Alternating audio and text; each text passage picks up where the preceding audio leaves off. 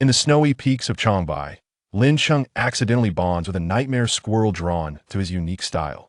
He soon realizes that extraordinary creatures can be tamed not by power, but by aesthetics. From frozen ruins to a modern beast taming world, he forges bonds through charm and walks a path toward an unparalleled legend. Chapter 1. The Hungry Little White Cat. Meow. Mew. Meow. Mew. Domestic cat. Affection level 2, 100. Note: it is quite famished and displeased due to your causing it to lose the quarry it had been pursuing for quite some time. A gray mouse. Lin Cheng looked apologetically at the small white kitten before him. Its fur bristled and barely larger than his two palms. Today was meant to be a joyous occasion, marking the end of his second year in high school and the beginning of summer vacation. However, as he traversed the narrow path leading to his home at the foot of the mountain, a plump gray mouse darted past his feet. He thought nothing of it. Encountering gray mice on such mountain trails was commonplace. Yet, following closely behind the mouse was a white domestic cat, which also dashed forth. The gray mouse eluded Lin Cheng's feet with luck, but the little white cat was less fortunate, colliding headlong into his leg.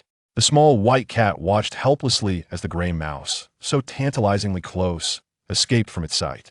Mew. After emitting a few grammatically incorrect sounds in its feline frustration, the little cat fell silent, its anger palpable. Snapping back to reality, Lin Cheng hastily rummaged through his backpack, producing a sausage he had bought that morning, anticipating potential hunger on his way home. He sensed that if he did not offer some form of compensation soon, the little white cat might leap up and scratch at his knee. Upon catching the scent of the sausage, the previously agitated little cat twitched its nose. Lin Cheng extended his arm, presenting the sausage directly to the kitten's mouth. The little cat maintained its arched back posture, but began to nibble on the sausage, its bristled fur gradually settling down. While the kitten feasted, Chi observed it closely.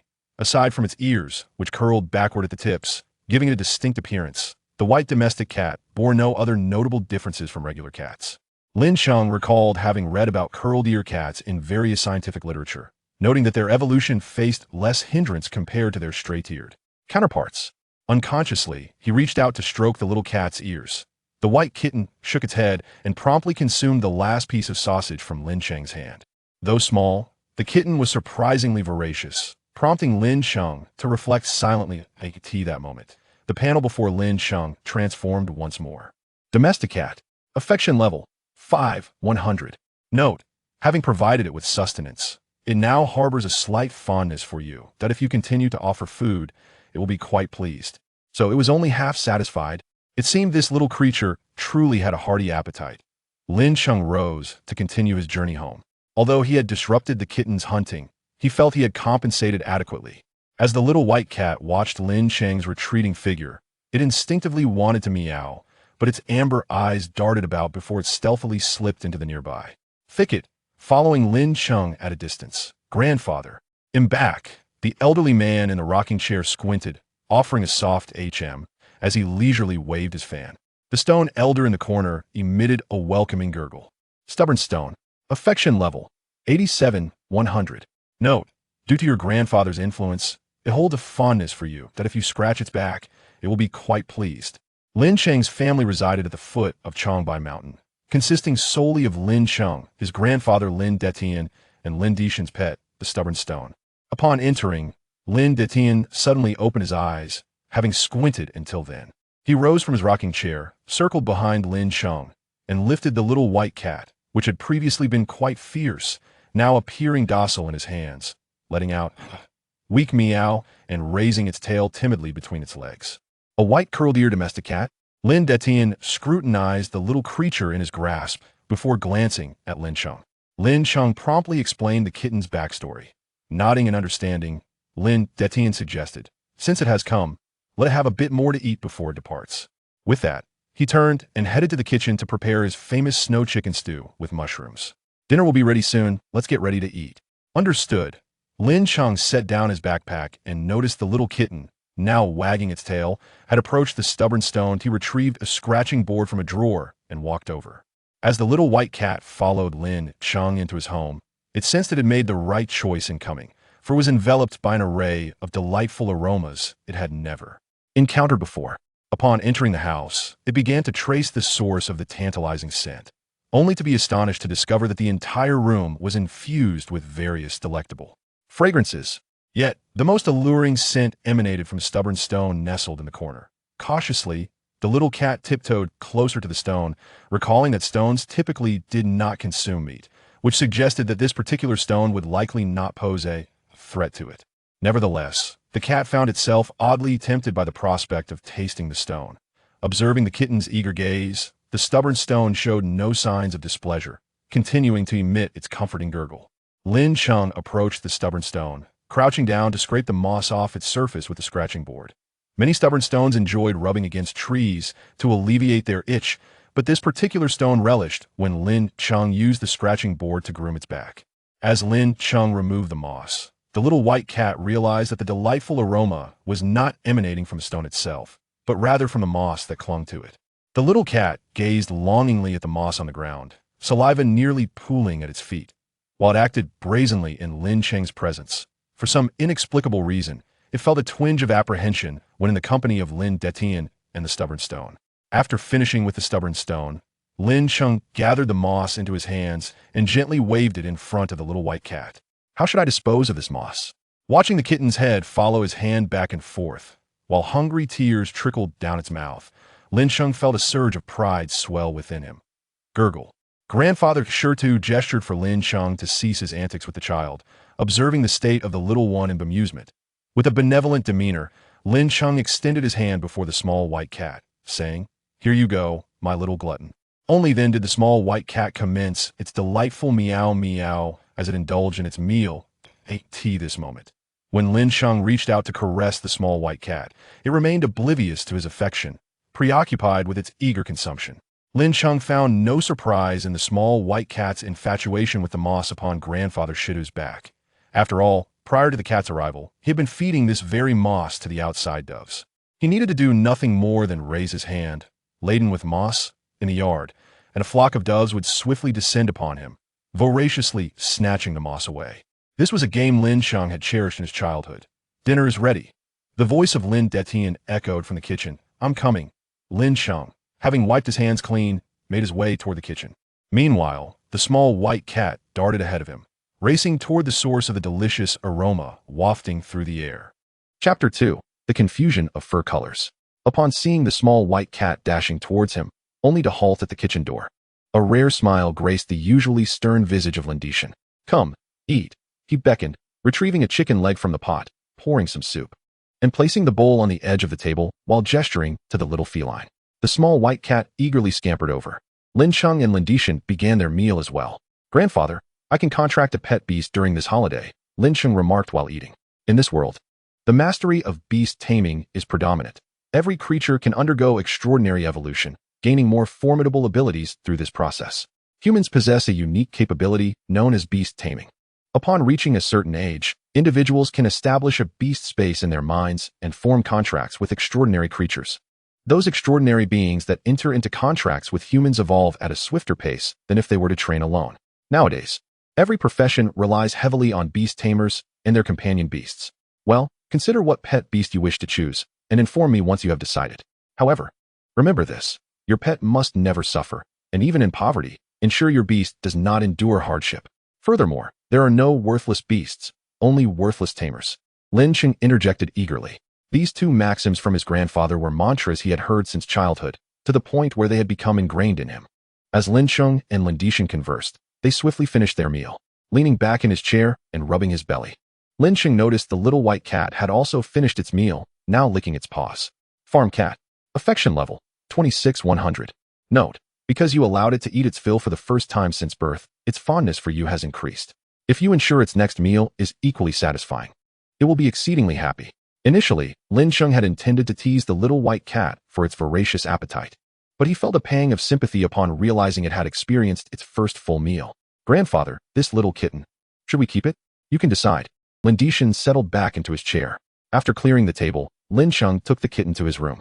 After a brief tidying up, he lay on his bed, contemplating the creature he would contract as his pet beast. As of now, Lin Cheng had yet to determine which extraordinary being he desired to contract. He recalled the choices of several classmates regarding their pet beasts. One boy at the back of the class wished to contract a fire monkey, a popular choice among those who favored strength. A girl sitting behind him favored a mystical parrot, known more for its melodious voice than its combat abilities. This seemed fitting as she aspired to pursue an artistic career. Meanwhile, his deskmate had his sights set on a swaying grass, a relatively weak, extraordinary creature that, after several evolutions, could become remarkably powerful, far surpassing others. His deskmate was already imagining what it would be like when his swaying grass evolved into the ultimate form, the ancient tree. In contrast, Lin Cheng mused that it might be more enjoyable to catch a few green worms from the tree outside the classroom and nurture them into divine dragons.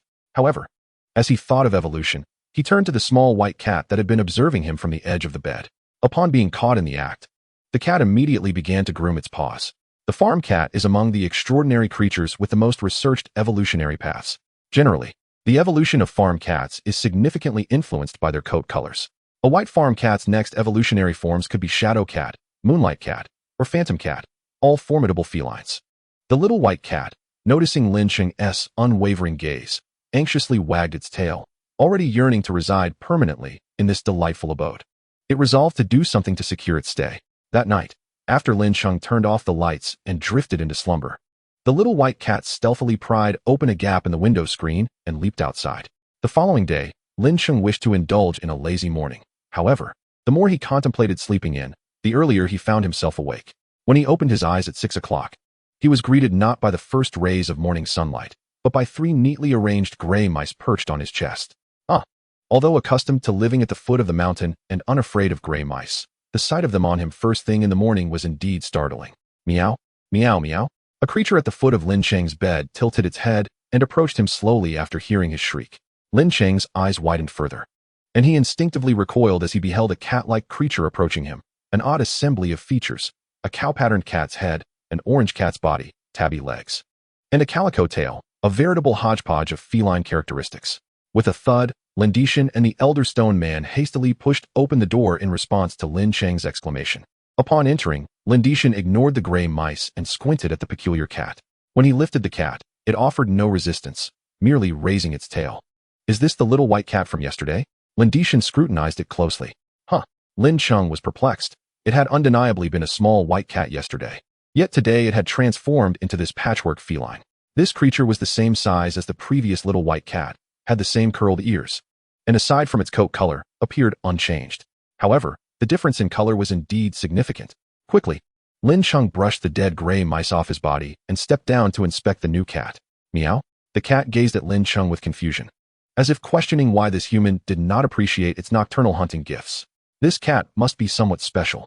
It might possess unique abilities or talents that allow it to alter its fur color, Lin Cheng mused. Thus, Lin Cheng took the cat from Lin Cheng and placed it on the floor, gently stroking it. Can you revert to your original white color? The cat tilted its head, its eyes sparkling with an air of intelligence. As Lin Cheng stared at the cat, believing it might not comprehend human language, the little feline suddenly shook its fur and transformed back to white. It seems this little creature is extraordinary. Now it can change its coat color as a farm cat. And who knows what varieties it might evolve into in the future, Lin Cheng remarked with awe. Lin Cheng nodded, pondering whether there might be specific conditions required for it to change its fur color. The languages of humans and cats are not the same. Although the little white cat inadvertently understood Lin Cheng's request to revert to white, conveying its method for changing colors remained a formidable challenge. Actually, there is a way. Once you contract with it, you will know, Lin Cheng stated. Chapter 3. The Contract. A contract? Indeed, forming a bond with a pet beast eliminates language barriers, yet. Lin Cheng fixed his gaze intently on the little white cat. Meow? The elder stone man and Lin Cheng exited Lin Cheng's room, allowing him time to ponder. Lin Cheng recognized that farm cats were a popular choice for first-time pet beasts among humans, and with the added bonus of this remarkable fur-changing ability, it seemed he would not be at a loss. Lin Cheng, adhering to his method of study, activated his own space, where countless stars twinkled around the little white cat.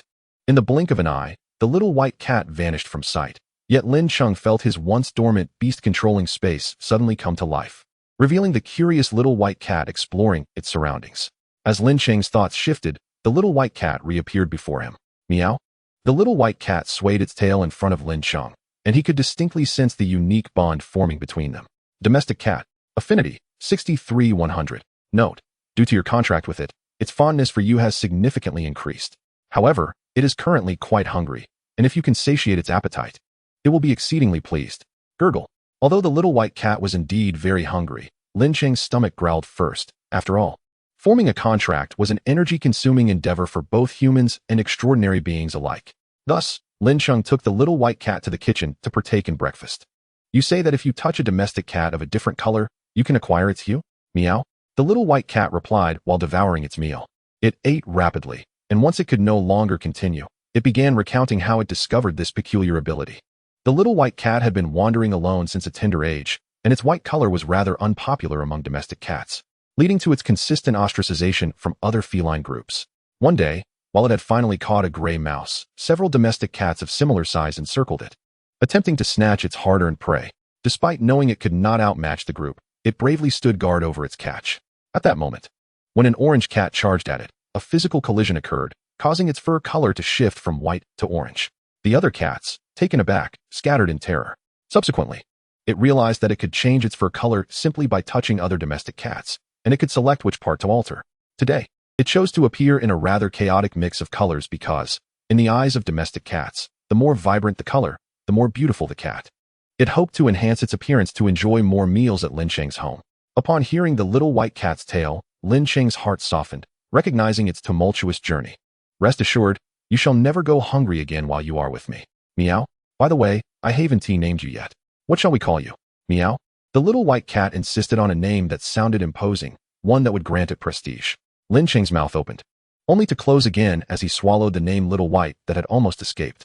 What about Bai Feng? Lin Cheng suggested after a moment's contemplation. Bai Feng pondered the name and deemed it impressive enough to boast about in front of other cats. Thus he readily agreed. Henceforth, his formal name would be Bai Feng, while Lin Cheng would persist in using the nickname Little White. Meow. Bai Feng protested, insisting that he should only be called by his full name in public. After we form our contract, training will commence, starting tomorrow, Lin Cheng declared. Meow. Upon hearing the word training, Bai Feng immediately perked up, exhibiting high enthusiasm. Bai Feng longed to grow stronger swiftly, to confront those who had bullied him in the past, and ultimately unite all the cats atop the mountain, declaring himself their leader. Standing atop the table, Bai Feng held his head high, envisioning his majestic figure. To Lin Cheng, he appeared utterly adorable, prompting him to reach out and give Bai Feng a gentle stroke, which interrupted his daydream and evoked indignant meows from Bai Feng. Lin Cheng, Professor Chow just called. His students will arrive for practical training the day after tomorrow. Please guide them around. Lin Tian remarked while observing Lin Cheng and Bai Feng's playful tussle. Understood, sir. Lin Cheng managed to maintain the upper hand in his playful skirmish with Bai Feng. Professor Chow was a university lecturer who had sustained injuries during research in Changbai Mountain, where he was fortuitously rescued by Lin Tian. Their friendship blossomed over the years, and they remained in contact. Every year, Professor Chow's students came to Changbai Mountain for practical experience, compensating Lin Tian for his role as their guide. However, as Lin Tian aged, the task had now fallen upon Lin Cheng. Lin Cheng mused that, although the students were ostensibly there for practical training, it bore a striking resemblance to a funded vacation. Meow. Bai Feng urged Lin Cheng to hasten their training, as he was eager to realize his dream of becoming the mountain's king. Sir, we are off to train. Observing the vigor of both man and cat, Lin Tian felt a swell of contentment. Lin Cheng led Bai Feng to a nearby open space, stating, Today, let us begin with the simplest pounce skill. Meow. Bai Feng expressed that such a basic skill was already mastered and proceeded to demonstrate it for Lin Cheng. With his body lowered, Bai Feng took 2 steps back, then sprinted forward, leaping high to pounce on the ground, his paws firmly pressing down on a blade of grass. He turned back, wearing a triumphant expression as he looked at Lin Cheng. However, Lin Cheng shook his head. You merely have a rudimentary grasp of this skill. Your proficiency and impact are exceedingly low. The skills of extraordinary beings are categorized into 4 levels based on effectiveness: novice, proficient, adept, and perfected. Thus, Lin Cheng and Bai Feng commenced their training on the pounce skill. Despite being a fundamental maneuver, Bai Feng, with his current stamina, could only manage 8 pounces before panting heavily. Let us take a break. Lin Cheng gently massaged the exhausted Bai Feng, who was perplexed by his own fatigue. How could he be so drained after such little training? If this continued, when would he ever become the Cat King? Lin Cheng's massage technique was still rather rudimentary, suitable for most pets, but he had yet to learn the specific methods for domestic cats. As Lin Cheng contemplated studying feline care methods that evening, Bai Feng suddenly darted out from beneath his hands, meowing to reassure him not to worry. Bai Feng had conceived a method to enhance his physical capabilities. Chapter 4. I can still eat a bit more. Lin Cheng felt some confusion, but patiently awaited what would unfold. Minutes later, an orange domestic cat stumbled back into view. Meow. Bai Feng proudly flaunted his new fur as he passed by Lin Cheng. Among domestic cats, orange cats were known for their endurance, which prompted Bai Feng to seek one out for a color swap. Although he still felt fatigued after acquiring the orange skin, Bai Feng believed he could push himself further. Little White, can this change too? Lin Cheng inquired as he stroked Bai Feng's curled ears. Bai Feng's petite ears curled inward adorably, prompting Lin Cheng to wonder if his unique ear shape was the cause of his ability to change for color. However, he quickly dismissed the notion. Though curled-ear domestic cats were indeed rare, they were not exceptionally uncommon, and he had never heard of a cat possessing such a skill due to their ear shape. Meow? Bai Feng asserted that his ears could also change, but he cherished this feature and had never altered it. Meow? Bai Feng began to urge Lin Cheng to commence a new round of training. Alright, let us proceed. Meow? After completing 10 sets of leaps, White Fang collapsed onto the ground once more. Feral cat. Affection level, 65-100. Note: due to your companionship during training, it feels delighted, yet it is also exceedingly hungry. If you provide it with food, it will be quite pleased. Lin Cheng hurriedly retrieved the water and food he had prepared for White Fang from his backpack and rushed over. The collapsed White Fang, catching the aroma of the food, managed to lift its head slightly and began to eat. Meow meow meow meow meow. White Fang felt that Lin Cheng had a good understanding of feline nature, as he consistently provided sustenance whenever it was hungry. This time, Lin Cheng had brought out some gourmet pork from the refrigerator, most of the meat in their household being sourced from Grandpa Stone's hunting expeditions. Although Lin Cheng had never witnessed how Grandpa Stone hunted, it was clear that their home was never lacking in meat. As White Fang consumed the food, it seemed to regain some strength, biting the meat from Lin Cheng's hand and adopting the typical feline posture to eat. Watching White Fang relish its meal, Lin Cheng suddenly thought of purchasing specialized food for feline companions. He frequently encountered a plethora of feline delicacies on short video platforms, including cat food, freeze-dried treats, canned food, and cat sticks. The pet food industry for felines appeared to be exceptionally developed. Glancing at White Fang, who was nearly finished with a large piece of meat, Lin Cheng silently set another substantial piece beside it before taking out his phone to order feline food. Upon seeing the prices of these products, Lin Cheng's hand trembled slightly. Yet adhering to the principle of never skimping on his pet's needs, he placed orders for several items, intending for White Fang to try them all. Once White Fang felt it was around 60% full, it paused. After all, it was no longer living a hand-to-mouth existence, and overeating would not benefit its upcoming training. Just as White Fang was about to resume its leap training, Lin Cheng called out to it. We cannot solely focus on skills. We must also enhance speed and endurance. White Fang nodded, seemingly understanding, and resumed its training. Later that evening, after a day of training, White Fang returned home. Meow? I'm back. Grr? There exists a communication barrier among various types of extraordinary creatures. White Fang did not comprehend Grandpa Stone's language, but sensed he was inquiring about Lin Cheng's whereabouts. Meow? White Fang shook its head. Lin Cheng had merely instructed it to return home while he had ventured off somewhere. Sensing the enticing aroma of Lin de Tion's cooking wafting from the kitchen, White Fang slowly nestled beside Grandpa Stone, feeling the weariness of the day gradually dissipate. Just as White Fang was about to doze off, it suddenly felt a vibration beneath its paws. Was danger imminent? Wide-eyed, White Fang looked ahead and discovered Lin Cheng returning with a large bag of items. Once assured of safety, White Fang's eyes narrowed once more, appearing ready to fall asleep. Only for Lin Cheng to grasp its face and exclaim, "Don't sleep yet. Look what I brought back for you."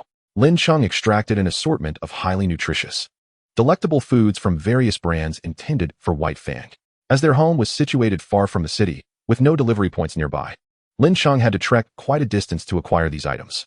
First, try this. It has received excellent reviews. Lin Cheng poured a bit of cat food from a bag into a dish for White Fang. White Fang approached, sniffed, and then took a bite. How is it? After chewing and pondering, it meowed. It's all right in truth. White Fang thought the food tasted rather mediocre and dry, lacking the juiciness of the gray mouse. Yet, seeing the hopeful expression on Lin Cheng's face, it offered a more favorable assessment. Let us try this canned food next. Lin Cheng opened another can for White Fang. He could sense that White Fang was not fond of the previous cat food, as it typically devoured whatever it enjoyed with great enthusiasm. The fact that White Fang had not continued after the first bite indicated its discontent with the food. As was customary, White Fang sniffed the contents first. A hint of not-so-fresh meat. Nevertheless, it graciously nibbled a few bites. For this can, White Fang's verdict was, the not-so-fresh meat possessed a peculiar aroma. Lin Cheng remarked. So that's what it is, stale meat combined with food additives? He sighed, realizing that the foods favored by other feline companions did not appeal to his little White Fang. It seemed that today as pets had never ventured into the wild or hunted for themselves. Otherwise, these products would not be available for purchase. Lin Cheng emerged from the kitchen carrying a pot of braised ribs. Meow. White Fang perked up its tail and darted toward Lin Cheng. Oh, the aroma of food. Meow. Upon reaching him, White Fang suddenly turned back and reminded Lin Cheng not to discard the previous items, despite their odd taste. He should not waste them. Having previously endured scarcity, White Fang had developed a habit of conserving food, even though it was now well-fed in Lin Cheng's home. Eating. Lin Cheng, as before, served a separate bowl of ribs for White Fang. Without lifting its head, White Fang dove into the bowl. Meanwhile, Lin Cheng began discussing the day's training with Lin Cheng. Meow. White Fang raised its head, indicating that it had finished its meal and requested a refill. Chapter 5, Part-Time Guide. Lin Cheng was quite astonished that White Fang had devoured all the meat in its bowl and was now asking for more. Being a traditional elder, he adhered to the belief that children grow during their formative years and that the ability to eat is a blessing. Thus, he had generously provided ample meat for White Fang, even presuming it would be unable to finish the remaining portion. He even reached out to pat White Fang's belly, concerned it might overindulge due to its past experiences. However, it became evident that Lin Cheng's worries were unfounded, as White Fang's belly remained perfectly fine. Thus, Lin Cheng went to serve it a few more pieces of meat. In truth, White Fang had several reasons for its hearty appetite. It still bore the appearance of an orange tabby, which is renowned not only for its endurance, but also for its capacity to consume large quantities. Their ability to store food often contributes to their superior stamina. Moreover, it was simply more gluttonous than its peers. After polishing off the contents of its bowl, White Fang let out a contented sigh. During the day, it had to restrain itself from overindulging to avoid hindering training, but at night, with no training to worry about, it could eat to its heart's content. This feeling of being completely stuffed was simply divine. After the meal, both Lin Cheng and White Fang lay down together on the bed to rest. The fan in the room whirred gently, enveloping them in tranquility. Little White, how do you feel today? Lin Cheng affectionately patted White Fang, inquiring. Meow. White Fang replied that it had eaten well, grown stronger, and most importantly, there had been no danger, truly a heavenly existence. As it pondered this, White Fang gradually returned its fur to its original white hue. There's nothing quite like being in one's natural form. As the fan's breeze caressed it, White Fang's head slowly drooped, and it entered sleep mode. Lin Cheng contemplated sharing something further with Bai Feng, yet upon noticing that Bai Feng had already succumbed to slumber, he couldn't help but chuckle softly. Rising from his seat, he extinguished the lights and laid down to rest, thus concluding the first day of their contract. A day later, Professor Chow's students arrived at Changbai Mountain, and Lin Cheng took Bai Feng out to greet them. Brother Qi. Lin Cheng waved upon spotting Qi Pengshua leading the group. Qi Pengshua was a student of Professor Chow, and Lin Cheng had known him since he was less than 10 years old, during the first practical visit of Professor Chow's students to Changbai Mountain. To Lin Cheng's astonishment, Qi Pengshua had yet to graduate after all these years. Initially, the young Lin Cheng had presumed Qi Pengshua had been held back, but it now appeared he had been pursuing both his master's and doctoral degrees. Lin Cheng, Qi Pengshua approached with his entourage, exclaiming, "Long time no see. Is this your companion Beast?" Bai Feng, perched upon Lin Cheng's shoulder, politely meowed in acknowledgement. "Indeed, we have just formed our contract. His name is Bai Feng." Lin Cheng introduced, recalling the instruction to use his full name when out in the world. The moment Qi Pengshua laid eyes on Bai Feng, a myriad of references to the domestic cat flooded his mind.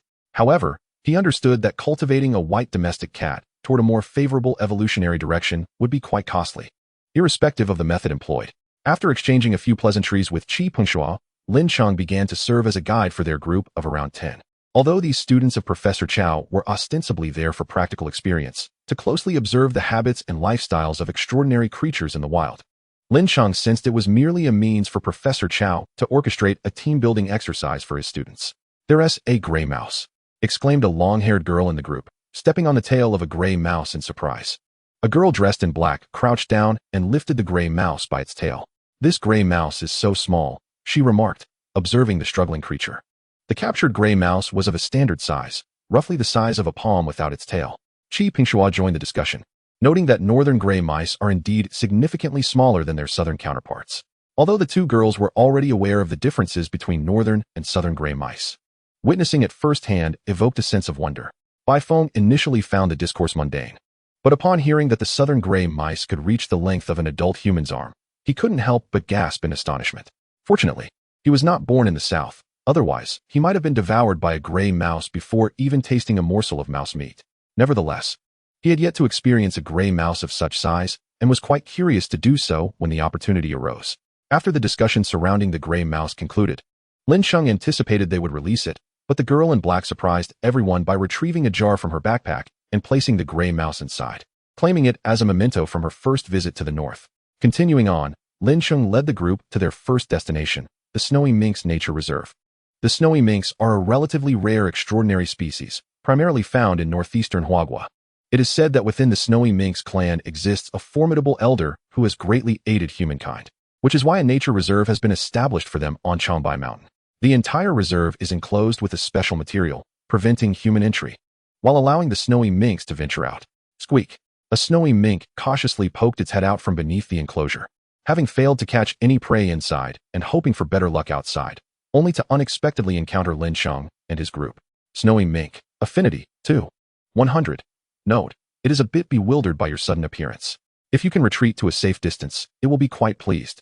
Lin Cheng quietly instructed the group to step back, and upon retreating to a safe distance, the snowy mink promptly dashed away. Shortly after, a larger snowy mink emerged from the burrow. Squeak squeak. The mink, sensitive to familiar scents, quickly dashed out and indeed spotted Lin Cheng. Long time no see. Lin Cheng affectionately patted the mink's head, and it reciprocated with an enthusiastic nuzzle. Qi Pingshua watched in astonishment as Lin Cheng interacted with the mink. Given the cautious nature of these creatures, it was rare for them to allow such closeness. Their bond was evidently extraordinary. This snowy mink was injured last year and was taken in and cared for by my grandfather for a while, so we have a good rapport. Lin Cheng explained with a smile. Bai Feng, perched on Lin Cheng's shoulder, was equally astonished. He had always believed that the creatures residing within the enclosure were of an elite status, given their isolated habitats. It was surprising to discover that Lin Cheng had connections even within this exclusive domain. Indeed, this contractor was no ordinary choice. Chapter 6, Precious Collection. After a brief affectionate interaction, the snowy mink returned to the reserve, but not before it bit off a tuft of its own fur and presented it to Lin Cheng. In the eyes of these understated creatures, their fur was a highly prized possession, as every so often, several humans would visit the reserve laden with food, solely to clip a bit of fur from them. In truth, the fur of the snowy mink is indeed valuable. It not only boasts exceptional cold resistance, but also possesses a degree of defensive capability. Additionally, there are rumors that the fur of the snowy mink can enhance one's fortune, which has led to its market value soaring. However, what holds significant worth is a large, intact piece of mink fur. The small tuft Lin Cheng held hardly bore any monetary value. Just as Lin Cheng intended to pocket the tuft of fur, he sensed several eager gazes fixated upon him. Brother Qi, do you fancy mink fur? Lin Cheng inquired. Indeed, I do. Qi Pingshua replied, his gaze filled with longing as he eyed the snowy mink's fur. Lin Cheng suddenly recalled that he and Qi Pingshua shared a common hobby, collecting various items from extraordinary creatures, such as fur, shed antlers, or scales. Qi Pingshua had even shown Lin Cheng pictures of his collection of rare items from extraordinary beings, which had not particularly astonished Lin Cheng at the time. Although Qi Pingshua possessed several items that Lin Cheng did not, Lin Cheng felt that his own collection was still more extensive. Generously, Lin Cheng handed over the tuft of fur to Qi Pingshua, redirecting the gazes of those around them towards him. Qi Pingshua, feeling a twinge of concern, gestured with his eyes to his fellow students, indicating that he would share the mink fur equally once the practical session concluded. Such is the nature of those who study extraordinary creatures. They often have peculiar little hobbies. At noon, Lin Cheng and Qi Pengshua's group found a shaded spot beneath a tree to enjoy their lunch. Lin Cheng retrieved a box of meat for Bai Feng, while he himself opted for a piece of bread. Lin Cheng, are you about to enter your senior year? Qi Pengshua asked between bites. Lin Cheng nodded, prompting Qi Pengshua to reflect. Once you head off to university, there will be no more tour guide during our next practical visit here. Brother Qi, having visited so many times, you're fully capable of guiding us now, right? Lin Cheng chuckled. Haha, that's true. They shared a laugh, but suddenly Lin Cheng's gaze swept across the nearby underbrush, catching sight of a small gray figure. Bouncing rabbit. Affinity, 3, 100. Note, it seems to find the bread in your hand quite fragrant and desires to taste it. If you offer it some bread, it will be exceedingly pleased. Lin Cheng tore off a piece of bread from his hand and tossed it forward. The bounding rabbit leapt ahead and began to feast. The members of the group, witnessing the unexpected appearance of the lively rabbit, eagerly offered their food, while several others approached to gently pet the creature. Lin Cheng, have you considered what major you wish to pursue in university? Inquired Qi Pengshua. As a seasoned student with years of experience in college, he intended to offer this newcomer some guidance. He had even surmised that Lin Cheng would, like most high school students, passionately choose the major of beast combat, aspiring to become a powerful beast tamer, competing in battles, achieving stardom, and garnering endless admiration and applause. I think I'd prefer to select a major related to beast research. Although I haven't finalized my decision yet, Lin Cheng replied with a smile. Beast combat, Qi Pingshuo was about to express his concerns about the saturation of that field and its uncertain employment prospects when Lin Cheng's words interrupted his train of thought. If you wish to pursue a major related to beast research, that sounds splendid. Qi Pingshuo had initially intended to recommend something in that realm as well. Yet he found it curious that Lin Cheng differed from the majority of fervent high school students, opting not for the popular beast combat major. I have no desire to become a star beast tamer. I aspire to return to the Changbai Mountains and serve as a guardian of the mountains. That seems quite fulfilling to me. Perhaps it was due to Lin Cheng's upbringing at the foot of the mountains that he felt little allure toward the urban spectacle, instead favoring a lifestyle closely connected to nature. Moreover, the position of a mountain guardian imposed no stringent academic requirements. Although he had heard that there were combat assessments for this role, the standards were not overly demanding. A civil servant, too, is an admirable choice. Qi Pingshuo felt that Lin Cheng's perspectives were remarkably advanced for his age. Returning home to become a civil servant reflected a forward-thinking mindset. Well, Qi Pingshuo sensed he had a wealth of thoughts unexpressed. If you have any questions about choosing your major in the future, feel free to ask me. All right, thank you. Brother Qi. Just as Lin Cheng and Qi Pingshuo engaged in their casual conversation, a large, dark gray rabbit with particularly muscular legs approached them, emitting a low, growling sound. Qi Pingshuo frowned, preparing to summon his beast to engage in battle. This large rabbit, known as the aggressive rabbit, was notoriously temperamental, capable of delivering a kick that could send a person flying 2 miles. However, Qi Pingshuo was not overly concerned, as aggressive rabbits were typically low-tier battle generals, and his beast was more than capable of handling the situation. Extraordinary beings were categorized into several levels: ordinary, battle general, lord, earth vein, celestial phenomenon, monolith, and each level further divided into low, medium, and high tiers. Nevertheless, Lin Cheng acted swiftly, rushing forward to scoop up a small rabbit surrounded by a throng of people, and then tossed it towards the aggressive rabbit. The aggressive rabbit seized the flying bunny, and, upon noticing Lin Cheng and the others, began to retreat. Once it had backed away to a safe distance, the aggressive rabbit placed the small rabbit on the ground and kicked it. "I thought it was going to fight us," remarked one boy who had previously been hovering around the small rabbit, scratching his head. "The aggressive rabbit sees so many of us, and with all these beasts around, it won't readily engage in combat. It merely wishes to take its offspring away," Lin Cheng clarified. The boy, still scratching his head, pondered that according to the knowledge he had gleaned from books and older students, encountering an aggressive rabbit necessitated a battle, regardless of the creature's relatively weak strength, as conflict seemed inevitable due to the aggressive rabbit's nature.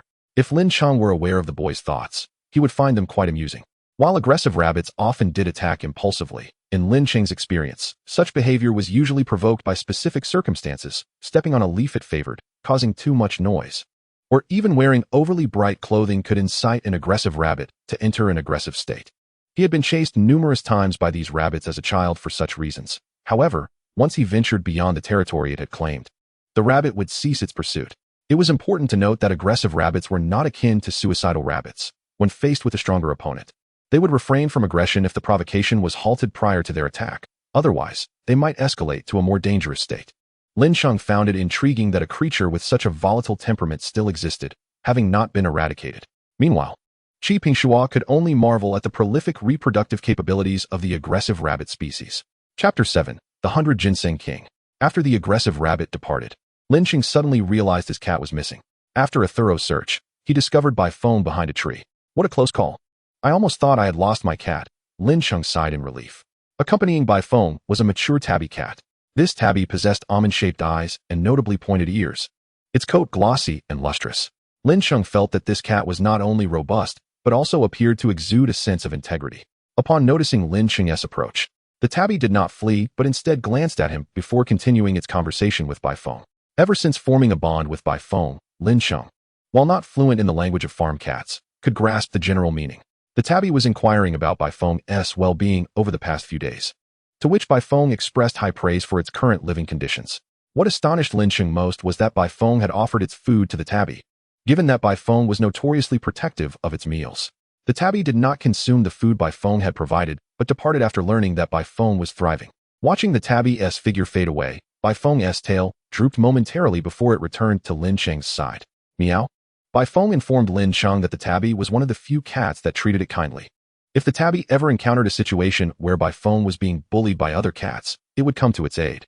This was the first time Lin Cheng witnessed Bai Feng displaying a sense of melancholy. After spending time together, Lin Cheng felt that Bai Feng was a cat with an inherently strong core, capable of quickly bouncing back, even in the face of adversity. However, Bai Feng's mood shifted swiftly. It leapt off Lin Cheng and resumed its meal. Concerned about falling back into the anxiety of losing his cat, Lin Cheng brought Bai Feng and its bowl closer to him. The first day's practical itinerary was quite straightforward. Lin Cheng parted ways with Qi Pengshua and the others at 3 in the afternoon. Qi Pengshua and his companions returned to their hotel, while Lin Cheng headed home with Bai Feng. Upon arriving at his doorstep, Lin Cheng spotted a blue swift perched at the entrance, prompting him to rush back. The blue swift is a gentle and swift bird. Many courier companies employ individuals bonded with blue swifts to deliver urgent packages. Grandfather, is it a parcel from grandfather Yu? Lin Tian had an old friend named Yu in the vast grasslands, and they frequently exchanged local specialties. Lin Tian would send some local mushrooms, while grandfather Yu would send dried meat from his family's sheep, along with milk produced from his cows. Both were delightful treats, renowned not only for their flavor, but also for their nutritional benefits for beasts, which were particularly crucial during their formative years. 3 years ago, Grandpa Yu visited Changbai Mountain to see Lin Tian. Lin Cheng distinctly remembers that Grandpa Yu was accompanied by a formidable, Songting herding dog. Lin Tian responded with a simple acknowledgement and then poured a bottle of milk into a bowl, placing it before Bai Feng. Bai Feng had already caught a whiff of the sweet aroma, and now his tongue was eagerly lapping up the milk, splattering it all over the ground. Lin Cheng also took out a bottle of milk and gulped down a generous mouthful. The Moo Moo milk truly lives up to its reputation. With one hand clutching the milk, Lin Cheng reached into the box with the other and retrieved a piece of jerky, walking over to Bai Feng. The incessant licking had indeed captivated Bai Feng, whose head followed the jerky's movements until he leaped up and snapped at it. How does it taste, little Bai? Lin Cheng inquired, popping another piece of jerky into his mouth. Meow, meow, meow, meow, meow. Bai Feng felt that living with Lin Cheng was indeed a life of indulgence and luxury. That evening, having feasted and quenched their thirst, the human and feline lay together on the bed, enjoying the breeze from the fan. Bai Feng's sleeping position mirrored Lin Cheng's, both sprawled out with their bellies exposed. Lin Cheng poked Bai Feng's protruding belly, suspecting that his companion had overindulged in milk that evening. Bai Feng remained still, swatting Lin Cheng's fingers away with his paw. Lin Cheng poked again, and Bai Feng swatted once more. With another poke, Bai Feng wriggled away from Lin Cheng. After their playful antics, Lin Cheng's mind began to drift toward more serious matters. Tomorrow, he would accompany Qi Pengshua and his team to embark on an important venture, the search for the Bai Shen Wang. This quest was a staple of Qi Pengshua's annual practice in Changbai Mountain. The Bai Shen Wang is an evolved form of the baby ginseng, a rare grass-type extraordinary creature, and Changbai Mountain is one of its primary habitats. Externally, the Bai Shen Wang bears a striking resemblance to the baby ginseng. However, while the latter remains stationary, the former is mobile. Thus, the most effective method of capturing a Bai Shen Wang in the wild is to uproot each baby ginseng to see if they exhibit any movement. Fortunately, Lin Cheng need not go through such trouble. A mere glance at his panel would reveal whether it was a Bai Shen Wang. Nonetheless, he generally refrained from utilizing his special skills to expedite the task for Qi Pengshua and his team, as finishing the mission prematurely would shorten their practice time, making his role as their guide seem less valuable. As Lin Cheng pondered these matters, fatigue began to set in. He turned to discover that Little Bai had already drifted off to sleep, prompting a smile as he turned off the light and succumbed to slumber himself. The following day, Lin Cheng awoke early to meet Qi Pengshua. He led the group to a location conducive to baby ginseng growth, where the team members dispersed in search of the century-old ginseng. Meanwhile, Lin Cheng and Qi Pengshua took refuge in the shade of the trees. Lin Cheng, as the guide, bore no obligation to search for the century-old ginseng, while Qi Pengshua simply sought to enjoy a moment of leisure. After all, as the senior brother, no one could reprimand him.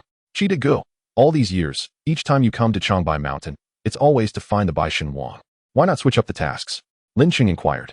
Professor Chow gives us several tasks to choose from, but finding the Bai Shen Wang is the safest. Plus, if we capture a Bai Shen Wang to bring back, the professor compensates us according to market value. Wouldn't you choose this task? Qi Pengshua explained. Lin Cheng nodded in agreement. Of course. Qi de Gu, how much can a Bai Shen Wang typically sell for? If it's an ordinary battle general level, it can fetch around 30 to 40,000. Qi Pengshua mused. 30 to 40,000? Lin Cheng was astounded. He was earning merely 3 to 4,000 as a guide. Yet capturing a Bai Shenwang yielded such a sum? Indeed, while the Bai Shenwang's strength is not formidable, its medicinal value is exceptionally high, and its rarity makes it difficult to capture. Qi Pingshuo elaborated with a knowing demeanor. Lin Cheng pursed his lips, having just entered into a contract. He was in dire need of funds. If the Bai Shenwang could be so lucrative. His eyes gleamed as he scanned the surroundings for any hidden Bai Shenwang. Chapter 8. Capture Plan. Nurturing a pet beast is an endeavor that demands considerable financial investment. From food to training, every aspect incurs expenses. Although Bai Feng was currently well fed at home, without Lin Cheng needing to purchase anything. Ensuring a good training environment would also require a significant outlay. Over the past few days, Lin Cheng had perused various training tools online, but had refrained from placing any orders due to financial constraints. If the Bai Shenwang could indeed be so valuable, then capturing a few would surely bring in easy money. However, this thought was swiftly dismissed.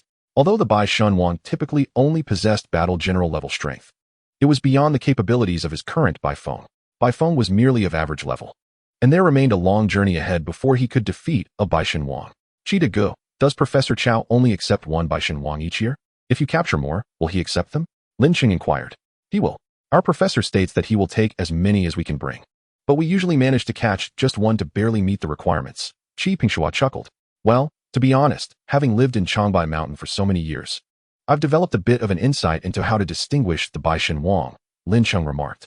Qi Pingshuo, a seasoned schemer, immediately grasped Lin Cheng's implication. If you can help us capture a Bai Shenwang, how about we split the profits 50-50? Deal.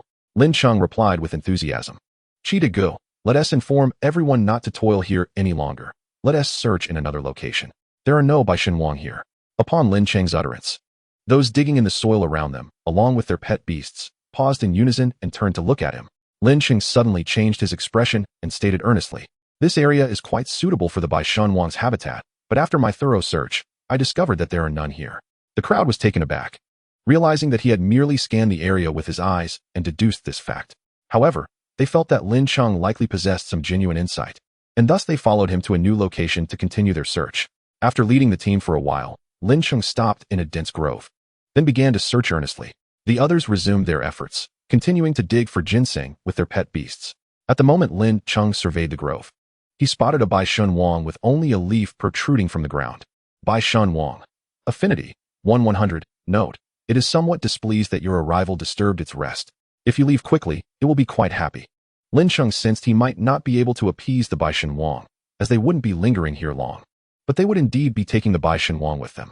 Bai Feng, mimicking Lin Cheng, was diligently searching in the soil, recalling the scent of the Bai Shenwang from his past encounters, convinced he could locate it. Just as Bai Feng was earnestly at work, Lin Cheng suddenly lifted him up. Let me down. I have important business to attend to. Bai Feng protested, squirming slightly. But Lin Cheng quickly carried his feline companion over to Qi Pingshuo. With a glance, Lin Cheng signaled Qi Pingshuo, who understood the message. In their silent exchange, Bai Feng grasped a hint of the underlying truth. Qi Pingshuo's pet, the firepower monkey, followed Lin Cheng to the vicinity of the Bai Shenwang. With a precise gesture from Lin Cheng, the firepower monkey seized the leaf protruding from the ground and pulled the Bai Shenwang out. The king of Baishan never anticipated the unfolding of events in such a manner, yet it swiftly devised a plan to relinquish the leaf atop its head and flee. However, the other hand of the fire monkey acted with greater speed, seizing the body of the king of Baishan and gently squeezing it into unconsciousness. Lin Cheng was taken aback by how effortlessly a battle-class extraordinary creature was subdued. He had originally assumed that Qi Pingshuo, being more academically inclined, would possess a relatively weaker companion beast, yet it appeared he was mistaken. Lin Cheng's gaze shifted to the grinning fire monkey. Fire monkey. Affinity. 11-100. Note. Its spirits are high due to your assistance in capturing the king of Baishan. If you help it capture more, its joy will only increase. Brother Qi, I never imagined that your research-focused companion beast would be so formidable, Lin Cheng remarked with a smile. Indeed, although we often find ourselves in the laboratory, field studies are essential, and during these moments, the strength of our companion beasts becomes crucial, Qi Pingshuo replied proudly, patting his fire monkey, which beamed with an even more endearing grin. Nearby, a female junior extracted a special box from her backpack to carefully place the unconscious king of Baishan inside. Let us continue capturing more kings of Baishan, Qi Pingshuo suggested cheerfully. With Lin Cheng's assistance, they managed to capture a total of 2 kings of Baishan that morning. It is worth noting that Lin Cheng's intention was not to limit their capture, but rather that the kings of Baishan were indeed quite scarce. They were more plentiful at higher altitudes of Changbai Mountain. yet their practice had been confined to lower elevations. The more powerful extraordinary creatures tend to favor higher altitudes, making such regions increasingly perilous. Furthermore, Lin Cheng had drawn a line for Lin Cheng during his childhood, advising him never to ascend further. Lin Cheng sensed that finding kings of Baishan would only become more challenging in the future, given their dwindling numbers. Brother Qi, has Professor Chow assigned you any other practical tasks? Quite a few, let me see. Capturing the tail feathers of the sharp-beaked wind bird, catching the spirit tail white rat, and searching for traces of the golden sun phoenix. Qi Pingshuo listed, and with each item, Lin Cheng found the requests increasingly absurd. The sharp-beaked wind bird was at least a lord-level extraordinary creature, known for its incredible speed, making it exceedingly difficult to capture. The spirit tail white rat was a creature he had only glimpsed twice during his upbringing in Changbai Mountain. As for the golden sun phoenix, it was a legendary creature, said to be one of the guardians of Changbai Mountain. It seemed that Professor Chow had presented his students with a choice, yet there was truly only one option. Thanks to Lin Cheng's support, Qi Pingshuo and his companions successfully captured 7 kings of Baishan during their fieldwork, yielding significant results. On the day of their departure, Qi Pingshuo bid farewell to Lin Cheng with a smile. Senior brother, I find something rather peculiar, a girl beside Qi Pingshuo remarked. What is peculiar? Look at how Qi and his fire monkey are both munching on large apples, their actions oddly synchronized.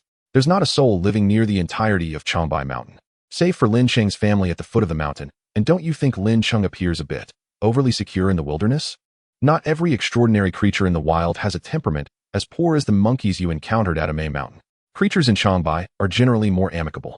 However, Lin Cheng's affinity for extraordinary creatures does seem remarkably high. Perhaps it is a gift. As for why only Lin Cheng's family resides in Changbai Mountain, I inquired about that with our teacher. What did our teacher say? The girl asked eagerly.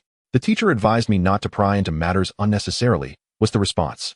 Chapter 9. The beginning of revenge. After sending Qi Pingshuo and his companions on their way, Lin Cheng resumed his training with Bai Feng. He first procured a frisbee designed for training companion beasts. This frisbee not only sharpened their focus, bite strength, and speed but also fostered a deeper bond between the beast and its contractor. With a vigorous throw, Lin Cheng sent the frisbee soaring, and Bai Feng transformed into a white flash, racing towards it. Today, Lin Cheng intended to wear out a small cat with just this frisbee. Bai Feng swiftly retrieved the frisbee, feeling an immediate affection for this form of training. This exercise was vastly more enjoyable than any previous training sessions. Although it relished the training, the prospect of making it entertaining was simply delightful. The cat darted back and forth with increasing vigor, while Lin Cheng's throws grew progressively weaker. Meow, Bai Feng expressed concern upon returning with the frisbee. Why is the frisbee flying lower and closer? Is it possible that the human is faltering? Lin Cheng blushed. What are you talking about? I'm merely adjusting the difficulty for you. With that, he summoned all his strength to hurl the frisbee once more. 20 minutes later, Lin Cheng gasped. Bai, let us take a break and practice something else. We must balance work and rest. The slightly disdainful Bai Feng flicked its tail and retrieved a bottle of moo moo milk from the backpack, offering it to Lin Cheng with a meow. The milk originally meant for Bai Feng now found its way to Lin Cheng. His face flushed deeper under the sun. Yet he shared the milk with Bai Feng to replenish their energy. Once they finished the milk and rested, Lin Cheng discreetly opened his phone to purchase an automatic frisbee. Initially, he thought that those who bought automatic frisbees were simply lazy, but now he realized his ignorance. After their break, Bai Feng resumed training its skills. Currently, Bai Feng had achieved a beginner level in its 3 fundamental skills: pounce, scratch, and bite. Lin Cheng was quite pleased with Bai Feng's training progress. As time passed, Bai Feng's prowess advanced to a higher ordinary level, and it had noticeably grown in size. One fine morning, Bai Feng unusually awoke early, its gaze determined. The once round eyes were now narrowed as it stealthily descended from the bed. Today, it intended to accomplish something it had long desired. As Bai Feng ventured outside, Grandpa Stone observed the transformed cat with a hint of confusion, but greeted it nonetheless. Unlike its usual friendly meow, Bai Feng simply brushed past and left with unwavering focus. Bai Feng navigated effortlessly through the woods, having trained diligently for many days. It was time to seek revenge on the trio of cats that had bullied it previously. Before entering into a contract with Lin Cheng, Bai Feng had frequently been tormented by a gang of 3 cats that not only stole its gray mice, but also intentionally attacked it. Bai Feng first approached a chance encounter with a tabby cat, known for its formidable combat prowess among domestic cats, which would aid in this confrontation. As Bai Feng dashed through the woods, its fur became coated with dust, but diligence bore fruit, and it soon spotted one of the orange cats from the gang. Meow? Bai Feng crouched low, baring its teeth and emitting a low growl. Meow? The orange cat recognized Bai Feng by its distinct curled ears and was taken aback. It had assumed Bai Feng was long gone. To its surprise, not only had Bai Feng returned, but it had also grown significantly larger. The orange cat lowered its body and growled, yet rather than engaging in battle, it seized an opportunity to flee. Bai Feng was not in a haste to capture, for it aimed to follow the ginger cat to locate the other two felines that had previously tormented it. The ginger cat indeed sought out its companions. But this time it was accompanied not only by the two previously encountered tabby kittens, but also by an adult ginger cat. Although Bai Feng was considerably larger than the other cats of its age, it still paled in comparison to the adult domestic cat. Thus, when the young ginger cat scampered over to the adult ginger cat, it shed its earlier disheveled demeanor and regained the haughty stance that remained etched in Bai Feng's memory. Meow, meow, meow, came the threatening calls, and with narrowed eyes, Bai Feng charged forth. Despite the food and training over the past few days having significantly enhanced Bai Feng's abilities, enough for it to take on the trio that had previously bullied it, the addition of an adult cat rendered Bai Feng somewhat outmatched. After an intense skirmish, Bai Feng bore numerous injuries, yet the four adversaries fared poorly as well, especially the young ginger cat, which suffered a scratch to its eye. Ultimately, Bai Feng recognized that, given its current strength, victory in this battle was unattainable, and it seized an opportune moment to flee. The four cats, disinclined to let Bai Feng escape, regrettably could not pursue it due to the complicated terrain. At home, Lin Cheng awoke to find the cat missing and immediately regained his composure, especially upon hearing Grandpa Sher mention that Bai Feng had left the house in a fierce manner that morning. Just as Lin Cheng was about to venture out in search of his feline companion, a white figure caught his eye from afar. Xiao Bai, Lin Cheng hurriedly dashed over. He discovered Bai Feng's white fur stained with patches of crimson blood, and he quickly parted the fur to inspect, revealing numerous still bleeding wounds. Grandpa, I must take Bai Feng to the veterinary hospital, Lin Cheng exclaimed, cradling Bai Feng as he prepared to rush outside. However, Lin De Tian grasped Lin Cheng's collar from behind, deftly taking Bai Feng into his own hands.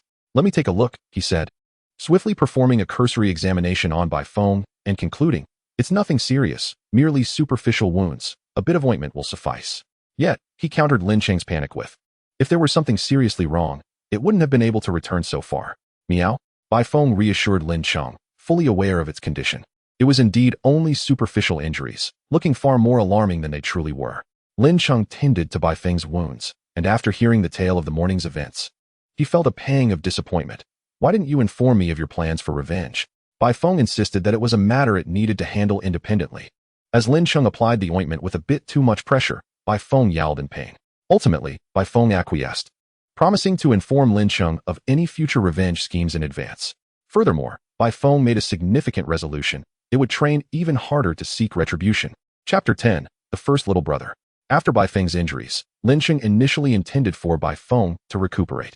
However, Bai Feng resolved to train vigorously, eager to exact vengeance at the earliest opportunity. Thus, the following morning, Lin Cheng was roused from slumber by Bai Feng's sharp cries. Sitting up in bed, he hurriedly donned his slippers and rushed outside, only to find Bai Feng suspended from a nearby willow tree. The willow tree at the entrance was quite tall, with a robust trunk. This tree had stood at his doorstep for as long as Lin Cheng could remember.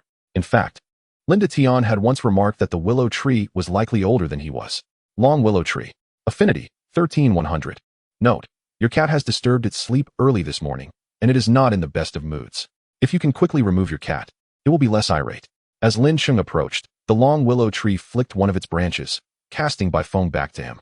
Lin Cheng sincerely apologized to the tree, recognizing that although the willow usually appeared tranquil, he sensed a protective aura surrounding it, as though it safeguarded their family from supernatural disturbances. The long willow tree waved its branches gently in the breeze, as if urging Lin Cheng to depart quickly. What happened to provoke Grandpa Willow? Lin Cheng inquired with a smile. Meow? Bai Feng appeared somewhat aggrieved. It had merely intended to rise early for training, specifically focusing on claw strength through scratching hard surfaces to sharpen its claws. Previously, Bai Feng had practiced on trees with great success, but today, it had unexpectedly become entangled in one. Lin Cheng chuckled upon hearing this. The tree at our door is no ordinary willow. It is an evolved form known as the long willow. Grandpa Long Willow typically has a good temperament, but you simply woke it too early today.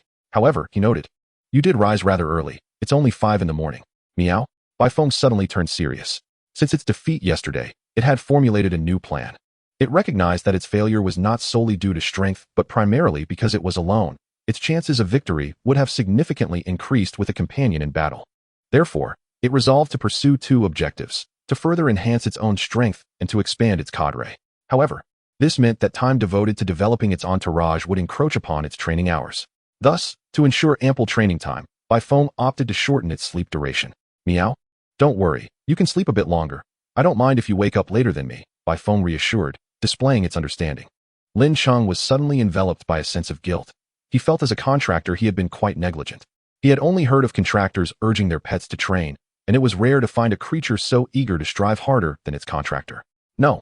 From now on, we will rise early together, Lin Cheng declared, setting a goal for himself. While he need not train alongside Baifeng, he could utilize that time for his studies.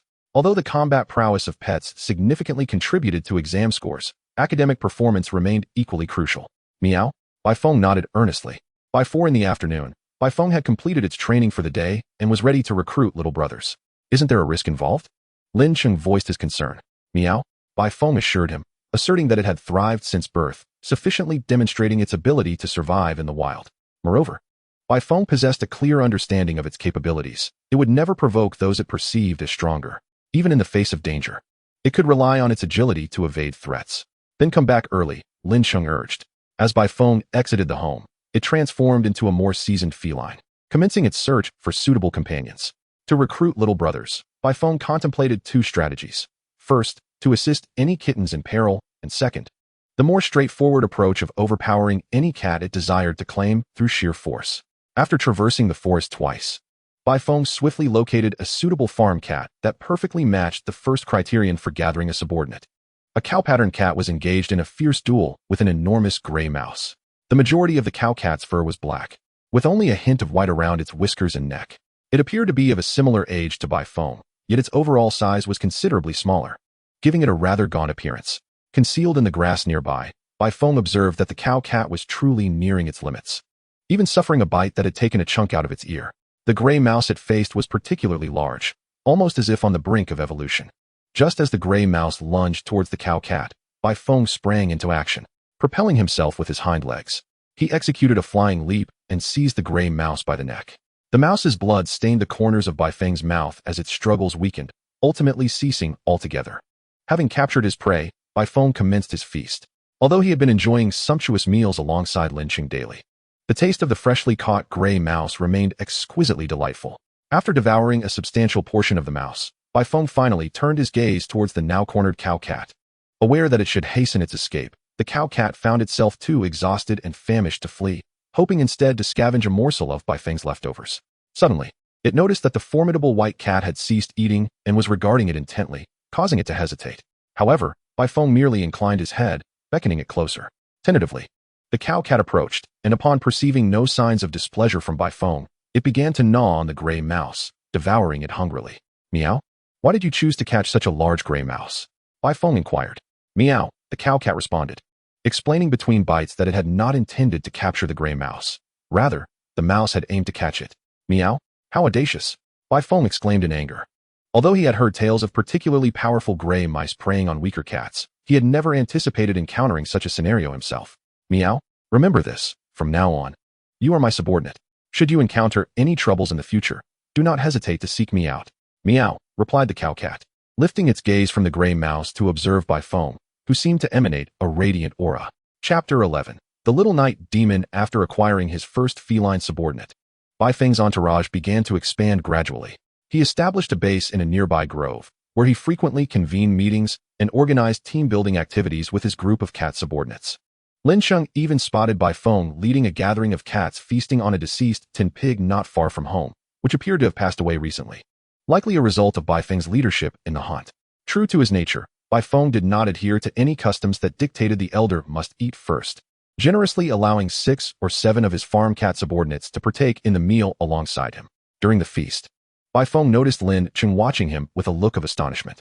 In response, he raised his head, signaling Lin Cheng to return home and wait for him, assuring him that he would be back promptly after finishing his business.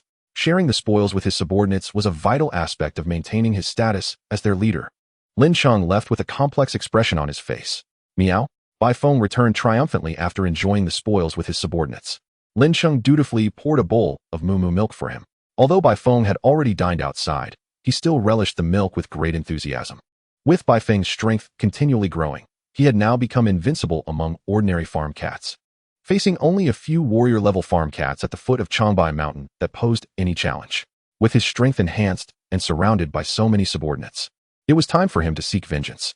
As he drank his milk, a fierce glint began to emerge in his eyes. Changbai, tomorrow we shall learn the new skill, Iron Clawblade.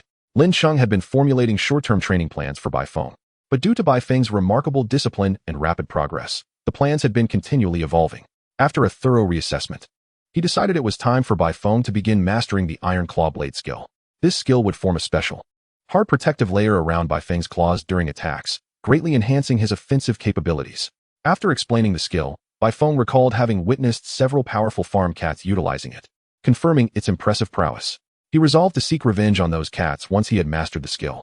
Early the next morning, Lin Cheng commenced Bai Feng's training in the Iron Clawblade skill. Unlike the other skills Bai Feng had previously practiced, which he had instinctively developed before meeting Lin Cheng and were easily learned by nearly all farm cats, the Iron Clawblade presented a more formidable challenge. The most effective training method for this skill involved scratching a stone vigorously, as repeated practice would gradually lead to an understanding of the Iron Clawblade technique. It's similar to an upgraded version of the scratching skill, which is why the training method is also quite alike, Lin Cheng explained. Thus, Bai Feng began his training on a large stone not far from home. However, after a while, he realized that mastering the Iron Clawblade was no simple task. Prolonged scratching on the hard stone caused his claws to ache. Previously, when practicing the scratching skill, he had used softer surfaces like wood or soil, avoiding stones due to the strain they placed on his claws. Meow? Must I train on the stone? Bai Feng asked, feeling somewhat aggrieved. Lin Cheng sighed. Training on the stone is indeed the quickest way to learn the Iron Clawblade skill. Training elsewhere is feasible, but the progress will be slower. Bai Feng sighed as well. A bit of pain in his claws was a small price to pay for learning this skill to achieve greater endeavors. Nevertheless, to alleviate the discomfort, Lin Cheng and Bai Feng adopted a segmented training approach, alternating between practicing the Iron Clawblade and other skills. This routine persisted for several days. In his determination to master the skill swiftly, Bai Feng even added additional training sessions at night. The long white mountain, bathed in moonlight, appeared less dark, and Bai Feng's eyes gleamed with focus as he dedicated himself to the large stone designated for training. This stone was massive, larger than two Bai Feng's combined. Through Bai Feng's diligent efforts over the past few days, while there were no deep scratches on the stone, several faint white marks had begun to appear. Suddenly, a translucent creature, slightly lighter than the surrounding night, floated silently behind Bai Feng. A little night demon had been observing him for several nights. Born from darkness, the little night demon, like most ghostly extraordinary beings, fed on the terrifying emotions of living creatures. Bai Feng, with his abundant vitality, was precisely the type of food the little night demon craved, as the energy-rich beings often produced superior quality terror. The little night demon intended to savor this delicacy. As Bai Feng diligently trained, he suddenly felt something brush against his back. Turning to look, he found only a tranquil forest. However, moments later, a stronger force pushed against him from behind. Bai Feng promptly turned, lowering his body into an offensive stance while slowly retreating. However, sensations continued to assail him from various angles, intensifying with each moment. His gaze shifted in tandem with the source of these sensations until he finally discerned the object that contrasted with the surrounding night, persistently moving. With eyes glimmering in the dark, Bai Feng targeted the little night demon and executed the claw mark skill. The little night demon visibly staggered, but quickly launched a new wave of attacks. Originally, the little night demon had intended to toy with Bai Feng, as experience dictated that such behavior would elicit more potent terror. Yet now, feeling the sting of the assault, the little night demon was solely focused on retaliating fiercely. Although Bai Feng could catch glimpses of the little night demoness form, the darkness provided it with excellent camouflage, making it challenging for Bai Feng to pinpoint its location. As the little night demon relentlessly attacked, Bai Feng adeptly evaded, ultimately reacquiring sight of its form. He unleashed a flurry of claw mark skills upon the little night demon. Just as he executed his final claw mark skill, Bai Feng sensed an unusual texture upon his claws. Meow? After once again locating the little night demon, he employed the peculiarly felt claw mark skill. This time, he distinctly realized he had mastered the Iron Clawblade skill. Although the little night demon sustained minimal damage from Bai Feng's ordinary physical attacks, the knight had already dealt a significant blow to it. After all, the little night demon had failed to siphon any terror from Bai Feng, instead enduring numerous hits. Just as the little night demon prepared to unleash a powerful attack, Bai Feng conceived a clever strategy to counter it. Chapter 12. For the boss. After evading an attack from the little night demon, Bai Feng immediately turned and sprinted toward the weeping willow at the entrance of his home. Upon reaching the tree, he clawed up the trunk and swiftly ascended to a branch. Meow? With a hint of provocation in his voice, Bai Feng called out, prompting the little night demon to charge toward the dense branches of the willow. However, before it could penetrate the foliage, a branch swayed, sending the little night demon reeling. The jolt caused the little night demon to tremble. Although it wished to pursue its assault on the cat, it glanced at the still swaying branches of the willow and reluctantly retreated into the darkness. Meow. Bai Feng, perched triumphantly on the branch, was suddenly ensnared by a vine, which flung him off. Just as Bai Feng braced for a fall, he found himself cradled in an embrace. Meow. Looking up, he realized it was Lin Cheng who had caught him. Lin Tian and Grandpa Shi were also standing by the doorway, having arrived unnoticed. Once they confirmed Bai Feng's safety, Lin Tian and Grandpa Shi offered a few words of caution before returning to their slumber. You did great, little Bai, Lin Cheng remarked as he carried Bai Feng back to his room. Meow. Hearing Lin Cheng's praise invigorated Bai Feng, and he began to boast about his extraordinary strength and cleverness to his contract partner. Actually, dealing with it was quite effortless. I struck it numerous times with the iron claw blade skill. Lin Cheng responded with an affirmative. By the way, you probably didn't know that I learned the iron claw blade skill. It wasn't particularly difficult. I thought it would take ages, but I mastered it so quickly. Lin Cheng replied again with a hum. While I could have easily defeated it on my own, I felt that letting Grandpa Willow take action would conclude the battle more swiftly. Am I not clever? Lin Cheng responded with an enthusiastic hum.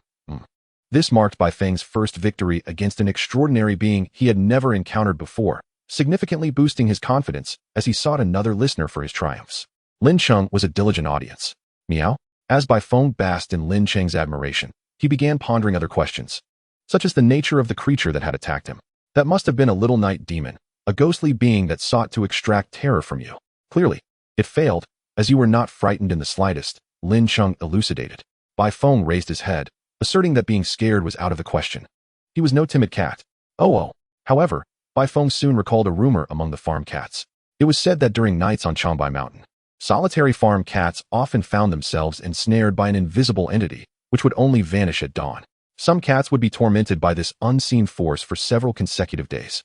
Bai Feng had once been frightened by this tale for days, as he had no companions, merely enduring the night as a solitary feline.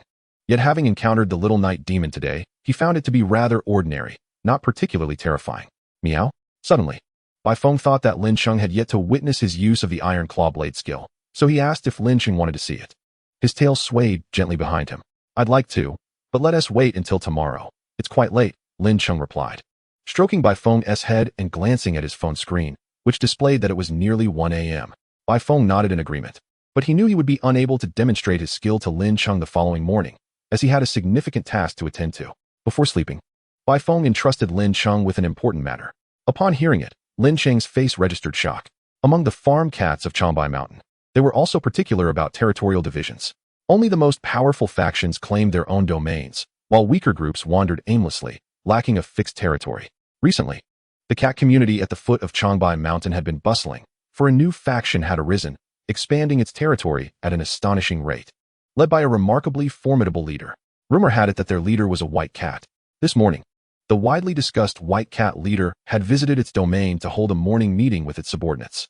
Bai Feng's faction typically held morning meetings every few days, where the subordinates would discuss recent events in their territory, followed by Bai Feng outlining its faction's plans. However, today's meeting was anything but ordinary.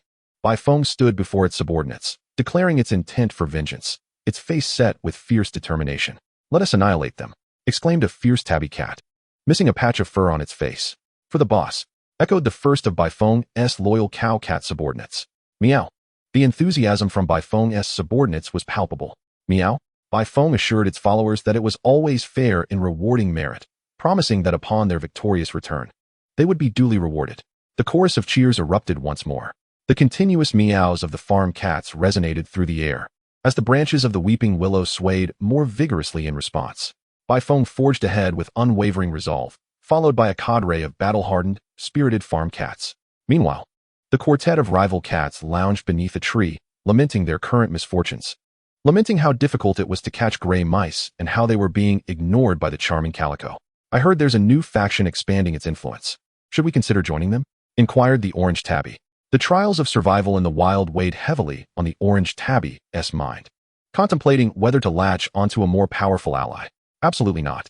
As their notoriety continues to grow, we would merely find ourselves at the bottom of the hierarchy, ultimately left out of the fray altogether. The orange tabby cat immediately countered this notion. Initially, it had resolved to take these 3 kittens under its wing in an attempt to form a small faction and gradually extend its influence. Yet, it was overly idealistic. Expanding a faction was far from a simple endeavor. Without absolute strength, no feline would be inclined to follow. Even the 3 little ones it had once led had begun to harbor ulterior motives, desiring to seize the tortoiseshell cat it had long coveted. Rumor had it that the leader of the new faction was a white cat. Could it be? A tabby with its ear to the ground felt a twinge of unease. Surely not. That cat lacked the requisite strength, the orange tabby quickly dismissed. But I've also heard that the leader is a curl-eared one. Just as the group of cats were lost in their various thoughts, a sudden noise emanated from afar. The felines turned their heads, instantly rising to attention. Their backs arched high and fur standing on end. Chapter 13, Logistics Shaolin. Bifeng leapt forth from the nearby thicket, a stream of farm cats following in its wake. They moved with agility and sharp gazes. Each bore the scars of battle, some with nibbled ears, others with truncated tails. These marks, rather than diminishing their ferocity, enhanced it. Each appeared as a seasoned warrior. Bifeng's curled ears quivered slightly, its tail held high, eyes glinting with a frigid intensity. Meow! Bifeng emitted a sharp, brief cry. The 4-cat gang immediately realized their previous suspicions were indeed correct. That white cat had truly become the leader of this burgeoning faction. They had intended to ambush Bifeng, but the tables had now turned completely. The 4 cats scarcely had time for further discussion before they all turned and fled. Meow! Bifeng let out another triumphant cry, and it, along with its followers, commenced the chase. In this encounter, Bifeng did not engage in stealthy tactics or meticulously crafted strategies. It was acutely aware that such measures were unnecessary. In the face of overwhelming strength, all else was rendered trivial. The skirmish concluded swiftly, with the tabby that had bullied Bifeng the most now lying lifeless, its neck severed. The others soon succumbed to the onslaught from Bifeng's subordinates, collapsing on the ground. Bifeng cast a cold glance at the fallen felines before turning away. It felt that this battle not only marked the end of its former self, often a target of bullying, but also represented a significant stride towards expanding its dominion over the feline realm. Overcoming these 4 cats had not drained its faction's resources, yet Bifeng still intended to reward its loyal followers as previously promised. Upon returning to their stronghold, Bifeng found Lin Cheng waiting, having prepared according to its instructions. Although Lin Cheng was aware of Bifeng's intentions, he was still struck by the commanding presence it exuded. His pet was indeed striking. As Bifeng approached Lin Cheng with its entourage of subordinates, Lin Cheng snapped back to reality and began his tasks. Although he longed to ruffle Bifeng's fur affectionately, he recognized the importance of maintaining its authoritative demeanor. Given Bifeng's prideful nature, he knew such a gesture would surely be unwelcome. Earlier that day, Lin Cheng had been eyeing a crate of moo moo cow's milk, eagerly anticipating Bifeng's triumphant return to enjoy it with its companions. The milk previously sent by Grandpa Yu had long been consumed, and this batch was procured with the funds earned from capturing the Bison King. Lin Cheng poured the bottles of milk into bowls and placed them before Bifeng and its followers. Bifeng, accustomed to moo moo milk, maintained a composed demeanor, but the expressions of its subordinates were nothing short of delightful. What is this? How can it be so delectable? The once stoic kittens quickly broke character, burying their faces in the bowls, slurping contentedly. Lin Cheng, ever observant, refilled the bowls for those who had finished. To enhance Bifeng's prestige, he had ensured each cat received 2 bottles worth, sufficient to fill them to the brim. As the kittens drank their fill, they began exchanging glances and occasionally casting furtive looks at Lin Cheng. They felt that although their leader's human appeared somewhat dim-witted, he was quite capable in logistical matters. Once the young cats were satiated, Bifeng proceeded to summarize the day's battle and shared its aspirations for future territorial expansion. The kittens listened with fervor, their spirits ignited, pledging their loyalty. Some of the younger cats were already itching for the next fight. While Bifeng spoke, Lin Cheng stood quietly behind it. He realized he had underestimated his feline companion. This cat, having grown up in the wild, was entirely different from the pampered pets purchased from breeding facilities. He recalled observing a senior tabby from such a place, which appeared particularly innocent, lacking the commanding aura that Bifeng possessed. After concluding its address, Bifeng dismissed its subordinates. Once they had all departed, Bifeng began to climb onto Lin Cheng, who promptly embraced it. Given Bifeng's current weight, a delay in stopping it would likely result in Lin Cheng's clothing being clawed to shreds. Bifeng felt an exhilarating sense of triumph. Its mood was exceedingly buoyant. Not only had it established its own faction, but it had also avenged itself. What a thrill! A celebration was in order today, as school would soon commence, leaving little time for revelry. Meow? Bai Feng felt puzzled by Lin Cheng's words. While it understood that Lin Cheng was heading to school, it wondered what that had to do with it. You are my pet. Of course, you must accompany me to school. Lin Cheng suddenly realized he had always assumed this was a given and had never explained it to Bai Feng. Presumably, Bai Feng had thought he would leave for school while it stayed at home. Meow? I must attend class with you? Over the past few days, Bai Feng had gleaned some understanding of Lin Cheng's schooling. It comprehended that it involved a human lecturing while a group of humans sat listening. Did that mean it was to accompany Lin Cheng in such an endeavor? Bai Feng recalled having flipped through Lin Cheng's exercise books and felt a bit dizzy at the thought.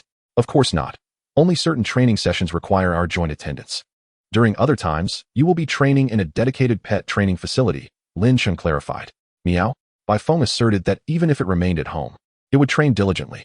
Moreover, it had previously heard Lin Cheng mention that attending school might mean being away for nearly half a month. How could it continue to expand its empire under such circumstances? Lin Cheng found himself at a loss. What could he do if his pet had to be separated from him? The school did indeed have specialized areas for pet training, equipped with superior environments, and there were many other types of pets available for practice battles. Bai Feng's eyes sparkled with interest. It was quite intrigued by the prospect of battling with other pets. After all, its ambitions had reached a bottleneck in Changbai Mountain, and without breaking through to the rank of a war general, expanding its territory would prove exceedingly challenging. Its primary intention for remaining here was to recruit a few formidable feline subordinates. However, if it could never surpass the leaders of other factions, such an endeavor would hold little significance. Thus, Bai Feng ultimately resolved to attend school alongside Lin Cheng. Yet, in the days leading up to the commencement of classes, Bai Feng needed to diligently manage affairs within its gang, allowing it to approach school with a tranquil mind. Chapter 14. The Kitten and Its Fish. A natural order of things. Before Lin Cheng embarked on his academic journey, Bai Feng bid a solemn farewell to Lin de Tian and Grandpa Sure. Meow? Bai Feng affectionately rubbed against Lin de Tian. The little white one conveyed a message urging them to eat well, rest adequately, and postpone any tasks until its return. Lin Cheng took it upon himself to translate. However, Lin Cheng felt these words were more akin to a grandfather's admonitions, considering that neglecting nourishment and rest were issues solely pertinent to the two of them. It must be said, Lin de Tian was quite taken with this notion.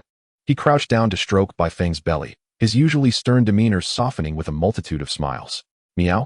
After finishing with Lin de Tian, Bai Feng approached Grandpa Sure. Lin Cheng continued to translate, advising that Grandpa Sure should bask in the sun more often, rather than remain in dim, shadowy places.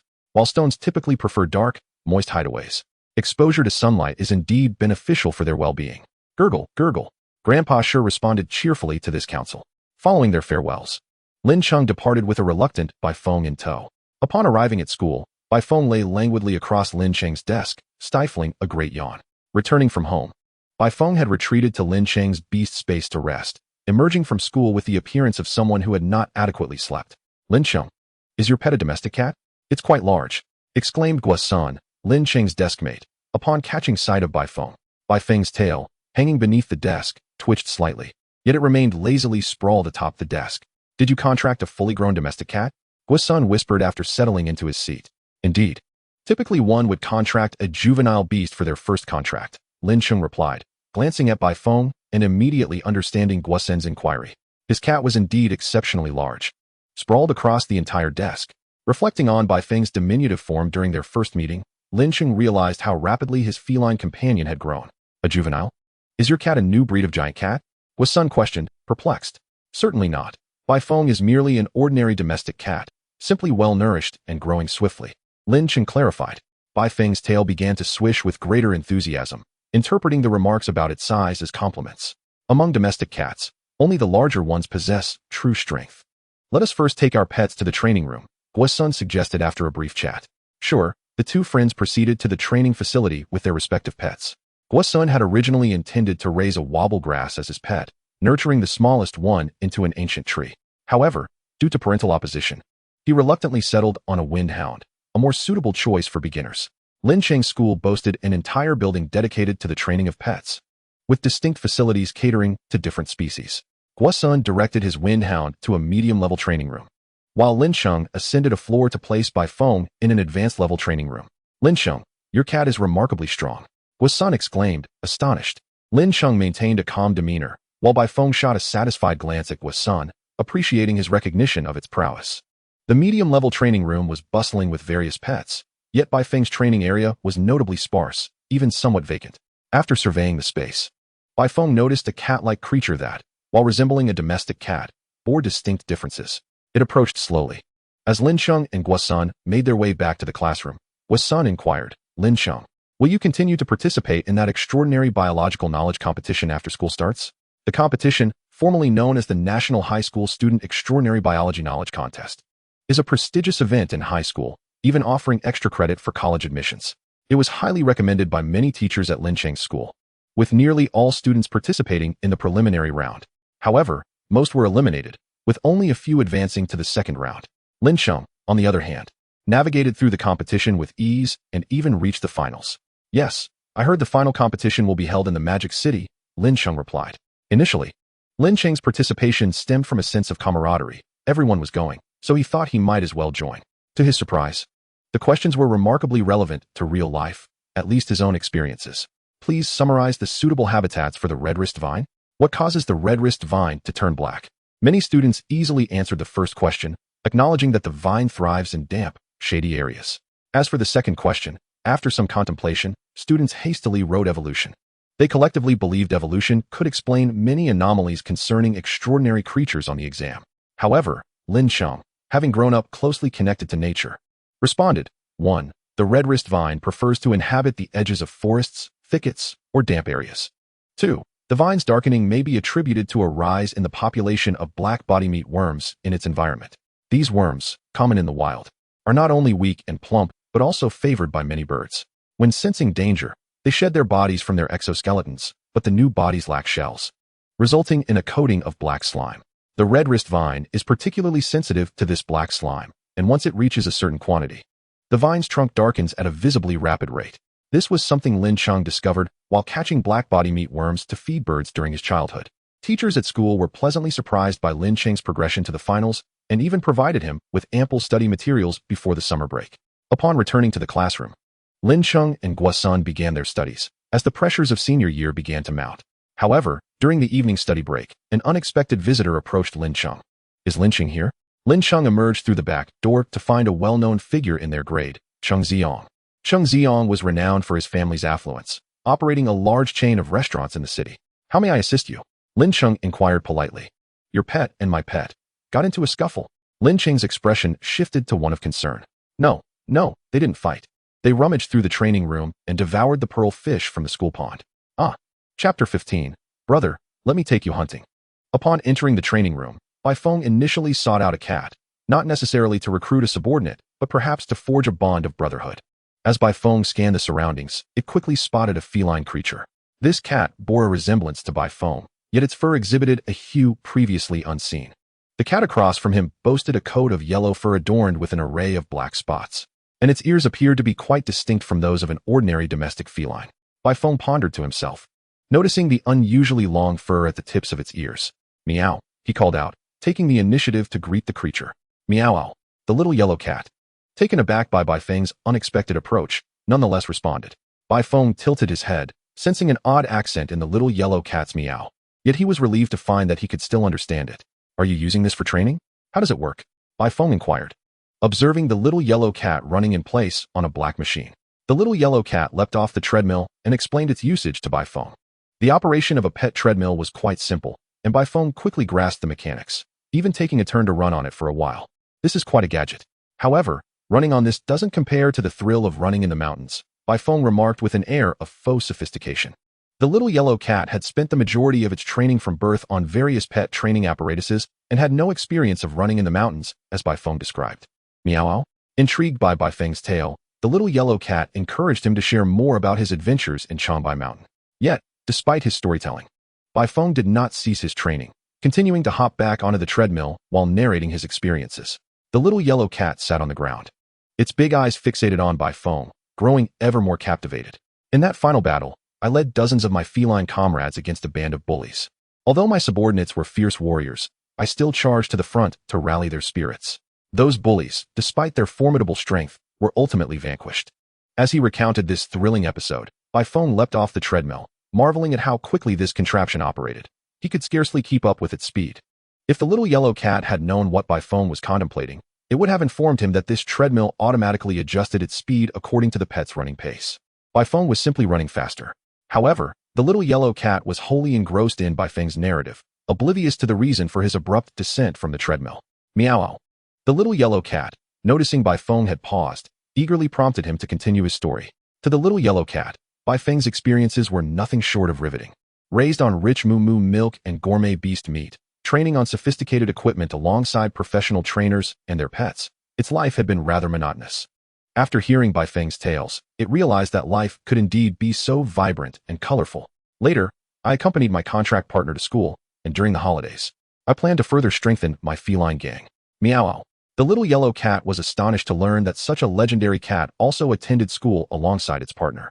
It felt a sense of pride in the uncanny similarities between them. Just as the little yellow cat was about to inquire further, the staff arrived with dinner. The school provided rather average meals for students, but placed great emphasis on the dietary needs of pets, offering a variety of meal options for them. The pricing for pet meals was quite reasonable, prompting students to order food for their pets while they themselves sought outside sustenance. Lin Cheng felt he could still afford the highest tier of meals, so he gritted his teeth and ordered the best for Bai Feng. The little yellow cat's meals were of the highest standard, custom prepared for it at home and sent to school. When the staff delivered Bai Feng's meal, he was quite satisfied with the fresh aroma of the meat. However, upon seeing the little yellow cat's meal, he was taken aback. Both meals were contained in iron boxes, but the little yellow cat's was housed in a box nearly 3 times the size of Bai Feng's. Furthermore, the little yellow cat's box was divided into several compartments, each filled with different types of food. After distributing the meals, the staff exited, promising to return later to collect the trays. Meow. The little yellow cat, noticing Bai Feng staring at its meal, promptly invited him to join in. Bai Feng, feeling no hesitation, shared dinner with the little yellow cat. While they ate, the little yellow cat inquired about the details of Bai Feng's stories, and he answered each question. After finishing their meal, Bai Feng glanced out the window at the dimming sky, reflecting that if he were in Changbai Mountain, he would likely be attending to gang matters now. Meow? Shall we go for a stroll? Bai Feng suggested. Meow? The little yellow cat hesitated, feeling that they should not roam freely. However, with Bai Feng extending the invitation, it felt compelled to comply. Although it was the first time Bai Feng had entered the school's training room, he effortlessly leapt out of the window and nimbly descended onto the protruding ledge outside. Meow? Bai Feng called out, noticing the little yellow cat lingering at the window without making a move. Meow. With a determined expression, the little yellow cat followed Bai Feng's path down. The two cats safely reached the ground. As it was their first visit to the school and they had not explored before arriving at the training room, they began to wander about. Since they strayed from the bustling teaching area, they remained unnoticed. While wandering, Bai Feng halted at the edge of an artificial lake. Recalling a time when he had caught fish in a small creek in Changbai Mountain, the taste exquisite. Regrettably, that creek was later claimed by a band of domestic cats, and he had not tasted fish since. Bai Feng hurried a few steps forward, and indeed, he spotted fish swimming in the lake. Though different from the ones he had previously caught, they were still fish. The fish he had caught before were dull gray, while the ones in the school were sleek and white, gliding gracefully through the water. Would you like to catch some fish? Bai Feng asked, eyeing the fish that seemed eager to leap. Meow. The little yellow cat gazed at Bai Feng, slightly taken aback. Is that appropriate? Yet, the little yellow cat suddenly felt that a cat with such rich life experiences as Bai Feng would undoubtedly make the right choice, so it nodded earnestly. Bai Feng crouched down, waiting for the opportune moment before swiftly extending his paw to snag a fish that was close to the shore. Chapter 16, The Cat Shelter. Cheng Xiang, like most students, harbored a physiological aversion to the start of the new school year. As he sat through evening self-study, pen in hand and drowsy, the grade director summoned him outside. Cheng Xiang stumbled out, feeling that the director was overreacting. Was it not normal to feel sleepy at night? However, when the director informed him that his thunderous lynx had devoured all the pearl fish from the school pond, he instantly became alert. Cheng Xiang's first reaction was to think the director had made a mistake. His lynx had eaten everything from its youth. Would it really go after the school's pearl fish? Yet, when the director produced surveillance footage as evidence, he was left speechless. The video showed his thunderous lynx not only perched by the lake's edge fishing, but even leaping into the water to catch fish. Cheng Xiang was at a loss as to whether he should be astonished that his pet had instinctively learned to swim. After Bai Feng and the thunder lynx finished their meal of pearl fish, a teacher from the school happened to stroll by the lake and discovered numerous dismembered carcasses of pearl fish scattered along the shore. The teacher promptly reported this to the school, and upon reviewing the surveillance footage, the administration swiftly identified the two prime suspects, a white domestic cat and a thunder lynx. While the white domestic cat was a common sight, The Thunder Lynx was rather rare, leading the school to immediately pinpoint Cheng Xiang, as he was the only student with such a companion. Bai Feng, on the other hand, was perceived by the school as an extraordinary creature that had accidentally wandered onto the premises. After watching the video, Cheng Xiang sincerely apologized to the grade director, promising to provide timely compensation. The director, well aware of Cheng Xiang's family background and character, recognized that the incident was merely an unfortunate mishap and offered some words of comfort. After requesting the surveillance footage, Cheng Xiang proceeded to find his pet. Upon arriving at the training room, he discovered that his companion was indeed accompanied by a domestic cat that bore an uncanny resemblance to the one in the video, and they appeared to be quite friendly. Cheng Xiang intended to question his pet about the events that transpired, but his lynx seemed reluctant to part ways with the domestic cat. Bai Feng, however, exhibited a carefree demeanor, urging the Thunder Lynx and its master to leave, insisting that there were matters to attend to without delay. Before departing, Cheng Xiang glanced at the training room's registration form, noting the domestic cat's name and its contractor, Lin Cheng. Once outside, he first sought to understand the details of the pearl fish incident from his pet. From the Thunder Lynx's account, he deduced that there was no peculiar reason behind their actions. The domestic cat had simply been tempted by the fish, and the lynx had followed suit. After inquiring about Lin Cheng's class, Cheng Xiang promptly made his way there. Although he was unconcerned about the monetary compensation owed to the school, he felt it was essential to inform the domestic cat's contractor. Furthermore, he hoped Lin Cheng would advise the domestic cat not to involve his pet in such escapades again. Upon hearing Cheng Xiang's recounting of events and after viewing the surveillance footage, Lin Cheng displayed an expression akin to that of Cheng Xiang during the incident. He immediately agreed to share in the cost of the pearl fish. Following a brief discussion, Lin Cheng hurried to the training room to find Bai Feng. The domestic cat was quite displeased with the situation, feeling that any issues should be resolved privately rather than seeking out the contractor. Lin Cheng, bemused, began to explain that within the school, any incidents necessitated notifying the contractor first. He also enlightened Bai Feng on certain school regulations. The reason Bai Feng had gone fishing in the lake was that he assumed the rules were the same as those in the wild. Whoever catches the fish claims it as their own. After Lin Cheng's explanation, Bai Feng blinked and began to worry about whether catching the pearl fish might have negative repercussions. Lin Cheng reassured him, stating that the matter merely entailed a monetary compensation and the pearl fish itself was not particularly valuable. Bai Feng sighed in relief and complained about the unpalatable nature of the pearl fish, asserting that it was far inferior to the fish he typically caught. Pearl fish are primarily for ornamental purposes. If you wish to eat fish, how about I buy you some tomorrow? Lin Cheng suggested while petting the cat. Bai Feng nodded in satisfaction. Although he grasped the crux of the issue through Lin Cheng's clarification, he was still puzzled. Is the little yellow cat a Thunder Lynx? Is that also a breed of cat? He inquired. He understood that aside from domestic cats, there were numerous other breeds he had yet to encounter. No. A lynx is a lynx, and a cat is a cat. However, you are all extraordinary beings of the feline family, Lin Cheng clarified, showing Bai Feng a photograph of an adult Thunder Lynx, causing Bai Feng's eyes to widen in astonishment. The little yellow cat grows up to be so handsome? The evolution cycle of the Thunder Lynx is long, but you will evolve faster than it does, Lin Cheng remarked. Assuming Bai Feng felt a twinge of envy towards the Thunder Lynx, considering that no matter how much a domestic cat grows, it would never surpass an adult lynx in size. He then pulled out various photographs depicting the evolutionary stages of domestic cats for Bai Feng to peruse. In a few days, we will visit Magic City, where several establishments specialize in breeding domestic cats. We can explore different evolutionary paths and choose one. Lin Cheng enthusiastically explained the characteristics of each evolutionary form. As Bai Feng gazed at the numerous images of evolved domestic cats, he felt as if his eyes were about to cross. It seemed that the life of a cat entailed not only growing stronger, but also striving for evolution. Observing Bai Feng's spirited demeanor, Lin Cheng nodded in approval, thinking that a pet should embody a spirit of perseverance. Just then, Lin Cheng's phone buzzed with a message from Qi Pingshua. Lin Cheng, are you coming to Magic City for the competition? Qi Pingshua inquired. Yes, how did you know? Brother Qi, Lin Cheng replied. The finals of the Extraordinary Beings Knowledge Competition are being held at our university. While mingling, I spotted your name on the participants list. By the way, I should let you know that this competition format has undergone some innovation, so you can look forward to it, Qi Pingshua added. Haha, I will prepare diligently. By the way, Brother Qi, do you have any insights on the several cat houses in Magic City that specialize in breeding domestic cats? I wish to take Bai Feng to experience the different evolutionary forms of domestic cats up close, which would facilitate its future evolution. Many specialized breeding houses that focus on specific extraordinary beings offer such services, but they are far more professional than typical pet breeding establishments, Qi Pingshua explained. Since Lin Cheng's city lacked such specialized cat houses, he intended to seize the opportunity of this trip to Magic City to visit one.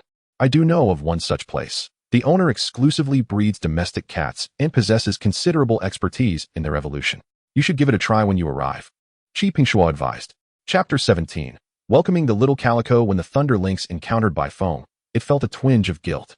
Although it sensed that it had done nothing particularly wrong, it still felt somewhat disloyal. Nonetheless, Bai Feng continued to treat the Thunder Lynx in the same manner as always, even taking the time to scrutinize it closely. Initially, Bai Feng had assumed that all adult cats would be of similar size, differing only in fur color. Yet, it turned out that the Thunder Lynx would grow to an impressive size. Through careful observation, Bai Feng noted that the lynx's claws were indeed significantly larger than its own. It seemed that the rumor about larger claws indicating a larger physique among felines was indeed true. Bai Feng sighed to itself. But recalling the various evolutionary forms of domestic cats Lin Cheng had shown him the previous day, it felt optimistic about the future. Days later, Lin Cheng, accompanied by the lead teacher, arrived in Magic City to participate in the finals of the Extraordinary Beings Knowledge Competition. On the first day in Magic City, Qi Pingshuo took Lin Cheng to dine on campus at Magic University. Ranked among the top 2 universities in Huagua, Magic University boasted immense strength, a fact Lin Cheng deeply appreciated upon entering the campus. The school was home to various rare pets, and several uniquely designed training buildings stood tall. Qi Pingshuo led Lin Cheng to a dining hall where they ordered 2 servings of pork rib rice, also getting a pet meal for their companions. Give it a try. This is our school's specialty, Qi Pingshuo remarked as he picked up a rib and began to eat. Bai Feng stared at the pet meal before him for a while. Although the dish consisted of a mixture of unidentifiable ingredients, it emitted a uniquely enticing aroma. After a small taste, Bai Feng's pupils instantly dilated, and he began to devour the food voraciously. Meow, meow, meow. What is this? It's absolutely delectable. Lin Cheng, taken aback by Bai Feng's reaction, turned to Qi Pingshuo for an explanation. With a proud expression, Qi Pingshuo elaborated, the Magic University cafeteria is renowned, but its most famous offering is the self-prepared pet food. This particular meat-based meal for magical beasts has been meticulously crafted by the professors from the Beast Cultivation Department, incorporating a variety of fresh, extraordinary meats, along with a specific proportion of spirit mist mushroom. Most importantly, students can purchase this pet food at a remarkably low price using their campus cards, though there is a daily limit. Lin Cheng couldn't help but marvel at the generosity of Magic University, while Bai Feng contemplated more profound aspirations. Meow? Shall we attend Magic University in the future?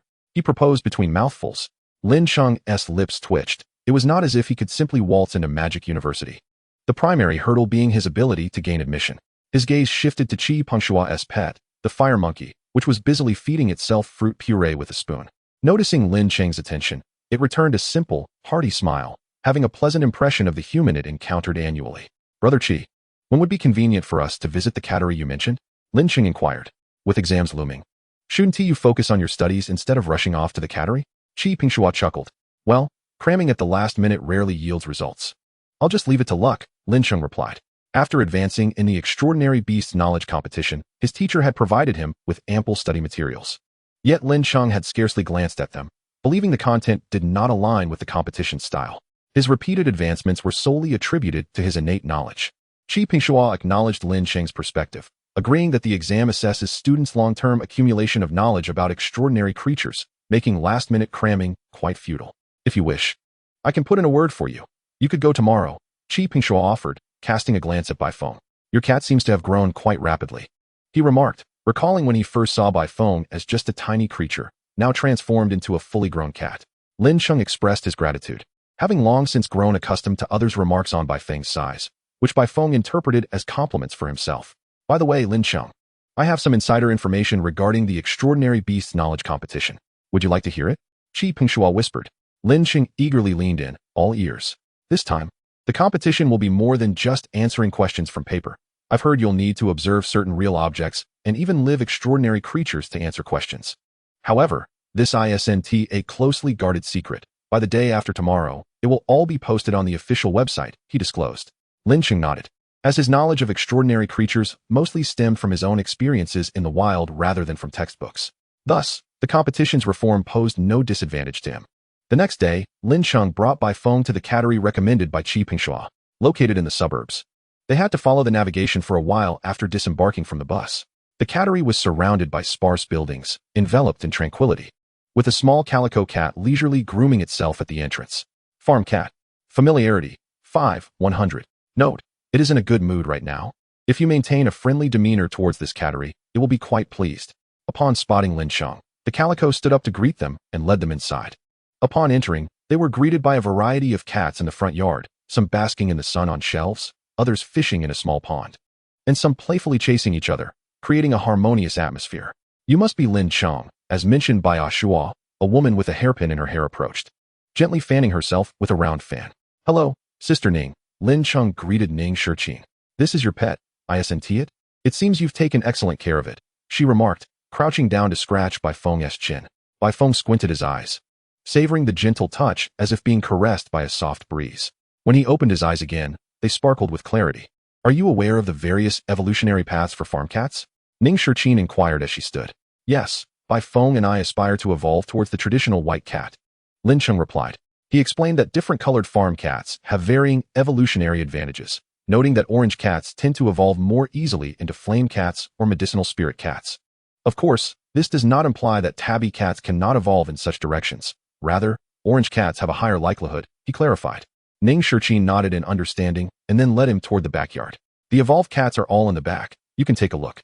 Besides the evolutionary path of the white cat, there are several common evolutionary directions for farm cats that are also quite promising. As Lin Cheng followed Ning Shichin into the backyard, he truly grasped the remarkable nature of this cattery. The backyard was significantly larger than the front, filled with various evolved forms of farm cats. A giant-tailed mountain cat lounged lazily at the junction between the front and backyards, licking its paws. Upon seeing Ning Shichin approach, it nudged its head in her direction. Ning Shichin smiled and walked over to scratch the giant-tailed mountain cat's chin. Though her hand appeared diminutive against the cat's grand head, the giant-tailed mountain cat expressed sheer enjoyment, its tail, taller than Lin Cheng, swaying in delight. Giant-tailed mountain cat. Familiarity. 4, 100. Note, it is currently very relaxed. If you can allow Ning Shichin to spend some more time with it, it will be quite happy. Bai Feng gulped, staring at the colossal cat that was over 20 times his size. What a magnificent size. Engaging in a tussle with it would surely be exhilarating.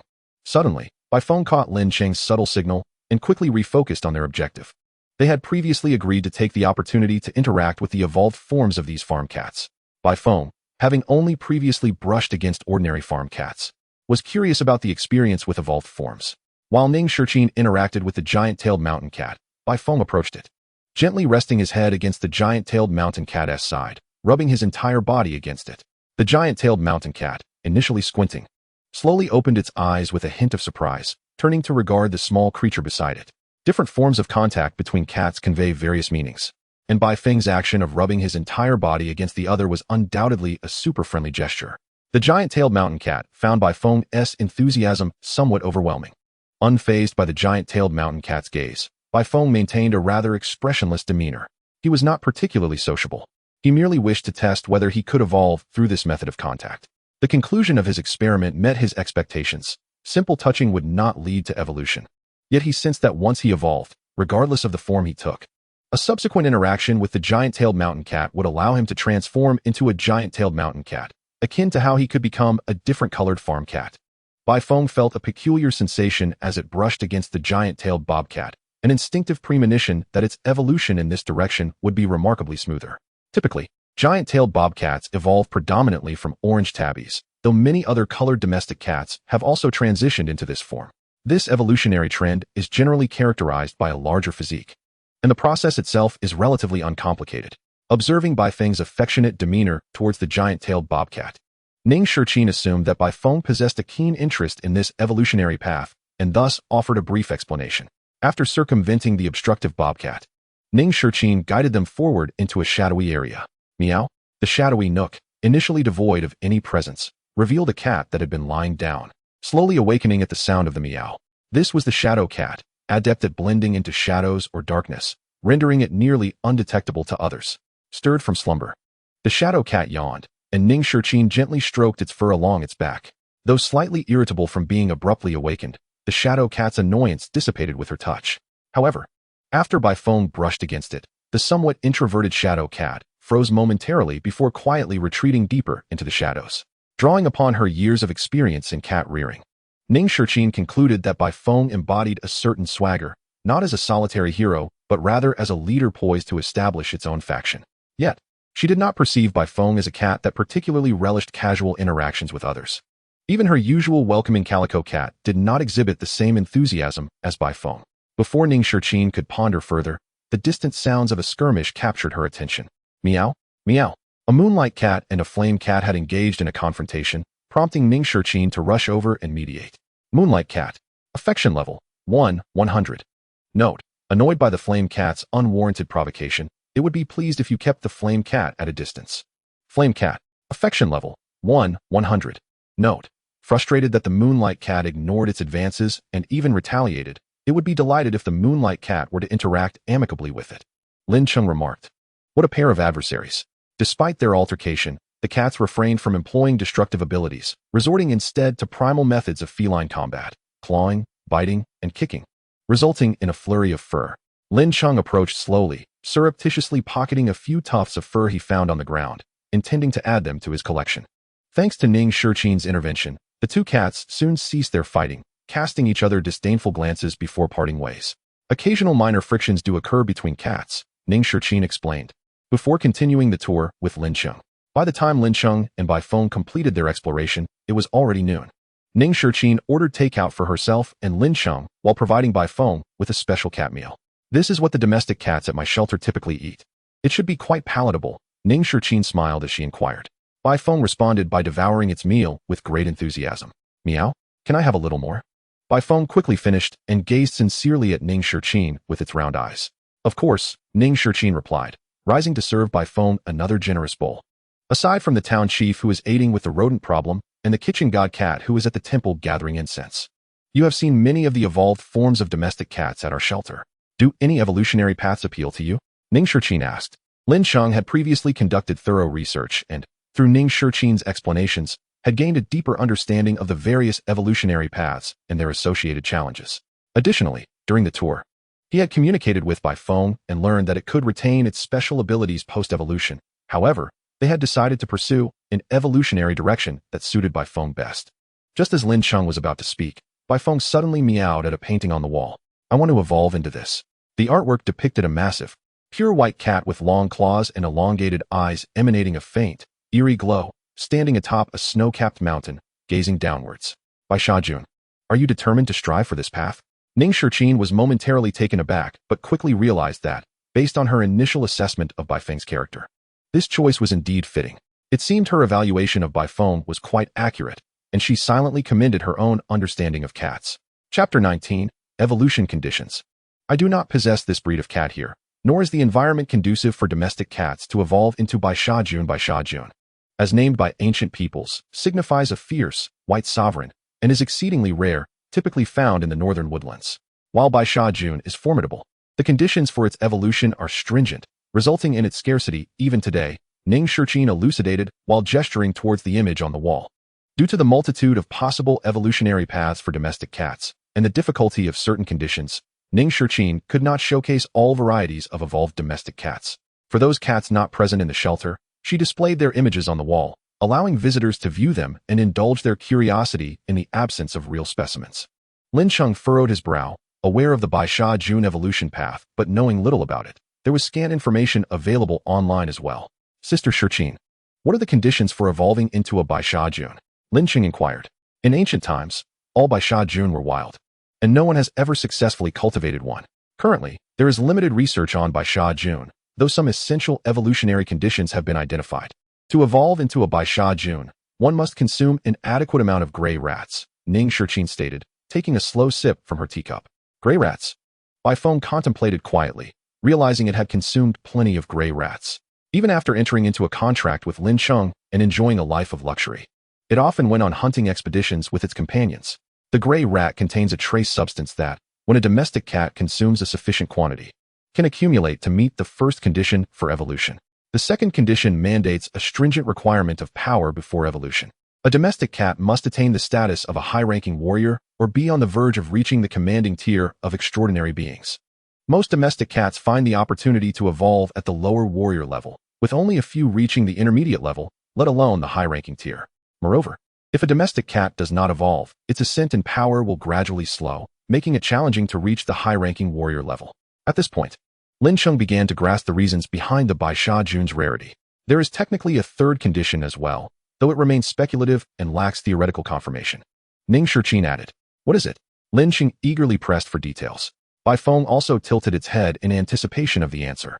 The current hypothesis for the third condition posits that domestic cats must have lived in frigid environments from a young age, as historical texts indicate that Bai Sha Jun are found exclusively in northern forests, with none in the south.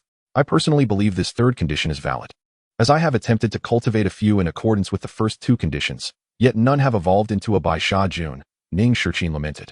Bai Feng blinked, contemplating the several conditions. Aside from its strength still lagging behind, the other two criteria were quite within reach. Meow? Perhaps we should endeavor in that direction? Bai Feng gazed at Lin Cheng with eager anticipation. Naturally, Lin Cheng would not refuse. If you have made your decision, Bai Feng must consume more gray mice in the future. According to existing research, the accumulation of unique substances within a rural cat significantly enhances its chances of evolving into a white shaka. Ning Shiqin was delighted at Bai Feng's aspiration to evolve towards becoming a white shaka. For even now, most white shakas still evolve freely outside of a contract state, making them particularly rare as companion beasts. She had once encountered a contracted white shaka during a journey to the north, which had ignited her obsession with them. Ning Shiqin believed that Bai Feng had a fair chance of evolving into a white shaka, not only because it met the evolutionary requirements, but also due to its breed being a folded ear cat. Folded ear rural cats faced considerably less resistance in the evolutionary process compared to ordinary rural cats. She had even begun to ponder that if Bai Feng truly succeeded in its evolution, she would certainly invite Bai Feng to play often. Meow? With a soft, tremulous meow. A short-haired cat with a light yellow coat and a tuft of vibrant orange fur on its forehead approached Ning Shiqin and gracefully leaped onto her lap. Kitchen God Cat Messenger. Familiarity, 3/100. Note, it has just absorbed a great deal of incense and is currently very pleased.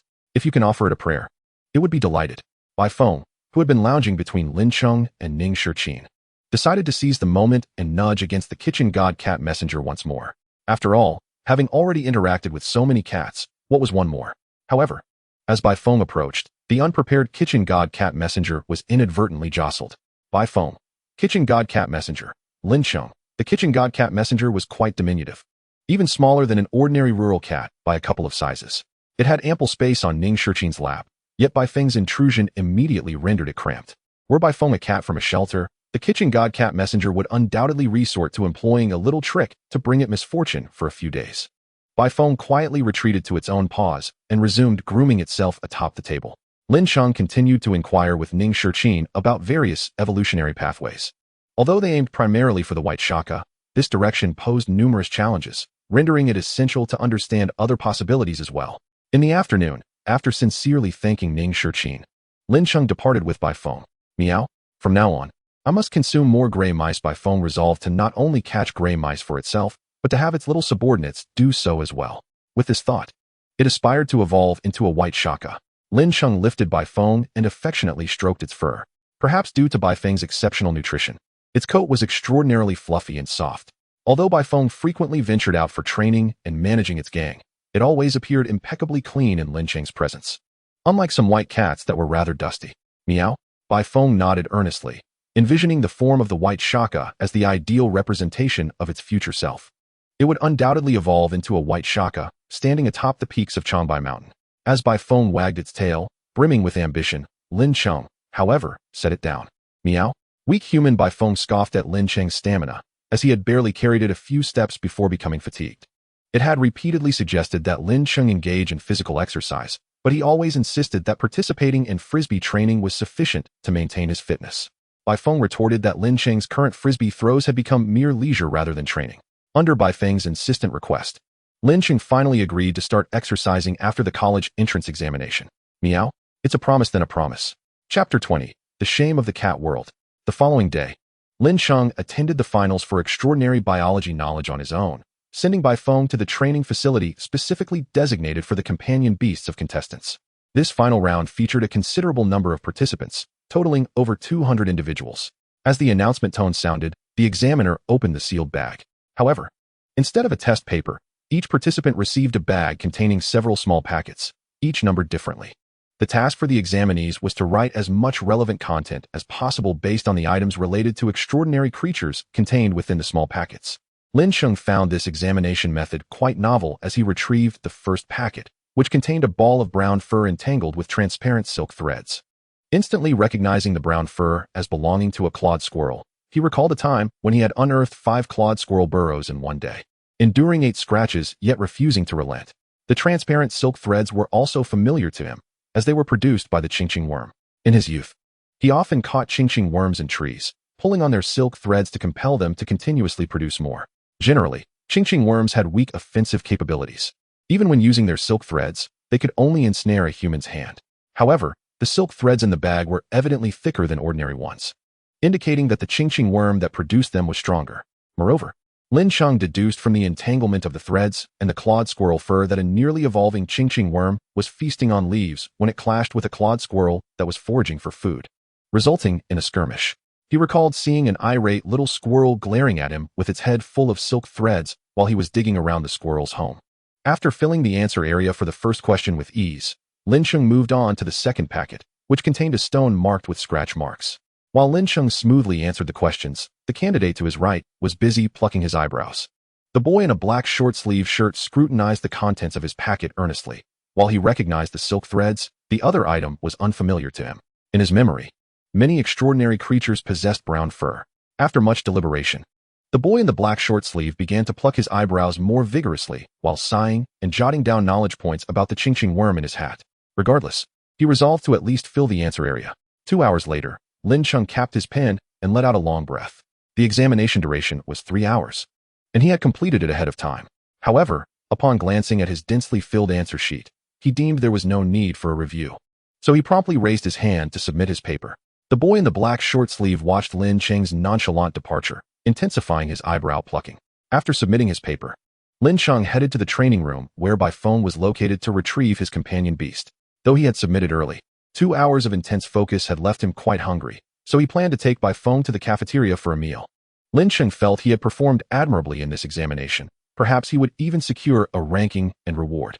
The prizes for this competition were indeed generous, with even the lowest tier reward being an extravagant daily allocation of 1 liter of moo milk for an entire year. If he could have a liter of moo milk daily, not only would Bai Feng indulge, but a glass of moo milk before bedtime would no longer be a mere dream. As he contemplated the delightful taste of moo milk, Lin Cheng's hunger intensified, prompting him to hasten in search of Bai Feng. As Bai Feng emerged from the gravity chamber, he was slightly panting and sticking out his tongue. Resembling a small white dog, Lin Cheng mused inwardly. However, Lin Cheng dared not voice his thoughts to Bai Feng, for the latter harbored a peculiar aversion towards canine-like beings. Meow? The training facility at the Magic University was simply splendid and invigorating, Bai Feng remarked, feeling an increasing sense of belonging to the institution. Recently, Bai Feng had dedicated himself to practicing the Iron Tail technique, which necessitated strengthening the tail's power, yet he had felt that his training lacked excitement.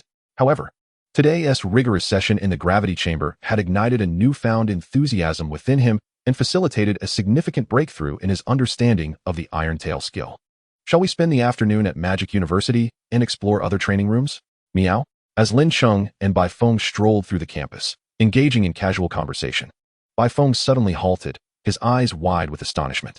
Following his gaze, Lin Cheng discovered a tabby cat sprawled on the ground, exposing its belly while wriggling playfully in front of a couple. The girl was laughing heartily, her hand caressing the cat's belly, while the boy held a cat treat in one hand and a phone in the other, capturing the moment. Bai Feng was utterly shocked. Never had he witnessed, let alone imagined, a domestic cat so shamelessly catering to humans for a morsel of food. Moreover, the tabby displayed distinct white gloves and a white ruff, indicating it was a cat of considerable potential, yet it was debasing itself in such a manner for a mere snack. It was a disgrace to the feline world. Bai Feng felt his worldview shatter. Meow? Bai Feng bared his teeth at the wriggling tabby, emitting a low growl. The tabby, sensing the threat, immediately scurried into the nearby bushes. The couple feeding the cat looked on in confusion, unsure of what had transpired. Lin Cheng understood Bai Feng's indignation. Having grown up in the wild, Bai Feng had never bowed his head, even during the most challenging times of his life. He quickly restrained Bai Feng, offering soothing words. Lin Cheng was acutely aware of the profanity that had just slipped from Bai Feng's mouth, and if he hadn't intervened, Bai Feng might have unleashed chaos upon the tabby. All right. Meow? Don't stop me. I need to teach it how to be a proper cat. All right. Through Lin Cheng's persistent reassurances, Bai Feng's fury gradually subsided. though he remained unconvinced by Lin Cheng's argument that every cat has its own path. A cat should never forsake its dignity for a mere bite. Bai Feng resolved to make a concerted effort to ensure that such disgraceful cats would not exist within his domain. At noon, Bai Feng quelled his anger by consuming 2 servings of the cafeteria's standard pet meal. In the afternoon, he continued to train vigorously. Yet the incident lingered in his mind throughout the evening. He vowed that within his territory, no cat devoid of dignity would be tolerated. All cats should strive for self-sufficiency and never resort to sycophancy before unfamiliar humans merely for food. Absolutely not. Meow. Just as Lin Cheng was drifting into slumber, he was jolted awake by Bai Feng's fervent oath. Chapter 21. The Blue Scale Fruit. Not long after returning from the Magic City, the results of the finals were released. First place, Lin Cheng exclaimed jubilantly, lifting Bai Feng in a fit of ecstatic dance. The bewildered Bai Feng did not comprehend the significance of their victory, but joined in with a couple of meows. The reward for first place includes the Blue Scale Fruit, Lin Cheng announced with a smile as he set Bai Feng down. Bai Feng's expression remained quizzical until Lin Cheng elaborated on the nature of the blue scale fruit, prompting them both to celebrate with exuberant gestures. The blue scale fruit is exceptionally beneficial for juvenile extraordinary beings, accelerating their growth and enhancing their potential. Priced at 200,000 each, its rarity on the market further amplifies its value. When Lin Cheng received the parcel containing the blue scale fruit, he eagerly extracted Bai Feng, eager to present the fruit to him. The pair found a quiet spot and settled beside the box containing the fruit. As Lin Cheng opened the box, a delightful aroma wafted through the air, causing Bai Feng to eagerly perch his paws on the edge of the box. How fragrant! The blue scale fruit grows encased in a hard shell while on the tree, protecting the fruit within and preventing its alluring scent from attracting extraordinary beings. However, the blue scale fruit Lin Cheng held had been shelled, allowing its fragrance to escape as soon as the box was opened. Lin Cheng produced the fruit and held it out to Bai Feng. The two locked eyes, and without hesitation, Bai Feng opened his mouth wide and devoured the entire blue scale fruit in one go. Lin Cheng sensed that eating the blue scale fruit would be pivotal for Bai Feng's advancement to the commander level. Meow. After a brief moment of digestion, Bai Feng leaped a few times, clearly feeling the changes within his body, though complete absorption of the fruit would take some time. Meow. Let us go eat. I'm starving. The absorption of the blue scale fruit had intensified Bai Feng's hunger. All right, let us head out of school for a feast this afternoon. Meow. The reward for securing first place in the competition was indeed lavish, comprising not only the blue scale fruit, but also additional exam points and a cash prize of 10,000 yuan. Lin Cheng planned to utilize this windfall to indulge Bai Feng. Bai Feng was rather discerning when it came to food, finding prepackaged meals unpalatable. So Lin Cheng brought him to a renowned pet restaurant in the city, famous for its emphasis on freshness. Meow meow meow. Bai Feng expressed his approval of the restaurant's offerings. Lin Cheng. Meow. Lin Cheng looked up to find Cheng Xiang and his thunderlings approaching. What a coincidence. Are you here to eat as well? Lin Cheng greeted with a smile. We just finished training upstairs and came down for a bite, Cheng Xiang replied. Lin Cheng nodded, aware that there were training facilities on the upper floor of the restaurant, albeit at a steep price. He had heard that Cheng Xiang had not attended school lately, indicating they were likely engaged in specialized training here. Shall we dine together? The thunderlings bounded toward Bai Feng as Cheng Xiang jovially suggested. Lin Cheng agreed. And Cheng Xiang added, let me treat you today. It's my pleasure as your host. Lin Cheng then realized that this establishment belonged to Cheng Xiang's family. He had heard tales of their vast enterprise, and it was evident that the reputation was well-deserved. As they enjoyed their meal and engaged in conversation, Cheng Xiang suddenly proposed. How about a friendly competition between our extraordinary pets after we finish eating? Lin Cheng had no objections. He was eager to gauge Bai Feng's improved prowess. He recalled that before heading to the Magic City, the Thunderlynx was an advanced, ordinary-level pet, and he was curious to see how much its abilities had enhanced after days of intense training. The Thunderlynx felt a mix of trepidation and anticipation at the suggestion. Having heard tales of Bai Feng's exploits, it regarded him as somewhat enigmatic, akin to a recluse of extraordinary skill. However, after rigorous training, the Thunderlynx believed it had also made considerable progress and could now hold its own against Bai Feng. Meanwhile, Bai Feng remained unfazed, continuing to consume his meal with gusto. After finishing their meal, Lin Cheng followed Cheng Xiang to the battle hall on the second floor. Once both sides had prepared their beasts, the match commenced. The Thunderclap Lynx unleashed a thunderstrike. Bai Feng dashed aside, evading the attack, and countered with Iron Tail. Meow. Iron Clawblade. Bai Feng seized the advantage, and despite the Thunderclap Lynx's attempt at defense, it was unable to withstand the onslaught, succumbing to Bai Feng's decisive claw strike that concluded the battle. Following the match, Cheng Xiang paused for a moment before exclaiming, has your beast already broken through to the battle general rank? his tone laced with incredulity. Just broke through, Lin Cheng replied with a smile. Indeed. It was merely a meal ago. Although the thunderclap lynx had faced defeat, its gaze towards Baifeng burned with admiration. The old adage about one cat being able to battle 100 truly resonated. Its prowess was undeniable. Meow? The thunderclap lynx cast a look of reverence towards Baifeng. Accepting the admiration of its junior, Baifeng offered words of encouragement. By the way, are you aware of the rodent infestation occurring around the neighboring Lizzie city? Cheng Xiang inquired after regaining his composure. From their first encounter with Lin Cheng's little white cat, he had sensed its extraordinary nature. Though at the time he thought it was merely a high-ranking, ordinary-level creature, he was astounded to discover it had already reached battle general rank. I know a bit. Hasn't the rodent problem been largely contained? I believe only some cleanup work remains. Lin Cheng responded. Although large-scale beast waves had become quite rare, minor issues still persisted. Rodent infestations and pestilence were common calamities. This infestation in Lizzie City was among the more significant ones, with numerous reports circulating. Despite the advancement of technology, the most effective method for combating rodents remained the use of cats, a more ecologically friendly approach.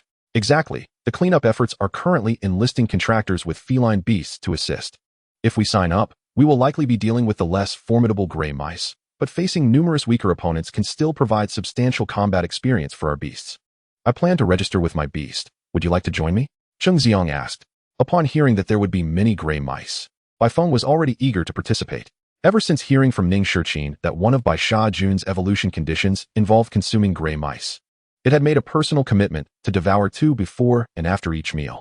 However, it faced the challenge that the environment at Lin Cheng's school was too pristine, making it difficult to catch gray mice. Upon learning of the opportunity to visit the gray mouse buffet, Baifeng was determined to seize the chance. Chapter 22. Exterminating the rodent infestation. The call for feline beasts came with certain stipulations, requiring combatants of commander level or higher. However, for formidable beings such as the thunderclap lynx, the requirements could be somewhat relaxed, allowing for high-ranking, ordinary-level creatures. The strength requirement existed because, although the rodents in the affected areas were generally weak, their sheer numbers posed significant danger if the feline beasts were insufficiently powerful. Observing Baifeng's eager demeanor, Lin Cheng understood it was impatient to get started. After accepting Cheng Xiang's invitation, he promptly applied for a volunteer position. The application was approved that very night. And the following day, the two set off for Lizzie City. Lin Cheng and Cheng Xiang were accommodated in a nearby small hotel, as they could not directly access the site. Since both only possessed a single beast, once their beasts were dispatched, they would be left without protection, rendering direct entry into the infested area perilous. Baifeng and the thunderclap lynx had dedicated personnel to escort them to specific locations. Meow, I'll be out fighting. You stay here and study, Baifeng advised Lin Cheng before departing, showing no signs of separation anxiety and instead eager to engage in battle. Meow. After a brief farewell, the thunderclap lynx left with Baifeng. Cheng Xiang, however, gazed at the thunderclap lynx with concern. It's its first time in such a dangerous place, and I'm not there to protect it. Do not worry, they are merely dealing with some gray mice, and Baifeng will be accompanying it, Lin Cheng reassured. After stretching, he took out his study materials and began his studies. He had promised Baifeng that it would strive to enhance its combat capabilities while he would work diligently on their cultural studies for the entrance exam. As Baifeng's desire to attend the Magic University grew stronger, Lin Cheng felt it was imperative as a contractor not to hinder his beast's progress. As Lin Cheng occupied the only table in their room, Cheng Xiang remained as a silent observer. Based on Baifeng and the thunderclap lynx's capabilities, they had been assigned to the outer perimeter of the infestation, with a feline responsible for the area, instructing them not to venture too deep. As the strength of the rodents increased closer to the center, while their range of activity was somewhat restricted, Baifeng was thoroughly satisfied. Watching the gray mice scurry about felt like a dream come true. Baifeng immediately dashed forward, seizing a gray mouse by the neck. Ready to enjoy its first meal of the day, having even skipped breakfast to ensure it could consume more gray mice.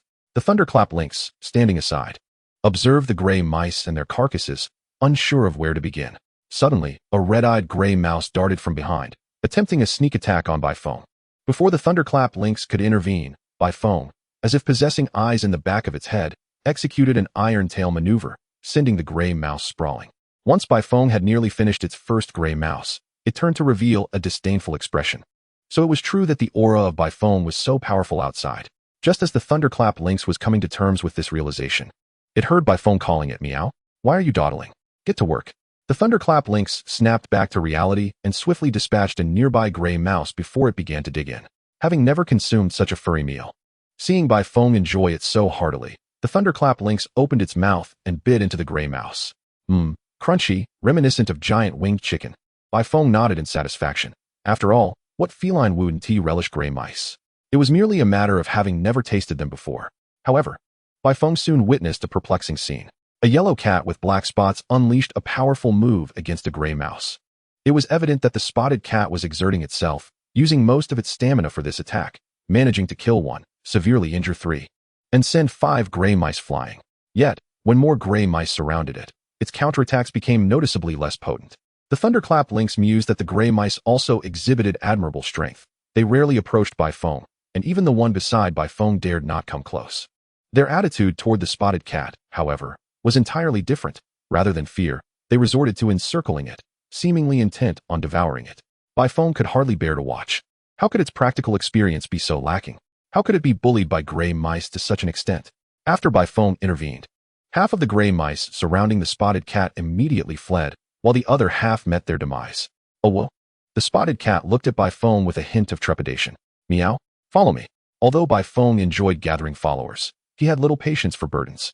Nevertheless, he genuinely worried that the little black-spotted cat might fall prey to the relentless gray mice that plagued the area. In times of such adversity, it was imperative for the feline community to unite. Meow, let us move. I've spotted a mouse I've never seen before, Bai Feng exclaimed, darting towards a new target, eager to taste this novel breed of rodent. The black-spotted cat, having sensed the danger of their surroundings, promptly followed Bai Feng. After a productive afternoon, Bai Feng had dispatched countless gray mice, forging numerous new friendships and successfully establishing himself as the leader of the group. Within this assembly were not only the contracted pets volunteering alongside their masters, but also local barn cats. These barn cats had come, having heard of the abundance of prey, initially intending to feast at the edge of the rodent-infested area before departing. After all, most of them were not particularly strong, and venturing into such a chaotic zone filled with gray mice was perilous. However, upon encountering Bai Feng, they felt a sense of security due to his formidable prowess, allowing them to linger a little longer for a few more meals. Who wouldn't relish the chance for a buffet? Once Bai Feng and his companions had feasted and felt weary from their hunting, they sought a safe place to rest. As they did, a somewhat larger cat with dark red stripes sauntered past them. Bai Feng and his companions were momentarily stunned by the cat's imposing presence. In the feline realm, creatures often judged strength by size, but this particular cat, though of ordinary stature, exuded an aura unmatched by typical felines. Not even a gray mouse dared venture within 3 meters of it. Bai Feng mused that such a commanding presence must have been cultivated through the consumption of countless gray mice. Chapter 23. The acquired egg. When Lin Cheng heard a familiar meow outside his room, he knew Bai Feng had returned. He opened the door to find several pets gathered at the entrance. Meow, everyone, go home. We'll continue tomorrow, Bai Feng declared succinctly, though the younger ones were reluctant to part ways. By evening, Bai Feng's team was full and weary, realizing they could offer little assistance in the rodent-ridden area. So they retreated. Those with masters went to find their respective owners at the inn, while the barn cats, lacking contracts, huddled together nearby to rest. Although Bai Feng and his companions had temporarily stepped back from the rescue, many newly arrived or well-rested feline companions eagerly joined the fray. Lin Cheng raised an eyebrow at the gathering of rare feline extraordinary beings at the door, including the clouded leopard, spotted leopard cat, and black-toothed cat. Meow. Upon seeing Lin Cheng emerge, Bai Feng casually remarked before leading the lynx inside. Once the door was closed, Cheng Xiong immediately picked up the lynx to inspect it. But the lynx was somewhat resistant, using its front paws to push away before jumping to the ground. Bai Feng ignored the lynx's antics. Sipping some water, Lin Cheng had poured before recounting the events of the day. Bai Feng considered his numerous gray mouse captures to be rather ordinary, and instead spoke of the imposing striped cat he had encountered on his return. That cat must be a town guardian. I heard they enlisted several Earth-level extraordinary beings to oversee the epicenter of this rodent crisis. And the town guardian is likely among them, Cheng Xiong noted while applying ointment to a small injury on the lynx's tail. Bai Feng nodded, resolved to seek out a town guardian once he evolved. The thought was undeniably exhilarating. As Lin Cheng observed Cheng Xiong meticulously tending to the pet, he suddenly felt inadequate as a master. Although Bai Feng appeared lively and uninjured, he should still conduct a thorough examination. Lin Cheng first observed Bai Feng's overall condition, noticing his fur was dirty and stained with what seemed to be the blood of gray mice. Bai Feng, did you sustain any injuries during today's battle? Lin Cheng inquired. Meow. No, Bai Feng replied decisively. Lin Cheng proceeded with a physical examination, but, lacking the ability to take a pulse, opted for a simple method of parting Bai Feng's fur to check for wounds. However, Bai Feng grew impatient and wriggled free from Lin Cheng's grasp. Meow? If you want to pet a cat, do it properly. You're messing up my fur. Bai Feng complained, stepping aside to groom himself. After tidying up, Bai Feng retreated to Lin Cheng's beast space to rest. When it was just the two of them, he enjoyed snuggling next to Lin Cheng for a nap. But given their shared room, he decided to settle directly into the beast space. The next day, Bai Feng emerged from the beast space, brimming with energy, ready to return to the battlefield alongside his feline companions. Upon revisiting the previous day's area, they noticed a significant decrease in the number of gray mice. Though still plentiful, their density had noticeably diminished. Clearly, the feline hunting strategy was quite effective. However, before Bai Feng could showcase his prowess, something caught his attention. Beneath a nearby tree, a large congregation of gray mice was frantically burrowing into a spot. Bai Feng raised a paw to signal his companions, who promptly followed him. Although there were many gray mice beneath the tree, the arrival of the group sent them scattering in all directions. Bai Feng initially disregarded the fleeing mice and focused on investigating the source of the commotion. What intrigued the gray mice was a fallen bird's nest from the tree. The large bird was nowhere to be found, but the nest contained several eggs. 3 were already broken, whether from the fall or gnawed by gray mice was unclear, but one remained intact, shielded by some branches. A seasoned barn cat, spotting the egg, instinctively opened its mouth to devour it. This was no ordinary egg. It was a divine gift from the heavens. However, since Bai Feng was their leader, only he could indulge in it. Meow?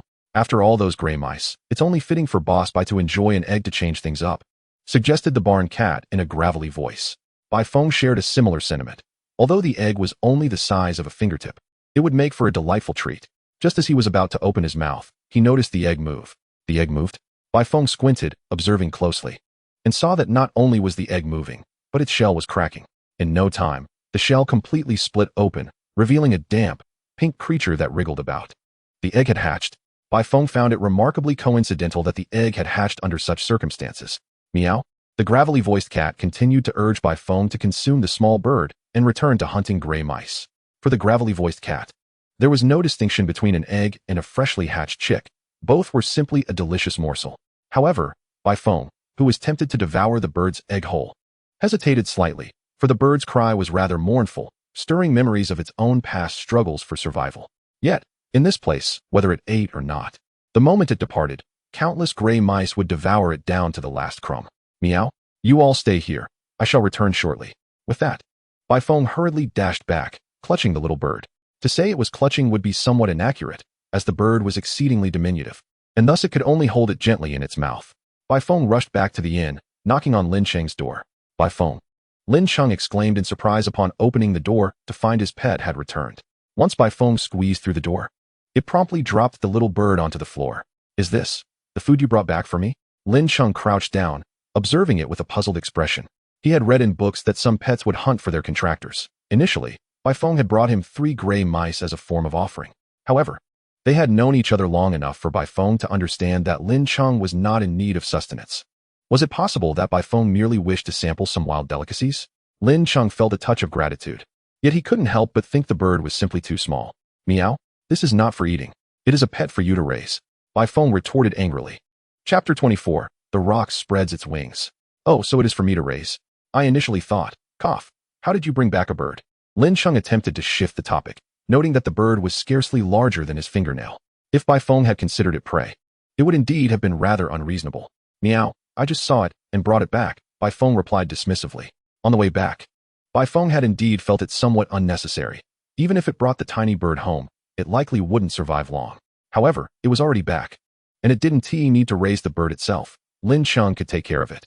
As for the bird's survival, that was purely a matter of fate. Meow, just do your best to care for it. I must be off. With that, Bai Feng dashed out, resuming its mission to eradicate the gray mice. What kind of bird is this? Cheng Xiang inquired, scrutinizing it. It is a Xianyu bird, Lin Cheng replied. Xianyu bird. Affinity, 1-100. Note, it is currently quite hungry. If you can provide it food, it will be very happy. The Xianyu bird is a relatively common species in nature, known for its vibrant plumage and melodious calls. Cheng Xiang nodded. Though he was unfamiliar with the appearance of a young Xianyu bird, he had complete faith in Lin Cheng's prowess and biological knowledge. Having won first place in the extraordinary biology competition, I brought some moo milk. Let's start by feeding it that. Lin Cheng found a small spoon and began to nourish the Xianyu chick with the versatile Moo Moo milk. After feeding it, Lin Cheng proceeded to search for care methods for the Xianyu chick. Newly hatched Xianyu chicks possess only a thin layer of down and cannot open their eyes, making them rather unappealing.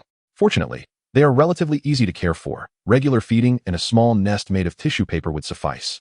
This could be considered a memento from their time volunteering here, Lin Cheng chuckled. Baifeng's campaign against the mice was extraordinarily successful within 4 to 5 days. The density of rodents in the infested area had dropped to a reasonable level. Before departing, Baifeng bid farewell to a few friends, specifically inviting those with time to visit Changbai Mountain, assuring them that mentioning its name would be quite effective.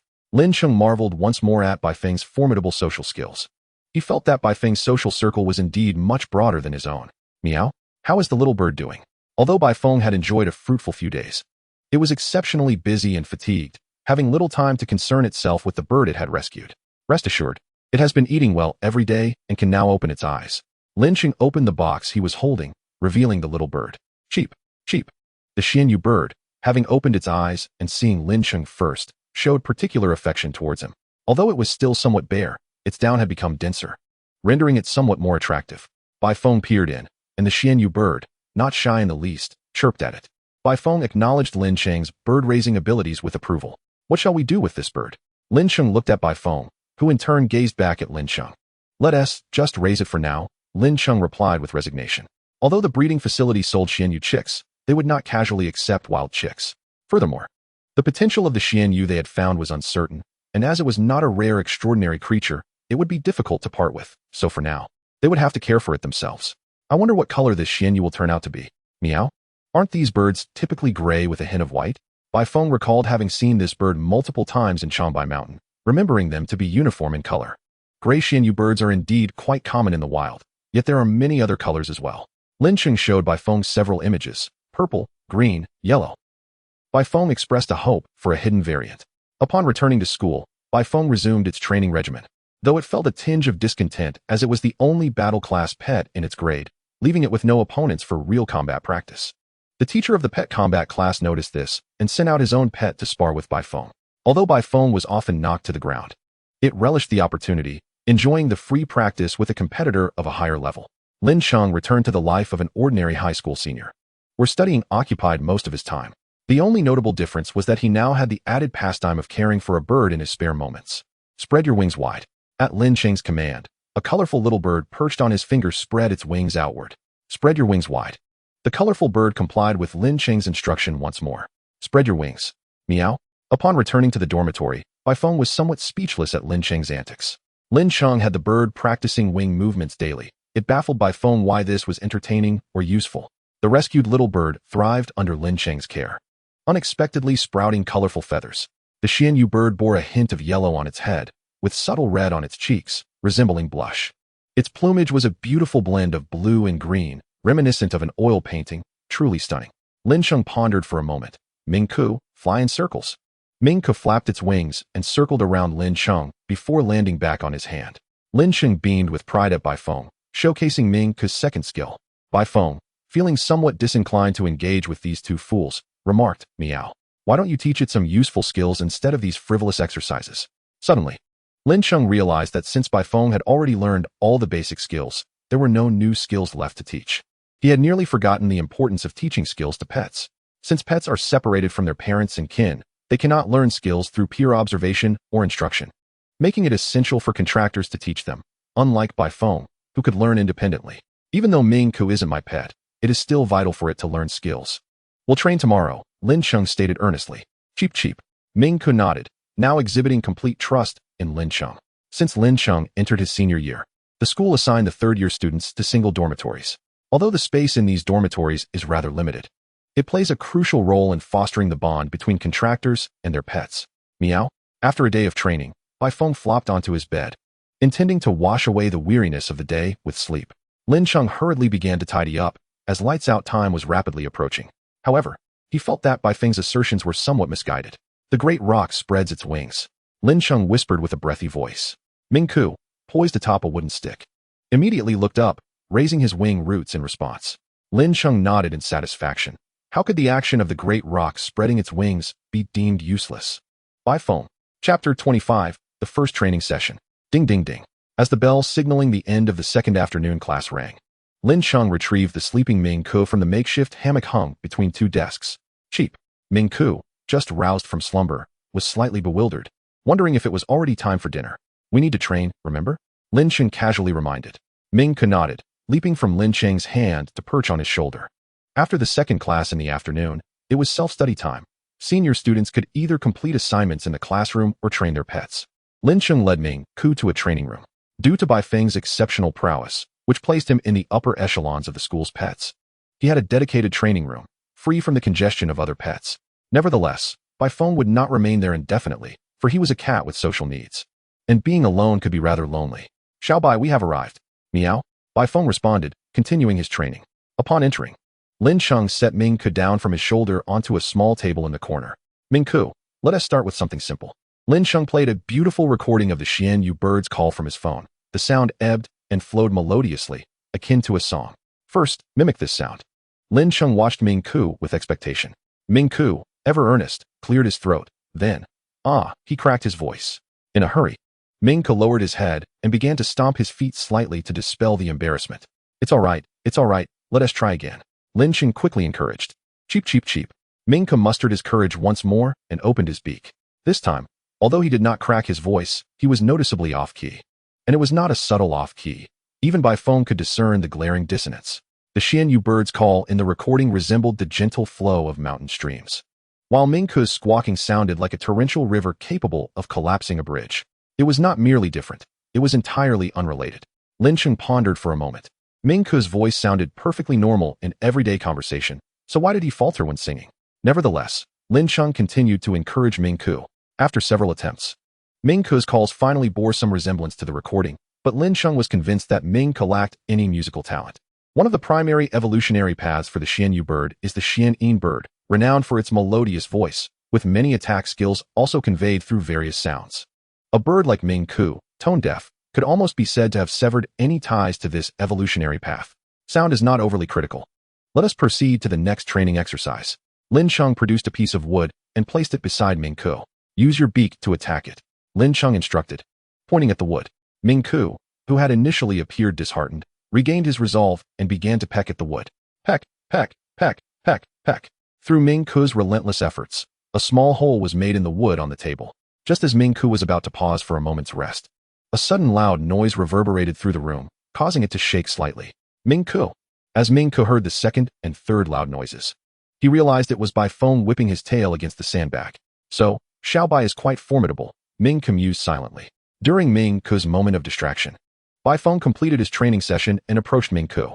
Ming Ku suddenly felt a surge of nervousness and resumed pecking at the piece of wood before him. Baifeng observed the shallow indentations Ming Ku had made and tilted his head slightly.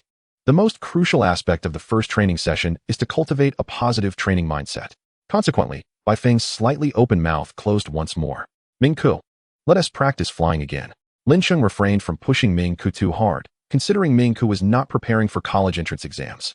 After wishing Ming Ku well, Lin Cheng moved to Baifeng's side, petting him while saying, Xiaobai, in a couple of days, we will have a lunar break and can return home. Meow. Baifeng had a wide social circle and was well informed, always knowing school news ahead of others. However, Baifeng was still eager to return, longing for Lin de Tian.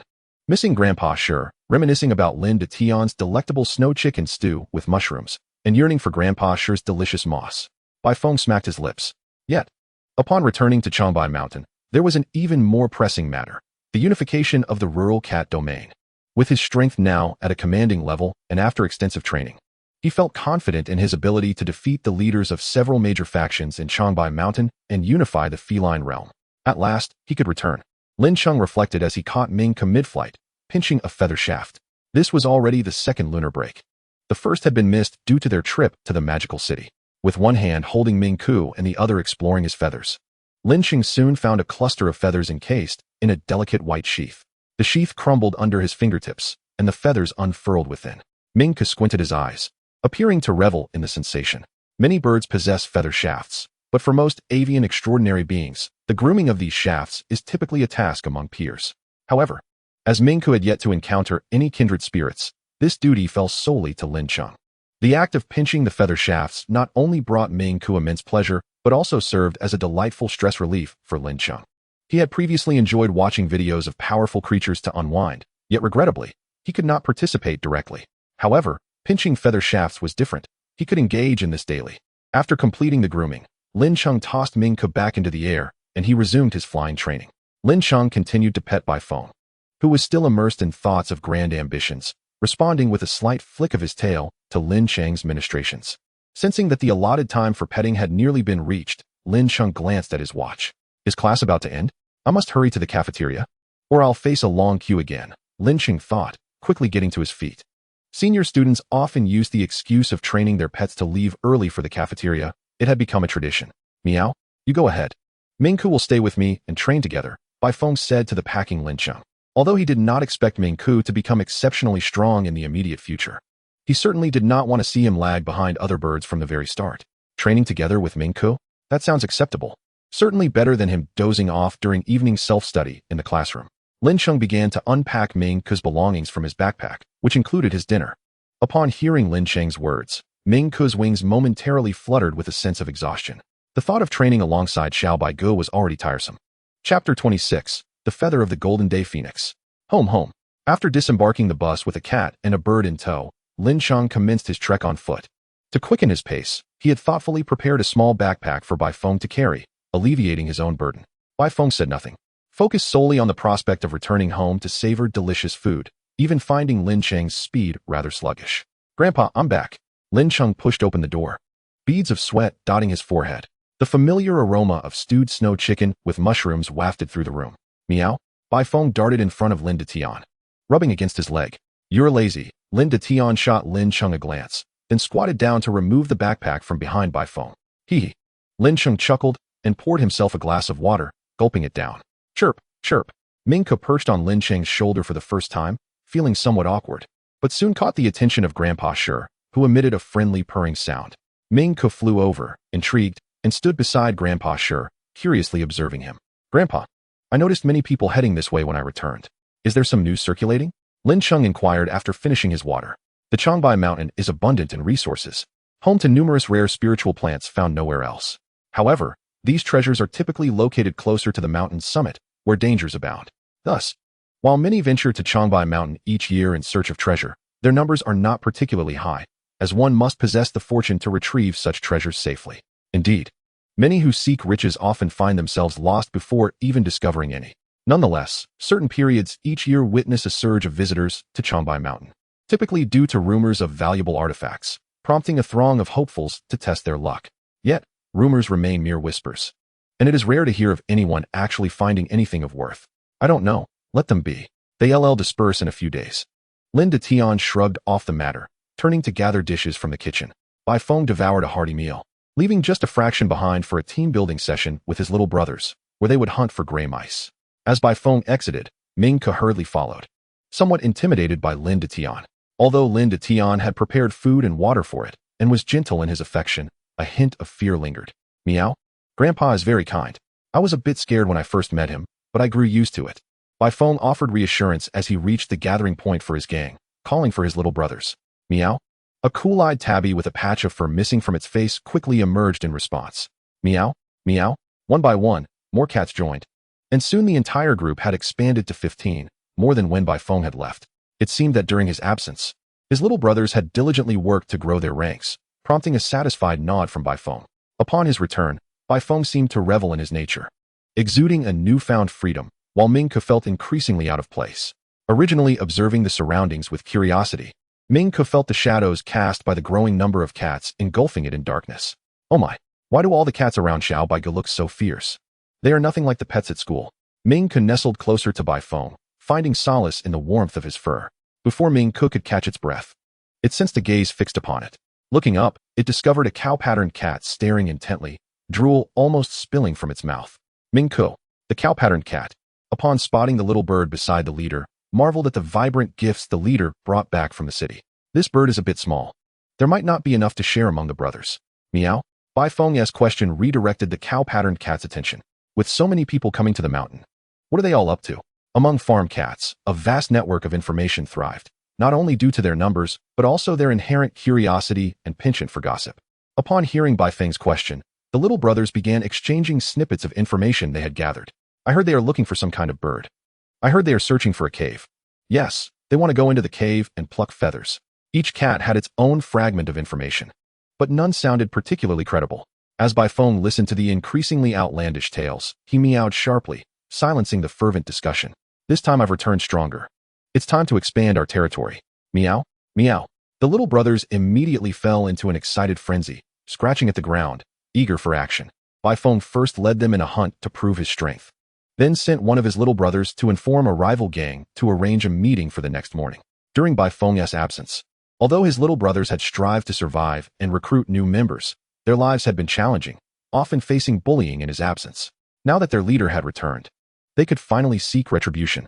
Before departing, Baifeng reminded his little brothers to rest well and then took Ming-Ku back home. Chirp, chirp, Xiaobaigu. I think I'll stay home tomorrow and 1T join you, Ming-Ku timidly suggested, realizing how formidable Xiaobaigu truly was. The sight of so many fierce cats had terrified it. Determined to impress Xiaobaigu in the future, it resolved to put forth its best effort. Baifeng had no intention of bringing Ming-Ku along the next day, knowing that with Ming-Ku's current strength, it wouldn't even qualify as cannon fodder in a team battle. As a rare moment of moral awakening for Baifeng, it was best for Ming-Ku to remain safe.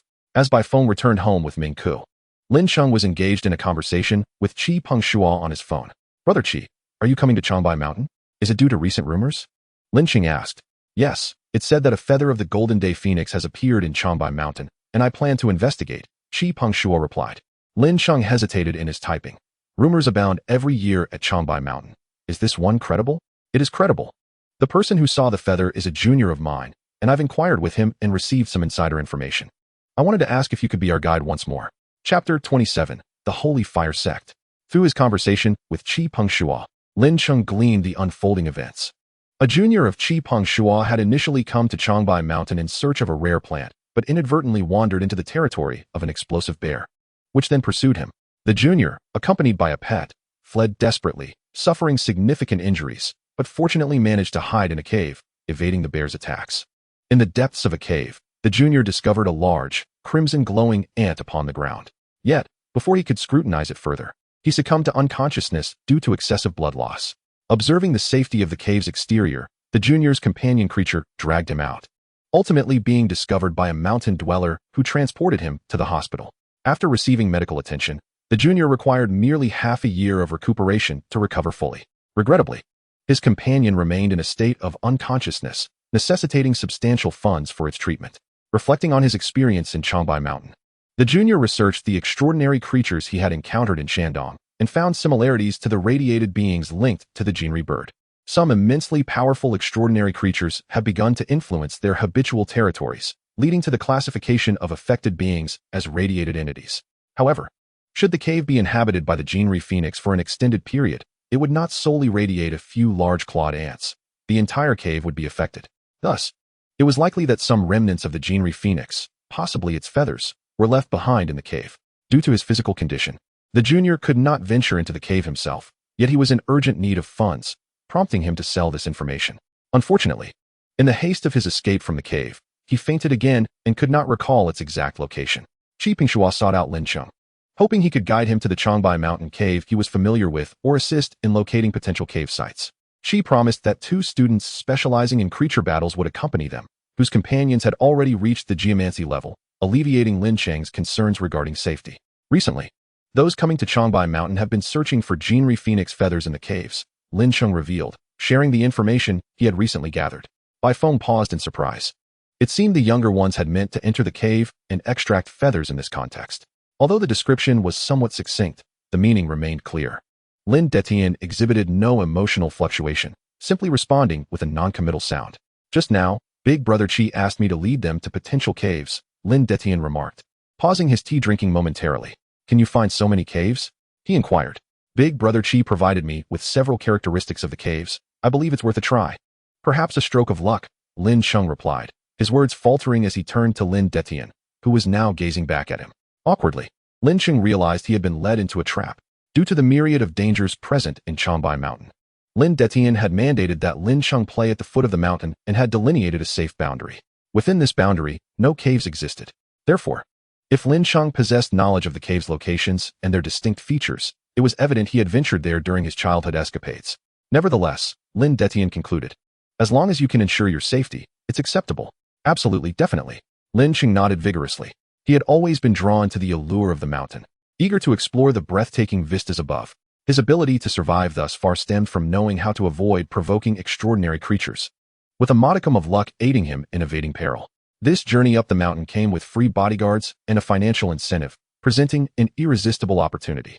His only concern was that accompanying Qi Pengshua would delay his return to school. The reduction in study time left Lin Cheng feeling guilty, his lips curling upward. Meow? When will they arrive? Bai Feng inquired. The day after tomorrow morning, Lin Cheng replied. Bai Feng nodded, confident that it could dispatch 3 major gangs in a single day, unifying the feline realm without impeding their ascent up the mountain the following day.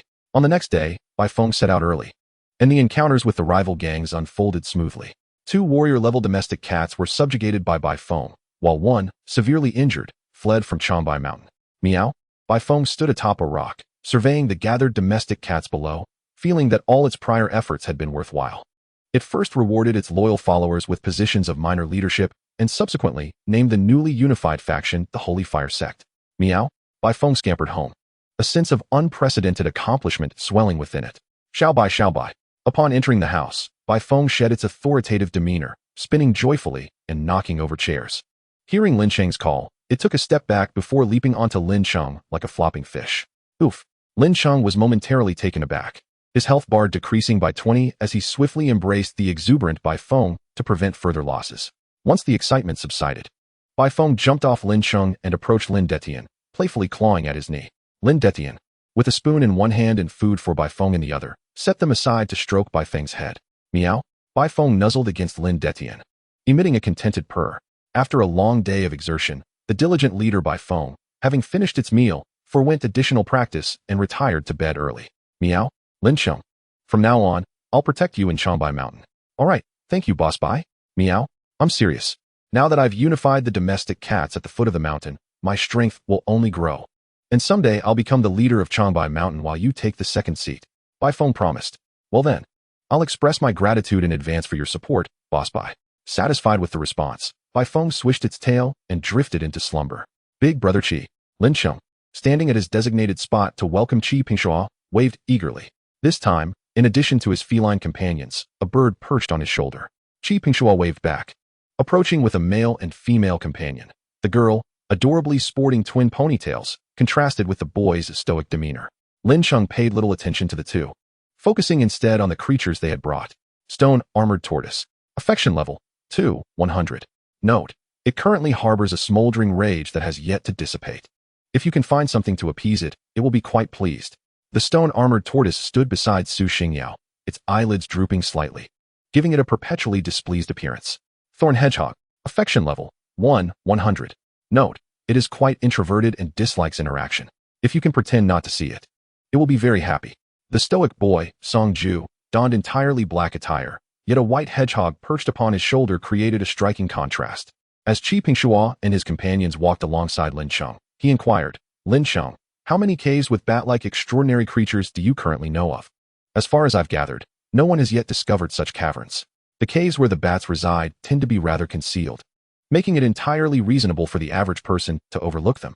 Qi Pengshua initially remained somewhat indifferent. Despite the multitude of individuals searching, none had discovered the bat caves. He believed that Lin Cheng had previously located a cave inhabited by bats, yet that particular cave did not guarantee the presence of bats at this moment. Guiding the trio, Lin Cheng navigated through a series of twists and turns until they arrived at a conspicuous cave entrance. He gestured for them to remain silent and to follow him quietly. Within this cavern, they encountered several other seekers, all equally intent on finding the feathers of Jean Riffing. This cave was not only expansive but also elongated, with numerous divergent passages. As Lin Cheng continued to lead them deeper, the pathways gradually narrowed, and soon the presence of other people faded. The cave was riddled with many branching paths, and should they inadvertently wander into the territory of a formidable supernatural creature, exiting could prove to be quite challenging. Lin Cheng remarked that he suspected a significant number of those who ventured into the Changbai Mountain caves would never return, originally harboring little hope in Lin Cheng. Shun Xingyao felt an urge to inquire how he had become so familiar with this cave.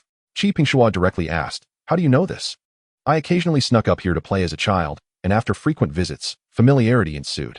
Did you never encounter any ferocious supernatural creatures during your explorations? Shen Xingyao couldn't resist asking. Indeed, I have encountered them, but fortune favored me, and I was not devoured, Lin Cheng explained with a smile.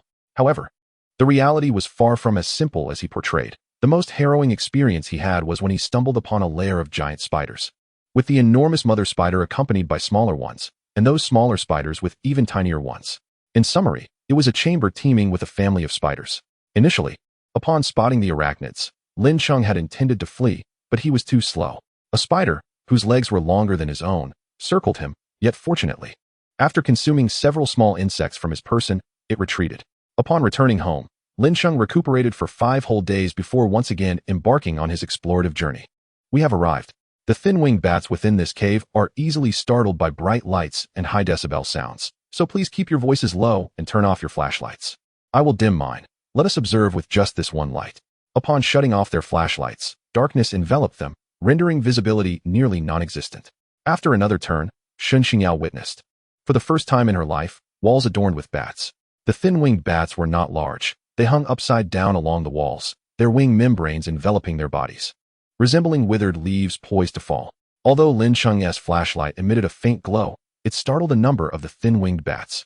These creatures had amiable dispositions and, provided they were not frightened, were quite willing to engage. Before Lin Cheng could finish his sentence, one bat landed on Ming Ku's shoulder. As she leaned forward to observe the gentleman beside her, she felt the soft brush of feathers against her side and turned to find another bat standing beside her. Quickly, Ming Ku made room for her new companion. Meanwhile, the thorny hedgehog perched on Song Ju's shoulder had already been caught in a vice, desperately attempting to conceal itself. Lin Cheng gently rubbed one bat's chin with his finger. Although it did not react, it did not flee, merely standing still. Shen Xingyao hesitated for a moment before imitating Lin Cheng, rubbing the bat's chin, only to receive a nip in return. Ultimately, an outgoing nature results in a lifetime of introversion. Shen Xingyao resolved never to trust thin-winged bats again. Each thin-winged bat possesses its own temperament. Occasionally, a more irritable bat may indeed be encountered, Lin Cheng attempted to clarify, yet was met with another discontented glance. Qi Pingshua also took a chance, only to be similarly bitten. He recalled that the text described thin-winged bats as being less docile, and this experience confirmed the writings. It appeared that Lin Cheng not only possessed extensive knowledge about supernatural creatures, but also had his own unique methods for cohabiting with them, so unique that others could not employ them. Qi Pingshua mused. Lin Cheng himself could not fathom why he had never been bitten, while both Shun and Qi had succumbed to the creature's whims. Let us first search for any traces of gene riffing radiation. Lin Cheng decided to move past the incident, prioritizing the task at hand. After a thorough search of the cave, they found not even a shadow of the giant clawed ants, leaving Qi Pingshua to conclude that aside from the thin-winged bats, nothing else resided there. With a hint of disappointment, they began to exit the bat cave. Let us proceed to the next cave. Upon exiting the massive cavern, Shen Xingyao had already settled herself upon the back of a stone-armored tortoise. The tortoise, sizable and resembling a large millstone, needed to return to the beast-keeping space when traversing narrower passages. Otherwise, it simply could not fit. However, its speed was impressive, allowing it to lead the group even while carrying Shen Xingyao. Lin Cheng observed with a twinge of envy, longing for a mount of his own one day. But his feelings were swiftly interrupted by Qi Pingshua's inquiry. Lin Cheng, are there many caves in this vast cavern that house supernatural creatures? Indeed, there are quite a few, Lin Cheng replied. Have you explored every path to its end? Qi Pingshua continued. Not entirely. Some paths were obstructed by various supernatural creatures, preventing my passage. What kinds of supernatural creatures? Enormous, slumbering 5 poison rainbow snakes, and stone-origin beasts, among others. Qi Pingshua ceased his probing. Considering the cave's complexity and the rich diversity of supernatural beings within it, intrigued by the notion that these creatures could coexist without disturbing one another, he hoped Lin Cheng would eventually have the time to enlighten him about the cave, contemplating the possibility of writing a paper on the subject. However, upon learning of the multitude of fearsome supernatural beings residing within, he abandoned this idea. While publishing papers was significant, preserving one's life took precedence. He resolved that once he achieved success and wealth in the future, he would hire several bodyguards for protection. As the three engaged in casual conversation with Lin Cheng, they remained vigilant, carefully observing their return path. In such a perilous cave, straying from the correct route could lead to dire consequences. Upon emerging from the cave, Lin Cheng and his companions released a collective sigh of relief. After the darkness of the cavern, the sunlight felt far more inviting. Continuing to guide them through the winding paths, Lin Cheng remarked, I know of only one cave remaining that houses bats. To find another, we would likely need to venture further up the mountain or rely on luck. I have not explored the higher regions much, so I am not well acquainted with their conditions.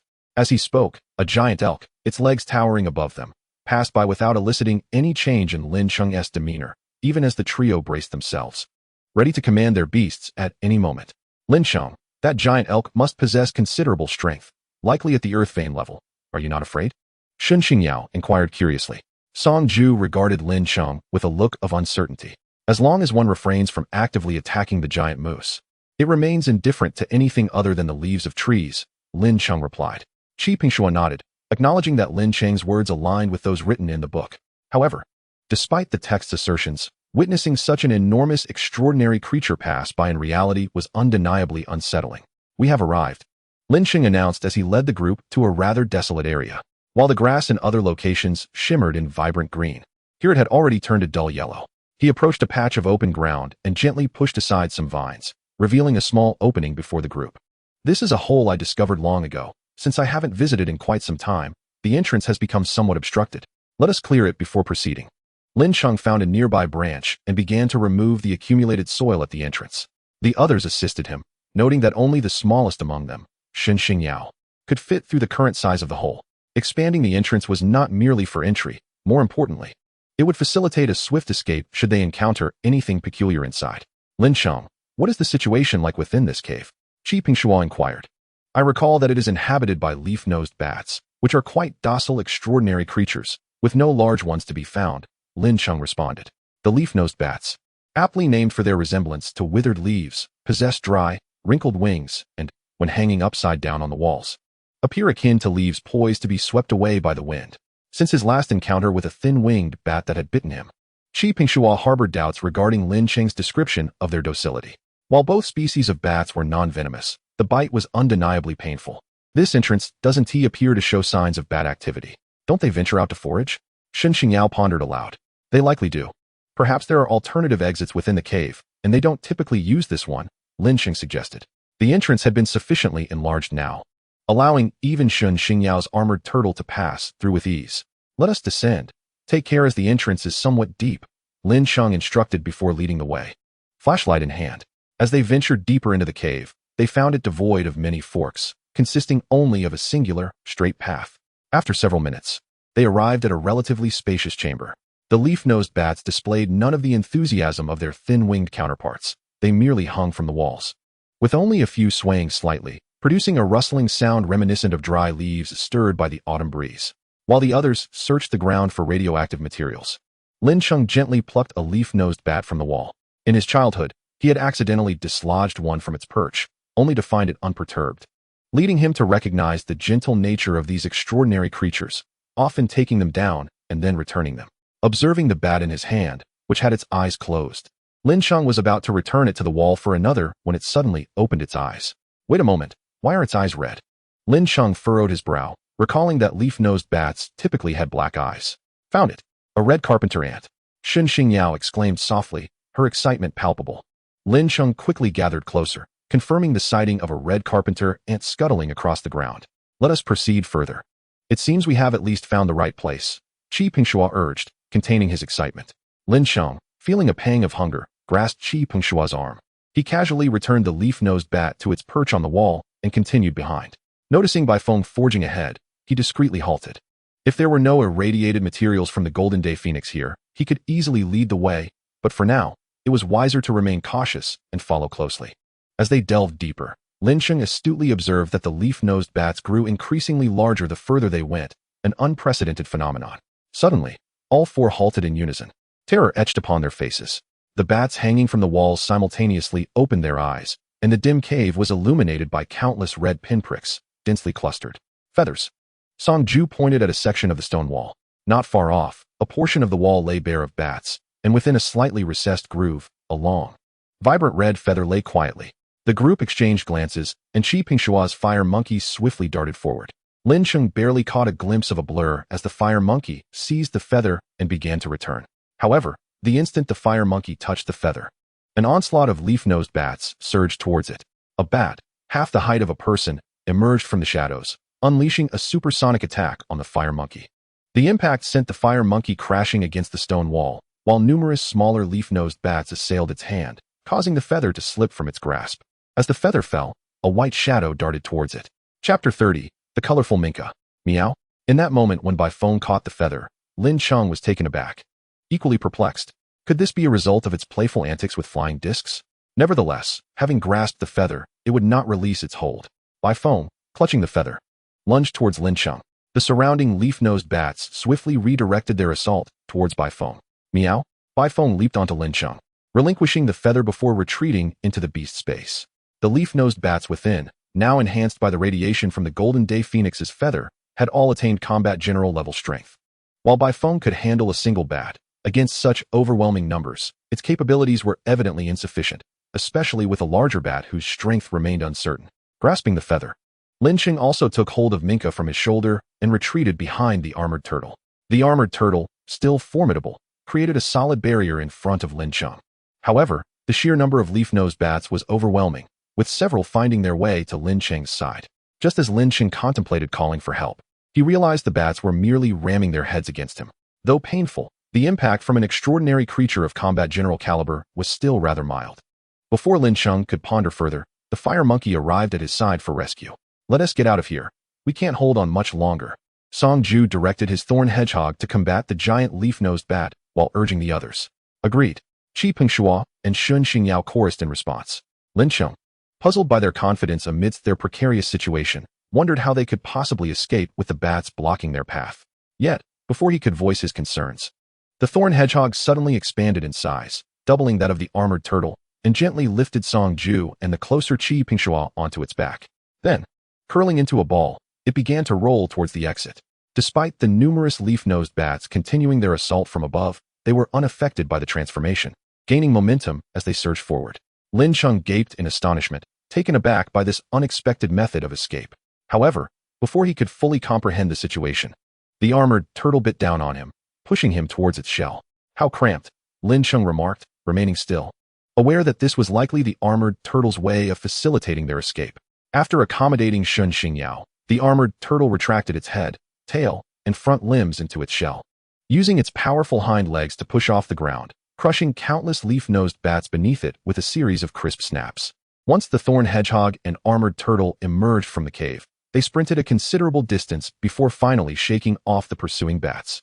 Ah, what a thrilling experience! Exclaimed Shun Xingyao as she emerged from her shell. Qi Pengshua and Song Ju nodded vigorously in agreement. Lin Cheng, isn't it exhilarating? Qi Pengshua approached with a smile. Lin Cheng, his expression a medley of emotions, nodded in affirmation. It was not merely thrilling, but an eye-opening experience as well. He had never imagined such a method of escape existed. The life-preserving skills of Song Ju and Shun Xingyao are indeed impressive. They are among the most sought-after team members at our school.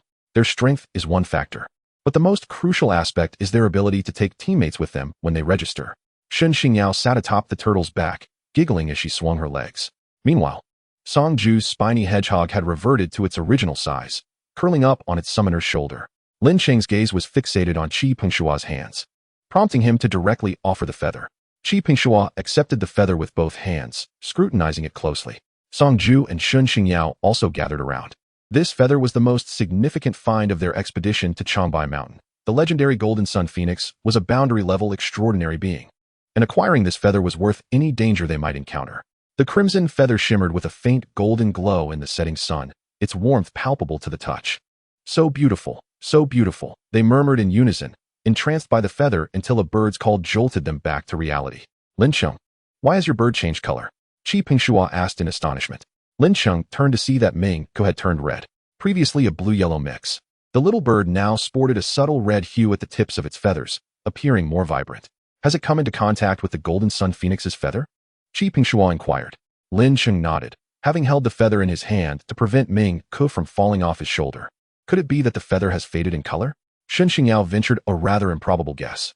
Qi Pengshua pondered for a moment, considering her words. There might be some truth to that, but it seems less like simple fading and more like this mystical bird has absorbed a portion of energy from the feather. Let's see if it can perform the skills it knew before, Lin Cheng suggested. He opened his mouth, but hesitated, swallowing back the urge to command the great rock spreading its wings. Although Minka had recently learned several fundamental skills, He had predominantly trained it to execute the great rock spreading its wings. Ming-Ku, use your dive skill, Lin Cheng commanded earnestly. Cheap. Ming-Ku spread its wings and dove from Lin Cheng's shoulder. The speed of its dive had more than doubled, and it struggled to halt just before landing. Cheap. Ming-Ku looked back at Lin Cheng, its eyes sparkling with delight. Qi Pingshuo rubbed his chin thoughtfully.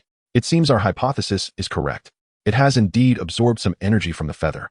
This energy likely enhances its abilities beyond what we see now, and probably has additional effects. However, he cautioned, we mustn't let our guard down. After all, the Golden Sun Phoenix is a boundary-level extraordinary being and an ancient one at that. While we don't know why it absorbed the feather's power, even a fraction of that energy may be beyond the limits of an ordinary mystical bird to withstand. Qi Pingshuo articulated his concerns, though he had yet to reveal the full extent of his apprehension. Many weaker extraordinary beings that absorb energy not meant for them may find their bodies unable to bear the strain, resulting in catastrophic consequences. So what should we do now? Lin Cheng furrowed his brow, having initially thought this was a positive development, but it now seemed uncertain. We can only observe for now. It would be wise to increase training to expend some of that energy within its body, Qi Pingshuo suggested. Lin Cheng nodded earnestly, while Ming-Ku suddenly felt a chill creeping down its back, as if something was drifting away from it. As the four descended the mountain, a large red bird perched atop a crooked tree at the summit opened its eyes. Who disturbed my tail feathers? The red bird scanned its surroundings, finding no other creatures and appearing somewhat perplexed. Ah, right, it was the feather I left elsewhere. No matter. The red bird slowly closed its eyes once more. Chapter 31, Professor Chow. Ming-Ku, rise and shine. Lin Cheng encouraged. Cheap. Ming-Ku emitted a half-hearted chirp. Meow, by phone, while training. Took a moment to express encouragement as well. Cheap. The little bird sounded even more lethargic. Ming-Ku recalled the delightful days of its existence, with the open-minded Lin Cheng. The capable Xiao Bai, the grandfather who fed it to its heart's content, and the grandfather stone that produced delectable moss. All of that was before it insisted on joining the adventure to Changbai Mountain. Upon returning, the once liberal Lin Cheng adopted a rather rigid and traditional demeanor, subjecting Ming-Ku to rigorous training daily. He even had Xiao Bai supervise its grueling exercises in his absence. Ming-Ku now longed for the days when Lin Cheng merely instructed it to perform the great rock, spreading its wings each day.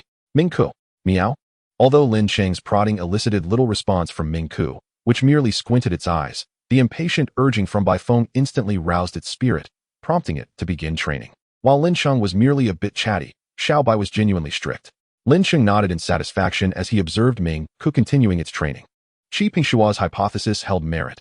After absorbing the energy from the Golden Sun Phoenix's feather, Ming-Ku indeed experienced swelling and a sensation of heat, as if the energy within it was on the verge of bursting.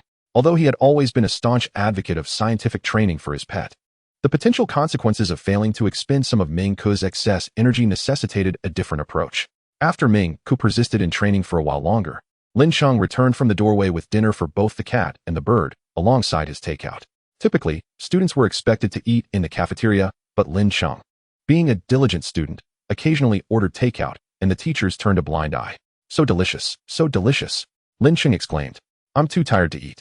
But if I don't, I'll starve. Recently, Lin Cheng's dietary standards had risen significantly. After assisting Qi Pingshuo in acquiring the feather, he received a reward of 100,000 yuan. His philosophy was to spend money as it comes, ensuring his pets were well fed while treating himself to finer meals. Meow. If we eat like this every day, how long can we keep it up? Bai Feng mused, savoring the exquisite black-scaled fish, marveling at how remarkably different this expensive food tasted. Simply delightful. We could probably last another 5 or 6 days. After that, it's back to cafeteria food, Lin Cheng replied, scooping at his abalone rice. Suddenly, as Ming-Ku enjoyed its dinner, its body stiffened and began to tremble. Bai Feng quickly set down his food, grabbing Ming-Ku and placing it into a large box of ice cubes Lin Cheng had taken from the refrigerator. After absorbing the feather's energy, Ming-Ku occasionally experienced episodes of stiffness and intense heat. Lin Cheng had taken Ming-Ku to the Extraordinary Creature Hospital. While several of its test results showed elevated levels, it was still considered a relatively healthy little bird overall. Some medical extraordinary beings had treated Ming-Ku, but the effects were minimal. Ultimately, the doctors could only suggest cooling it down whenever its body temperature rose, ensuring it didn't accidentally overheat. Thus, Lin Cheng had purchased 2 refrigerators, one for the training room and one for the dormitory. Cheap. As the ice surrounding Ming-Ku melted significantly, it rose from the icy water mixture and wobbled over to its dinner to continue feasting. At that moment, Lin Cheng's phone rang. Upon glancing at the caller ID, he answered the call. Xiao Bai Ming-Ku, We need to visit Magic University, Lin Cheng said after hanging up. Brother Chi just informed me that his mentor, Professor Chow, has returned from a business trip. He has considerable knowledge regarding Minka's condition of excessive energy absorption and can assist us. Meow? This professor won't conduct any unethical experiments on me, will he? Minka's face was filled with concern. During its early days, it roamed through human society. And while accompanying Lin Cheng to classes, it overheard numerous discussions among students about novel plots, which afforded it a certain awareness of the treachery of human society. Rest assured, Professor Chow will send me an invitation, inviting you to his laboratory for pertinent research. It's all quite legitimate, Lin Cheng reassured with a smile. In contrast to Minka's apprehensions, Bai Feng was quite intrigued by the prospect of going to Magic University, as it held fond memories of the place, advanced training facilities, delectable meals. Aside from that disgraceful tabby cat. Meow? When are we going? Bai Feng inquired with eagerness. Tomorrow morning, Lin Cheng replied. Upon arriving at the gates of Magic University, Qi Pingshua greeted Lin Cheng, leading them to the on-campus hotel to check in before escorting them to the waiting area outside the laboratory. Are all these laboratories on this floor Professor Chow's? Lin Cheng marveled at the array of sophisticated instruments within the labs. Indeed, in the upper floor too. However, it's not solely Professor Chow's. Several other mentors share this space as well. It's a communal laboratory, Qi Pingshua explained. While Lin Cheng and Qi Pingshua were engaged in conversation, a tall, slender student wearing black glasses and sporting prominent dark circles under his eyes approached them. Senior brother, I have a question. While conducting my experiment on the separation of luminescent grasses' luminescent substances, I wanted to use green ball mushrooms. The student elaborated extensively. While Qi Pingshua listened intently, his brow furrowed. That's a commendable idea, but there are still issues with your experimental process. You should take some time to reconsider. Look up relevant literature. It's best to solve it independently. If you encounter further problems, we can discuss it then, Qi Pingshua suggested, pursing his lips, appearing as if he had more to say but refrained. The student nodded and returned to his notes. After the student departed, Qi Pingshua sighed softly. Being a senior brother is no easy task. While the junior brothers and sisters research literature, I must do the same. I still need to seek guidance while maintaining the faade of understanding to uphold the dignity of the lab's senior disciple. Not long after arriving, 3 junior students approached Qi Pingshua with inquiries.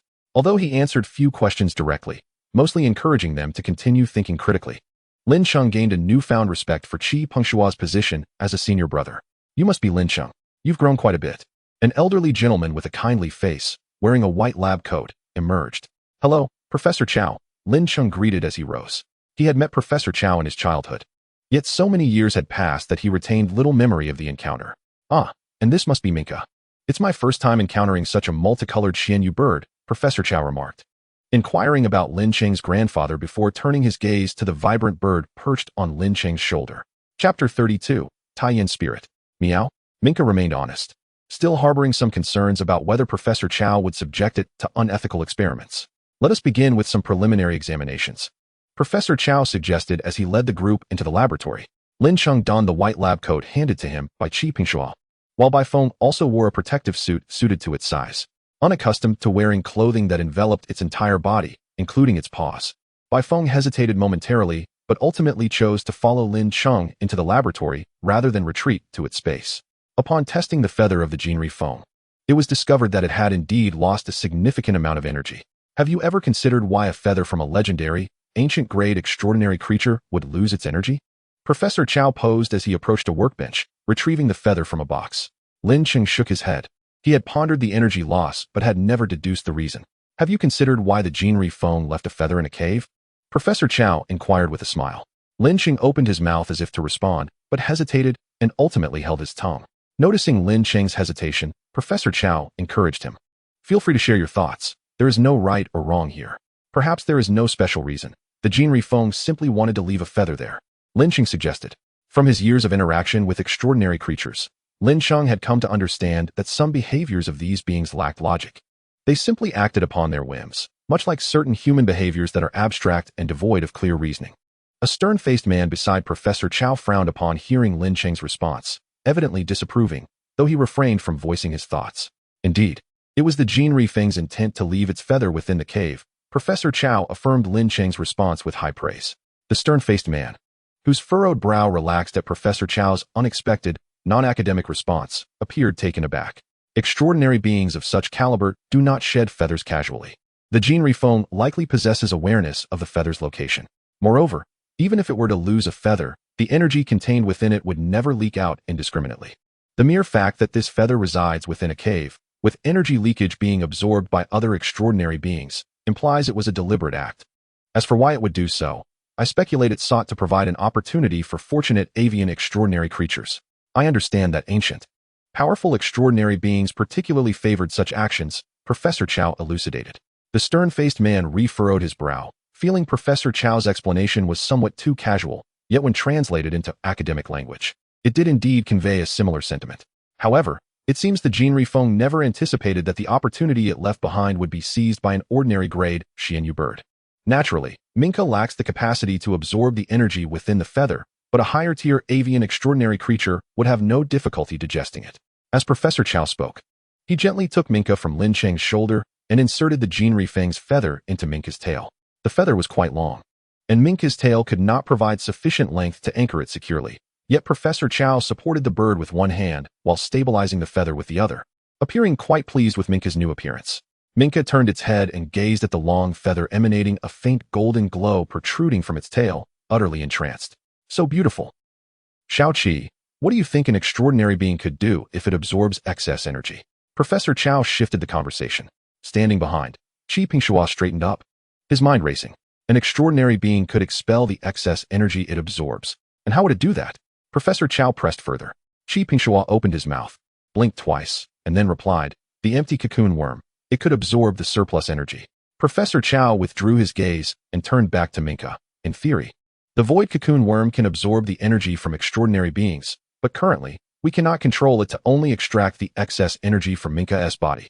Once it finishes its task, Minka could end up as a mere husk. The void cocoon worm, a creature capable of draining parasitic extraordinary beings into desiccated corpses, though few in number, possesses formidable strength. Are there any other methods? Professor Chow continued his inquiry. There is, Qi Pingshua said, his eyes fixed ahead, his mind racing. We could attempt to convert the energy within into a form that Minka can absorb. His voice was slow, tinged with uncertainty. Indeed, we could have Tianling transform the energy into a type that Minka can currently assimilate, while utilizing the transfer vine to assist in the energy transition. This time, Professor Chow refrained from continuing his relentless questioning and instead shared his own insights. The reason Minka struggles to absorb energy is due to the superior quality of Jinri Feng's energy, which is currently beyond its capacity. Lin Cheng furrowed his brow. While the transfer vine seemed manageable, Tianling was an exceptionally rare extraordinary being he had only encountered in extracurricular reading. Professor Chow, as if sensing Lin Cheng's thoughts, smiled and said, a friend of mine has a pet beast that is a Tianling. I can invite it over to assist. That would be immensely appreciated. Lin Cheng exclaimed with delight. However, I must emphasize that this method remains theoretical. Its practical success is uncertain. Amidst Minka's reluctant gaze, Professor Chow plucked the large red feather from its tail and returned it to the box. Just as Lin Cheng was about to speak again, a commotion erupted from one of the rooms. Quack, quack, quack. A large-mouthed duck bolted out, squawking loudly, followed closely by two students who had failed to restrain it. Bai Feng assessed the situation and swiftly pressed the duck down, yet it continued to wail piercingly. I apologize, teacher. We did not anticipate that the large-mouthed duck would become agitated so suddenly. We will take it back immediately. What caused the duck's agitation? Professor Chow wondered. Recalling no experiments that required the duck to be beaten, his curiosity piqued. The two students hastened to explain. They intended to conduct an experiment exploring whether the giant beak possessed any special digestive capabilities, an experiment that would not harm the duck and might even be enjoyable for it. However, for reasons unknown, the normally docile duck had turned irritable shortly after arriving in the lab. Listening to their account, Lin Cheng shifted his gaze to the large-mouthed duck. Chapter 33, The Fearful Large-Mouthed Duck. Large-mouthed duck. Affection level, 1. Note, it is frightened due to seeing a plant that terrifies it inside the room. If you can remove its sight of that plant, it will be quite happy. As Lin Cheng observed the two students attempting to drag the large-mouthed duck back into the laboratory, he could not restrain himself. The large-mouthed duck seems to be frightened by something. If you take it back, it will likely try to escape again. What do you think has frightened it? Professor Chow inquired, intrigued by Lin Cheng's assertion. The two students expressed disagreement with Lin Cheng's perspective. The room contained only common facilities or food for the duck. If anything might have terrified it, it could only be the two living humans. However, as the duck's caretakers, they had never encountered such behavior before. That remains uncertain. We must inspect the room to ascertain what might be causing this, Lin Cheng replied. Leading the way, Professor Chow ventured into the room. The largemouth duck, which had begun to calm down, erupted into cries once more upon reaching the doorway. Lin Cheng scrutinized the interior and found it quite simple: a table, a sofa, and several potted green plants on the windowsill, resembling a lounge. Xiaolin, what do you think frightened the largemouth duck? Professor Chow asked. Lin Cheng surveyed the room, and his gaze fell upon the plants on the windowsill. After consulting with Professor Chow, he stepped inside. As Lin Cheng approached the greenery, the largemouth duck, held by the two students, began to exhibit signs of panic.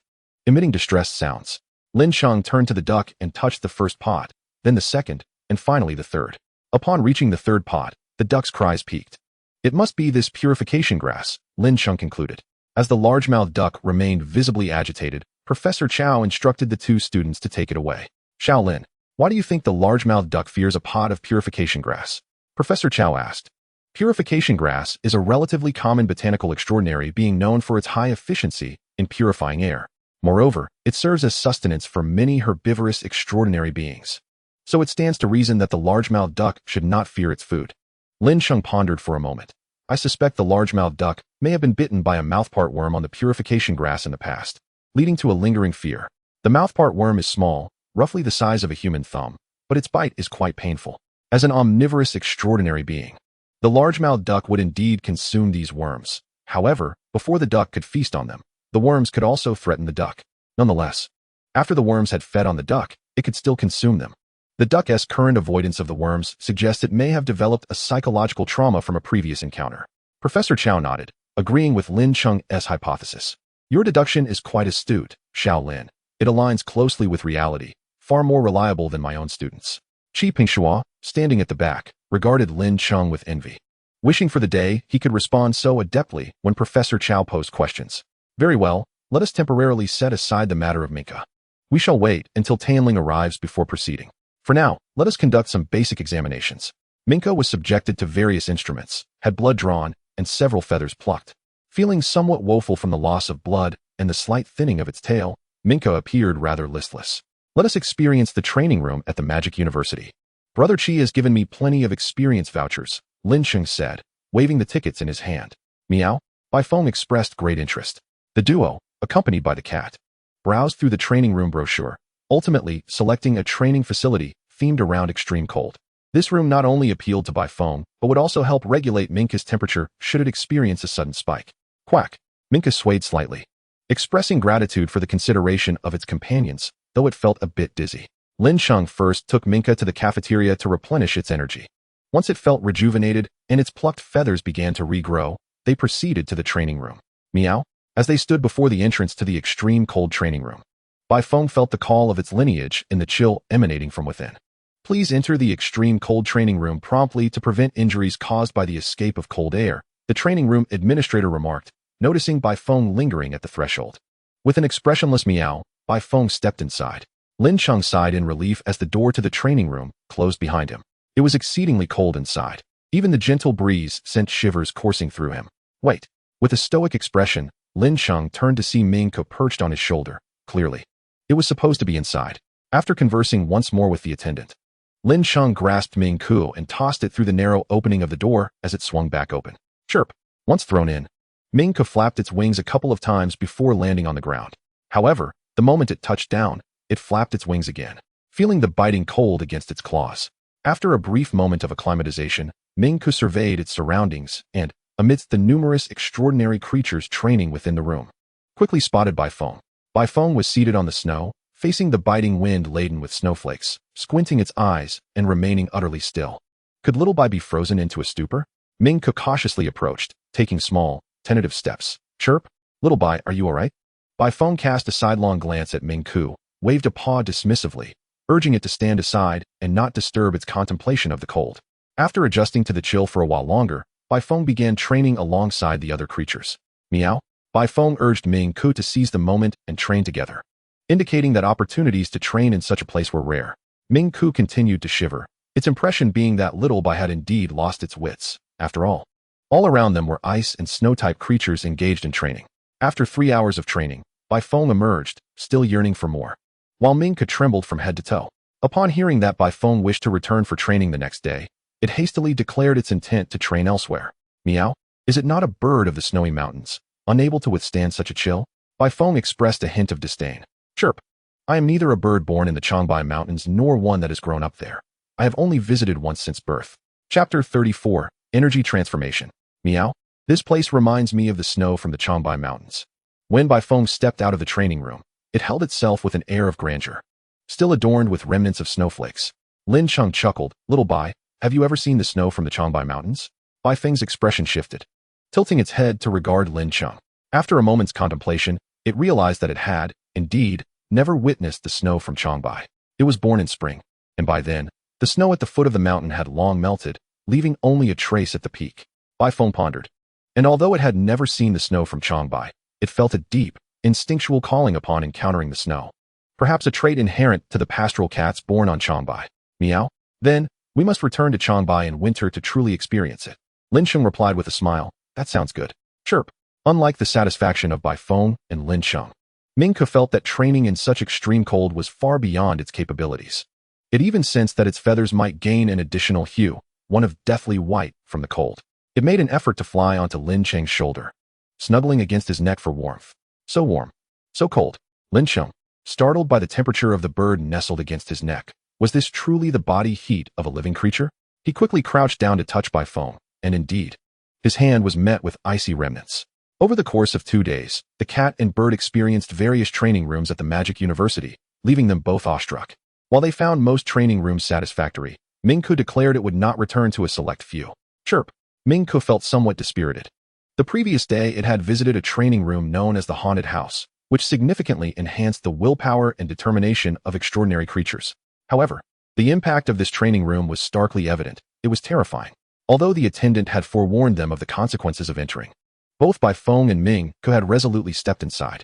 Upon emerging, Baifeng appeared unchanged, while Mingke seemed as if its soul had been frightened out of it. The training room housed numerous ghost-type extraordinary creatures, and Mingke estimated that the terror it had experienced last night would suffice to satiate them for a while. Rallying its spirits, Lin Cheng urged Mingke to perk up, reminding it that today's tasks were of great importance. He gently lifted Mingke's drooping head with his finger. Upon arriving at Professor Chow's laboratory, Mingke flapped its wings and stood tall, displaying a renewed vigor. In a lounge area outside the laboratory, Lin Cheng encountered Tai Yinling for the first time. The creature resembled a small deer, its body pure white, with long, translucent antlers through which sand-like particles flowed gently. Upon seeing Lin Cheng enter, Tai Yinling rushed towards him, its face nearly pressing against him, its large eyes scrutinizing Mingke. Tai Yinling. Affinity. 8-100. Note. It is quite fond of Mingke's colorful appearance. If you allow Mingke to play with it for a while, it will be very happy. With its pristine appearance and unique abilities, Tai Yinling was revered as a mythical beast in ancient times. Lin Cheng, having learned of Mingke's need for Tai Yinling's assistance, had diligently researched related materials. According to ancient texts, Tai Yinling possessed an inherently pure nature, displaying a fondness for colorful things, with clear inclinations towards likes and dislikes. It appeared that Tai Yinling perfectly matched the descriptions found in ancient writings. Lin Cheng gently tapped Mingke with a finger. Encouraging it to play with Tai Yinling, Mingke flapped its wings and circled around Tai Yinling, which, noticing the persistent flight of Mingke, joyfully began to prance about. However, the lounge was rather confined, and Tai Yinling soon bumped into a nearby chair. Qianzhe, who had been conversing with Professor Chow, turned upon hearing the commotion and called Tai Yinling back. In contrast to Tai Yinling's ethereal beauty, Qianzhe exuded a shrewd demeanor. What a beautiful Xianyu bird, he remarked, admiring Mingke. Hello, I am Lin Cheng, and I sincerely appreciate your assistance. Lin Cheng stepped forward to express his gratitude. Qianzhe chuckled lightly. It's nothing. Professor Chow mentioned you are a young man of great potential. I happen to be visiting Magic City, so I thought I would bring Tai Yinling along for a trial.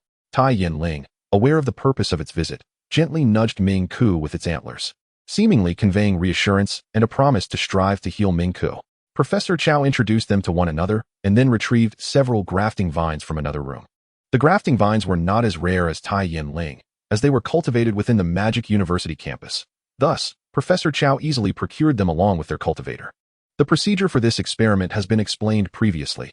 If there are no further questions, we shall commence, Professor Chow stated with gravity.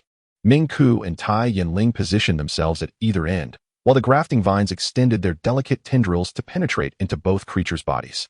The grafting vines were capable of temporarily transferring energy within extraordinary creatures. They could absorb energy from others and also release their own energy. However, after a certain duration, they must return the energy, or else they would suffer backlash. Given the considerable energy within Minka, multiple transfer vines were employed simultaneously to expedite the process and alleviate the burden. The transfer vines siphoned energy and directed it toward Tanling, which then began the transformation of that energy within itself. Once the transformation was complete, the transfer vines would reclaim the energy and revert it to Minka. Although the transfer vines possessed the skill of energy transference, they were unable to execute this ability against a significantly stronger extraordinary being. However, if the other party consented, the situation would be different. Once the initial portion of energy was transformed by Tanling and returned to Minka, the transfer vines retracted their tendrils. While a room full of individuals and beasts anxiously focused their gaze on Minka.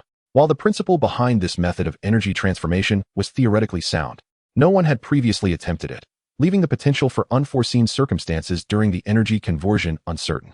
After a while, Minka opened its eyes and nodded toward the group. It could sense that the returned energy was now acceptable to its body, unlike before when it was incompatible. Although it would still temporarily manifest as excess energy within its system, it was now manageable. Lin Cheng exhaled a sigh of relief, grateful that this method proved effective. More transfer vines began to connect between Minka and Tanling, initiating a larger-scale energy conversion. Chapter 35. The middleman. As Lin Cheng anxiously observed the energy conversion process involving Minka, Qianzhe approached with arms crossed. Lin Cheng, is this white rural cat your first pet beast? Lin Cheng nodded, prompting Qianzhe to continue. Your pet is exceptionally well kept. Its fur glistens, the musculature beneath its skin is taut, and its skeletal muscles are robust, particularly the quadriceps, triceps, and longissimus dorsi, which exhibit perfect fiber arrangement. Listening to Qianzhe's array of technical terms, Lin Cheng couldn't help but cast a sideways glance. Mr. Qian was quite the expert. Bai Feng, who had been intently watching Minka, found it hard to resist wagging its tail upon hearing Qianzhe's remarks. Although it had many underlings who flattered it, this was the first time it had heard such professional terminology used in praise, and despite not fully grasping it, it felt quite pleased. After exchanging thoughts on pet training, the conversation shifted as Qianzhe inquired, is your rural cat of the giant variety? Giant extraordinary beings are significantly larger than their ordinary counterparts. And like those with unusual colors or heterochromia, they are products of genetic mutation. Moreover, giant extraordinary beings typically possess greater potential than their standard counterparts, making them more desirable. It's not a giant.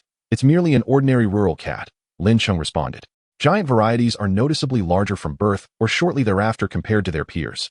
And if Bai Feng were a giant, it wouldn't have been so small when Lin Cheng found it. Oh, I see.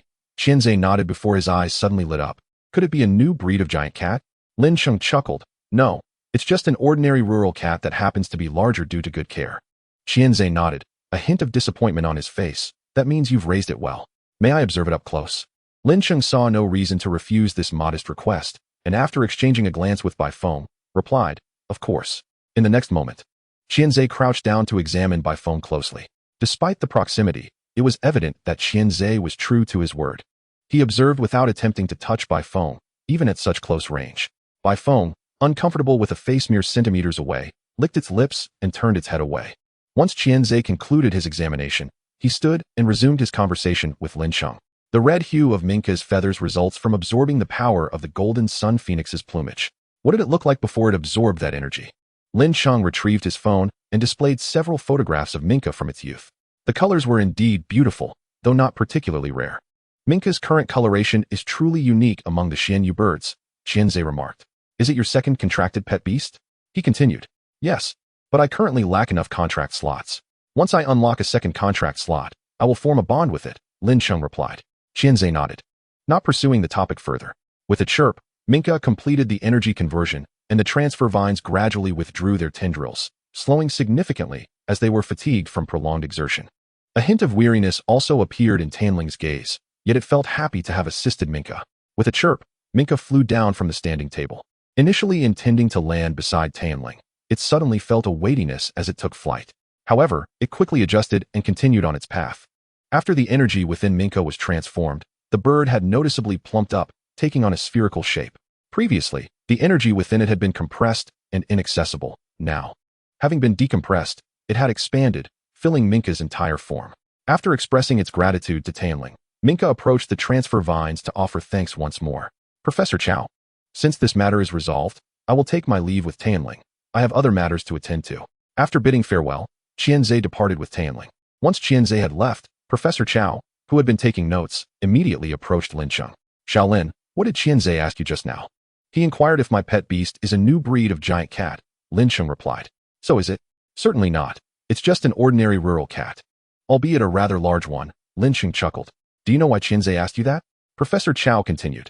Lin Cheng shook his head, and Professor Chow elaborated. It relates to his profession.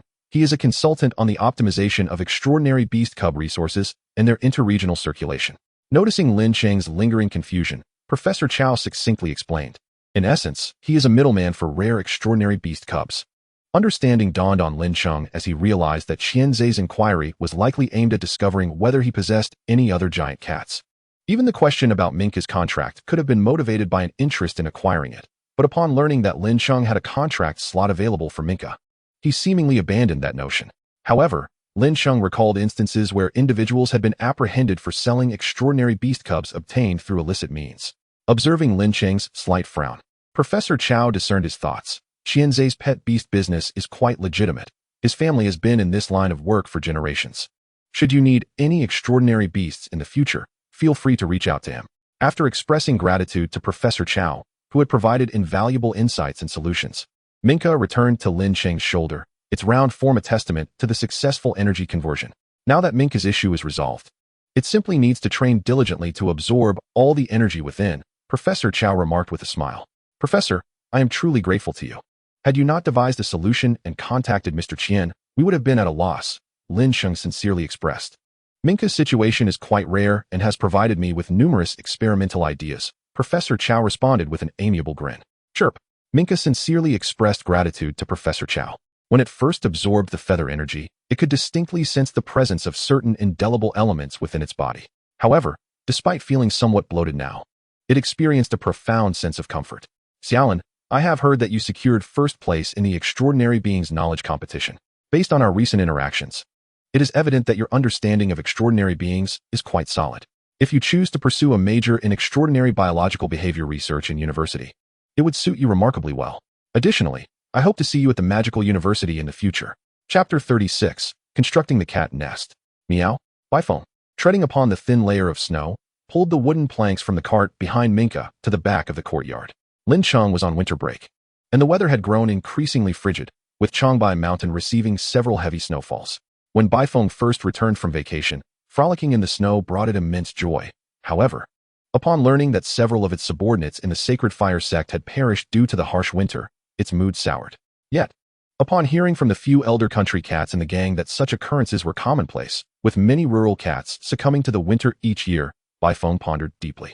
Although it could withstand the cold, and even relished rolling in the snow, its younger companions could not. Thus, after consulting with Lin Cheng, Bifone decided to construct a vast cat nest in the vacant space behind the courtyard, equipped with winter-proof amenities to provide a shelter for its subordinates during the cold season.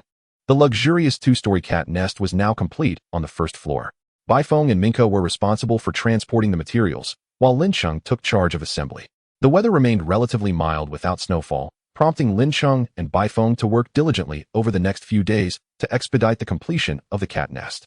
Bifone also allowed its younger companions to roam freely, encouraging them to forage for food, although provisions would still be supplied to foster their self-sufficiency. Dinner is served. Lin Dishan's voice resonated. We're coming. Lin Cheng, having finished hammering in the last nail, returned with Bifone and Minka. Meow, given our current pace, we should be able to complete it by the day after tomorrow, right? Indeed, just in time before the impending snowfall. Chirp. A few days later, heavy snow blanketed the ground, and a white cat lay amidst the flurry, while the cat nest was brimming with cats. Within the confines of the nest, even the most discordant of country cats found themselves huddled together, with heads turned in various directions. Meow, do you think the boss is cold? The cats inside, unable to venture outside due to the snowfall, passed the time by chatting and dozing. Surely not. Do you think the boss is foolish? If it were cold, it would have returned indoors. But why isn't it cold? Perhaps it is because the boss is the boss, unperturbed by the chill. Within the nest, half the cats were meowing while the other half dozed, and although minor conflicts occasionally arose, they were swiftly quelled by Bifone. Meow, meow, meow. Lin Cheng trudged through the thick snow, carrying a large bag of cat food to feed the cats. Despite the adverse conditions for venturing outdoors, he still made the effort to deliver meals. Although this ordinary cat food was not favored by the rural cats, it sufficed to satiate their hunger. Lin Cheng tidied the food trough in front of the cat nest and filled it with kibble. The rural cats emerged in an orderly fashion to eat. The boss's contractor is quite capable, delivering meals promptly every day and maintaining a pleasant demeanor. Lin Cheng had grown accustomed to the evaluations from Beifeng's younger companions whenever he came to deliver food, which invariably praised him for being a competent contractor for their boss and for alleviating its burdens. Beifeng, Beifeng. Lin Cheng called out to a mound of snow not far away. Meow. The snow mound suddenly stirred, and a white cat leapt forth. Beifeng was buried in the snow, with only its head, back, and tail visible. It first inspected the well-being of its subordinates, ensuring they were all safe before returning to Lin Cheng. Is lying in the snow all day truly comfortable? Lin Cheng inquired. Recently, Beifeng had been spending increasingly prolonged periods outdoors, only returning to eat and sleep, often departing earlier and arriving later, seemingly reducing its rest time to extend its outdoor hours. Lin Cheng even worried that Beifeng might eventually choose to sleep outside permanently. Meow. Beifeng nodded earnestly. It was indeed exceedingly comfortable in the snow. Upon reaching the doorway, Beifeng shook off the ice particles clinging to its fur. Lin Cheng methodically removed his gloves, hat, earmuffs, and scarf. The temperatures atop Changbai were bitterly cold, necessitating full winter gear whenever he ventured outside. Grandfather, perhaps you should feed Minka a little less. It has become quite round since returning these past few days. Lin Cheng remarked to Lin Cheng, who was feeding Minka with a small iron spoon. What do you know? Minka is undergoing rigorous training. It needs to eat more to gain strength. Lin Cheng scooped another spoonful of rice into Minka's mouth. Lin Cheng mused that his grandfather's feeding philosophy had never changed. He had always favored a forceful approach, whether with himself, Beifeng, or now Minka. Although Minka indeed needed to consume more to replenish its energy, Lin Cheng felt that his grandfather's method of force feeding still possessed some flaws. Minka did not greet Lin Cheng and Beifeng upon their return, as its mouth was too full to speak. Once Beifeng arrived beside Lin Cheng, he released Minka and turned to shake snow off Beifeng. Have you gleaned any insights from spending so much time in the snow? Lin Cheng inquired. Meow. Lin Cheng nodded. Typically, those who enjoy training in the snow are extraordinary beings of the ice and snow type, hoping to absorb more ice and snow elements, while a minority are extraordinary beings seeking to strengthen their will in extreme environments. However, Beifeng felt it belonged to neither category. It experienced a unique sensation in the snow, a calling of its bloodline. Beifeng even believed that this feeling it was undergoing had a certain relation to its future evolution into the White Calamity Monarch. If your body feels no strain from the current training, perhaps you could try short-term hibernation, Lin Cheng suggested, stroking Beifeng's head. Beifeng tilted its head, somewhat unfamiliar with the concept of short-term hibernation. Short-term hibernation allows extraordinary beings to remain in a relatively prolonged state of stillness during frigid weather, serving as a form of training. For extraordinary beings that do not hibernate naturally, consuming certain specific ice-type spiritual materials can induce the state. Lin Cheng elucidated. Seeing the hint of anticipation in Beifeng's eyes, Lin Cheng continued. There are quite a few such ice-type spiritual materials available. Would you like to try short-term hibernation? Meow. After discovering a new training method, Beifeng consumed a significantly larger lunch. Now that Xiaobai's training had a new direction, your training content also requires updating. It cannot remain solely focused on the basics. After finishing his meal, Lin Cheng collapsed onto Lin Cheng's recliner, simultaneously pinching Minka's feather while speaking. Chirp. What will I be training? This training is somewhat reminiscent of your initial training. Minka tilted its head, trying to recall what its original training entailed. The great rock spreading its wings. Minka had developed a muscle memory for those 4 characters, instantly unfurling its wings. It is a skill somewhat similar to the motion of the great rock spreading its wings, Lin Cheng explained. Chapter 37, Minka's Sparring Partner. A few days later, on a sunny day, Lin Cheng wielded a large broom, clearing the snow from both the front and backyards, before taking Minka to the cat shelter, where he selected an older black cat. Upon hearing Lin Cheng's words, the black cat nodded in agreement, indicating its willingness to cooperate. Minka fluttered from Lin Cheng's shoulder to face the black cat, locking eyes for a moment, only to discern a palpable disdain for its diminutive stature reflected in the cat's elongated pupils. After adjusting its emotions, Minka suddenly widened its eyes, spread its wings, and emitted a sharp cry. Chirp. The black cat remained unfazed, merely extending its tongue to lick its lips. After releasing its call, Minka's wing beats slowed slightly. However, upon catching a glimpse of encouragement in Lin Cheng's gaze, it resumed its previous actions. Chirp, chirp, chirp. Minka was presently honing its intimidation skill. predominantly relying on vocalizations and physical gestures to instill fear in its adversaries, momentarily halting their movements. This skill, unlike ordinary dive attacks or pecks, was a more advanced upgrade, rendering it considerably more challenging to train.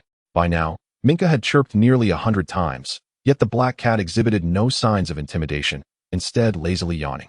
Chirp. As Minka exhaustedly completed its final cry, it gradually descended, panting from fatigue.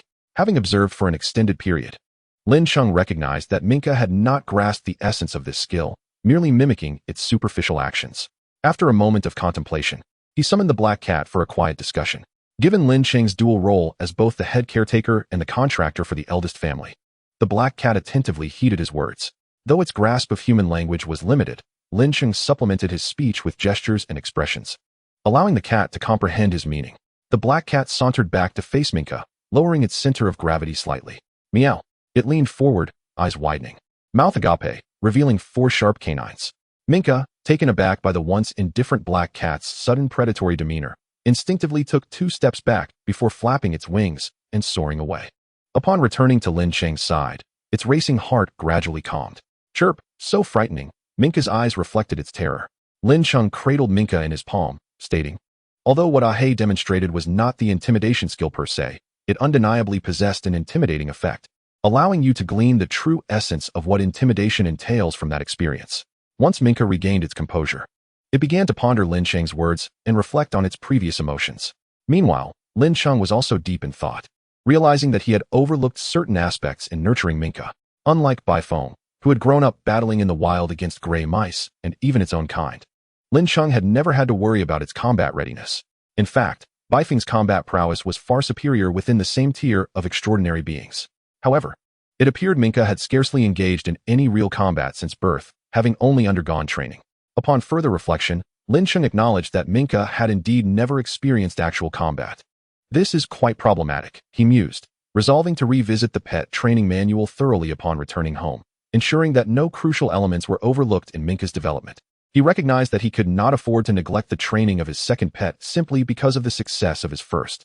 Once Minka had adjusted its state, it approached the black cat once more, spreading its wings and calling out loudly. The black cat gazed down at the diminutive creature with its indifferent vertical pupils, maintaining an emotionless stare. Minka surmised that intimidation should not be executed under the gaze of a superior, thus it took flight, wings spread wide, and directed a piercing call at the black cat below.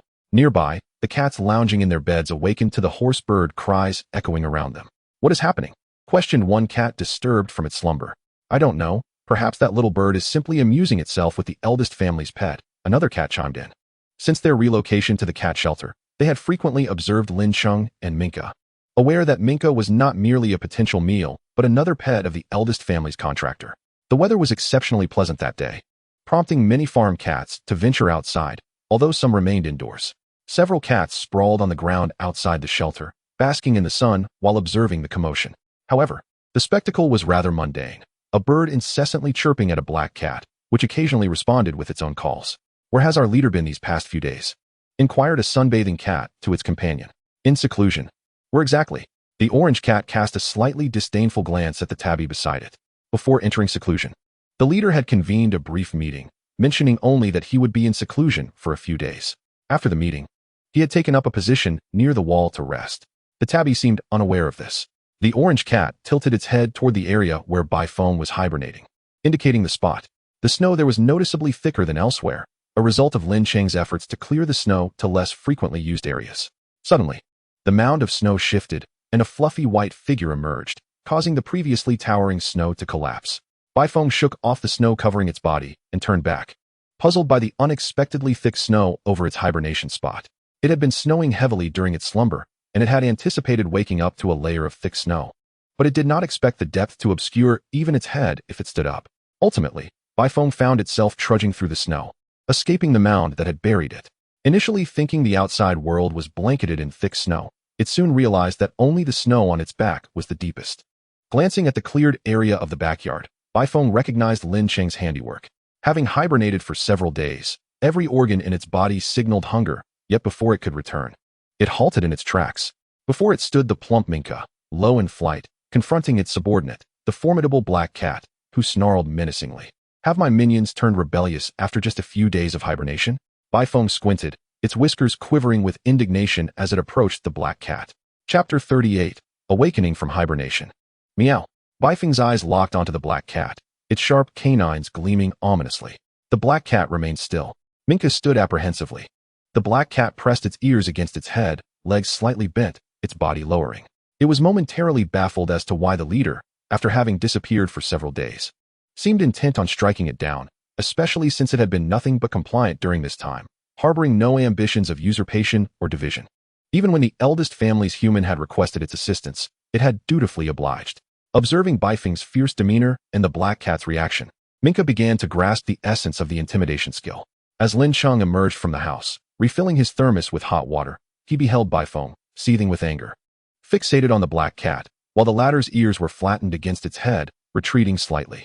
Though initially startled by Baifeng, Ming Ku and the black cat were momentarily taken aback, yet Lin Cheng promptly dashed outside. Xiaobai, please allow me to explain, he interjected, positioning himself before Baifeng.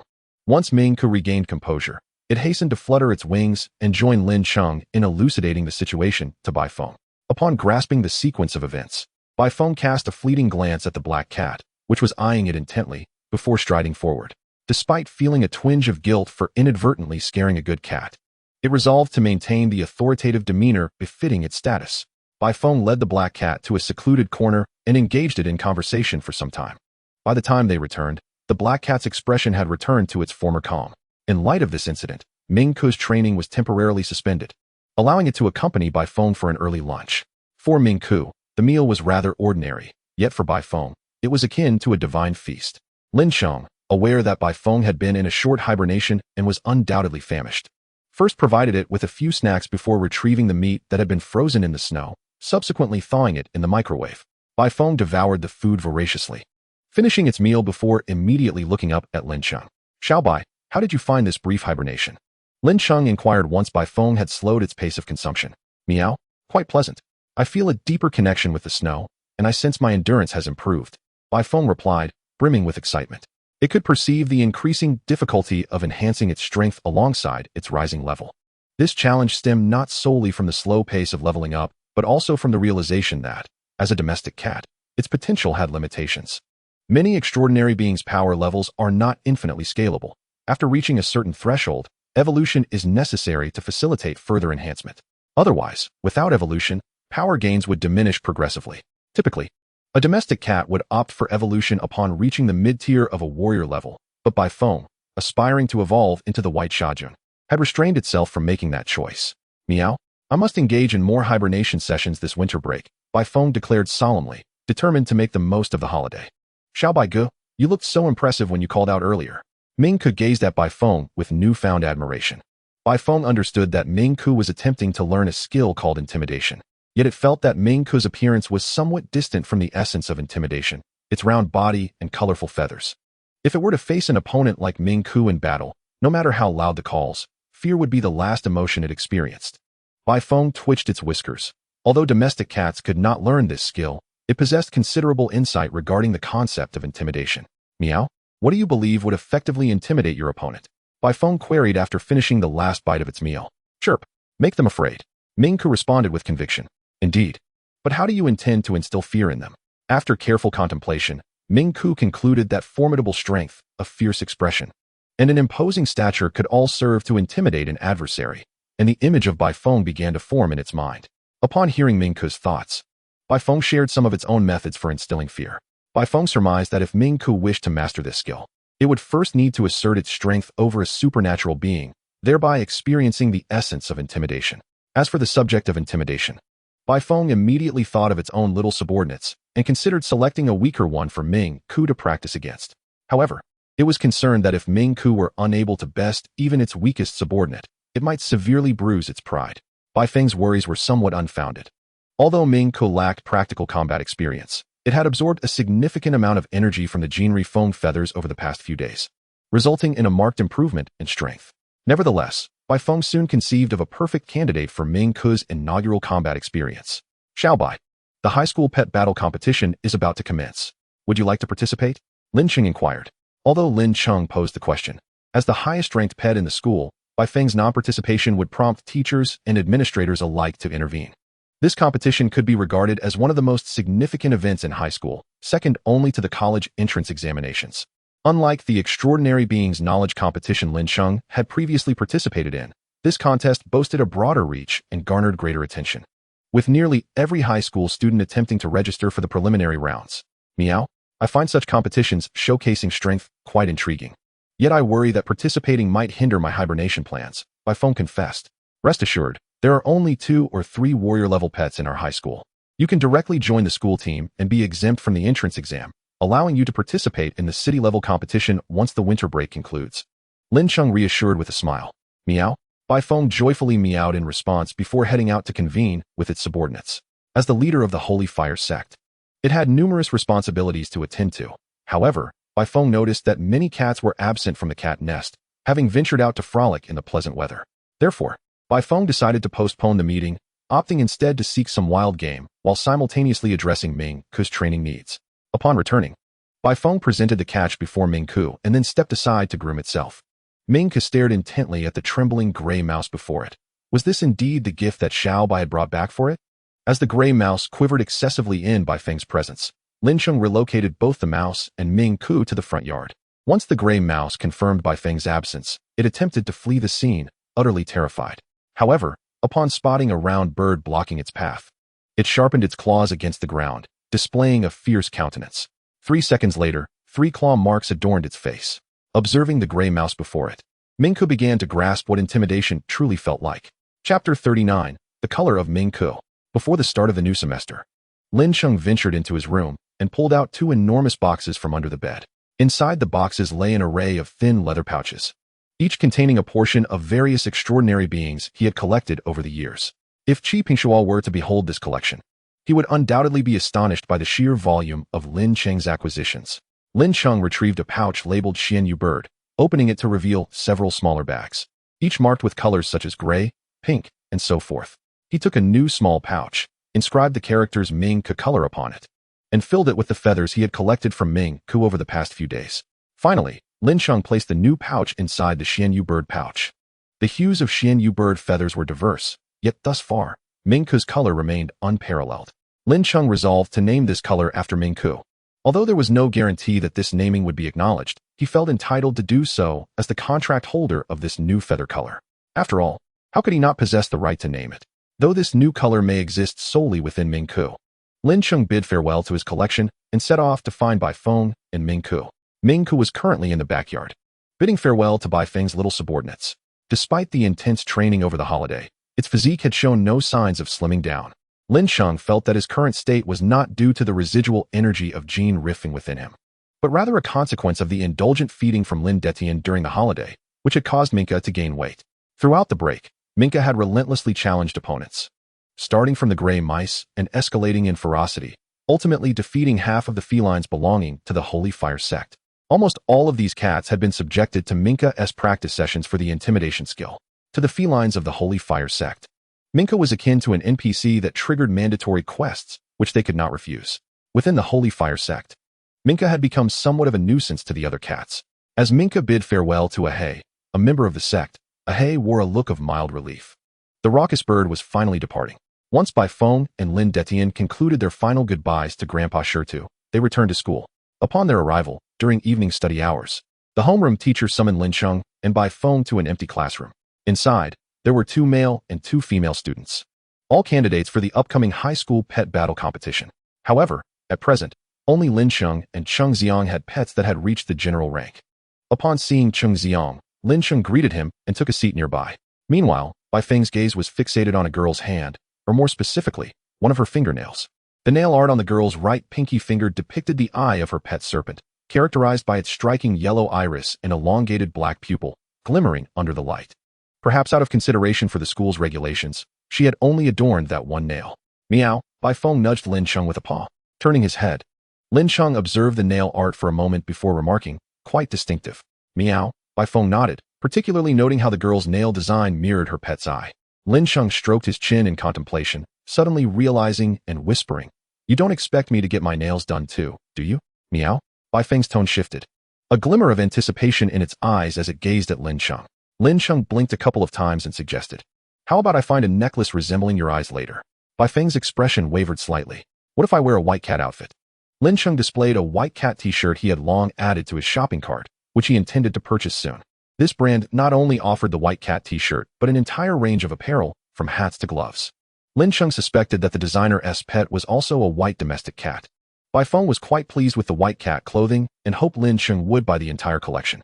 Every contractor subtly influences their pet, while every pet openly desires certain traits of their contractor to mirror their own.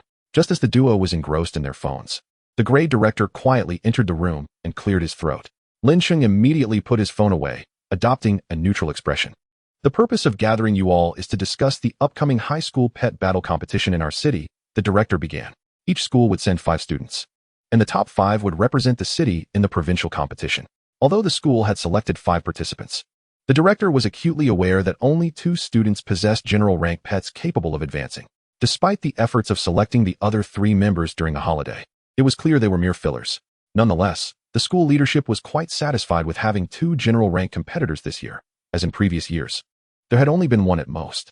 After outlining the competition arrangements and some benefits for the participants, the director dismissed everyone back to their classrooms. As Lin Cheng and Cheng Xiang walked back, they engaged in casual conversation, while the Thunder Lynx followed closely behind Bai Feng, meticulously observing it.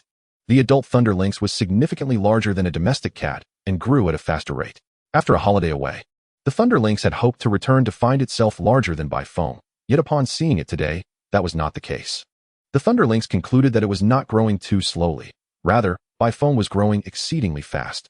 After evening study, Lin Cheng returned to his dormitory and, under Bai Feng's watchful eye, ordered the entire series of white cat apparel. He collapsed onto the chair, feeling inexplicably fatigued despite the first day of school being relatively uneventful. Turning to observe Minka, who was having a late-night snack, Lin Cheng noticed the bird looking back at him, inquiring with its eyes if something was amiss. Lin Cheng simply shook his head. Most Xian Yu birds possess melodious voices, and listening to their songs is a delight. Unfortunately, his Xian Yu bird was tone-deaf, which, while not hindering its growth, took away a source of comfort during moments of exhaustion. Lin Cheng extended his index finger before Minka, who promptly hopped onto it. He then moved his hand in front of him, using the other hand to scratch Minka's head, neck, and wing roots. After a gratifying petting session, Lin Cheng set Minka back down to continue its late-night feast and sat on the bed, grooming Bai Feng, who was already sprawled out atop the bedding. Lin Cheng mused that Bai Feng's current sleeping position was undoubtedly influenced by him. Whenever sleeping beside him, Bai Feng always lay on its back, exposing its belly. Yet when outside, it reverted to the typical feline posture. Meow. Half awake, Bai Feng was roused by Lin Cheng's vigorous petting butt. Reading the lack of ulterior motives from Lin Cheng's expression, closed its eyes once more, finding solace in the moment. Chapter 40. The white cat had on the day of the city's high school pet battle competition. Lin Cheng arose early and boarded the school's rented bus to the venue. He yawned, bemused at the need to rise even earlier for a competition. Despite already waking early for school, Bai Feng, seated beside him, appeared quite alert, its eyes darting around. This excitement was not due to the competition itself, but rather because it was a naturally energetic little cat that typically woke early and slept late. "I've learned that there are a total of 8 pets at the general rank competing," Cheng Xiang announced from the back seat, sharing the tidbits he had gathered. The Thunder Lynx sat comfortably, initially intended to be held by Cheng Xiang during the ride. Yet it felt that such closeness was acceptable at home, but a bit embarrassing in public, considering it was no longer a mere cub. After relaying various gossip about each school's general rank pets, Cheng Xiang turned his attention to Lin Cheng's hat. "That white hat looks quite nice." This time, as they represented the school in the competition, all of them wore their school uniforms. Bai Feng felt somewhat disappointed. It had hoped Lin Cheng would don the white cat outfit to compete alongside it. However, Lin Cheng wearing the white cat hat was a consolation. A lynx hat could be designed, Cheng Xiang mused aloud, gazing at the hat adorned with a cat motif. Bai Feng cast a sidelong glance at him. Noticing the plush Thunder Lynx toy and figurine dangling from his backpack, their resemblance suggesting they were custom-made. It turned back to Lin Cheng, deep in thought. As the Thunder Lynx observed Bai Feng's reaction, it felt a twinge of embarrassment. A tuft of fur on its ears quivered. It had long advised Cheng Xiang that such items could simply be left at home, yet they had insisted on bringing them along. The bus swiftly arrived at the venue for today's competition, Ziyuan High School. This event was scheduled for Sunday, and many students on break had arrived early to secure their seats for viewing. After a lengthy series of opening speeches, the contestants drew lots and the competition commenced. Lin Cheng fixated on the match information displayed on the large screen, and their school's supervising teacher approached, taking a seat beside him. Do not worry. Your first opponent possesses only an average strength level. You can undoubtedly overcome it, the teacher encouraged softly. As the most formidable contender from their school, Lin Cheng's emotions during the match were of great significance. Upon hearing the teacher's words, Lin Cheng snapped back to attention and nodded with a smile. His momentary distraction was not born from concern about losing the match, but rather due to the fact that he had never encountered the opposing beast before. His first adversary was a stone guardian, a rare extraordinary creature of the rock type. It is said that the places where one can observe the most diverse array of extraordinary beings, aside from breeding houses, are various schools, particularly those with commendable academic standings. Lin Cheng's desire to enrich his collection surged within him, and he discreetly leaned towards Bai Feng, whispering a few words. Lin Cheng's number was drawn towards the beginning. With 5 arenas below the stands, it was not long before his number was called. Bai Feng understood Lin Cheng's intentions, although it did not fully comprehend. It chose to show respect. On the arena, a being composed of variously sized stones, resembling a creature with arms and legs, stood opposite Bai Feng. However, due to its youth, its limbs were short, rendering it somewhat top-heavy. Bai Feng squinted at the stone guardian, while the opponent's contractor furrowed his brow. He had not anticipated drawing a martial-class adversary in the first round, and now hoped that his stone guardian could withstand the blows due to its superior defense. As the match commenced, the stone guardian unleashed its ultimate move, Rock Fist Smash, while Bai Feng executed the planned charge skill. With a resounding crash, Bai Feng remained steadfast in its position, while the stone guardian was reduced to a pile of rubble scattered across the ground. 3 seconds later, the remnants of the stone guardian lay still, and the referee declared Lin Cheng the victor. At that moment, Bai Feng staggered on the platform, as if drained of energy, leaning forward, but it quickly regained its composure and descended from the arena. The contractor of the stone guardian hurriedly ascended the platform to gather the scattered stones. In a short while, the stones began to shift, returning to their original positions. The stone guardian stood up once more. Although Bai Feng's strike had inflicted significant damage, the creature could still restore itself. However, the stone guardian scratched its head with its short arm, feeling a peculiar emptiness in addition to the pain. When it pressed its other arm against its belly, the limb unexpectedly sunk into its abdomen, and upon glancing down, it realized a piece of its body was missing. Bai Feng followed Lin Cheng out of the competition area to a secluded spot, glanced around, and promptly deposited the object in its mouth into Lin Cheng's hand. Lin Cheng examined the ping-pong ball-sized stone, nodding knowingly. The stone guardian's fragment. Meow? Is it acceptable to take a part of its body? Bai Feng inquired. Rest assured, the stone guardian will find a compatible stone to replace the missing piece in due time, Lin Cheng reassured. Bai Feng exhaled, accompanying Lin Cheng back to their school's resting area. Meow? Ming Ku, left behind to watch over things, congratulated Bai Feng. However, Bai Feng felt little elation. The battle had posed no real challenge, so it lay on the stand, continuing to observe the ongoing matches below. The competition proceeded smoothly and concluded in 3 days, with Lin Cheng securing first place, and Cheng Xiang also making it into the city-level team. Standing on the podium, Bai Feng exhibited no excitement, even feeling that the past few days had been somewhat too effortless. While Lin Cheng was quite pleased with the new extraordinary creature specimens he had acquired with Bai Feng's assistance. There were moments when Bai Feng had to bite off a tuft of fur or a part of the opposing beast to help Lin Cheng obtain specimens, which felt rather odd. Many spectators, aware that Bai Feng could easily triumph over its opponents, nonetheless believed it should impose some cost, labeling it a fierce cat. Yet, Bai Feng remained unconcerned. As the Grand Master of the Sacred Fire Church, it was never meant to be a benevolent feline. After a medal was draped around its neck, Bai Feng squinted its eyes. However, upon seeing the awards presenter hand over a board inscribed with a prize of 50,000 yuan to both itself and Lin Cheng, it became serious. Overall, this competition had yielded considerable rewards. Bai Feng even began to anticipate the provincial competition. If the city-level contest offered such monetary rewards, the provincial level must surely be even more lucrative. Bai Feng's fighting spirit ignited. Chapter 41. Rare Extraordinary Creature Exhibition. After half a month of training, Lin Cheng and his companions arrived early at the provincial capital, preparing for the next round of competition. Once they settled their belongings at the hotel, Lin Cheng took his cat and bird to the most renowned pet restaurant in the area, Xianin Yuan.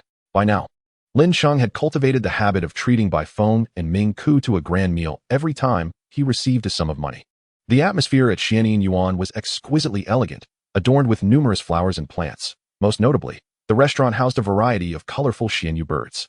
Some perched on rods grooming their feathers, while others splashed about in small pools. The the melodious calls of the Xian Yu birds filling the air. Meow. Upon entering the restaurant, Ming Ku was overjoyed, promptly flying from Lin Cheng's shoulder to the pool to play with the other Xian Yu birds. The birds in the pool welcomed Ming Ku warmly, and soon they were frolicking together. After Lin Cheng and Bai Feng settled at a table and placed their orders, a manager approached them. "Good day, sir. May I inquire if that yellow, green, and red Xian Yu bird is your pet?" The manager asked, gesturing towards Ming Ku. Lin Cheng nodded in affirmation. "If I may ask, is the coloration of your Xian Yu bird's feathers natural or dyed?" The manager continued. "Some contractors use harmless dyes to color their extraordinary creatures, similar to how humans dye their hair. In fact, some pets enjoy the process of dyeing so much that they change colors more frequently than their contractors." "It is not dyed," Lin Cheng replied. "Ah, I see. This is the first time our restaurant has had a guest with such a feather coloration. If you would be so kind, could we take a photograph of your pet to display on our Xian Yu wall? If you agree, we would be pleased to offer you a 50% discount today," the manager expressed sincerely. "Absolutely." Lin Cheng, who had only known that the restaurant specialized in Xian Yu birds, was pleasantly surprised by this policy. He stood up to call Ming Ku back, who initially hesitated but quickly agreed upon hearing the reason. "How splendid it is to have my photograph hung on the wall of this esteemed restaurant," Lin Cheng casually remarked. "Meow. They all adore my magnificent plumage," Ming Ku exclaimed. As they approached the photo area, Ming Ku tilted its head proudly, the expression captured perfectly in the photograph. After the manager printed the photographs, he took out a frame and hung it at the very end of a wall adorned with an array of various Xian Yu birds. Lin Cheng stood opposite, gazing at the multitude of Xian Yu bird images that mirrored Ming's proud, tilted head, and couldn't help but feel a wave of nostalgia. It was astonishing to discover such a variety of colors among the Xian Yu birds. Lin Cheng believed that his collection of differently colored Xian Yu bird feathers was quite comprehensive. Yet now it seemed to comprise less than a third of the photographs displayed on the wall. Indeed, the common colors of Xian Yu bird feathers are rather limited. Many of the birds in the photographs may exist due to genetic mutations or other rare circumstances, the manager replied. Suddenly, the chirping sounds in the restaurant fell silent. And shortly thereafter, a chorus of Xian Yu birds filled the air. It was time for the Xian Yu bird choir. "And your Xian Yu bird is welcome to join in the performance." Minka's gaze wandered a bit, but after the manager's slight bow, he departed, leaving her relieved. Lin Cheng beckoned Minka to pose for a photo in front of her picture before taking his leave. Upon returning to his seat, Lin Cheng spotted an unexpected acquaintance. "Brother Qi." Lin Cheng, Qi Pingshua, who was deeply engrossed in his meal alongside his pet, the firepower monkey, looked up at Lin Cheng. Qi Pingshua invited Lin Cheng to join him at the table. "What brings you here, Lin Cheng?" Qi Pingshua inquired. "I'm here to participate in the high school pet battle competition. What about you, Brother Qi?" Lin Cheng smiled, feeling this question should have been his to ask first. "I was originally accompanying Teacher Chao to an academic conference, but I decided to stay an extra couple of days for a rare extraordinary creature exhibition," Qi Pingshua explained. Glancing at Bai Feng and Minka, "Would you like to join me? When is the exhibition?" Lin Cheng was still very much interested. But if the timing conflicted with the competition, he certainly could not forego the latter. He had heard about such exhibitions showcasing a variety of rare extraordinary creatures. Even if he couldn't enrich his collection, it would be beneficial to broaden his horizons. The day after tomorrow, Lin Cheng pondered for a moment. The opening ceremony was scheduled for tomorrow morning, and if luck favored him during the drawing lots, he would indeed have time the day after. "I'll go if I don't have a match that day. If you participate, you can enter for free as a booth owner at the exhibition. Each booth owner is allowed to bring one guest, so I can also avoid the admission fee," Qi Pingshua elaborated with enthusiasm. "Booth owner?" "Yes. Those displaying rare extraordinary creatures are considered booth owners, and the exhibition waives the entrance fee for non-profit booths. But I don't possess any rare extraordinary creatures." Lin Cheng expressed his confusion. "Why not? You have a giant farm cat and an anomalous Xian Yu bird. Not only do you have them, but you have two of each." Lin Cheng couldn't help but chuckle, but Bai Feng isn't truly a giant. And an anomalous color shouldn't occur unless born different from its peers. Minka doesn't quite fit that description either. "Don't worry, no one will know unless you mention it. From an outsider's perspective, your cat and bird resemble a giant and an anomalous creature. As long as you keep quiet, no one will suspect a thing." Qi Pingshua, sensing Lin Cheng's hesitation, continued. "The ticket costs 2,888 per person. They can both be classified as rare extraordinary creatures the day after tomorrow," Lin Cheng asserted seriously. Bai Feng and Minka turned to look at Lin Cheng in unison. Qi Pingshua was pleased with the shift in Lin Cheng's attitude and resumed his hearty meal. Lin Cheng's drawing of lots went as he had hoped. The first match was scheduled for the afternoon of the opening ceremony, and it would last a day and a half, allowing him time to attend the exhibition. Bai Feng's opponent was a star velvet cat, which was not a native extraordinary creature of Huagua. The situation of foreign extraordinary creatures being used as pets was increasingly common. The star velvet cat boasted fluffy silver-white fur, symmetrical dark markings on its face, and pure blue eyes that radiated nobility. When the star velvet cat's contractor met Lin Cheng's gaze from the sidelines, he scrutinized Lin Cheng and Bai Feng, and though his expression was neutral, Lin Cheng sensed a hint of disdain directed at them. Bai Feng, when you go up, give it your all, Lin Cheng whispered. Bai Feng slightly bared its teeth and nodded. The contemptuous gaze from the cat only fueled its irritation. Chapter 42. The Fierce Kick of the White Cat. Once Bai Feng and the star velvet cat were on stage and prepared, the referee announced the commencement of the match. The star velvet cat remained stationary, its eyes flickering as it invoked the dream fear skill. As Bai Feng charged forward, it suddenly perceived the star velvet cat's form enlarging until it loomed like a mountain of cat, casting a high and intimidating gaze upon it. It recalled the times from its kittenhood when it was often bullied by much larger cats, yet now it had overpowered all those felines. I am the boss. Bai Feng retreated a step before lunging forward to execute the iron claw skill against the towering star velvet cat. The colossal feline recoiled sharply, its body appearing to shrink in Bai Feng's eyes until it reverted to its normal size, now marked with 4 long claw marks on its leg. Bai Feng pressed the advantage, pinning the star velvet cat, and began to bite. The dream fear skill caused opponents to experience their deepest fears within a dreamscape, where the star velvet cat would morph into the embodiment of that fear, absorbing the opponent's dread to bolster its subsequent attacks.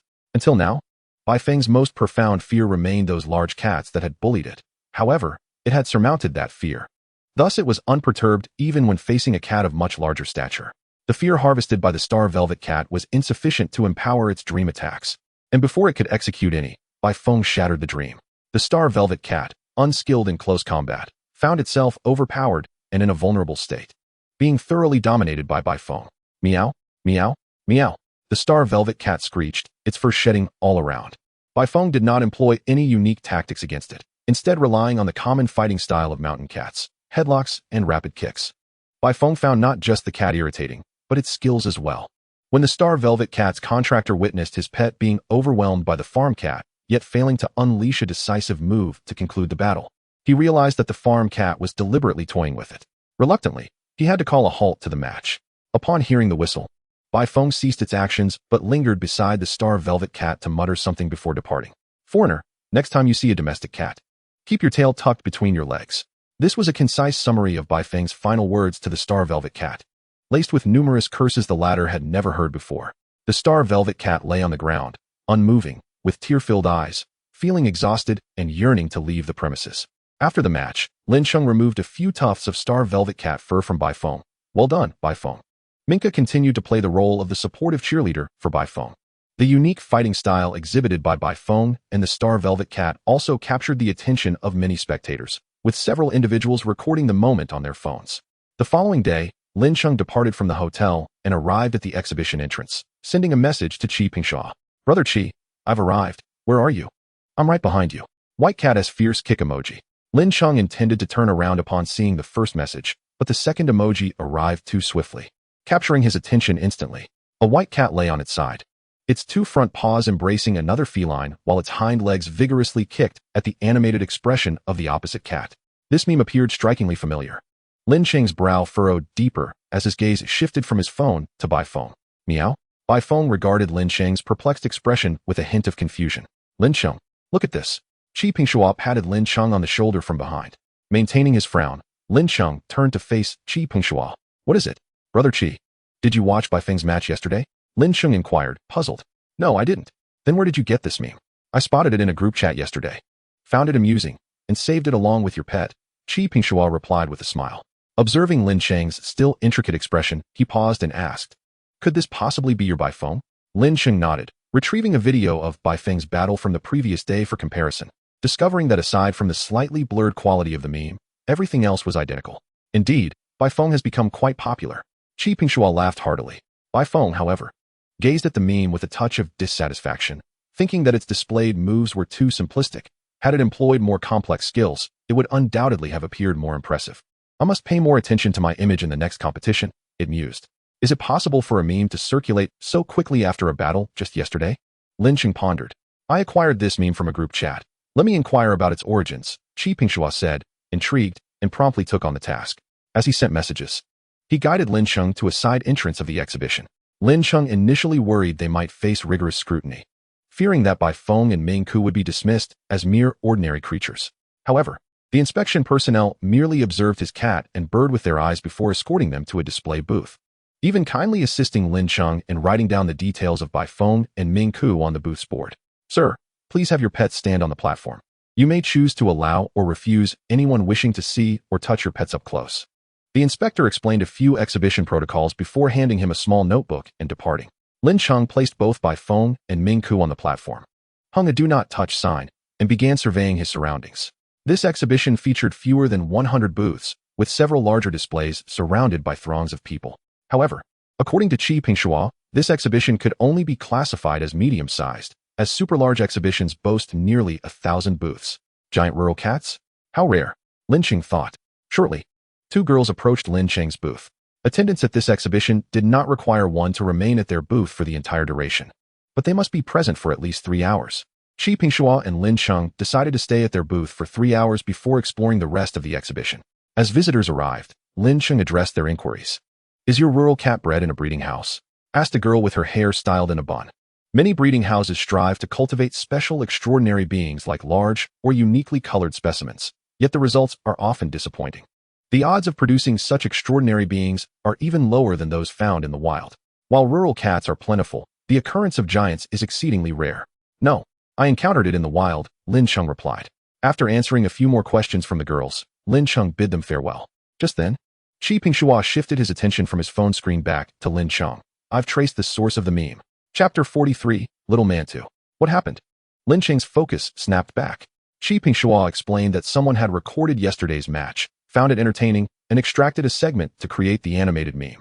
The meme had a high dissemination rate, circulating through 3 group chats in just one night, from which Qi Pingshua saved it.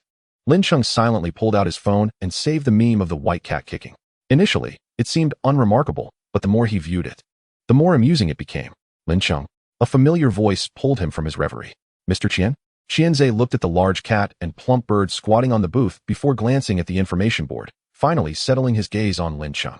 Lin Cheng's face flushed. Qianzhe knew the true nature of Ming Ku and Bai Feng, and he had hoped to remain unnoticed, only to encounter an acquaintance inside.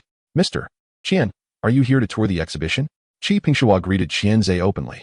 After exchanging pleasantries, Qianzhe departed. "Mr. Qian is the organizer of this exhibition," Qi Pingshua whispered.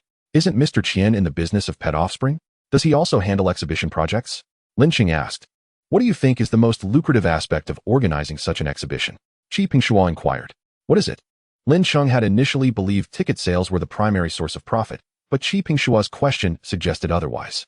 "The most profitable aspect is selling extraordinary creature offspring. Many booths here sell rare extraordinary beings offspring, and many newly bred species are also available at the exhibition. Additionally, various pet supplies are sold here to promote their brands." Qi Pingshua elucidated. During Lin Cheng's 3 hours as a booth owner, many visitors expressed interest in Bai Feng and Ming Ku, and some even gleamed with excitement at the prospect of purchasing Ming Ku, who had not yet been contracted, but Lin Cheng swiftly declined their offers. After 3 hours, Lin Cheng took his cat and bird to explore the exhibition. This event indeed broadened Lin Cheng's horizons, showcasing not only numerous rare extraordinary beings, but also several evolved forms discovered through new exploration pathways. Chirp. Ming Ku gestured for Lin Cheng to look to the right, where a double-headed sunflower, enclosed by a tall fence, was being admired by a large crowd. Sunflower, double-headed version. Affection level, 2. Note, it is somewhat unhappy here due to the lack of sunlight. If you move it to a sunny spot, it will be quite pleased. Sunflowers are relatively common grass-type extraordinary beings, and the fruits they produce are particularly favored by Ming Ku. Single-headed sunflowers are abundant along the roadside, drawing little attention. However, the double-headed variety, despite having no other distinguishing features apart from an additional head, attracted a large crowd at the rare extraordinary being exhibition. Lin Cheng shook his head, unsure why so many people were particularly fascinated by double-headed extraordinary beings. He continued forward, arriving at a pet supply brand display area. Here, numerous pet foods and supplies were available, and Lin Cheng, accompanied by Ming Ku and Bai Feng, sampled everything that was offered. Bai Feng remained indifferent to the pre-packaged foods, but gladly accepted the complimentary samples. Ming Ku, however, showed great interest in a food item resembling small manta buns, and Lin Cheng promptly purchased a large bag. Just as he was about to move on, A grooming tool positioned in the corner caught his attention. After a moment's contemplation, Lin Cheng decided to purchase that as well. Have you seen the largest booth ahead? That is Mr. Qian's exhibit, showcasing numerous rare and extraordinary creature cubs. Qi Pingshuo remarked as he and Lin Cheng advanced towards the display. The booth was expansive, adorned with 4 distinct extraordinary creature cubs, while 2 spaces remained vacant. Presumably already sold. Extreme Cold Leopard. Affection level 3. Note: this solitary leopard yearns for companionship. If you play with it, it will be delighted. A 2 to 3-month-old Extreme Cold Leopard was amusing itself with its fluffy tail, occasionally glancing at the surrounding humans before quickly returning its focus to its tail. Shadow Demon. Affection level 1. Note: it is quite agitated due to its inability to escape its shell. If you can assist it in breaking free and give it a fright, it will be very pleased. The Shadow Demon was confined within a transparent dome, at times coalescing into a wisp of black mist, and at other times scattering throughout the enclosure, only to swiftly reform again.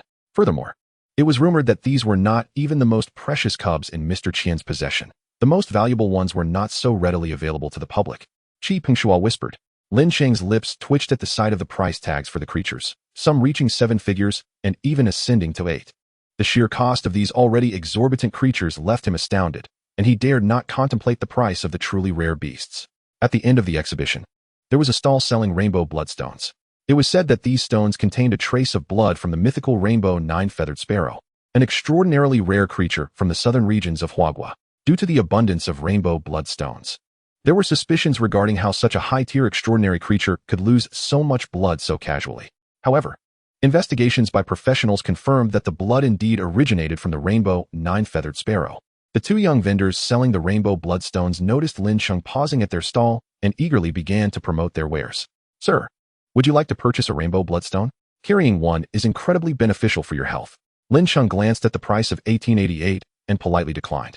In his youth, he had believed that acquiring a rainbow bloodstone was akin to possessing a treasure of the rainbow 9-feathered sparrow, spending $1,000 on one, only to later discover that it was worth a mere 500.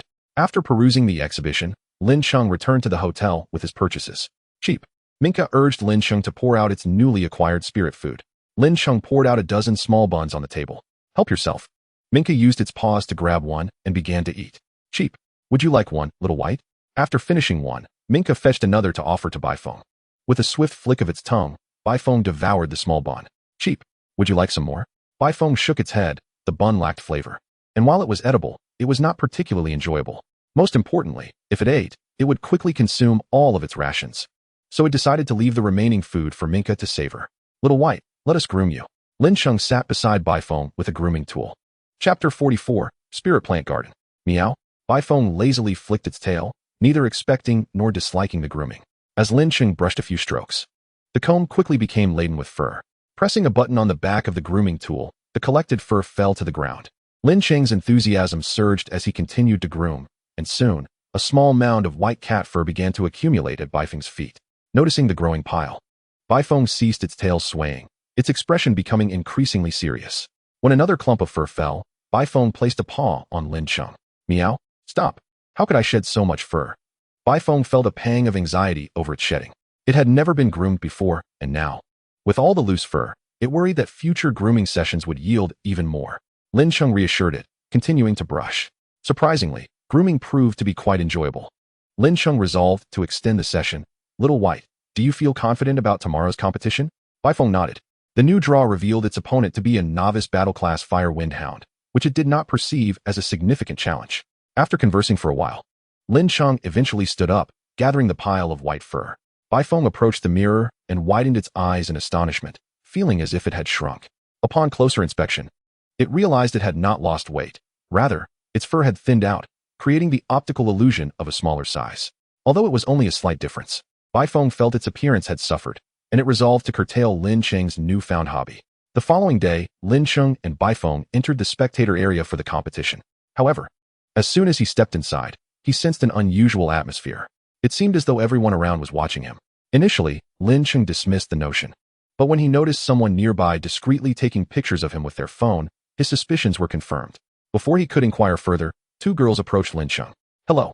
May we take a picture with your garden cat? One girl asked bashfully. Lin Cheng blinked in surprise. Of course, may I ask why? Don't you know? Your pet has gone viral online, garnering a great deal of likes, another girl replied, pulling out her phone to display a popular video. The video featured a montage of Bifeng's battle with the Star Velvet Cat, accompanied by commentary, and had amassed over 1 million likes. Though Lin Cheng had frequently encountered memes of Bifeng's fierce kicks, he had yet to watch the actual video. After expressing their gratitude and leaving, Lin Cheng affectionately patted Bifeng. "Little White, it seems you've garnered a bit of fame." Bifeng sat upright, clearly starting to pay attention to its public image. Suddenly, Lin Cheng felt a piercing gaze directed at him. He scanned the area and spotted the Star Velvet Cat's contract holder, who appeared deeply troubled. With Bifeng's battle video gaining traction, it inadvertently raised the profile of the Star Velvet Cat as well. The contract holder felt frustrated. Losing the competition was already disheartening. But now the video of that defeat was circulating widely online. He had never anticipated the profound impact a single video could have on the individuals involved. As likes began to accumulate, he received messages asking if the Star Velvet Cat in the video was indeed his pet. To make matters worse, he was constantly bombarded with memes of Bifeng's fierce kicks, making him reluctant to browse online at all. Moreover, he feared revealing this situation to his Star Velvet Cat, whose proud nature would make it even more upset about the loss. If it learned that the video of its defeat was going viral, he worried it might spiral into despair. As Lin Cheng's turn to compete approached, he and Bifeng moved to the waiting area. Bifeng's gait had noticeably improved. Exuding a newfound poise, Bifeng was resolute in his determination to execute a splendid performance in this match, refusing to let the image of a mere brawler become ingrained in the minds of the audience. On the arena, the firehound stood opposite him, its mouth slightly ajar, exhaling clouds of fiery mist with each breath. As the contest commenced, both the agile feline and canine charged towards one another. The firehound was the first to unleash its fiery breath, a slender dragon of flames erupting from its maw. Bifeng deftly sidestepped, simultaneously positioning himself to lash out at the firehound with his tail. However, the firehound's fiery attack was exceedingly agile. While it did not inflict any significant damage upon Bifeng, it scorched a patch of fur on his exterior. Meow. Bifeng held his feline companion in high regard, and the singed fur seemed to amplify his fighting spirit. After exchanging a flurry of blows, Bifeng descended from the stage, adorned in his limited edition cow skin. Chirp chirp. Ming Ku rejoiced, yet Bifeng, with a sulky feline visage, remained discontent. Lin Cheng crouched down and gave Bifeng's back a hearty pat, causing a small cloud of black particles to disperse. Ahem. Lin Cheng coughed a couple of times, and with just a few pats, much of the black fur had vanished. Bifeng glanced back, noticing a significant reduction in the dark patches on his body, but the residue from earlier had left him thoroughly coated. Bifeng turned to Lin Cheng, who was now focused on patting the cat. "How about we find a pet grooming salon for a bath and a trim? I assure you, you'll look just like before," Lin Cheng promised. Bifeng reluctantly nodded, and after exchanging pleasantries with the supervising teacher, Lin Cheng departed early. This competition was hosted at Beiling University, where the pet-related industries flourished, with several grooming establishments flourishing in the commercial district, all fiercely competitive with reasonable prices. Lin Cheng opted for a package deal that included grooming for both Bifeng and Ming Ku. After watching the pair enter, Lin Cheng left his contact information with the staff and requested they notify him upon completion of the grooming before departing. With the grooming requiring some time, Lin Cheng decided to explore the university. Beiling University boasted a rich heritage, renowned for its spirit plant garden, home to a variety of rare herbaceous extraordinary beings, whose fruits and leaves often possessed significant medicinal value. Access to the spirit plant garden required a reservation via mobile phone, allowing entry only to designated areas, with many sections housing precious spirit plants off limits.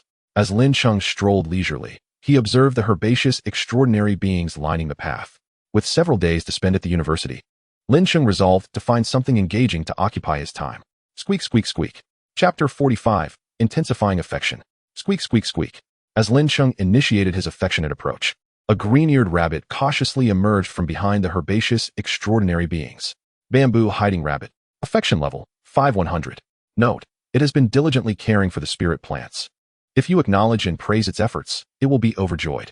Since childhood, Lin Cheng had harbored a passion for discovering extraordinary beings and nurturing their affection levels. He once focused on a 3-striped squirrel, managing to elevate its affection to 57, only to find one day that the squirrel had inexplicably vanished. No longer seeking him out as it had before, he waited for days, ultimately accepting the sorrowful reality that his dear 3-striped squirrel friend might never return. Nevertheless, he continued to delight in the pursuit of raising affection levels with extraordinary beings, even when the friends he chose might depart due to unforeseen circumstances or the passage of time. As Lin Cheng persistently engaged in his affectionate calls, The bamboo hiding rabbit finally mustered the courage to draw closer to the roadside. "Little rabbit, are you tending to these spirit plants? That's wonderful." The bamboo hiding rabbit feasted on grasses harmful to the spirit plants and aerated the soil, detecting deficiencies in their nourishment and compensating accordingly. Many bamboo hiding rabbits in the wild select picturesque locations to cultivate spirit plants, and it is said that in ancient times, beast kings would keep a few of them near their tended spirit plants. Thus, the bamboo hiding rabbit is cherished by both humans and beasts alike, as it nurtures spirit plants without indulging in them. The only drawback of the bamboo hiding rabbit is its scarcity. Upon hearing Lin Cheng's praise, the rabbit bounded closer to him. Bamboo hiding rabbit. Affection level, 8100. Note: your recent acknowledgement of its efforts has made it quite happy. If you continue to praise it, its joy will only increase. Seeing the affection level rise so swiftly, Lin Cheng couldn't help but marvel at the bamboo hiding rabbit's amiable nature. It truly was delightful. He reminisced about the time he devoted 3 days to raising the affection level of a fire gecko, only to see a minimal increase. Without you, these spirit plants certainly wouldn't thrive as splendidly. Their vibrant growth is surely a testament to your daily diligence in caring for them. You are simply marvelous. Bamboo hiding rabbit. Affection level, 11100. Affection level, 13100. Affection level, 15100. After 15 minutes of Lin Cheng's enthusiastic praise, the bamboo hiding rabbit began to regard him as a kind-hearted individual, even standing by the roadside, inviting him to stroke its fur. Lin Cheng recalled that this species was typically timid, preferring the company of spirit plants, yet it appeared that the bamboo hiding rabbit was merely reserved, not overly skittish. After giving the rabbit a gentle pat, he requested it to guide him through the spirit plant garden. While the bamboo hiding rabbit grew up in the garden and could understand human speech, Lin Cheng was unable to comprehend its responses. Thus, when he asked the rabbit to lead him through the garden, he meant for it to navigate the areas accessible to visitors. The spirit plant garden was predominantly filled with various spirit plants, with only a few narrow pathways for visitors. High fences bordered these paths, preventing anyone from entering or touching the spirit plants. Nevertheless, whenever Lin Cheng spotted fallen leaves or small fruits on the ground, he would ask the bamboo hiding rabbit to retrieve them, and then inquire where they had fallen from among the spirit plants. Lin Cheng diligently examined the informational plaques beside the spirit plants. If he discovered a specimen not in his collection, he would closely study the plaque while discreetly pocketing the item. Conversely, if the plant was already part of his collection, he would return the leaves or fruits to the bamboo hiding rabbit, instructing it to place them back. Visitors were prohibited from reaching into the enclosures to retrieve items from within the spirit plant garden, as indicated by a sign showing a hand attempting to breach the fence. However, the bamboo hiding rabbit could retrieve items from inside, sneaking them out beneath the fence to present to visitors. Lin Cheng meticulously reviewed the plant descriptions, only pocketing items once he confirmed they were of no significant value. Upon receiving a call from the pet grooming salon, he bid a fond farewell to the bamboo hiding rabbit. "Little rabbit, I must take my leave today, but I'll return tomorrow to explore the spirit plants with you." Goo goo. The bamboo-concealed rabbit emitted a low, resonant sound as it bid farewell to Lin Cheng. Bamboo-concealed rabbit. Affection level, 20-100. Note: it is quite pleased because you have taken such delight in the spiritual plants it tends. If you are able to honor the appointment tomorrow, it will be even more elated. What a content little creature it is, Lin Cheng mused internally, resolving to return to visit the bamboo-concealed rabbit the following day, determined not to let it down. This time, the grooming session for the cat and bird took longer than Lin Cheng had anticipated. However, he had not expected the grooming to yield significant results. Yet, he was somewhat taken aback upon seeing Ming Ku. "Has my bird received a dye treatment? Why is its plumage so vibrant?" Originally, Ming Ku's coloration was already quite striking, but now it appeared even more brilliant. "No, we merely bathed your Xianyu bird and applied a feather conditioner. It is simply that your bird possesses exceptional feather quality, which accounts for this remarkable effect," the grooming attendant remarked with a smile. Initially, Lin Cheng's primary focus was on Bifeng, with Ming Ku merely being an add-on.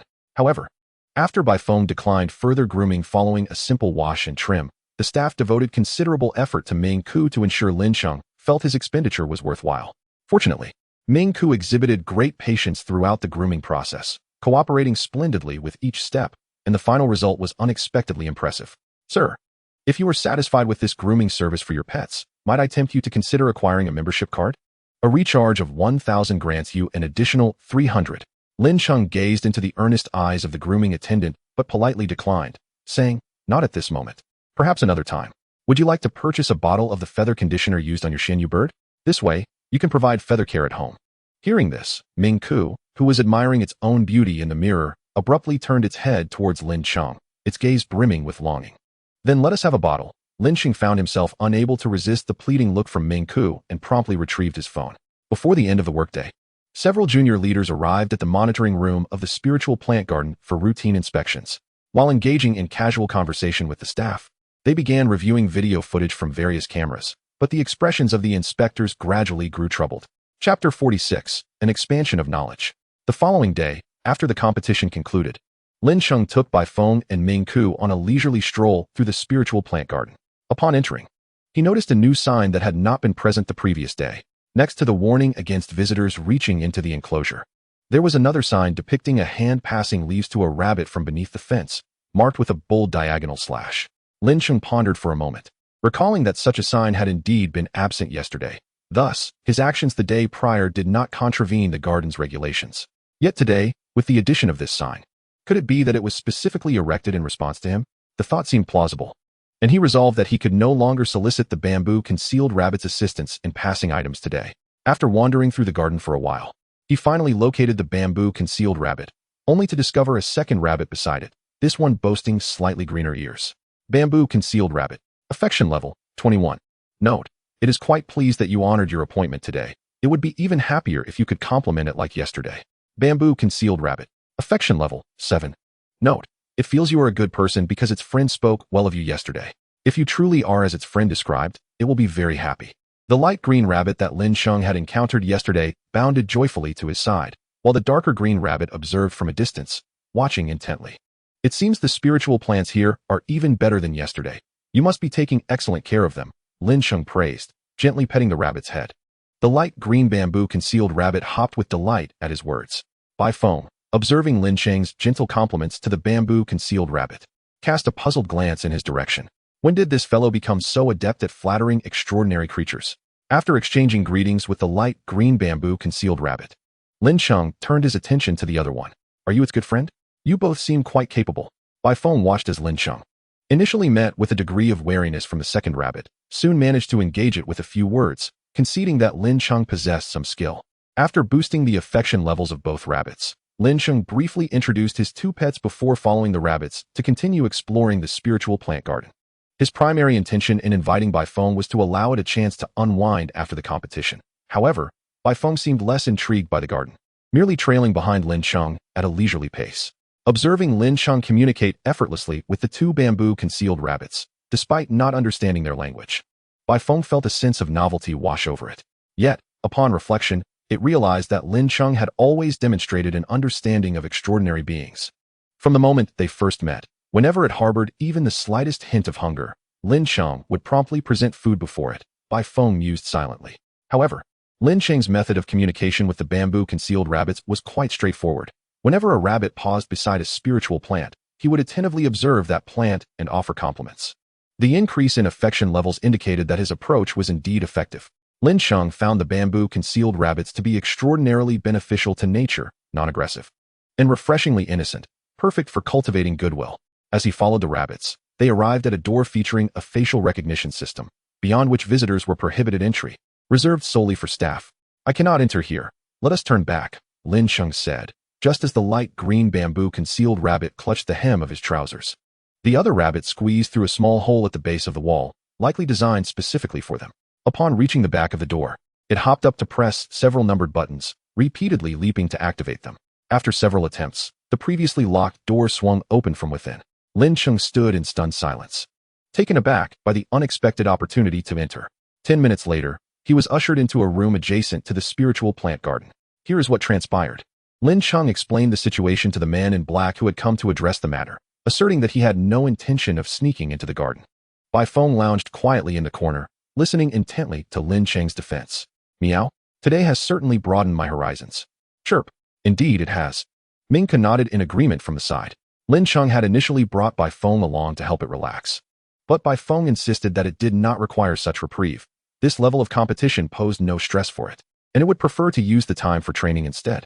However, Lin Cheng argued that the spiritual plant garden at Bailing University housed many rare grass-type extraordinary beings, and that attending would surely provide valuable insights, which ultimately persuaded Bai Feng to forego precious training time to accompany him. The outing indeed proved to be enlightening, offering a wealth of unique experiences. As Lin Cheng listened to the banter between the cat and bird, his expression remained unchanged, diligently focusing on the words of the man in black before him. Lin Cheng, through monitoring, we have confirmed that you did not enter the inner sanctum of the spirit plantation after the door was opened. Your presence here is merely for verification. Furthermore, we will provide new training for the bamboo hiding rabbits to prevent such occurrences in the future, the man in black stated earnestly. As Lin Cheng departed, he caught sight of two bamboo hiding rabbits seated at a table through the glass, facing a stern-looking middle-aged man who appeared to be admonishing them. A pang of guilt surged within him. However, he had just inquired and learned that he could still continue to tour the outer areas of the spirit plantation as a visitor. Lin Cheng resolved that if he encountered the bamboo hiding rabbits tomorrow, he would offer them some comfort. The two bamboo hiding rabbits regarded the middle-aged man with no semblance of remorse for their actions. What you are doing is wrong. You cannot allow anyone into the inner sanctum of the spirit plantation, he admonished. Goo goo, what's the harm in entering? It's merely a look around. He means no ill. They replied. Goo goo. Exactly, exactly. If you continue to speak this way, we will inform the clan leader that you no longer wish to work here and intend to seek employment elsewhere, they retorted. Goo goo. The middle-aged man's furrowed brow deepened, and beads of cold sweat began to trickle down his back. These two bamboo hiding rabbits were not mere domestic rabbits from Biling University. They had been procured through convoluted connections by the teachers responsible for the spirit plantation. In fact, one might assert that their standing within the plantation was second only to that of the director. Upon learning that the bamboo hiding rabbits had handed Lin Cheng leaves from the spirit plantation, the middle-aged man had intended to schedule training for them, but instead, he found himself on the receiving end of their reprimand. Chapter 47, The Rolling Monster. Originally, Lin Cheng had planned to seek out the bamboo hiding rabbits the following day. However, after the draw, he was summoned by the lead teacher. This competition was a quarterfinal, and Lin Cheng was the sole representative from their city team to reach the top 8. If he could win another match and advance to the final 4, it would be a remarkable achievement for their city, garnering significant attention from the local populace. The reason the lead teacher called Lin Cheng over was not only due to the importance of this match, but also because his upcoming opponent was particularly notable. The Rolling Monster? Lin Cheng was taken aback to learn that his next adversary was indeed it. The lead teacher nodded solemnly, retrieving video footage of the Rolling Monster from previous competitions. A creature resembling a large eggplant in a dull hue appeared on the arena, with tiny eyes and nose, and ears that occasionally flapped. Once the match commenced, the Rolling Monster's body suddenly swelled, resembling a giant roly-poly toy. The opposing creature immediately lunged at it, biting and gnawing. Yet the Rolling Monster seemed impervious to the attacks. Following the commands of its contractor, it began to roll on the ground. The opposing creature, in an attempt to avoid being crushed, had no choice but to retreat temporarily and look for another opportunity to strike. The match dragged on for a lengthy 2 hours, and in the end, it was not some grand move from the Rolling Monster that led to the defeat of its opponent, but rather the sheer exhaustion of the opposing creature, which succumbed to being pinned down by the Rolling Beast. The Rolling Monster was an extraordinary creature characterized by its lack of offensive power and intelligence, yet boasting remarkably high defensive capabilities. Losing to such an opponent was not due to any other reason, but simply a lack of alternatives. While the Rolling Monster's defense was formidable, it was not entirely without weaknesses. The lead teacher informed Lin Cheng that although the Rolling Monster possessed high defensive strength, each one harbored a specific point of vulnerability. If one could strike at this weak spot, it would compromise the Rolling Monster's defenses. However, each Rolling Monster's weak point was unique, varying in size. Some had weak points as large as a soccer ball, while others were merely the size of a bottle cap. The most effective method to discover the Rolling Monster's weak point was to attack every part of its body. Additionally, the location of the weak point could shift through the creature's own training, though this was a lengthy process and not easily accomplished. The lead teacher guided Lin Cheng and Bai Feng in analyzing the Rolling Monster's weak points based on footage from previous matches. The fact that the Rolling Monster had won all its prior battles indicated that no one had yet uncovered its weak point. The weak point of the Rolling Monster was likely quite small, and the most crucial task upon entering the arena was to conserve energy and take the time to locate it, the lead teacher cautioned. In the afternoon, as Lin Cheng and Bai Feng prepared for their match, the crowd present was notably larger than for other competitions. The moment the match commenced, the Rolling Monster began to swell as before. Bai Feng initially employed a light iron claw technique to gauge the Rolling Monster's defensive capabilities. The result was as anticipated. The Rolling Monster's defenses did not disappoint, as Bai Feng's attack left only superficial scratches, and even a claw remained lodged in the creature's hide. Meow? Bai Feng gazed at his own claws in astonishment. However, there was little time for him to regroup, as the Rolling Monster commenced its assault. rolling toward Baifeng. Faced with a gigantic rolling mass, Baifeng adeptly climbed atop the rolling monster, positioning himself at its apex. Like a performer balancing on a rolling ball, Baifeng adjusted his limbs to maintain equilibrium atop the creature. As he gradually found his balance, he began to strike at the highest point of the rolling monster. Since the rolling monster was continuously rolling, Baifeng's position and attacks were ever-changing, allowing him to probe for its weak point. The contractor of the rolling monster, resembling a small rotund figure, observed this scene with mounting frustration, stomping his feet and causing his flesh to jiggle. The rolling monster swiftly altered its trajectory. Initially, its movements had been simple, rolling left and right, but now it began to roll in all directions. Baifeng, though considerably smaller than the inflated rolling monster, remained agile and stable atop it, even as its speed and direction fluctuated. Lin Cheng, watching Baifeng's seemingly futile attacks, remained unperturbed, for he had discerned the creature's vulnerability. Rolling monster. Affection level 2. Note: it is currently nervous in the match. If your pet does not attack its ears, it will be quite pleased. Lin Cheng was momentarily taken aback upon reading this note before the match began, as it was the first time he had so clearly identified an opponent's weakness in the notes. Yet, he refrained from immediately informing Baifeng of the rolling monster's weak point, opting instead to observe further. Lin Cheng noticed that while the rolling monster rolled across the arena, it had yet to elevate its head to the highest point for Baifeng to attack.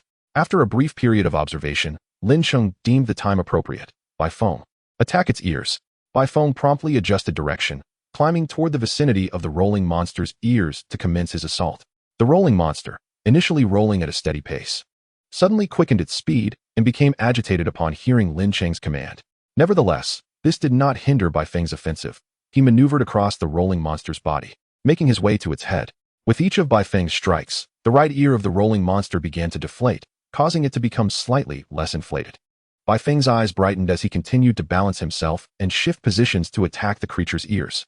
The rolling monster's plump body began to deflate further under Baifeng's relentless assault.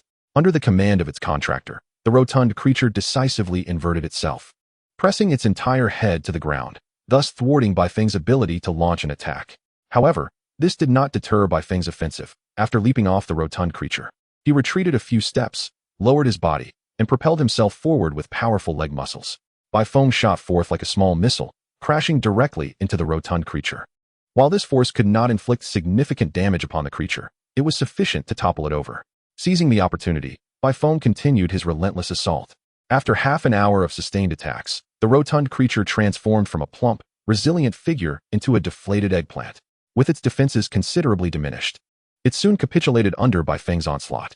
Following the referee's declaration of victory for Lin Cheng's team, applause erupted from the audience, with Lin Cheng's school supporters cheering exuberantly. As Baifeng descended from the stage, he let out a long sigh of relief. He had never engaged in such an extended battle, but thankfully, victory was his. Just as Baifeng intended to return with Lin Cheng, a young man obstructed their path. "Hello, Lin Cheng. I am Fang Jiayang from Bailing University Affiliated High School. Having watched several of your matches, I would like to introduce myself before the competition." Fang Jiayang donned the uniform of Bailing University, accompanied by a small floating cloud above him. Lin Cheng's gaze lingered only a moment upon Fang Jiayang's arrival before shifting to the small cloud hovering beside him. This cloud, although only the size of 2 palms, appeared dark and laden with rain. Lin Cheng had been aware of a contestant possessing a weather sprite when he came to participate in the tournament, and he had observed the cloud during Fang Jiayang's matches. Being so close now allowed him to scrutinize it further. He couldn't help but marvel at the breadth of his experience in the high school pet battle tournament, encountering extraordinary beings like the weather sprite. However, Lin Cheng did not perceive Fang Jiayang's intentions as benign. "Hello, Fang," Lin Cheng replied with a smile. Despite the encounter being amicable, their brief introductions and flattery concluded rather quickly. As Lin Cheng bid farewell to Fang Jiayang, he assumed it was merely a minor interlude. Yet, after taking only a few steps, he felt a dampness on his left shoulder. Turning, he discovered a small rain cloud hovering above Ming Ke's head. The cloud was not large, just enough to cover the whole bird. "Meow?" Baifeng emitted a sharp cry, and upon turning, Lin Cheng noticed that Baifeng also had a small cloud raining down upon him. Moreover, the rain under Baifeng's cloud was more intense, leaving his fur drenched. Baifeng, taken aback by the unexpected cloud, leaped up and swatted at it, dispersing the cloud and ceasing the rain. Ming Ke mimicked Baifeng's actions, scattering the cloud above its own head. Lin Cheng's lips twitched. He had suspected that Fang Jiayang's approach was not entirely innocent, but he had not anticipated such overt behavior. "Meow? When I face him in battle, I shall ensure he knows my prowess. Bai Feng narrowed his eyes, his whiskers quivering with determination. Chirp. Mingku emphatically agreed. The draw for the semifinals was held that evening, but Lin Cheng did not find himself matched against Fang Jiayang. The team leader approached Lin Cheng, noting his excellent state of mind, free from pressure. As long as Lin Cheng reached the top 4, the team leader's task would be deemed successful. Any further advancement would be even better, but it was not a pressing concern for him. Lin Cheng, your next opponent, like your pet, is of the normal type. I have reviewed his match footage, and given your pet's capabilities, you should have no issues, the team leader said, sipping tea while speaking in a relaxed manner. Sir, I would like to inquire about Fang Jiayang's weather sprite, Lin Cheng stated. Huh, but your next match isn't against him, right? One must prepare in advance. Knowing both oneself and one's opponent, Lin Cheng replied with a serious expression. The team leader had certainly conducted prior investigations on Fang Jiayang, a seeded contender. Fang Jiayang. Pet weather sprite Cloud. It is quite challenging for normal-type pets to inflict damage on such a creature, the team leader revealed, placing his cup down, showcasing his professional demeanor. Lin Cheng and Bai Feng listened intently, even Mingku adopting a serious attitude. Lin Cheng and Bai Feng even allocated extra time to thoughtfully devise strategies against the weather sprite. As anticipated by the team leader, Lin Cheng's semi-final match proceeded smoothly, leading him to the finals. The audience filled the stands to capacity, eagerly anticipating the event. Fang Jiayang stood in the waiting area with a smile, surveying the crowd. Since the onset of this provincial competition, he had been the most watched seeded player, not only because he was the captain of the best high school in the province, but also due to his unique pet. Originally, even if the audience did not come to watch him, they would still be drawn to his pet. In essence, he consistently attracted the largest crowds during his matches. However, since Lin Cheng's Garden Cat and Starry Cat gained notoriety online with the viral meme of the white cat delivering powerful kicks, the audience's attention had shifted from him to Lin Cheng. This shift left Fang Jiayang, who relished being in the spotlight, feeling quite displeased. Thus, Fang Jiayang resolved to demonstrate that true strength reigns supreme. As the match commenced, the weather sprite expanded in size, enveloping Bai Feng in a thick cloud, unleashing torrents of rain that quickly transformed him into a drenched cat. The weather sprite initiated the deluge, followed promptly by thunder and lightning. Soaked, Bai Feng did not rush to attack. Instead, he quietly observed the weather sprite. As a normal type, he found it challenging to mount an offensive against the weather sprite. The moment he attempted to make contact, the sprite would disperse, rendering any strikes futile. However, the team leader had also imparted a strategy to Bai Feng, to continuously exhaust the weather sprite until it had depleted its energy, at which point he could strike without fear of it evading. Nevertheless, reaching such a level of fatigue in the weather sprite was no simple task. Bai Feng's priority was to conserve his own stamina while striving to drain the opponent's. Bai Feng sidestepped a bolt of lightning, shaking off the moisture, his gaze fixed intently on the weather sprite's next move. Meanwhile, Lin Cheng stood below the stage, deep in thought. Weather sprite Cloud. Affinity 1. Note, it longs for public admiration and compliments. If you praise it, it will be exceedingly pleased. Lin Cheng understood that, as with the previous encounter, uncovering weaknesses through notes would be challenging, yet he remained determined to give it a try. Weather sprite, your incessant thunder and rain are dreadful. Everyone prefers sunny days and detests your presence. Your constant rain casts a dismal impression, and you appear rather grimy. Lin Cheng shouted toward the weather sprite. The team leader, who had been anxiously watching the match, momentarily paused, taken aback by Lin Cheng's unexpected tactic. Clearly, Lin Cheng's words had an effect on the weather sprite. The rain intensified, and the thunder grew louder. However, this state of heightened agitation in the weather sprite lasted but a short while, as the rain soon began to diminish. The weather sprite. Heed not his words. Let us continue to unleash the tempestuous skill of thunder and lightning to swiftly conclude this battle. Fang Jiayang urged hastily. Lin Cheng smirked, continuing. Rainy days are utterly dreadful. No one relishes the downpour. Indeed, no one enjoys the sudden intensification of rain conjured by the weather sprite, which descends in an erratic manner. Bai Feng squinted against the rain, wiping his face with a paw. Chapter 49. The Provincial Champion. The weather sprite realized that its contractor's previous assertions were undeniably accurate. That person and cat on the opposing side were insufferable. To claim that it was unloved, it regretted not unleashing a fierce storm upon them, for it should have struck them down with lightning. The weather sprite's emotions began to spiral into instability. After narrowly evading another bolt of lightning, Bai Feng leapt up to disperse the ominous clouds above. Yet, the clouds swiftly regrouped, resuming their thunderous assault. Rainy days are indeed. Rain is essential. Without it, drought would ensue. Life cannot persist without rain. Just as Lin Cheng was about to speak, Fang Jiayang interrupted him. Fong Jiayong was utterly exasperated with Lin Cheng. As the weather sprite's contractor, he was acutely aware of its sensitivity to others' opinions. Even a mere passerby lamenting the rain could plunge it into despair. Were it not for the circumstances, Fong Jiayong would have unleashed a torrent of reproach upon Lin Cheng. Such a deluge would certainly terrify children. The weather sprite's once stable thunder and lightning skill had become increasingly volatile due to Lin Cheng's incessant psychological manipulation. Seizing the opportunity during the sprite's most tumultuous moment, Bai Feng pounced. After several attempts, he finally struck the corporeal form of the clouds. After a brief, dissipating phase, the weather sprite reassembled, launching a more ferocious offensive. However, its morale had plummeted, and after a prolonged exertion, it was the weather sprite that faltered first. Bai Feng sprang forth, delivering a series of precise strikes with his iron claws, scattering the weather sprite. Although it temporarily evaded capture, Bai Feng's relentless assault soon brought it down once more. After several back-and-forth exchanges, the weather sprite failed to reconstitute itself for 3 consecutive minutes following its last defeat, prompting the judge to declare Bai Feng the victor. Cheers erupted from the audience. The supervising teacher, who had been anxiously clutching his thermos, finally relaxed, envisioning the rewards that awaited him. Cheng Xiang, embracing his Thunderlings, joined the jubilant crowd in celebration, while the Thunderlings mewed in agreement, certain that Bai Feng was indeed the mightiest. As Bai Feng descended from the arena amidst the audience's cheers, he shook off his damp fur upon reaching Lin Cheng's side. After the fierce battle, his coat was merely slightly moist. Once they entered the passage reserved for competitors, Bai Feng's steps weakened, becoming unsteady. After such a grueling contest, it felt as though the battle had merely been a test of endurance. We won, we won, we won, Lin Cheng exclaimed, lifting Bai Feng above his head in exuberance. Chirp, chirp, chirp. Ming Ke flapped her wings in celebration.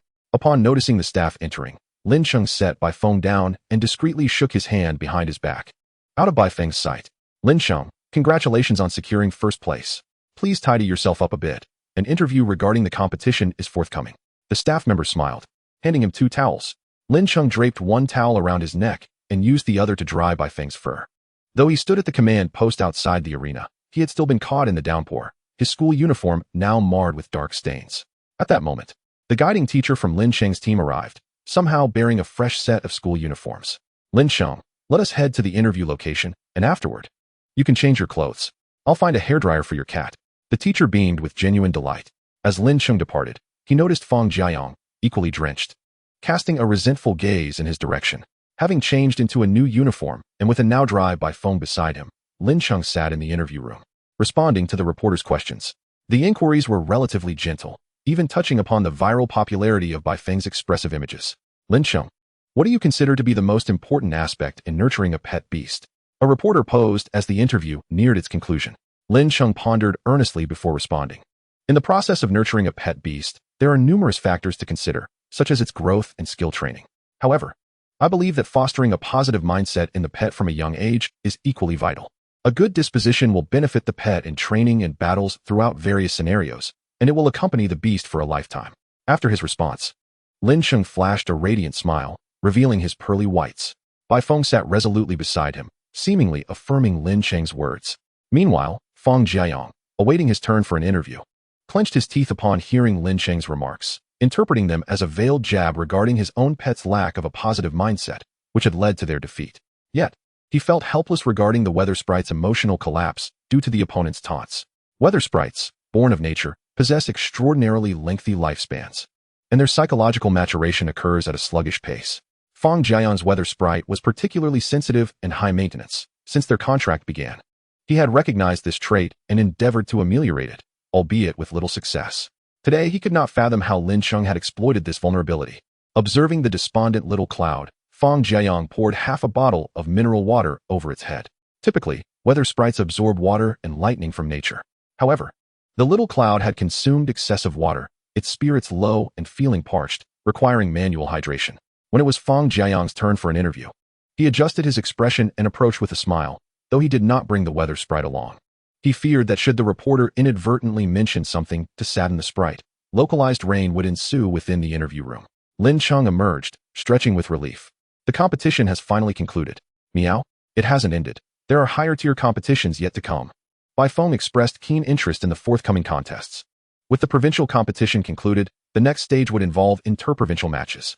Not just yet. Let us take a moment to rest, and perhaps visit the bamboo hidden rabbit. As the provincial competition wrapped up, Lin Cheng and his companions prepared to depart, eager to see the bamboo hidden rabbit, uncertain of when they might meet again. Meow? Bai Feng replied, accompanying Lin Cheng toward the spirit garden. Chapter 50. Farewell, Bamboo Hidden Rabbit. Squeak, squeak, squeak. Upon entering the spirit garden, Lin Cheng began to search earnestly. The garden was vast, and if he were alone, he might wander until closing time without finding his way. Goo. A pale green bamboo hidden rabbit peeked out from behind the foliage, observing Lin Cheng. Little rabbit, it has been a while. Lin Cheng greeted warmly. Goo. The pale green bamboo hiding rabbit gazed at Lin Cheng with a hint of melancholy, as if expressing its displeasure at his absence these past few days. Bamboo hiding rabbit. Affinity, 25. Note, it feels somewhat disheartened due to your lack of visits lately. Have you been well with your friends these past few days? I've been quite busy and couldn't come to see you, Lin Cheng said, crouching down to meet the rabbit's gaze, explaining the tight schedule due to the competition. The bamboo hiding rabbit took a couple of steps forward. Has what happened a few days ago affected you? Lin Cheng inquired. The rabbit advanced another 2 steps and shook its head. Bamboo hiding rabbit. Affinity, 26. Note, it understands that your absence has an explanation, and it would be delighted if you could visit more often in the future. Lin Cheng paused at the note, realizing the importance of nurturing their bond. Yet he felt a twinge of guilt for deceiving such an innocent creature. The competition has concluded, and I may not be able to visit for a while. He gently stroked the rabbit's head. The rabbit's ears drooped slightly. It turned and dashed into the surrounding spiritual plants. Hey! Lin Cheng watched as the bamboo hiding rabbit vanished among the greenery, feeling a pang of sadness, only to soon see the pale green rabbit re-emerge, accompanied by a deep green bamboo hiding rabbit. The 2 rabbits tugged at Lin Cheng's pant leg, pulling him forward. He lifted his foot and followed the 2 rabbits. As they walked, they soon arrived at the entrance of the internal spiritual garden. Just as the deep green bamboo hiding rabbit skillfully squeezed through a gap in the wall, Lin Cheng's expression turned anxious. I don't need to go in. I'm perfectly content wandering outside. However, the deep green bamboo hiding rabbit did not leap again to input the code. Instead, it returned from the hole in the wall, clutching a fruit in its mouth. The deep green bamboo hiding rabbit stood before Lin Cheng, looking at him with the fruit. Is this for me? Lin Cheng asked, puzzled. Although he was unaware of the fruit's nature, it was clear that anything taken from the spiritual garden was extraordinary. The bamboo hiding rabbit insisted on placing the fruit before Lin Cheng. No, no, no. Lin Cheng, alarmed, pushed the fruit back. He genuinely feared that Bailing University might suspect him of harboring ulterior motives regarding the spiritual garden. The rabbit pushed the fruit toward him once more. Lin Cheng, just take it. Lin Cheng turned to find the middle-aged man from a few days prior, who had been training the rabbits in the conference room. This fruit is a spirit essence fruit, which can enhance the abilities of extraordinary creatures. Consider it a form of compensation for the bamboo hiding rabbit's labor, the man explained. The bamboo hiding rabbit clan could be considered the chosen workers, diligently cultivating spiritual plants without any desire to consume them. However, during the leasing negotiations with Bailing University for the 2 rabbits, in addition to providing necessary resources, a promise of compensation was also made. Yet, upon arriving, the 2 rabbits exhibited no greed, only requesting a spirit essence fruit after being encouraged to express their needs. They felt a sense of guilt for having invited Lin Cheng to tour the spiritual garden, only for him to be taken away for questioning. Thus, they wished to offer him something in return. After hearing this, Lin Cheng blinked and accepted the spirit essence fruit. Thank you. After bidding farewell to the 2 little rabbits, Lin Cheng departed the spiritual garden with the middle-aged man. Teacher, I noticed that the bamboo hiding rabbits seem to greatly desire affirmation for their work. If they receive recognition, I believe they will perform even better, Lin Cheng remarked as he said his goodbyes. He could sense that the 2 bamboo hiding rabbits genuinely regarded him as a friend, and he hoped they could find joy beyond their labor. The middle-aged man nodded earnestly. Although his work was often a hodgepodge of tasks, the priority remained ensuring the well-being of the 2 rabbits. Lin Cheng, as someone who could bond with the rabbits despite not understanding their language, naturally had valuable insights to offer. Upon returning to his temporary residence, Lin Cheng retrieved the spirit essence fruit from his pocket. It resembled a large, seedless apple, radiating a vibrant red hue. He pulled out his phone to research the spirit essence fruit. This fruit is incredibly expensive, Lin Cheng exclaimed, his eyes widening at the price of 150,000 for a single fruit displayed on the webpage. He was aware that items from the spiritual garden were precious, estimating the fruit to be worth 5 figures, yet he was astonished to discover it was valued at such an exorbitant amount. His affection for the bamboo hiding rabbits reached an all-time high. After clarifying the fruit's properties and usage, he turned his attention to Bai Feng and Mingku. Mingku remained in a round, plump state, still holding a portion of Golden Sun Phoenix feather energy yet to be expended. Bai Feng, on the other hand, had reached a plateau in its power enhancement, with further growth becoming increasingly sluggish. Yet another competition loomed on the horizon. After conferring with the cat and bird, Lin Cheng decided to give the spirit essence fruit to Bai Feng, while still reserving a small piece for Ming Ku to sample the exquisite flavor of a 150,000 fruit. Ming Ku delicately grasped the fruit with its paws, savoring each bite. It felt a subtle increase in untransformed spiritual energy within its body. What a remarkable sensation. Ming mused inwardly. Bai Feng devoured the spirit essence fruit with the same voracity as its regular meals, finishing it in a couple of bites. How was it? Lin Cheng asked eagerly, watching Bai Feng intently. Bai Feng nodded, meow. It's delicious, sweet, and tangy. I feel warmth spreading throughout my body. It sensed a surge of energy coursing through it, eager to find a place to expend this newfound vigor. Just as Bai Feng was about to bid Lin Cheng farewell to train, Lin Cheng's phone rang. Hello, Teacher Li, is it time to gather? The supervising teacher called to inform Lin Cheng to assemble in a conference room, reminding him to bring his pet along. I'll take Bai Feng with me to the meeting first. Lin Cheng quickly opened the door, ushering Bai Feng down the stairs with him. Bai Feng responded, meow. The conference room was filled with familiar faces, all of whom ranked among the top competitors of the event. Lin Cheng, come sit over here, Feng Jiayang invited, patting the chair beside him, making it creak under the pressure. His small cloud of darkness shifted shapes, as if preparing to drench Lin Cheng and Bai Feng. Lin Cheng hesitated, feeling a twinge of reluctance to approach. Chapter 51, Star Shard. Eventually, Lin Cheng settled beside Feng Jiayang, realizing that avoiding sitting next to him might lead to a broken chair. Lin Cheng, after our match today, I realized your strength far exceeds what you displayed in the previous competition. Our provincial team has plenty of internal training sessions. We should exchange insights during those. Feng Jiayang remarked, clapping Lin Cheng on the shoulder in a camaraderie gesture. Of course, we should engage in more exchanges. Although Lin Cheng was unfamiliar with the provincial team's training, that did not hinder his enthusiasm in responding. The two shared hearty laughter while playfully patting each other's shoulders, embodying the exhilaration of newfound friendship. Bai Feng, seated beside Lin Cheng, remained unwaveringly focused, while a small cloud of darkness floated before it. The small, diminutive cloud, no larger than a fingernail, initially posed no perceived threat to Bai Feng. However, as the tiny cloud drew ever closer, a faint current of electricity pricked at his nose. Meow. Bai Feng instinctively covered his nose with one paw, while swatting at the cloud with the other. How utterly vexing. His expression darkened as he glared at the mischievous weather sprite, silently plotting to deliver a sound thrashing when the opportunity arose. Just then, the door swung open once more, and a female teacher entered. Greetings, everyone. I am Chun Yujing, the head coordinator for this provincial team. First and foremost, congratulations on making it onto the team. In addition to monetary rewards for this competition, each student will also receive a treasure that enhances their pets. You may choose one from the selection. She distributed a booklet to the group. Lin Cheng quickly scanned the pages, noting that most of the treasures were unfamiliar to him, though each bore a description of its unique function. Next, we will embark on a fortnight of intensive training, so please prepare accordingly. Should you have any inquiries regarding your chosen treasures, feel free to reach out to me at any time. After creating a group chat, Chun Yujing took her leave. The 5 official team members and 1 substitute diligently perused the booklet, finding it more rewarding than mere cash. Meow. Bai Feng pressed a paw against an illustration of a yellow orb marked with a black streak. Lin Cheng glanced at the name, Starstone. Function, enhances pet potential. Method of use. Enhancing pet potential is quite beneficial, Lin Cheng murmured thoughtfully. Bai Feng, even in his unevolved state as a domestic cat, had already achieved commendable strength, making it crucial to augment his potential to continue leveling up. This Starstone. Lin Cheng hesitated, suddenly realizing that Bai Feng, being illiterate, was not pointing at the Starstone for its effects. He turned to Bai Feng, who met his gaze. Meow. I sense this stone possesses an appealing exterior, Bai Feng remarked, glancing back at Lin Cheng. Lin Cheng observed the Starstone, then looked into Bai Feng's eyes, suddenly struck by how similar they appeared.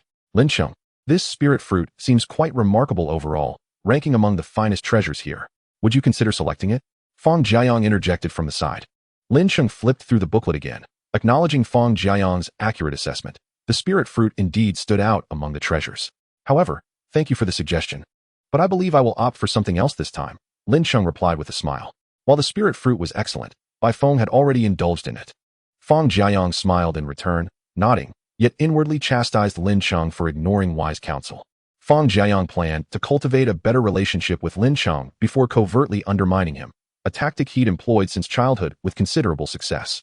The most intriguing aspect was that others would not only overlook his questionable morals, but would also regard him as rather amiable. The following day, Lin Cheng brought Bai Feng to the provincial team's assembly point. Lin Cheng, Fang Jiayang exclaimed, waving enthusiastically upon spotting him. Lin Cheng reciprocated the friendly smile. Their formal conversation was cut short when several teachers arrived. Hello, everyone. To better enhance each individual's abilities, we have devised various training plans. After the training, there will be an internal competition to determine the team captain, Chen Yujing stated succinctly before ushering Lin Cheng away. They entered a training room where Chen Yujing presented a box containing a softly glowing starstone. Meow. This is far more striking than the photographs, Bai Feng remarked in awe. Chen Yujing explained the starstone's usage. The method is quite simple. I will break its energy barrier, allowing your pet to absorb the energy directly. This process will take approximately an hour. When would you like to begin? Lin Cheng and Bai Feng exchanged glances. Let us do it after today's training. Chen Yujing nodded and promptly transitioned into the training session. What do you perceive as your greatest challenge in this provincial competition? She asked directly. Lin Cheng pondered briefly. When battling extraordinary creatures like weather sprites, we lack effective offensive skills. The matches during the provincial competition had generally proceeded smoothly. But if not for Lin Cheng's clever maneuvers against the weather sprites, the outcomes might have been quite different. Chen Yujing smiled slightly. Indeed. The absence of skills to combat extraordinary types is a gap. Do you know what specialty the white domestic cat possesses? Mental prowess. Lin Cheng answered immediately. Among the various colors of domestic cats, each hue has its strengths. Tabbies excel in strength, ginger cats in defense, black cats in speed, while white cats are distinguished by their mental abilities. The direction of their evolutionary paths is often influenced by these strengths. Precisely, it is mental prowess. During our training period, we will strive to learn a mental skill to counteract extraordinary beings. Lin Cheng fell silent upon hearing Chen Yujing's words. While white cats do possess greater potential and mental abilities, this is relative. Mental skills are notoriously difficult to master, and for Bai Feng, a non-psychic creature, it would be even more challenging. Lin Cheng had never witnessed a white domestic cat employing mental skills. He turned to Bai Feng, who similarly shook his head, indicating his ignorance of psychic abilities. However, he trusted that Chen Yujing must possess some unique method to facilitate Bai Feng's learning. Lin Cheng gazed at Chen Yujing with anticipation. Chapter 52, Mental Skills. Teacher Chen, which mental skill will we learn, and how will we train? Lin Cheng inquired eagerly. Mental shock, a fundamental skill in the psychic domain. The learning method is not overly complex. It merely depends on your perseverance, Chen Yujing replied, turning her attention to Bai Feng. The previously seated Bai Feng rose silently, flicking his tail. What an inexplicable wave of tension. Chen Yujing summoned her pet from her beast space, a small bat fluttering into view. Ultrasonic bat. Affinity, 3. Note, it appears a bit dazed after being summoned abruptly. If permitted to continue sleeping, it would be quite content. My ultrasonic bat can continuously emit weak ultrasonic waves to stimulate Bai Feng's nerves, thereby enhancing them. Once its neural capabilities reach a certain threshold, it will be able to utilize the mental shock skill, Chen Yujing explained. The bat's wing beats gradually slowed. Affinity, 2. Note, as it must work continuously and this is closely tied to you, it is not pleased, resulting in a less favorable perception of you. Let us conduct a preliminary experiment, Chen Yujing suggested, leading Bai Feng and the bat to a small, enclosed training room. Lin Cheng peered through the window, intently observing the proceedings within. He watched as the bat's wing beats quickened, while Bai Feng lay on the ground, paws clutching his head. An expression of distress etched across his face. Rest assured, experiencing headaches during the initial stages of mental training is entirely normal, Chen Yujing explained, observing Lin Cheng's worried expression. How long will the headache last? Lin Cheng inquired, furrowing his brows as he gazed into the training room. Until you master the mental skills, Chen Yujing replied. Her gaze fixed on the happenings within the training facility. Lin Cheng's eyes widened in disbelief. So, I will be enduring headaches continuously until I acquire the mental skills? Once I've learned them, will the headaches cease? Teacher Chen, how long does it typically take to learn this skill? Chen Yujing turned her head. That depends on the individual conditions of the beast. From my observations of your creature, under the intensity I've devised, it should take about 10 days. Chen Yujing often undertook the task of teaching mental skills to the pets of affluent families, a task that most could not manage, hence the exorbitant fees. However, after receiving such a hefty sum, her experience with the pets she taught was markedly different from that with Bai Feng. The pampered beasts, while they too experienced headaches, endured them with far less severity, as they typically had more lenient time frames for mastering skills. Conversely, Bai Feng had a tight schedule, with only a few days for training. She had to increase the intensity for the supersonic bat. Casting a glance at the time, Chen Yujing pressed a button outside the training room door. Let's pause the first experience here. If you can tolerate it, we shall proceed with the mental training. If it becomes unbearable, we can swiftly transition to another type of training. As Lin Cheng opened the training room door, he hurried to Bai Feng's side. How are you feeling? Meow. Headache. Bai Feng replied weakly. In a mere 15 minutes, Bai Feng felt as though its head was being hammered, pricked by needles, and struck by clubs, ultimately culminating in a singular thought: headache. Do we need to continue with the mental skills training? Lin Cheng's desire for higher rankings had dwindled. Although achieving a good position in the competitions beyond the provincial level could secure him spots in higher education, his current victory in the provincial high school pet battle competition already granted him additional points for college entrance exams. Combined with the points from his previous achievements in the extraordinary biological knowledge competition, he felt confident about gaining admission to Magic University. If Bai Feng wishes to pursue the mental skills training, meow, we must continue. Bai Feng's expression was resolute. It was determined to master this mental skill, not for any other reason, but to retaliate against any extraordinary beings that might dare to provoke it in the future. Seeing Bai Feng's determination, Chen Yujing nodded in approval.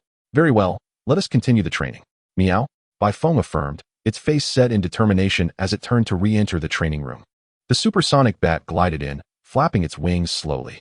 As it observed its companion, Ming Ku, clutching its head in the training room, an idea sparked within. It yearned to share in the struggle alongside Bai Feng, hoping to learn the mental skills by basking in Bai Feng's brilliance. Lin Cheng relayed Ming Ku's request to Chen Yujing, who scrutinized the bird intently. In principle, the supersonic bat can only target one extraordinary creature. But if another extraordinary being wishes to enter and experience it, that is permissible. However, I am uncertain if your Xianyu bird can withstand the mental training within. We must conduct a test. How do we test it? Lin Cheng asked eagerly, sensing the possibility.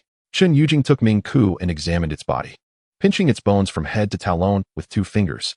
No, for extraordinary creatures that are entirely unrelated to mental faculties, a substantial foundational capacity is essential to endure such training.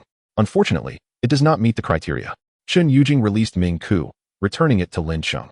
Is the foundation insufficient? Lin Cheng was puzzled.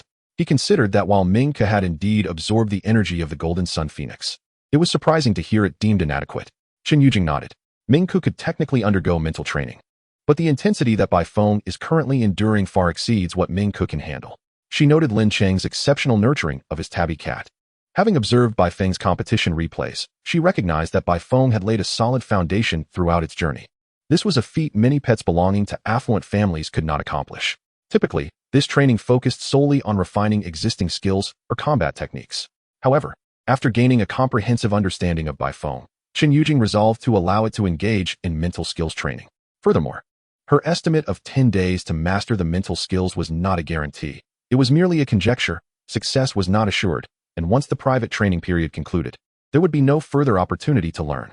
As the clock struck 5 in the afternoon, the supersonic bat promptly halted its work, flapping its wings vigorously as it approached the training room door. Noticing Chen Yujing sauntering down the corridor to unlock the door, it gently bumped against it, urging her to hasten. Time to clock out. The supersonic bat chirped joyfully. Now it was time to absorb the energy from the Starlight Stone. Ignoring the exhausted Bai Feng, Chen Yujing produced a softly glowing Starlight Stone and then retrieved a small, drill-like stone to tap against the Starlight Stone. It can be absorbed. It will take about an hour to finish. Chen Yujing placed the Starlight Stone above Bai Feng's head before departing with the clock-out supersonic bat. Chapter 53, Thunder Training. Bai Feng remained sprawled on the ground, now with the Starlight Stone resting atop its head. Lin Cheng waited patiently nearby, and after an hour, Bai Feng opened its eyes, which appeared brighter than before. Bai Feng stretched its front paws forward, lowering its upper body and yawning. Meow, let us hurry to have a meal. Then I must resume training. Although the mental training did not require physical movement, merely causing a headache, it was still quite exhausting. And Bai Feng had a strong desire to feast. All right, let us go eat. The provincial team training truly catered to their every need, even arranging their meals. Though the ordinary bento boxes were provided for the trainers, the competing pets enjoyed lavishly customized meals. Must we continue training after dinner? Shouldn't we take a break for the night? Lin Cheng was quite concerned about Bai Feng's condition, despite not moving much during the mental training. The constant changes in posture and head holding indicated that the process must have been quite agonizing. Mew, Bai Feng, why not take a break? Ming Ku chimed in, unsure of why Bai Feng seemed to possess endless energy, relentlessly training and often dragging it along too. Bai Feng shook its head. Meow. Now that I have absorbed the Starlight Stone, I feel fantastic. I sense an opportunity for growth. coupled with the energy from the Lingyuan fruit that remains unabsorbed. I feel that neglecting training would be a disservice to my potential. Although the headache lingered post-training, it was no excuse for inaction. Upon hearing Bai Feng's ambitious declaration, Mingke shrank back. As long as Bai Feng trained hard without dragging it along, it would be fine. Meow? Just as Bai Feng was about to dash off for dinner, it glanced back at the now-absorbed starlight stone. This stone is quite beautiful. It would make a lovely necklace. Lin Cheng picked up the stone from the ground, examining it closely. The used starlight stone showed little change in appearance, no longer glowing. Yet it still shimmered when light hit it. Meow? Bai Feng harbored a profound understanding of Lin Cheng, deriving satisfaction without the need for words. You possess a remarkable affinity for feline nature, he remarked. Lin Cheng was aware that Bai Feng had always cherished the manicure resembling the eyes of his beloved pet. Although he did not indulge in manicures himself, adorning a stone that mirrored those eyes brought him great joy. Chirp! Mingke gazed contemplatively at the star-shining stone. The following day at 8 o'clock, Chen Yujing meticulously timed her arrival with her lethargic Noivern at the training room. Let us resume training, she declared, reluctantly ushering the Noivern inside. Having learned from yesterday's experiences, Lin Cheng felt no trepidation regarding Bai Feng's training. He arranged for Mingke to train in an empty room while he sought a quiet space to study. As Lin Cheng grew weary of his studies, he rose to peer out the window, checking on Bai Feng's training and encouraging Mingke's progress. Chen Yujing remained stationed outside Bai Feng's training room, observing his condition in order to adjust the training regimen. Witnessing Lin Cheng's dedication alongside his pet, she couldn't help but admire the tenacity that epitomized the spirit of children from ordinary families. In Lin Cheng, she perceived a reflection of her former self. Thus, when Lin Cheng emerged once more, Chen Yujing called out to him. Lin Cheng, do you have a moment to converse? A rare, gentle smile graced her face. Lin Cheng nodded, and the two took their seats on a row of benches outside the training room. Once you secure a place in the competition area, various universities will extend invitations to you. Do you have a preferred institution? Chen Yujing believed that choosing a university was one of the most significant dilemmas faced by high school students. Selecting the right fit was paramount. If possible, I would like to attend Magic City University, Lin Cheng replied. Chen Yujing found herself momentarily at a loss for words, having anticipated a more hesitant response. She had assumed that high school students would typically waver among 2 or 3 options, yet Lin Cheng's answer was resolute. However, she considered that Lin Cheng might perceive Magic City University as possessing a unique allure, which was entirely understandable, given that it ranks among the top universities in the nation. What major do you wish to pursue? When universities extend their invitations, they will discuss majors with you directly. Chen Yujing thought that the choice of major was even more crucial than that of the university, especially since Lin Cheng's capabilities were evident. He would not settle for a lesser-ranked institution. I wish to specialize in extraordinary biology research, Lin Cheng stated unequivocally. Chen Yujing felt pleased with his choice of major, noting that he did not blindly gravitate towards popular fields among students. Do children today possess such clarity of purpose? Chen Yujing pondered, recalling her own bewilderment when selecting her major and university. After a moment of contemplation, she refrained from probing further into Lin Cheng's future plans, deeming them too distant. She preferred not to engage in lofty discussions regarding the future of a particular field, so she shifted the conversation to Mingke. Your Xian Yu bird's skeletal development appears to be lagging, misaligned with the growth of its muscles and organs. Early intervention would be advisable. Chen Yujing addressed the core issue without preamble. Her expertise lay in nurturing juvenile extraordinary creatures, and upon first handling Mingke, she had discerned the problem. Lin Cheng was taken aback. He had not anticipated such a direct observation from Chen Yujing. Nevertheless, he did not doubt her judgment, recognizing her professional expertise. Though he was momentarily at a loss for how to address the situation. Should we, like humans, consume calcium tablets? How can we promote its skeletal development? Lin Cheng inquired. There are numerous strategies. The simplest is dietary supplementation, though this method yields slow results. The most effective training, however, must target skeletal development, Chen Yujing elaborated, providing a detailed and professional explanation. Lin Cheng listened attentively. At noon, Mingke joyfully flapped its wings, seeking out Lin Cheng and Bai Feng for a meal. It eagerly anticipated some fishing practice in the afternoon, relishing the day's events. Mingke, I will take you for new training this afternoon, Lin Cheng said while eating. Chirp, shouldn't it be free training? Mingke's small eyes widened with confusion. Bai Feng, as steadfast as ever, devoured its meal with the gusto of a bulldozer. After lunch, Lin Cheng led Mingke to the training room while Bai Feng remained to rest, awaiting the arrival of its training partner, Noivern, at 1:30 p.m. Lin Cheng and Mingke traversed the training building for a considerable time, finally arriving at a training room marked with a lightning symbol. Chapter 54, Mastery of Techniques. Today, we shall engage in lightning training, Lin Cheng announced, casting a glance at Mingku. The bird's beak widened in awe at the lightning emblem adorning the door. Chen Yujing had informed Lin Cheng that avian extraordinary creatures could enhance skeletal development through a specific intensity of electrical current combined with dragon bone grass. She even recommended a relevant paper to him. Although Lin Cheng had perused the document, he found himself perplexed by the experimental methods and numerous technical terms. However, upon reviewing the conclusion, he discovered it aligned with Chen Yujing's assertions. As Lin Cheng adjusted the electrical current outside the training room, he explained the purpose of the exercise to Mingku. After setting the current, he fed Mingku a piece of dragon bone grass and opened the door. Enter. Some discomfort is to be expected. Mingku hesitated, glancing back multiple times before entering the training room. The walls and door of the lightning training room were thicker than those of other facilities, rendering Lin Cheng unable to hear any sounds from outside. However, observing Mingku's erratic flight within, it was evident that the experience was quite distressing. Lin Cheng silently resolved to shorten the duration of the initial trial. 5 minutes later, he opened the door. How are you holding up? Can you endure?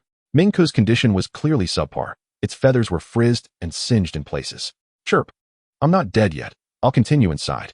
Remember to apply feather care liquid after tonight's training, Mingku replied, turning to re-enter the training room.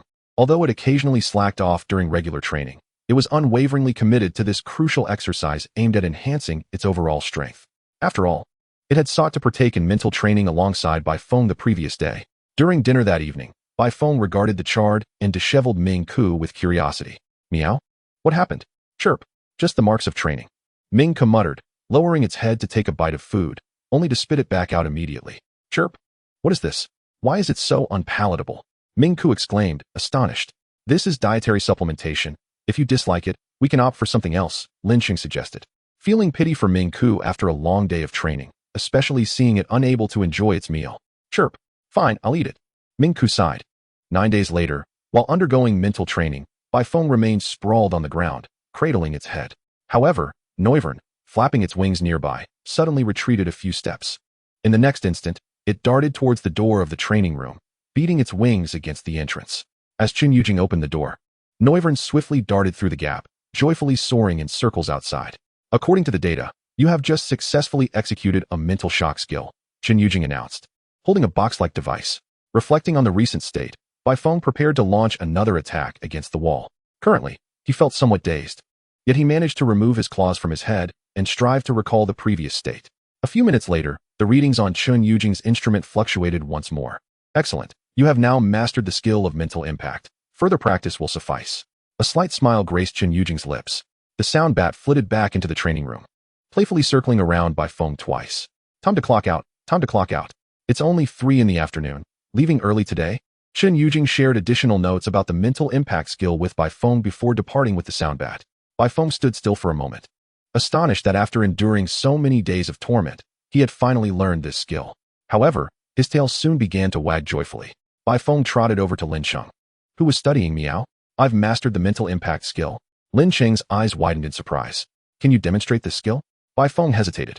While Chen Yujing's instrument could detect the skill, mental abilities were intangible. Nevertheless, he used the skill against the air, fulfilling Lin Cheng's modest wish. Lin Cheng pondered for a moment upon witnessing the Emperor's skill. What is the magnitude of this skill's power?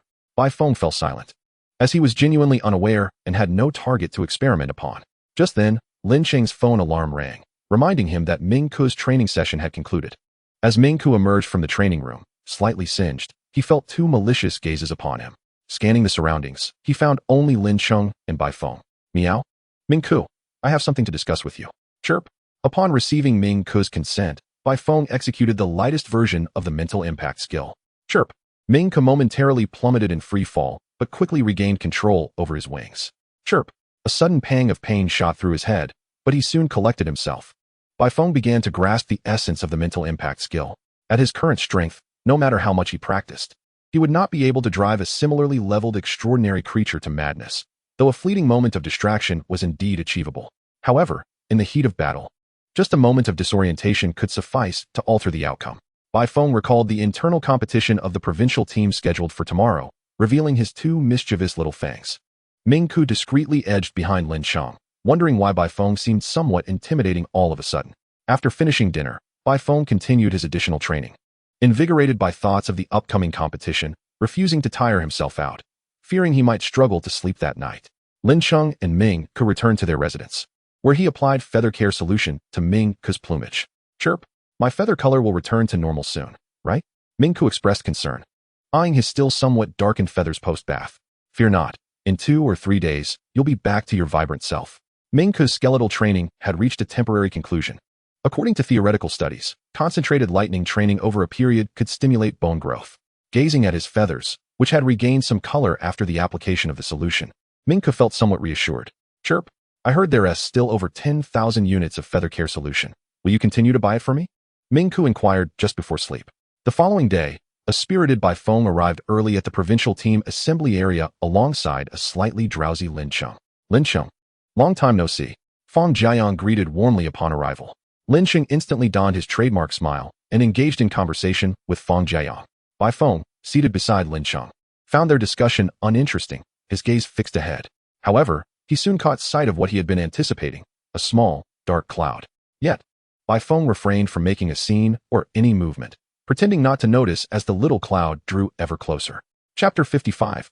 Entering University with a Pet. Just as the small cloud was about to brush against Baifeng's nose, it suddenly dissipated. Concurrently, the small cloud near Feng Jiayang also dispersed momentarily. The weather sprite felt an inexplicable sharp sensation, which hindered its significant tasks. However, the weather sprite dismissed it as minor disruptions, believing it would showcase its true prowess on the battlefield, where it would ensure that the cat would face repercussions. After all, it had undergone professional training over the past few days. Soon, Chen Yujing arrived, accompanied by several individuals to the competition arena. Today, everyone may select their desired opponents for battle, and we will establish new rankings based on your strengths to appoint a team captain. Of course, with the regional competition approaching, we hope everyone will keep it light and avoid serious injuries. After her announcement, Chen Yujing cleared the area. Lin Cheng, shall we have a spar? Feng Jiayang's eyes sparkled. Of course. Lin Cheng smiled. Baifeng and the weather sprite took to the arena, where the match commenced. As before, the weather sprite enlarged itself, conjuring rain and thunder to gain a strategic advantage. The weather sprite brimmed with confidence, believing its greatest gain from this training was not merely skill or strength, but learning how to handle trash talk on the battlefield. It would no longer be swayed by Lin Cheng's PUA rhetoric during combat. However, this did not imply that the weather sprite was immune to trash talk or indifferent to others' opinions. On the contrary, it remained quite sensitive, though it had learned to control its emotions so as not to let its contractors' words affect the battle. Feng Jiayang's trademark smile, usually effortlessly maintained, appeared less genuine, with the corners of his mouth noticeably drooping. He was convinced that as long as his weather sprite was unaffected by Lin Cheng's taunts, victory would be easily attainable. As the weather sprite summoned rain and thunder, attempting to conjure a thunderbolt to strike Baifeng down, a sudden sharp pain struck. The weather sprite momentarily dissipated in the air, only to quickly reconstitute itself. Feng Jiayang furrowed his brow, perplexed by the weather sprite's condition. Baifeng didn't seem to be mounting an attack. Just as he was about to inquire, the dark cloud dispersed once more. This occurrence repeated several times, and the weather sprite's reconstitution speed noticeably slowed. The weather sprite suspected Baifeng was behind this disruption, yet it felt utterly helpless, as Baifeng consistently attacked before it could fully coalesce, making it impossible to unleash a significant move. When the weather sprite finally managed to reassemble its form with great effort, Baifeng leapt up and struck it down. After several of Baifeng's all-out mental assaults, the weather sprite's reactions had begun to lag. Faced with Baifeng's sudden physical attack, it could not swiftly dissipate to evade, enduring the blow instead. The ensuing match concluded swiftly, with Baifeng ultimately dismantling the weather sprite. Chen Yujing, timing the event, noted that the weather sprite had yet to reconstitute itself and declared Lin Cheng's team the victors. Feng Jiayang's smile had nearly vanished, his anticipation for Baifeng's significant progress overshadowed by the unforeseen areas in which he had improved. Externally, Feng Jiayang maintained a stoic facade, but internally, he gritted his teeth, particularly as Lin Cheng approached him with a smug demeanor after the match. A narrow victory indeed. In the future, I must make time to engage in more exchanges with the weather sprite and Baifeng, to learn from each other's strengths, Lin Cheng remarked with a smile, speculating that if Feng Jiayang had emerged victorious, he would surely have approached him with similar sentiments. However, since it was Lin Cheng who triumphed today, he decided to voice these thoughts himself. Feng Jiayang forced a smile and nodded, thinking Lin Cheng was rather petty. As Lin Cheng walked past Feng Jiayang, the starshine stone around his neck slipped out from beneath his clothing, adding yet another label of ostentation to his image in Feng Jiayang's mind. Feng Jiayang pondered why it was Lin Cheng who chose to flaunt the reward, a spirit plant prize that anyone from the provincial team could select. While he himself had not even thought to adorn his neck with the seed of a spirit fruit, Bai Feng descended from the arena with a buoyant stride, feeling a release of pent-up energy in his chest, finally able to relax for a brief moment. He resolved not to engage in additional training that evening and to indulge in some leisure instead. In the ensuing battles, naturally, no one dared to challenge Lin Cheng. Bai Feng's combat prowess was already formidable, and with his newfound mastery of psychic techniques, he became an even more daunting opponent, leaving no creature or trainer inclined to confront him. Thus, Bai Feng found a prime vantage point to observe, relishing Lin Cheng's affectionate grooming while watching the ongoing skirmishes. Though the psychic shock skill exerted considerable influence on opponents, it was not without its toll on Bai Feng, who felt quite fatigued. Gradually succumbing to relaxation under Lin Cheng's adept ministrations, Bai Feng closed his eyes and drifted into slumber. Upon awakening, Bai Feng discovered that the internal competition had concluded, with minimal changes in team rankings, save for one girl, initially a substitute, who had ascended to a formal team member. Chen Yujing distributed the newly delivered team uniforms, including a captain's badge for Lin Cheng. In just a few days, we shall head to Jiaoshi. For now, let us train moderately, Chen Yujing advised. Meow? After a refreshing nap, Bai Feng stretched luxuriously, intent on catching some gray mice for a meal. The recent rigorous training left little time for such pursuits, and the craving had grown acute. Meow? Shall I take you to catch some gray mice? Bai Feng jested, his spirits high. Lin Cheng recalled the day Bai Feng had presented him with 3 gray mice, shaking his head as he urged Bai Feng to hurry, for he still had studies to attend to. He gazed at Bai Feng's teeth, which glimmered ominously, pondering how many gray mice would meet their demise therein. Meow? No need to exert yourself too much. Once I secure a commendable position in the regional competition, I shall be directly recommended. Bai Feng harbored aspirations of attending Magic Capital University, and upon learning that accolades in the high school pet battle competition could enhance college entrance scores or even secure recommendations, he became particularly attentive to this prospect.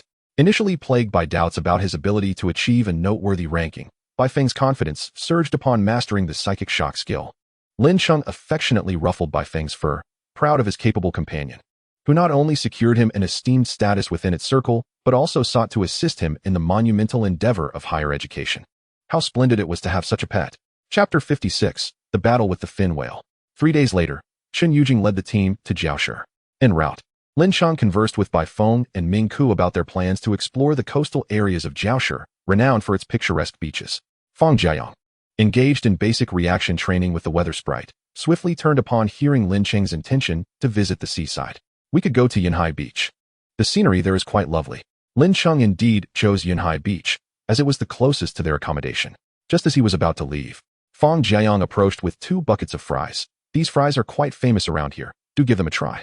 Lin Cheng accepted the large bucket of fries, slightly puzzled by Feng Jiayang's exuberance, but trusting that he wouldn't resort to poisoning him. All right, thank you. Embracing a bucket of fries, Lin Cheng set off for Yunhai Beach with a cat and a bird in tow. The gentle waves lapped at the shore, and a soothing breeze wafted through the air. As it was not a holiday, the beach was relatively uncrowded, though a multitude of razor-beaked gulls flitted about. These gulls soared high and swooped low, diving into the sea to catch fish. As Lin Cheng strolled along the beach, savoring the fried fries, he occasionally offered a piece to Ming Ku perched on his shoulder. Aren't you going to fly around a bit? Lin Cheng nudged Ming Ku with a fry. Chirp. No. Ming Ku decisively rejected the idea. Suddenly, a razor-beaked gull slowed as it flew past Lin Cheng, fixating its gaze on the bucket of fries in his hand. Soon, a second and third gull joined the fray. Circling around, Feng Jiayang, lurking behind, observed with eager anticipation as the gull's eyes sparkled with longing. Razor-beaked gull. Affinity. 3. Note. It is currently quite enamored with the fries in your possession. Obtaining fries from the dock is its lifelong aspiration. If you offer it several bites, it will be exceedingly pleased. Lin Cheng casually plucked a few fries from the bucket and offered them to the nearest razor-beaked gull, continuing to share with those surrounding him. The first gull, having been fed, did not depart. It was jostled by others but quickly squeezed back in. For Lin Cheng, enhancing affinity with a few fries was an extraordinarily simple endeavor, especially since he hadn't even purchased this bucket himself. Razor-beaked gull. Affinity. 5. Razor-beaked gull. Affinity. 7. In no time, the entire bucket of fries was devoured by the flock of gulls. And as one gull thrust its head into the bucket to consume the last remnants, they all took to the skies. Feng Jiayang, watching Lin Cheng leisurely feeding the gulls, furrowed his brow. This shouldn't be right, he mused. Lin Cheng should be oblivious to the gull's intentions, refusing to part with the fries. Or he should simply not wish to share. leading the gulls to harbor resentment and ultimately attack him. Before departing, the gulls ought to leave a sizable mess upon him. Yet, how had Lin Cheng managed to navigate the encounter with such ease? Feng Jiayong silently gritted his teeth. After feeding the gulls, Lin Cheng continued his stroll along the shore, while Mingku observed one gull plunge into the sea, emerging triumphantly with a fish in its beak. That looks pretty cool, Mingku thought, suddenly eager to try catching a fish himself. Chirp, I'll go fly around. With that, Mingku flapped its wings and dove into the water alongside the numerous black and white razor-beaked gulls. Though Mingku was considerably smaller than the gulls, his prowess surpassed that of many. A slender fish in the shallow waters was contested by several gulls, but it deftly evaded capture. However, after locking onto the fish, Mingku dove swiftly, seizing it in his grasp. Yet, with a beak not as elongated as that of the gulls, it struggled to maintain a grip on the plump fish.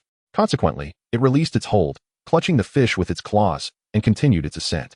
During its return, several razor-billed gulls attempted to snatch the sharp-beaked fish from it, yet they were all deterred by its intimidating skill. The investment in mastering that technique certainly paid off, thought Minka, joyfully clutching the fish, which was considerably larger than its own body. However, before it could bask in its triumph for long, a colossal wave surged from the ocean, drenching it with a cascade of water. Simultaneously, the pedestrians along the shore began to panic as a gigantic black and white marine extraordinary creature unexpectedly stormed onto the beach. The deep sea harbors many extraordinary beings yet to be understood. Some of these marine entities are not particularly amicable towards terrestrial creatures, often instigating tsunamis that incite panic among land-dwelling beings. To mitigate such occurrences, nations establish monitoring personnel at a considerable distance from coastlines to prevent large extraordinary creatures from approaching. Nonetheless, some formidable marine beings inevitably slip through the net. Battlefin whale. Affinity, 13. Note, it harbors a fondness for humans and wishes to play with them. If you interact with it, it will be delighted. Lin Cheng gazed pensively at the battlefin whale, which was splashing the water with its tail and emitting cheerful chirps. Judging by its appearance, it was undeniably fearsome. Its massive size and sharp fins signified its remarkable combat prowess, coupled with its fervent tail slaps and resonant calls. It was indeed difficult for humans not to feel apprehensive. Yet, an affinity of 13 is remarkably high for an extraordinary creature previously unseen, indicating a peculiar affection this battlefin whale harbored for humanity. Lin Cheng ultimately approached, while a fully grown battlefin whale would undoubtedly reign as a sovereign of the ocean. The creature before him was evidently a juvenile. How could one refuse the simple request of a young progeny of a future oceanic overlord seeking interaction? By phone.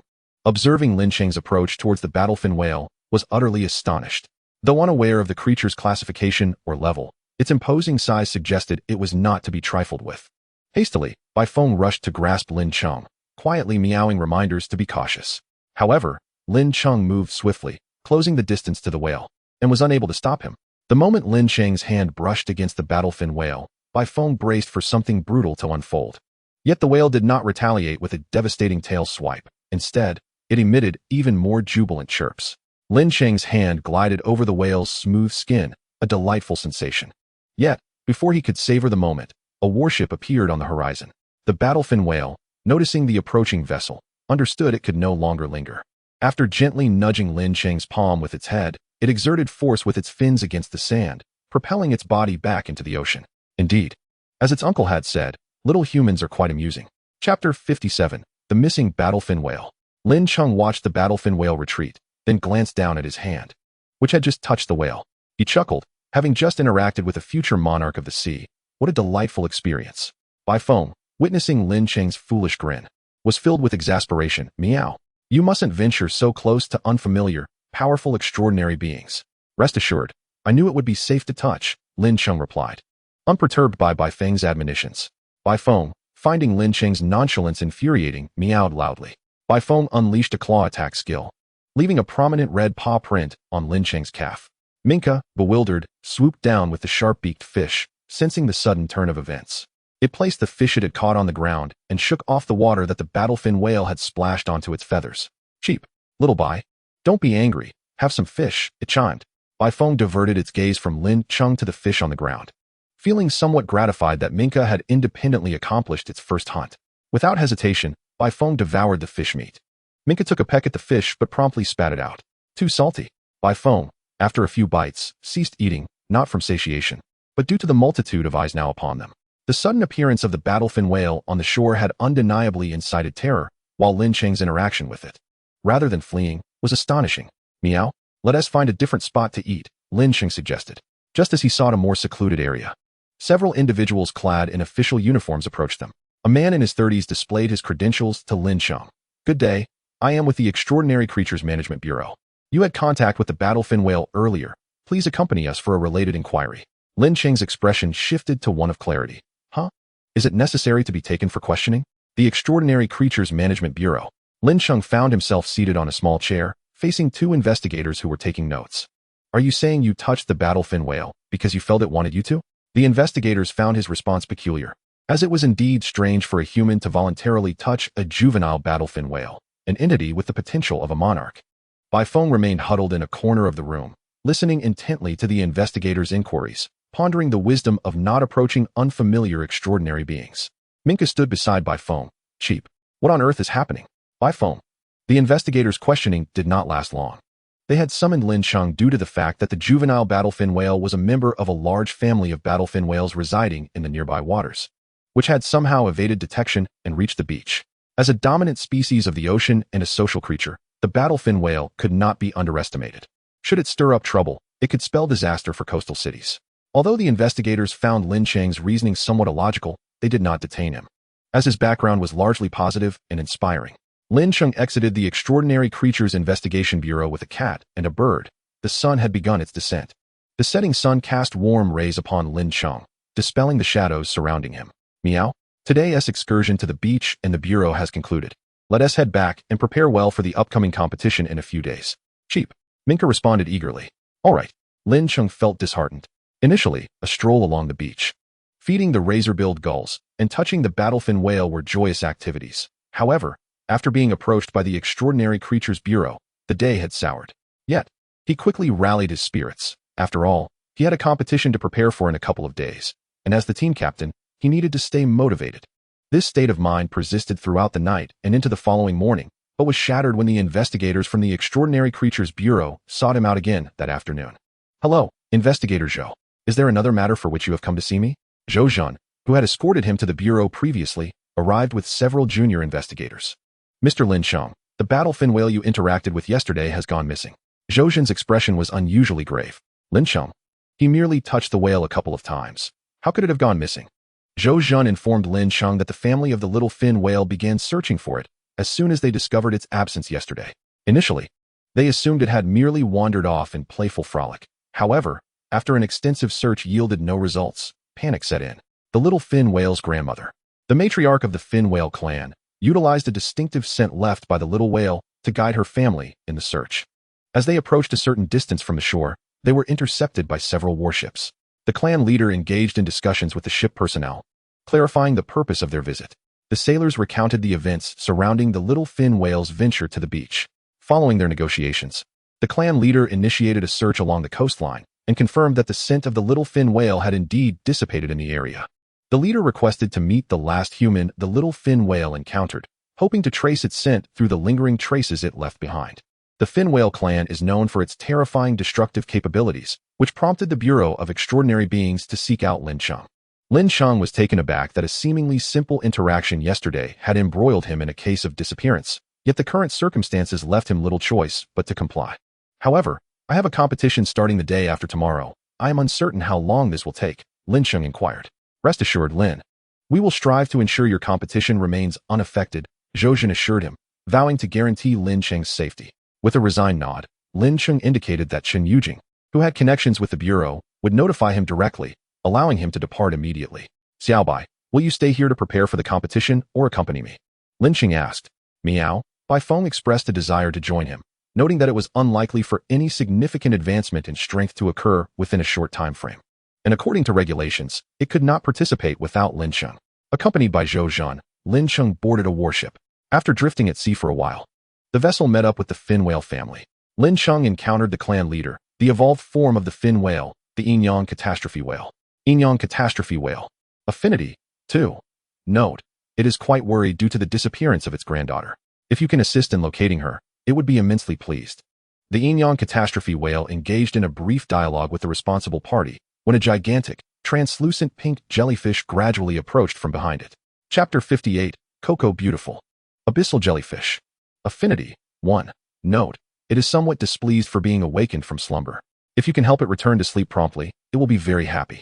The Enyang Catastrophe Whale conversed with the event coordinator, Lin Cheng.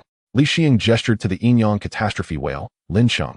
This esteemed abyssal jellyfish is a friend of the Enyang Catastrophe Whale and has come to assist in the search for the little fin whale. It needs to touch the area where you last came into contact with the fin whale. The abyssal jellyfish, with its vast umbrella, extended numerous slender tentacles, raising one tentacle and slowly reaching it towards Lin Cheng. From a distance, its tentacles appeared delicate, yet upon closer inspection, it became evident that they were not. Rather, the immense size of its umbrella made them seem slender. Cautiously, Lin Cheng placed his hand, which had touched the little fin whale yesterday, upon the tentacle of the abyssal jellyfish. After a brief moment of sensation, it extended another tentacle, which, as it reached Lin Cheng, swiped away the sound-emitting shell from his shoulder. The long tentacle ensnared Lin Cheng and lifted him high, then shifted direction, swimming towards the deep sea. Suspended above the surface, Lin Cheng dared not move, while the sound-emitting shell grumbled in frustration. What could it do from above? It felt utterly embarrassed to be dislodged.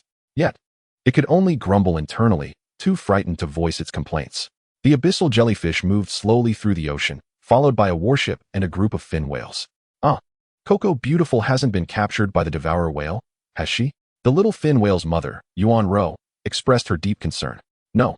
If the devourer whale had encountered Coco Beautiful, it would have devoured her instantly, but it would have left a scent behind. The absence of any scent indicates she has not come across a devourer whale. Her brother, Erju, reassured her, though comforted by her brother's words. Yuan Ro's anxiety remained unabated, intensifying instead. Erju was equally troubled by Coco Beautiful's disappearance, and seeing his sister's distress only worsened his mood. He longed to lash out at a stingray to vent his frustration, yet their current entourage was far too formidable. Any creature in the ocean would likely flee from them, leaving him with no outlet for his agitation. Erju anxiously flicked his tail. The Enyang Catastrophe Whale turned its head, casting a stern glance at Erju, signaling him to behave himself at that moment. Erju yearned to leap from the water and dive to ease his inner turmoil, but he knew that such an act would surely incur the wrath of his mother.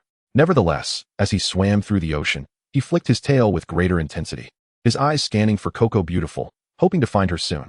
The abyssal jellyfish carried Lin Cheng through the water, gradually distancing them from the shore.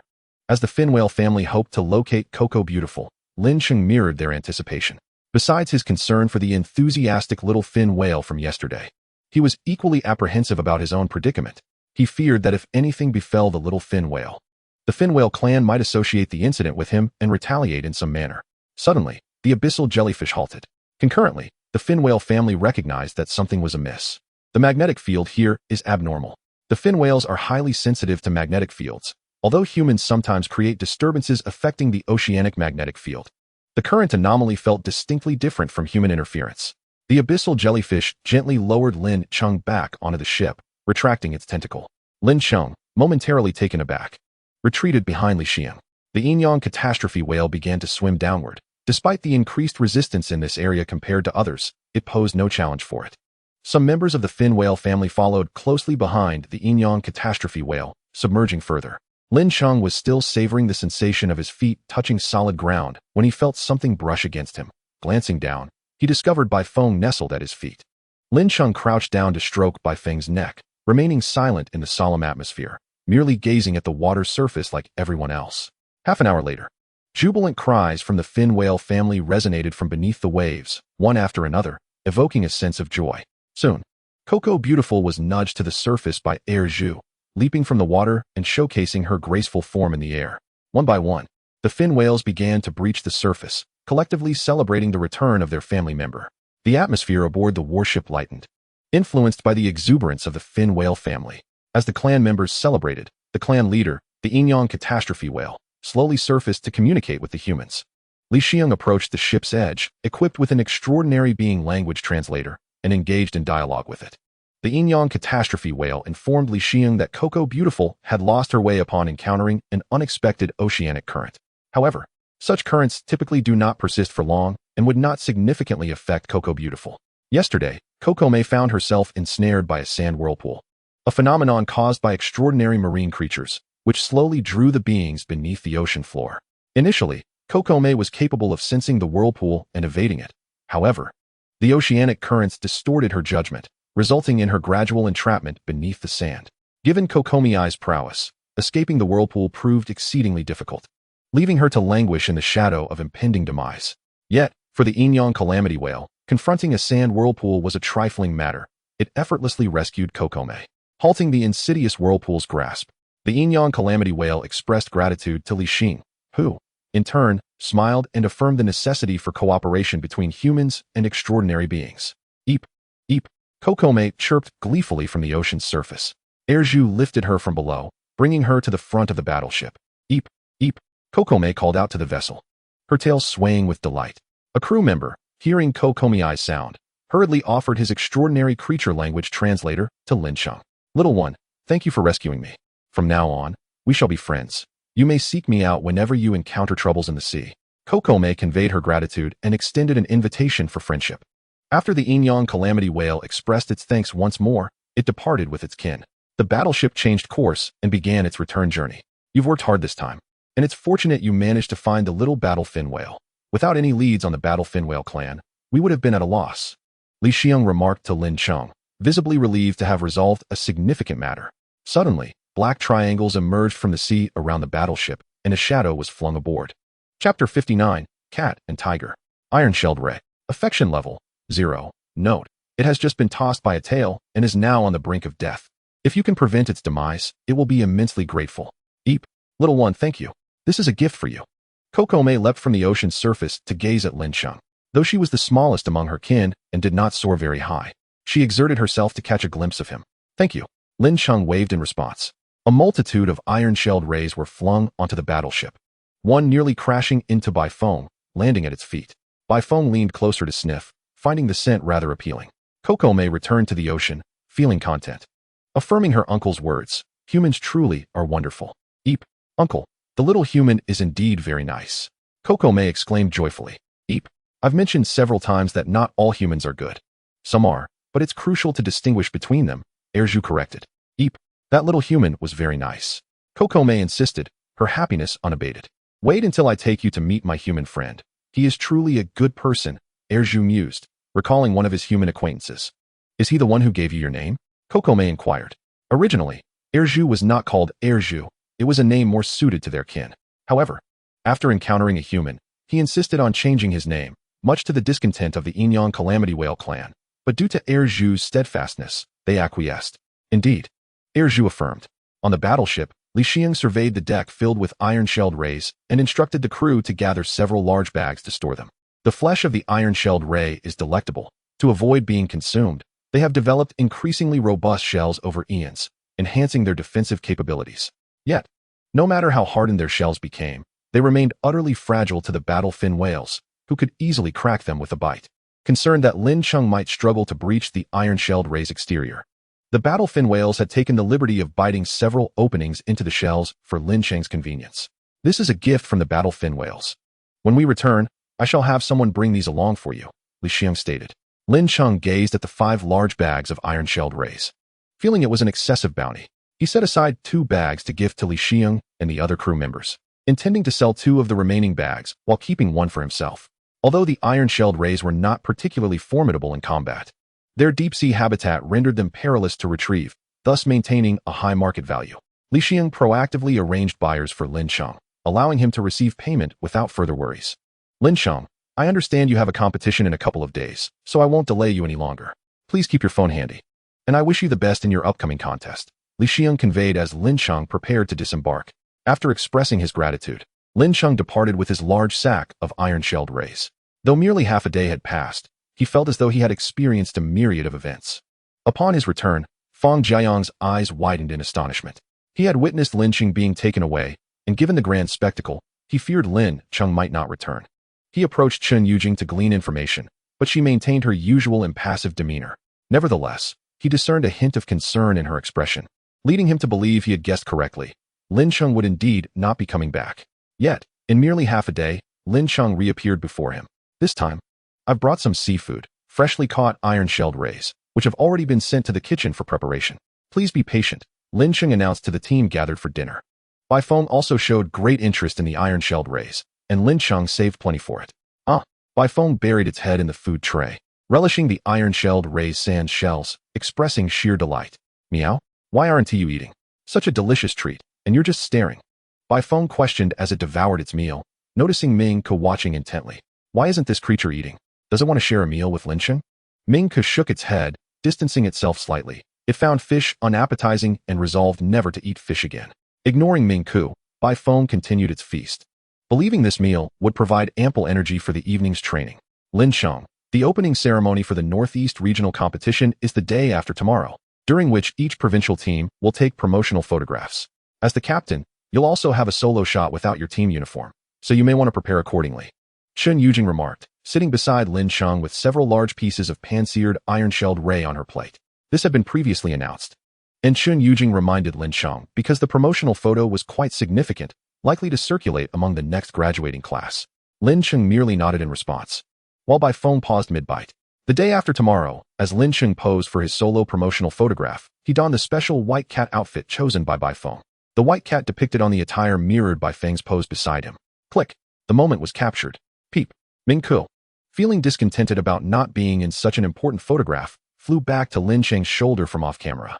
It felt a tinge of melancholy for not being able to appear in the shot. Come on, let us take another, Lin Cheng declared, pulling out a fuzzy brooch from his pocket and pinning it to his chest.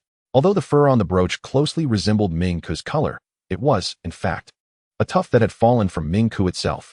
This is a collection of feathers that Lin Cheng gathers each time he engages in birdwatching. Lin Cheng takes out his phone and crouches down.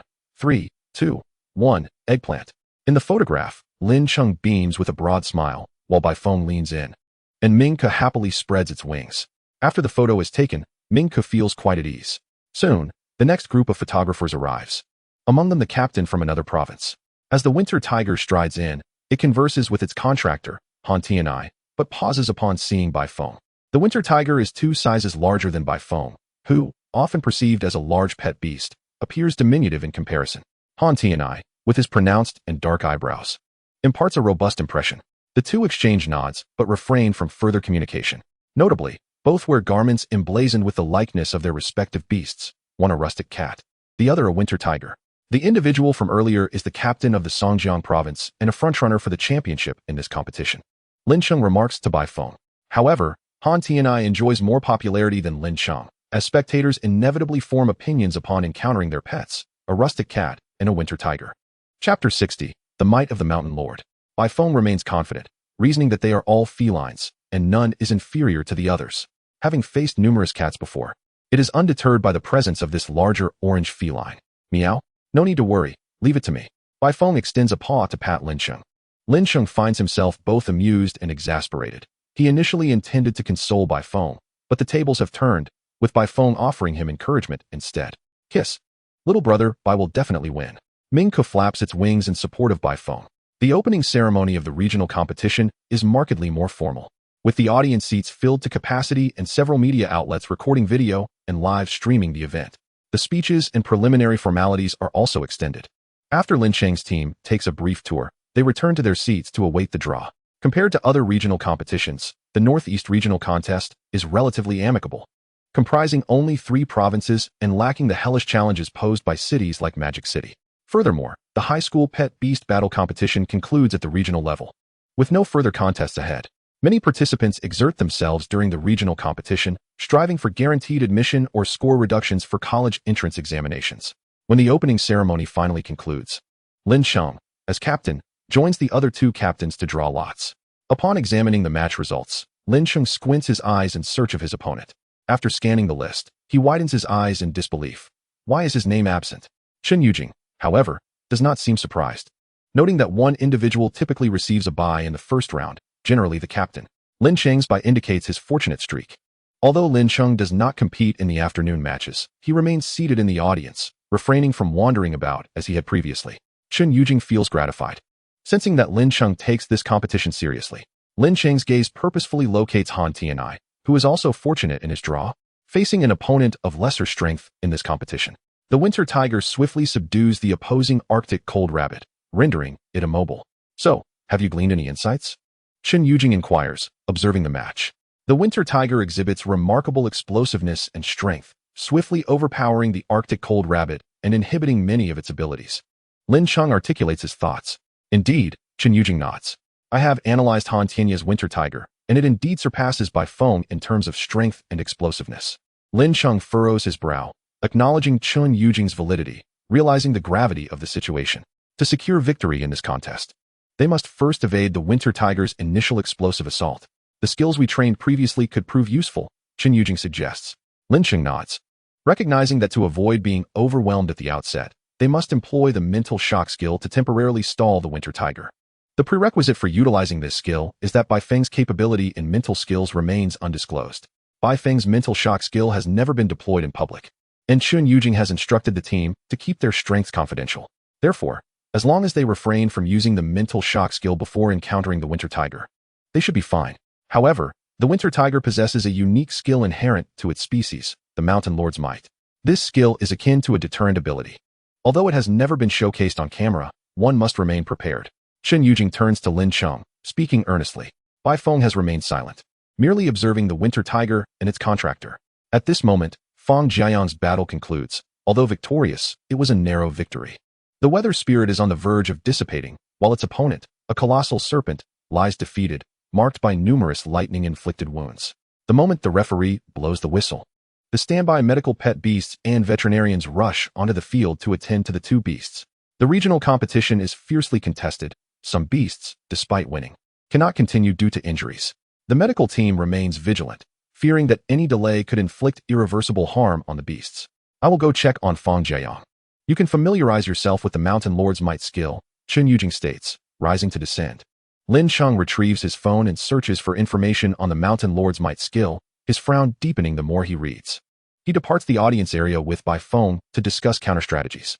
The following day, the regional competition proceeds to the quarterfinals. However, due to a previous day's victor whose pet cannot compete, there are only 7 participants. This time, it is not Lin Cheng who receives a bye, but Han Tianyi.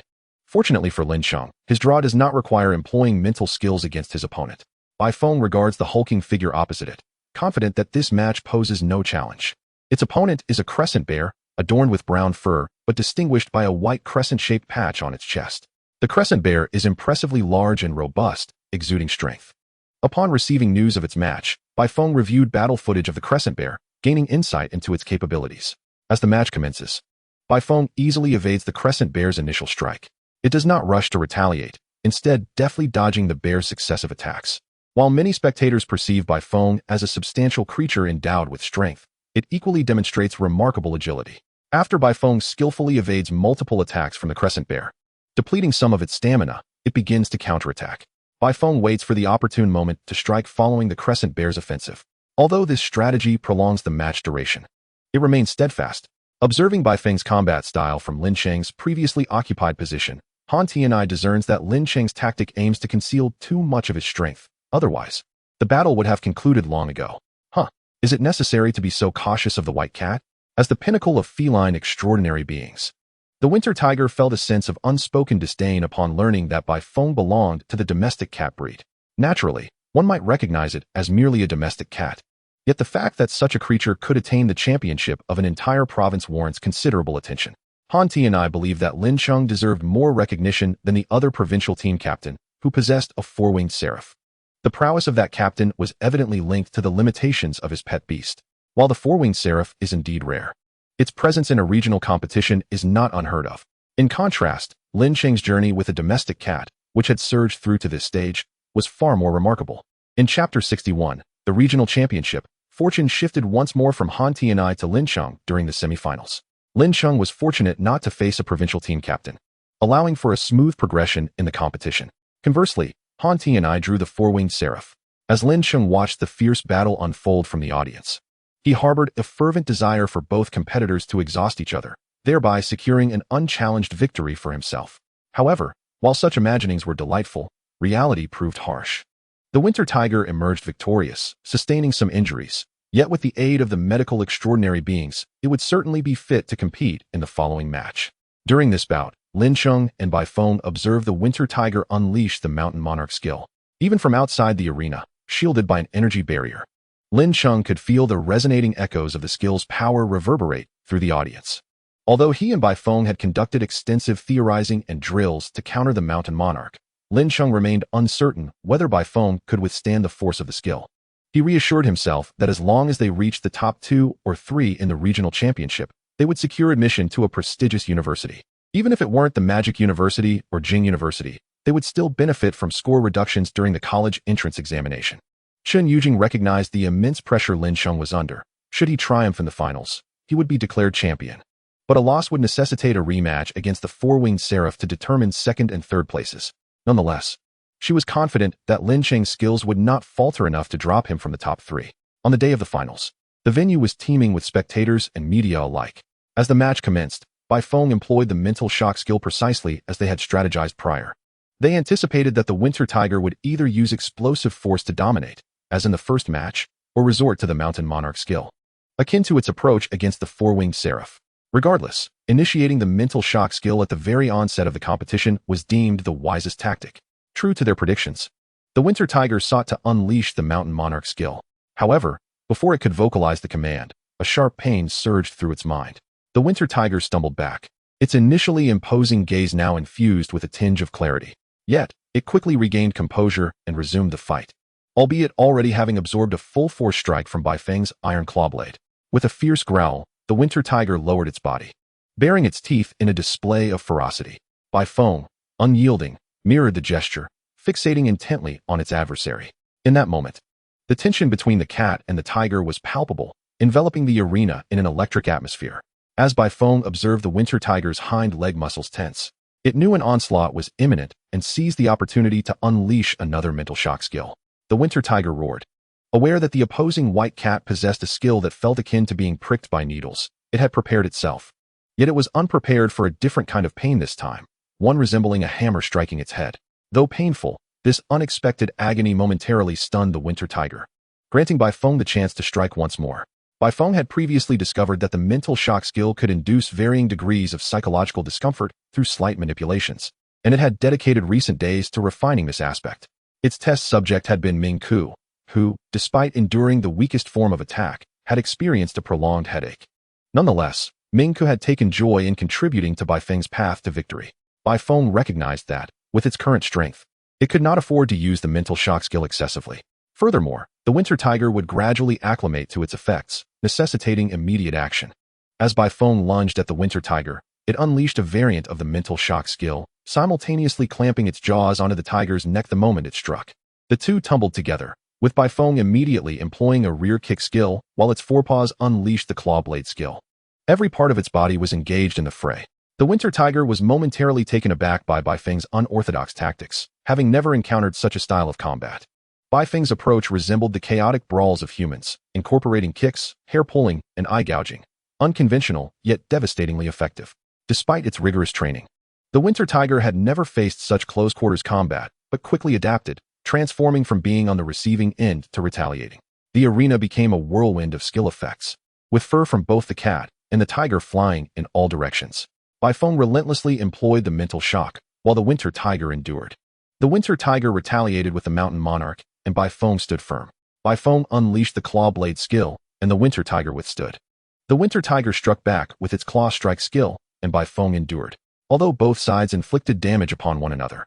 The severity of the Winter Tiger's attacks far outweighed those of Bai Feng. The air was thick with fur, now stained crimson.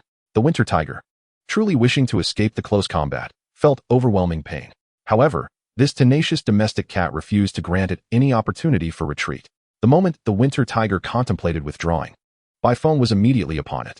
When Bai Feng struck the Winter Tiger's wound once more, it let out a deafening roar, finally managing to shake Bai Feng off. After landing on the ground, Bai Feng sprang back up, charging forward once again to seize the Winter Tiger's neck. The Winter Tiger screamed in desperation, thrashing wildly.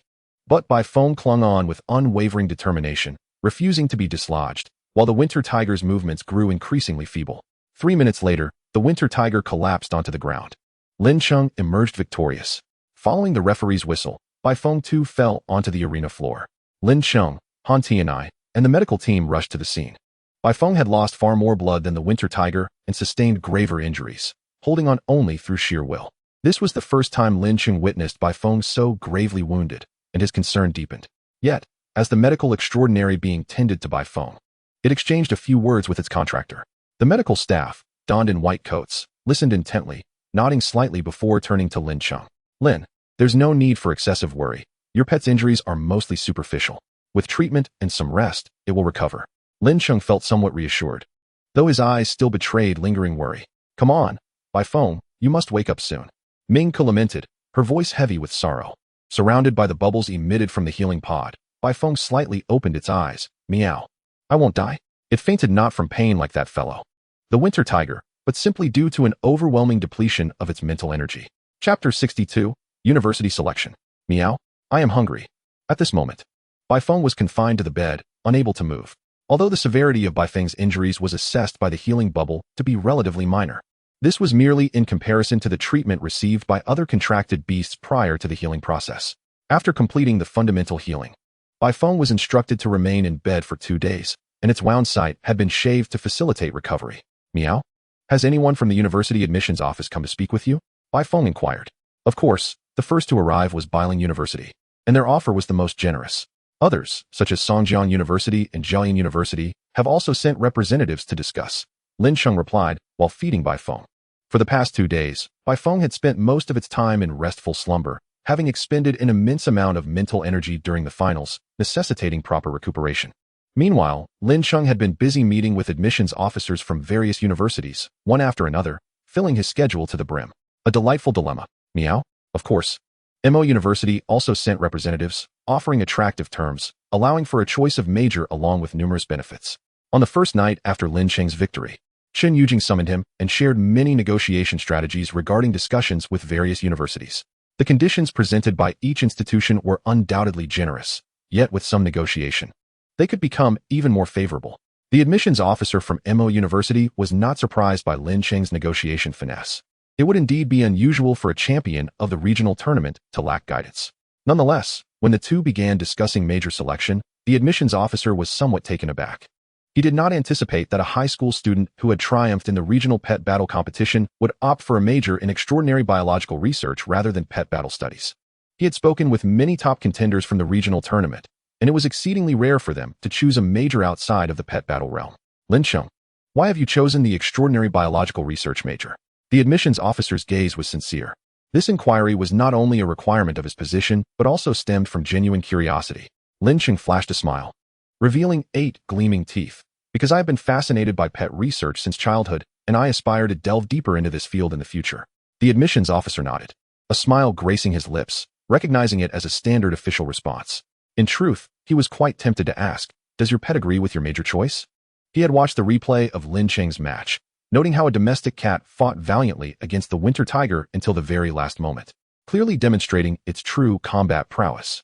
It intrigued him to consider whether the pet would scratch Lin Cheng upon learning of his choice of a research major after working so hard for victory.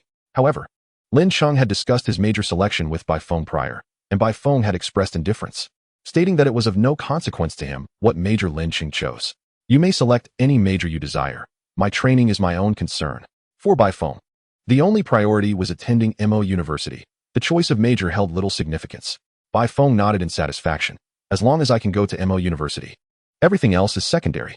Once I get there, I shall ensure to make my mark in the realm of feline excellence. Without exchanging further words, Bai Feng yawned again. Lin Cheng set the food aside and quietly exited the infirmary. The award ceremony for the regional tournament was scheduled in 3 days, providing ample time for the victorious contracted beasts to recover.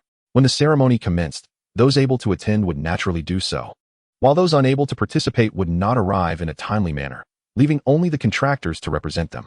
As Lin Cheng stepped out of the infirmary, he spotted Han Tianai in the corridor. Chirp! Upon seeing Han Tianai, Ming-Ku immediately spread its wings and squawked loudly, radiating hostility. Lin Cheng, however, was much more amiable, gently soothing Ming-Ku with a hand before nodding and smiling at Han Tianai. The two contracted beast infirmary rooms were adjacent, yet their encounters had been infrequent. Lin Cheng had heard that many universities had recently reached out to Han Tianai, almost all of those who had contacted him also attempting to connect with Han. But the offers were relatively less enticing. As Lin Cheng exited the hospital, his phone vibrated in his pocket. He pulled it out to discover a message from Qi Pingshua. Lin Cheng, I've been busy with experiments lately and haven't had time to congratulate you on your first place in the regional tournament. Thank you, Brother Qi. Are you being courted by numerous universities? Have you decided which one to attend? I've made my decision. I will attend MO University, and you will be my senior. That's wonderful. Have you chosen a major? Yes, I have selected the pet research major. Originally munching on an apple alongside his fire monkey. Qi Pingshua halted mid-bite upon reading this message, typing with both hands. The fire monkey turned its head, sensing that Qi's response was of utmost importance. A rarity that warranted interrupting his apple-eating pace. That's fantastic. When you enroll, come directly to Professor Chow's laboratory to immerse yourself in research as soon as possible. He mentioned you to me before and expressed great fondness for you. While it was true that Professor Chow held a favorable view of Lin Cheng, he had not indicated a willingness to allow Lin Cheng to join his research team directly. The notion of inviting Lin Cheng into the group was entirely Qi Pingshua's personal desire. As the senior brother of the team, he routinely selected a handful of promising students from the university to join the group, providing them with early exposure to advanced experiments. Qi Pingshua believed Lin Cheng would be an exceptional candidate, not only due to his understanding of Lin Cheng's character, but also owing to the extensive knowledge Lin Cheng had accumulated in the realm of extraordinary biology. Once Lin Cheng arrived at MO University, Qi was determined to ensure that he experienced the allure of academia at the earliest opportunity. The more Qi Pingshua contemplated this, the happier he became, setting his phone aside and taking a hearty bite of his apple. The fire monkey, observing Qi's demeanor, discreetly shifted its rear away from him, pondering whether the recent experiments had encountered new complications. At the commencement of the award ceremony, Lin Cheng and Bai Feng stood proudly atop the podium. The winter tiger occupied the second-place position, slightly lower than Bai Feng's, yet its larger frame and greater height rendered their appearances nearly equal from the front. Clearly, Bai Feng had noticed this distinction. It subtly raised its paw and elevated its tail, confidently asserting its prominence in the photograph. The rewards for the regional tournament were notably generous, with the first-place prize being a leaf from the Enlightenment tree. Holding this leaf in one's mouth would significantly enhance both training and the learning of techniques. As they descended from the stage, Bai Feng brushed past the winter tiger, and a silent exchange of glances occurred between the cat and the tiger. Meow. Despite the considerable linguistic disparity between the domestic cat and the winter tiger, the latter discerned Bai Feng's encouragement to train diligently. Little brother, keep up the good work. Chapter 63, Strange Happenings in Changbai Mountain. Bai Feng, having secured first place, recently developed an insatiable appetite, consuming food in copious amounts. This was not solely due to elation but also stemmed from an acute awareness of the physical disparity between itself and other extraordinary feline creatures. For Bai Feng, size was of paramount importance. A formidable stature could easily intimidate adversaries. Although it understood that as a domestic cat, it could never surpass the size of the winter tiger, it still yearned to minimize the gap as much as possible. Currently, possessing a diminutive physique, it is anticipated that evolution will eventually bestow a grander stature upon it, thus rendering excessive consumption unnecessary. Lin Cheng, upon hearing Bai Feng's reasoning, found himself both amused and perplexed. Bai Feng, with a swift motion of its small paw, reassured him that there was no cause for concern, for it possessed its own discernment. After a delightful meal, it resumed its training regimen. However, Bai Feng did not retreat to its exclusive training chamber, but rather to the public training room of Lin Cheng's high school.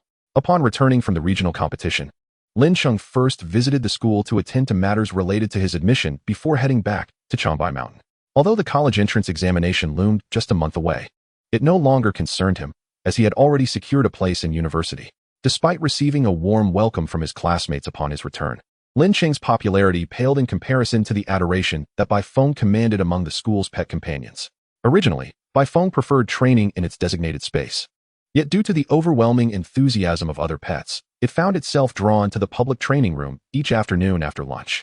This was also a request from the school's faculty, hoping that Bai Feng could inspire the other creatures in their training endeavors.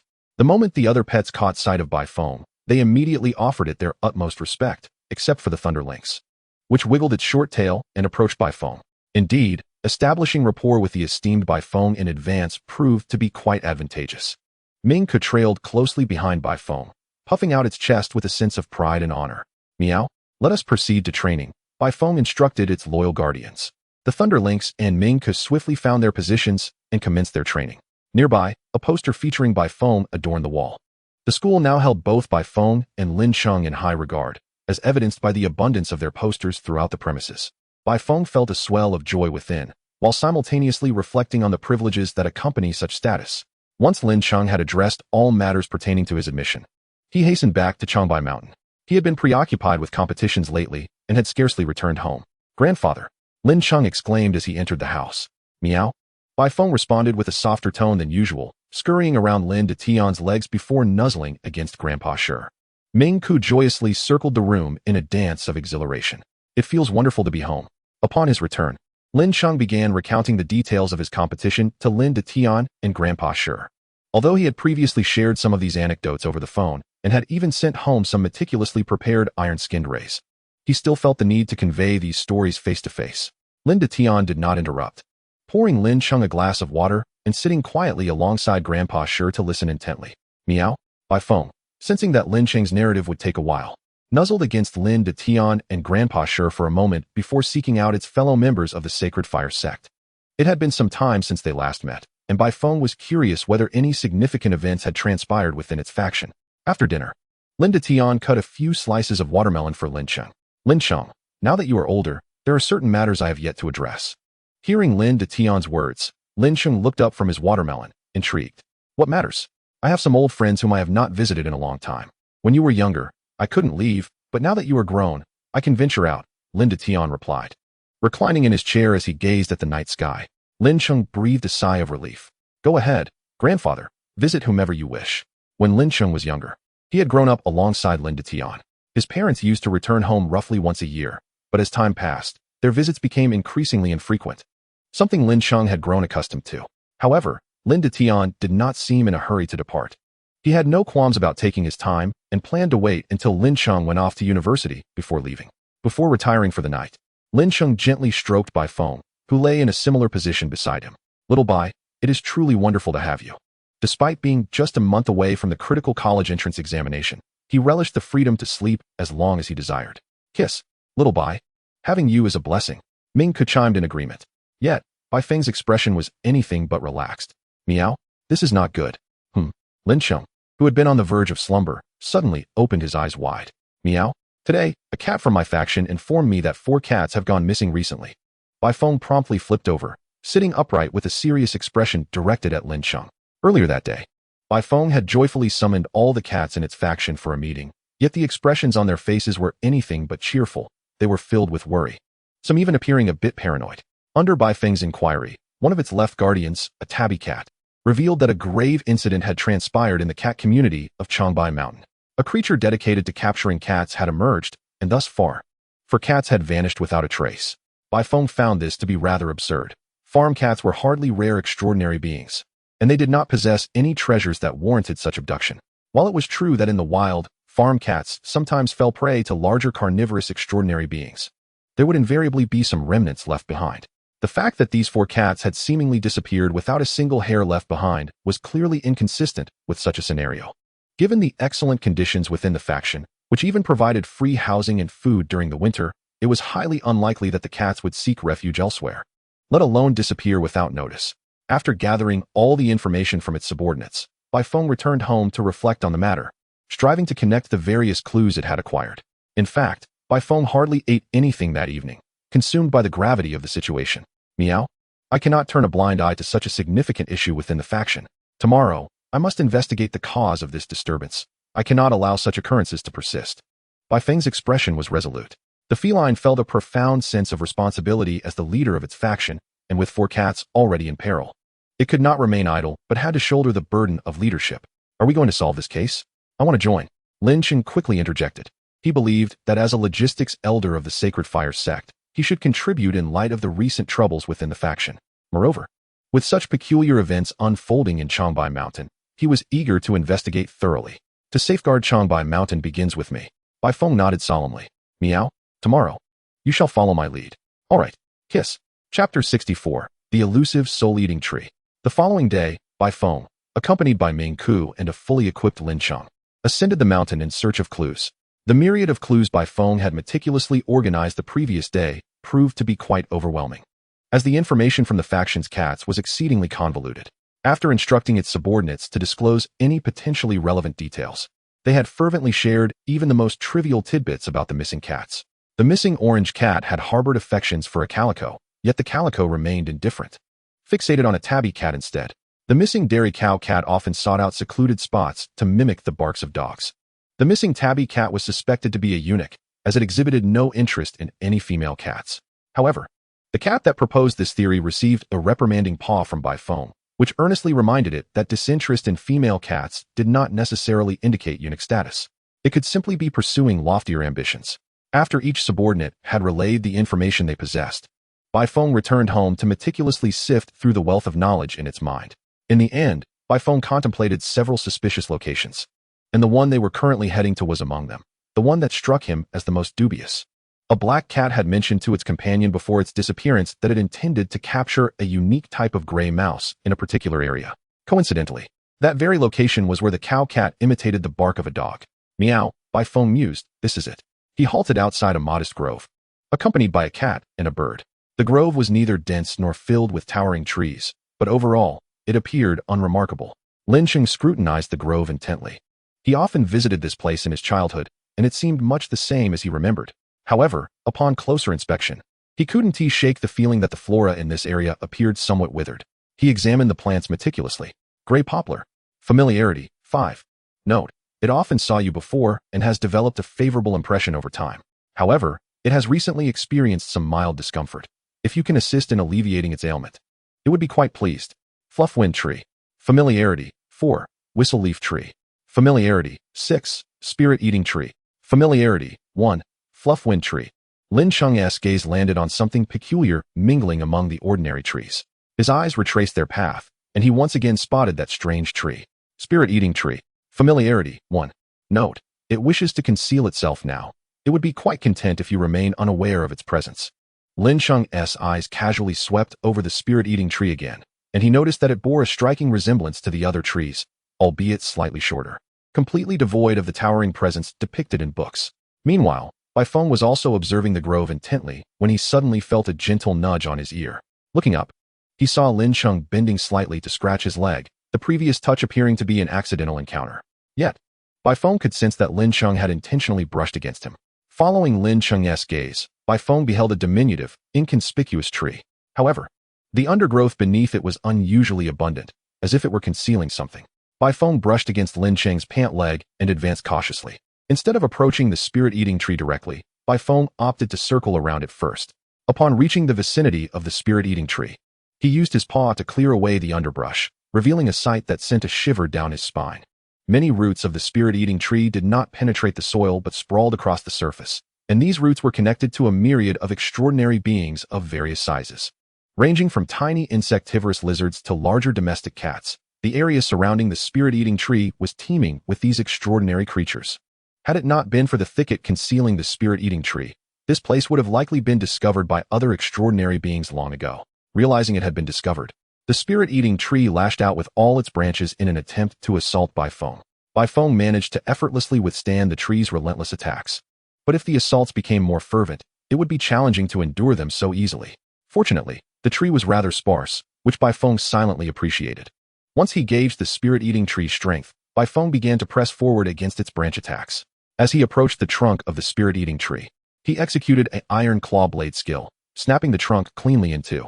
Though the spirit-eating tree was on par with Bai Feng in terms of level, their strengths were not in the same league. Ming Ku, witnessing Bai Feng's triumph, began chirping excitedly, serving as a cheerleader for the moment. Meanwhile, Lin Cheng furrowed his brow. Recalling having seen an introduction to the spirit-eating tree in an extracurricular book, Bai Feng let out a dismissive grunt and turned his attention to the 4 cats whose heads were ensnared by tree roots. The larger extraordinary beings were positioned closer to the spirit-eating tree, while the 4 cats and a snow chicken were tightly clustered around its trunk.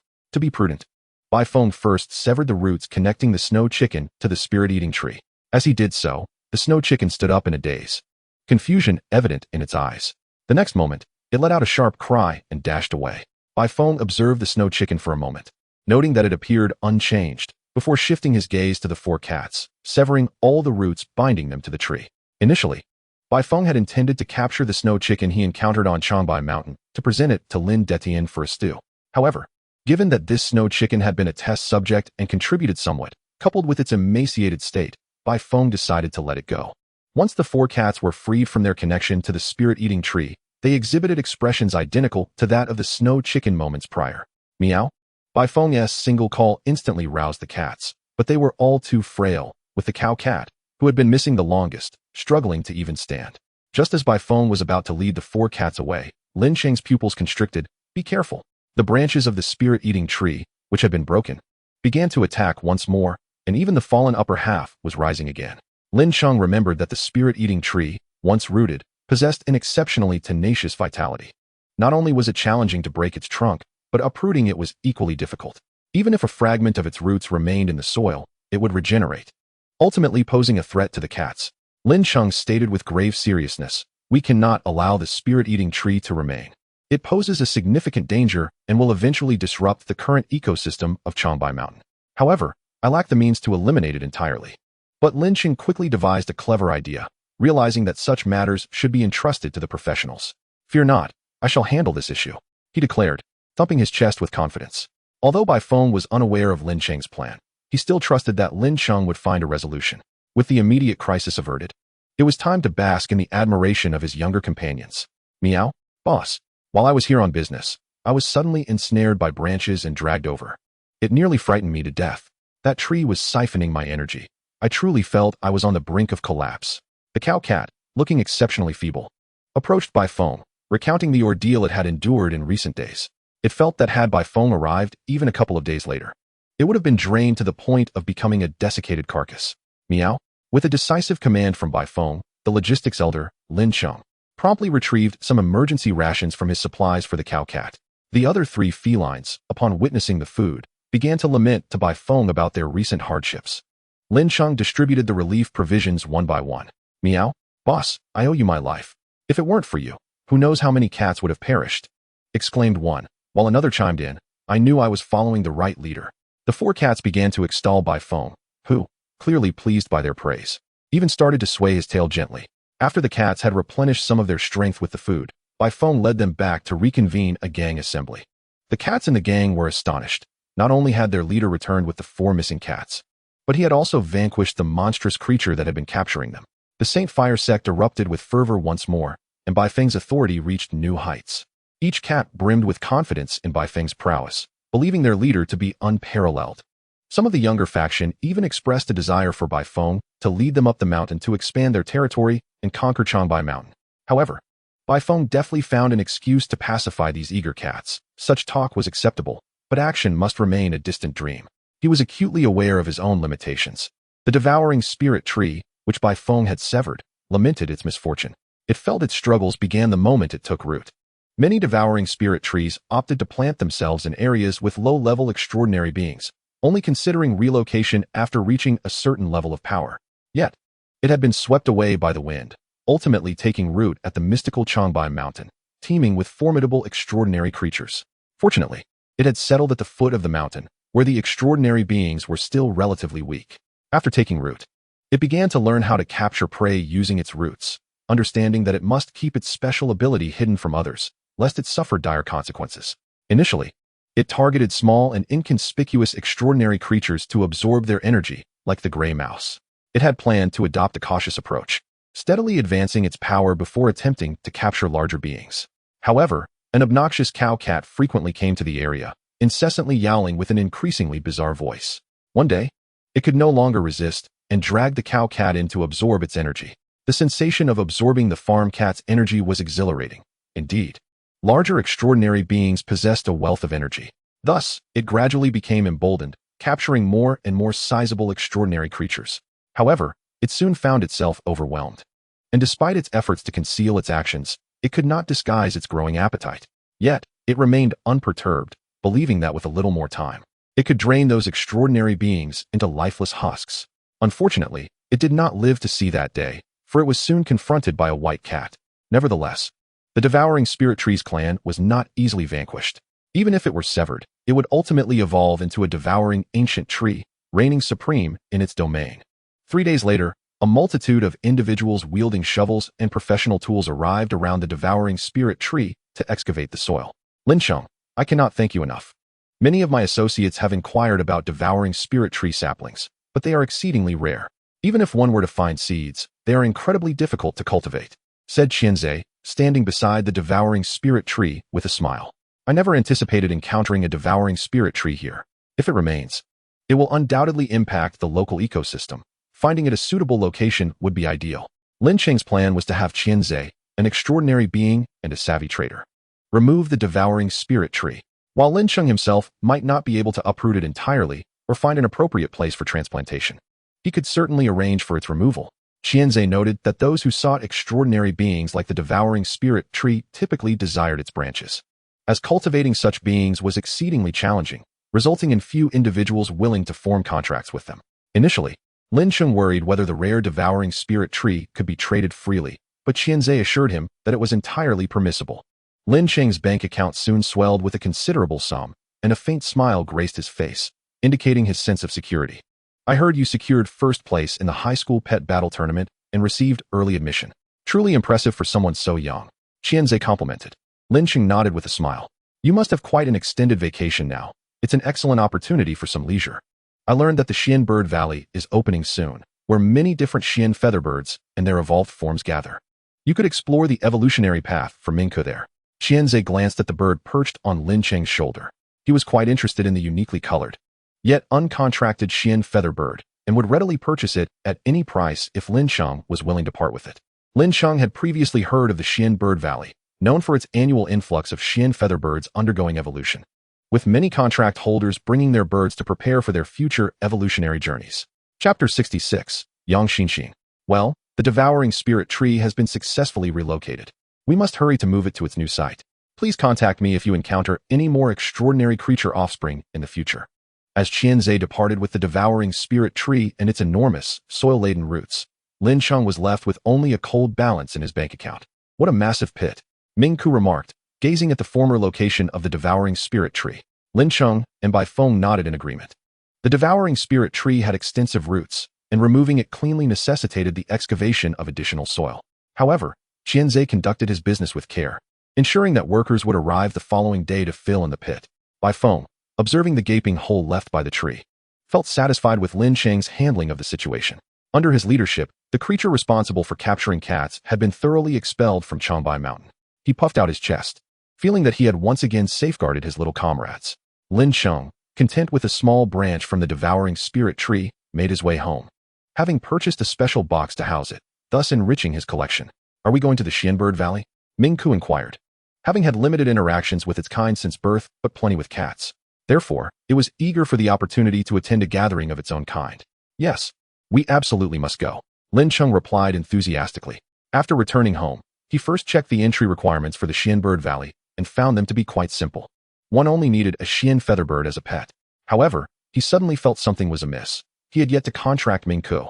Lin Cheng meticulously reviewed the entry conditions again, hoping to find a clause allowing individuals with prospective contracts to enter, but alas, none existed.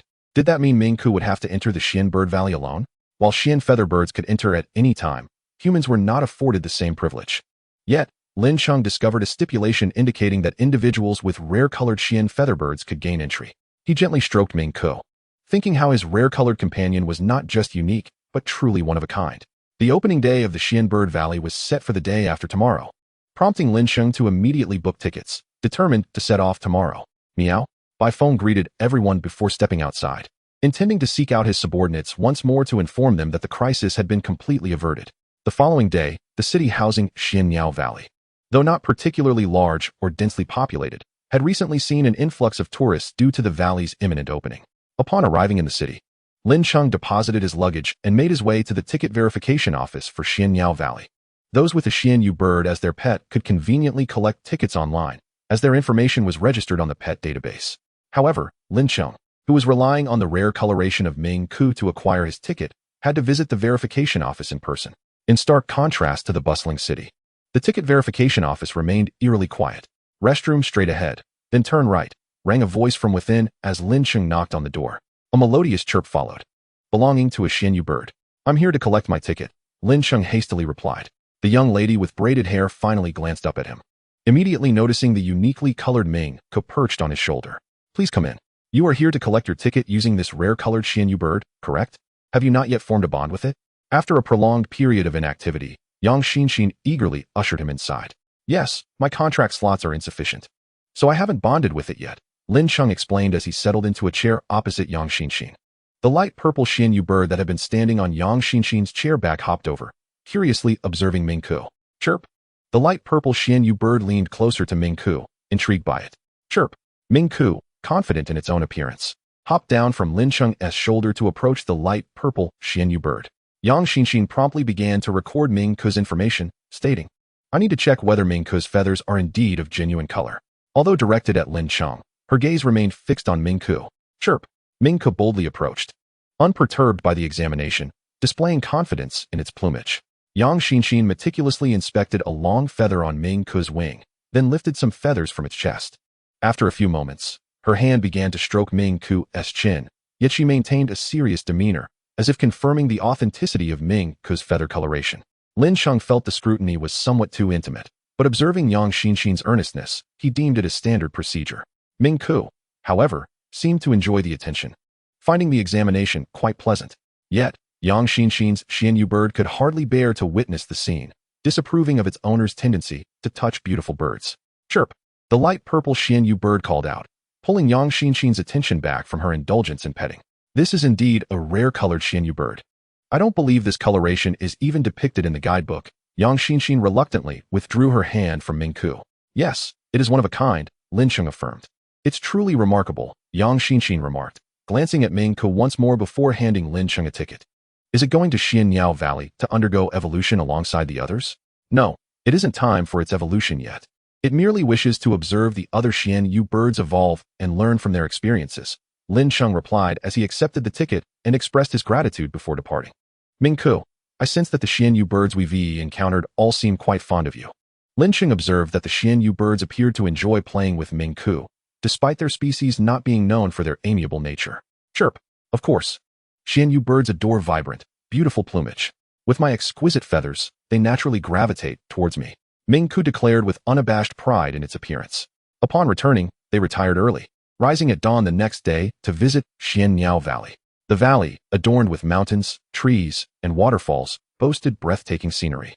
The evolution conference that day was set to take place in a clearing before the waterfall.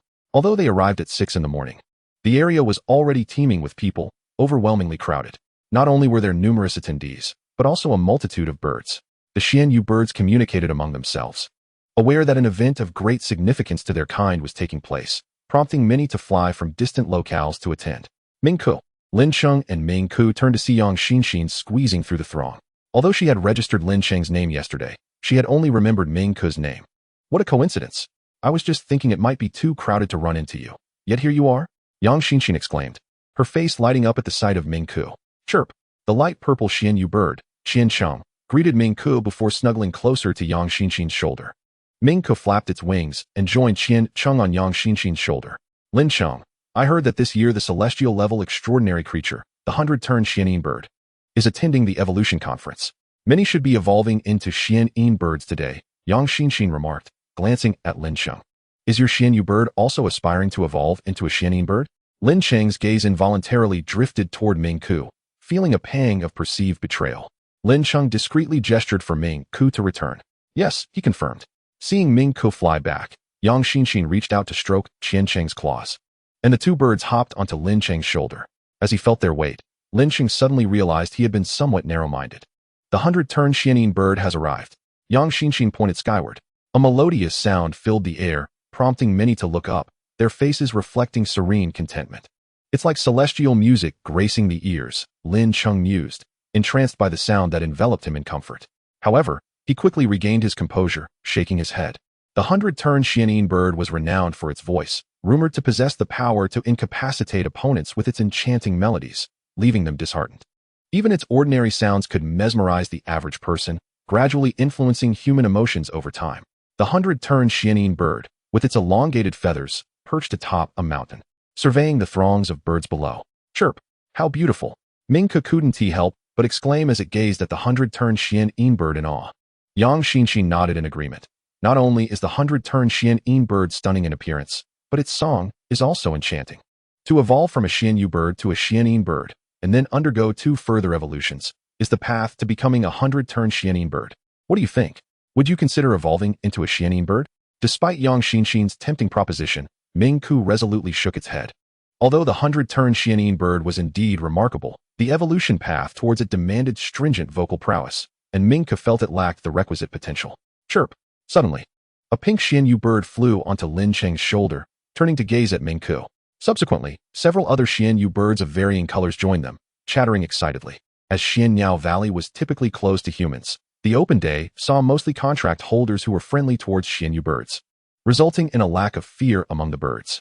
As space on Lin Cheng's shoulders filled, Yang Xinxin also welcomed a few Xianyu birds onto her shoulder, joining in the delightful cacophony. Meow. Baifeng was somewhat displeased by the presence of a Xianyu bird perched atop its head. Never before had an extraordinary creature disturbed the soil upon its crown, not even Ming Ku. However, upon noticing that the bird above was a white Xianyu, it decided to let it remain for the time being. Baifeng felt a natural inclination towards beings of a similar hue. The Xianyu birds surrounding Lin Cheng had primarily gathered out of curiosity for Ming Ku, chattering animatedly about the color of its feathers and inquiring about feather care techniques. Ming Ku puffed out its chest and began to discuss its methods for feather maintenance, covering everything from dietary habits to training routines. Without a word about any feather care products, Ling, the Baijuan Xianin bird, let out its first melodious call from the mountain peak. The birds around Lin Cheng scattered into the air, and even Ming Ku took flight alongside Qian Cheng. The Baijuan Xianin bird, a harbinger of the upcoming evolution conference, signaled the gathering of avian creatures in the valley. Yang Xinxin and Lin Cheng stood side by side, gazing in the direction the Xianyu birds had flown.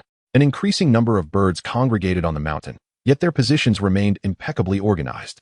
At the summit stood the Baijuan Xianin bird, surrounded by various evolutionary forms such as Xianin birds, long-tailed Xian birds, and Mingyidu birds, with the colorful Xianyu birds occupying positions lower down the slope. The positioning of the Xianyu birds was quite significant. Those perched at higher altitudes boasted vibrant plumage and larger physiques, indicating their imminent evolution. Conversely, those at the base of the mountain, some even forced onto the flat ground, were mostly of ordinary colors or exhibited diminutive stature, revealing their lesser strength. Lin Cheng squinted, attempting to locate his beloved Ming Ku among the myriad Xianyu birds. Meow. After a brief observation, Baifeng quickly spotted Ming Ku's position. Lin Cheng strained his gaze in the direction Baifeng indicated and indeed saw a tricolor bird by the waterfall, accompanied by a small patch of purple that resembled Qian Cheng. Lin Cheng, look at that Qing Tung Ling Ke, Yang Xinxin remarked. Lin Cheng's eyes shifted upward, and he soon identified the Qing Tung Ling Ke, which was of notable size and strikingly azure, standing out amidst the multitude of birds. Its elevated position among the evolutionary forms of Xianyu birds further accentuated its prominence. Initially, Lin Cheng assumed that Yang Xinxin wanted to enlighten him about the Qing Tung Ling Ke, but she simply commented, "Isn't it beautiful?" "Indeed, quite beautiful." Lin Cheng replied with a smile, acknowledging its aesthetic appeal. A small green flower adorned its head, adding a lovely touch. Satisfied with Lin Cheng's praise, Yang Xinxin continued to admire the Qing Tung Ling Quebec. "Do you have a fondness for the Qing Tung Ling Ke?" Lin Cheng inquired. "Absolutely." "Then why not allow Qian Cheng to evolve into a Qing Tung Ling Ke?" Lin Cheng anticipated Yang Xinxin would cite the difficulty of evolution, as transforming from a Xianyu bird to a Qing Tung Ling Ke indeed required rare spiritual plants. Yet, Yang Xinxin replied earnestly, "We must respect the desires of our companions. Qian Cheng wishes to evolve into a Xian bird, and as its contract partners, we must support that." Lin Cheng was momentarily taken aback by her seriousness, realizing that Qian Cheng's desire to evolve into a Xian bird was genuinely its own choice. He sensed that, regardless of how challenging the path to becoming a Qing Tung Ling Ke might be, Yang Xinxin would steadfastly accompany Qian Cheng in its endeavors. "Ling." The Baijuan Xianin bird called out again. The evolution conference was about to commence. Yang Xinxin's gaze remained fixed on the actions of the Baijuan Xianin bird. After its third call, it flapped its wings and ascended into the sky, prompting the birds below to follow suit in a magnificent display. The various species gathered together, obscuring the sun, as one by one, the Xianyu birds began their transformations in midair. As the Xianyu birds of the valley soared higher, one by one, they completed their evolutions. A Xianyu bird elongated and became slender, emitting a melodious call as it transformed into a Xianin bird. Another Xianyu bird, during its flight, gradually elongated its beak, sprouting 3 long and sturdy feathers atop its head, evolving into a stone-beak bird. More birds continued to undergo transformations, climbing higher, while those that hadn't evolved gradually fell back to the ground. Chirp. Ming Ku, having descended, initially struggled to locate Lin Cheng. After a brief flight, it returned to Lin Cheng's side, flapping its wings excitedly, sharing its exhilarating experience of soaring upward. It felt as though its mind and body had undergone a profound rejuvenation, leaving it invigorated. "Have you found the direction you wish to evolve toward?" Lin Cheng asked. "Chirp. I have. I want to evolve into a Shao Tian Yunpeng." Lin Cheng had previously seen the Shao Tian Yunpeng before the evolution conference. It was a majestic creature, formidable in size with a sharp beak capable of shattering stones. Its feathers razor-sharp, embodying a highly aggressive, extraordinary being. Additionally, the Shao Tian Yunpeng had recently perched at a considerable height, just beneath the Baijuan Xianin bird. That evolution direction is excellent, but beyond the required spiritual materials, you will also need to focus on specialized training, Yang Xinxin advised. An increasing number of unevolved Xianyu birds descended, and soon Lin Cheng and Yang Xinxin's shoulders were once again graced by birds.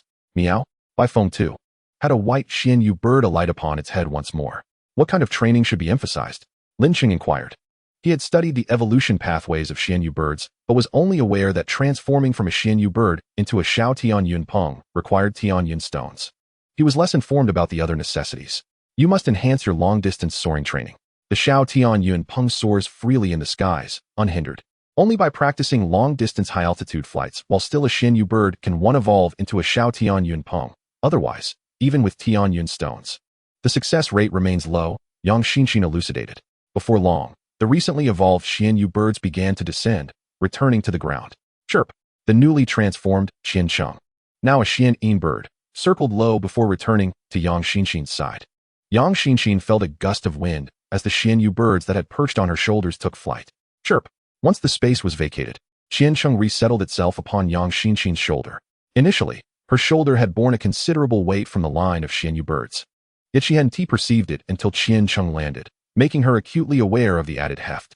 However, Yang Xinxin said nothing, merely adjusting her shoulder's angle in silence. Chirp! Mingku congratulated Qian Cheng. Chirp! Qian Cheng responded joyfully. As Mingku offered its congratulations, it observed Qian Cheng closely. Qian Cheng had grown larger. Its form now sleek and graceful, no longer resembling the rotund little bird it once was. If you have the time now, you could let Mingku stay in the Xian Bird Valley for a while. There are numerous flying activities led by more powerful birds every day that it could partake in. Qian Cheng used to participate frequently, Yang Xinxin suggested. Gently stroking Qian Cheng's chin, Lin Cheng nodded thoughtfully. Although he would not be able to enter the Xian Bird Valley after the evolution conference, there were no restrictions on Mingku's entry. Meow! An increasing number of birds began their return, and a Qing Tung Ling Ke flew past Lin Cheng not far ahead, prompting him to take a small step back. Originally, he believed that the vine spirit sparrow was merely passing by, taking a brief detour. To his surprise, after circling around, it perched directly on the outstretched arm of Yang Xinxin. She extended her left arm into a fist, and the vine spirit sparrow stood firmly atop it, its claws gripping her arm. Chirp! Lin Cheng observed the vine spirit sparrow and noticed a small green flower nestled atop its head, identical to the one Yang Xinxin had pointed to earlier. He had initially thought that she had merely gestured carelessly, not realizing that they were indeed acquainted. Allow me to introduce my other companion, Qianjin. With Yang Xinxin's introduction, the vine spirit sparrow politely chirped in greeting. Oh! Lin Cheng's eyes widened in realization, and upon reflection, it began to make sense. The initial evolution cycle of the Xuanyu bird is not particularly lengthy, and considering Yang Xinxin's age, which seemed to align with that of a recent university graduate, if Qiancheng were indeed her first companion, it would have evolved into the relatively easier-to-evolve Xianin bird by now, rather than remaining stagnant for so long. However, if Qiancheng were merely her second companion, then the timeline would indeed align. Lin Cheng was astonished because, aside from its impressive combat prowess, the vine spirit sparrow also exhibited remarkable skills in spiritual plant management. If Yang Xinxin possessed a vine spirit sparrow as her companion, she could easily secure a high-paying and leisurely job in a bustling city, rather than merely serving as a lowly ticket examiner at the Xianin Valley office. Nevertheless, Lin Cheng speculated that Yang Xinxin's choice to reside around Xianin Valley was likely due to her companion's fondness for the area. Qianjin often led flights in Xianin Valley, and Minka could join Qianjin for play. Qianjin merely nodded with modesty, appearing more reserved than Qiancheng. Clang. At present, the sky was graced by a single Xianin bird, which began to dive down with a resounding call. Rather than returning to the mountaintop where it had just landed, it took a turn in the air and flew back into the forest of the rear mountains. It was said that this Xianin bird had been raised in Xianin Valley and held a deep emotional connection to it, which was why it had come to preside over this year's evolution conference. As Yang Xinxin shared some tidbits of gossip. Chirp! How does one become the host of the evolution conference? Minka gazed enviously in the direction the Xianin bird had departed, marveling at the impressive sight of it leading a flock of birds in flight. Well, one must certainly possess celestial-level strength to qualify. And I have heard that this position is also subject to competition each year. Yang Xinxin explained that several avian sovereigns aspiring to host the Evolution Conference would gather, and the most powerful among them would earn the right to preside. However, they would not engage in actual combat, merely showcasing their prowess through displays of presence and spirit. Minka's eyes sparkled with determination, dreaming of the day when it too would return to Xianin Valley to host an Evolution Conference. Do you wish to host an Evolution Conference like the Xianin bird one day? Yang Xinxin inquired. Chirp. Minka's confidence momentarily waned, understanding that while dreaming was one thing, voicing it was another. You will undoubtedly succeed, and you shall become the king of all birds. Yang Xinxin encouraged. Chirp. Minka's spirits were lifted once more. To my dear viewers, do you think I will one day host an Evolution Conference?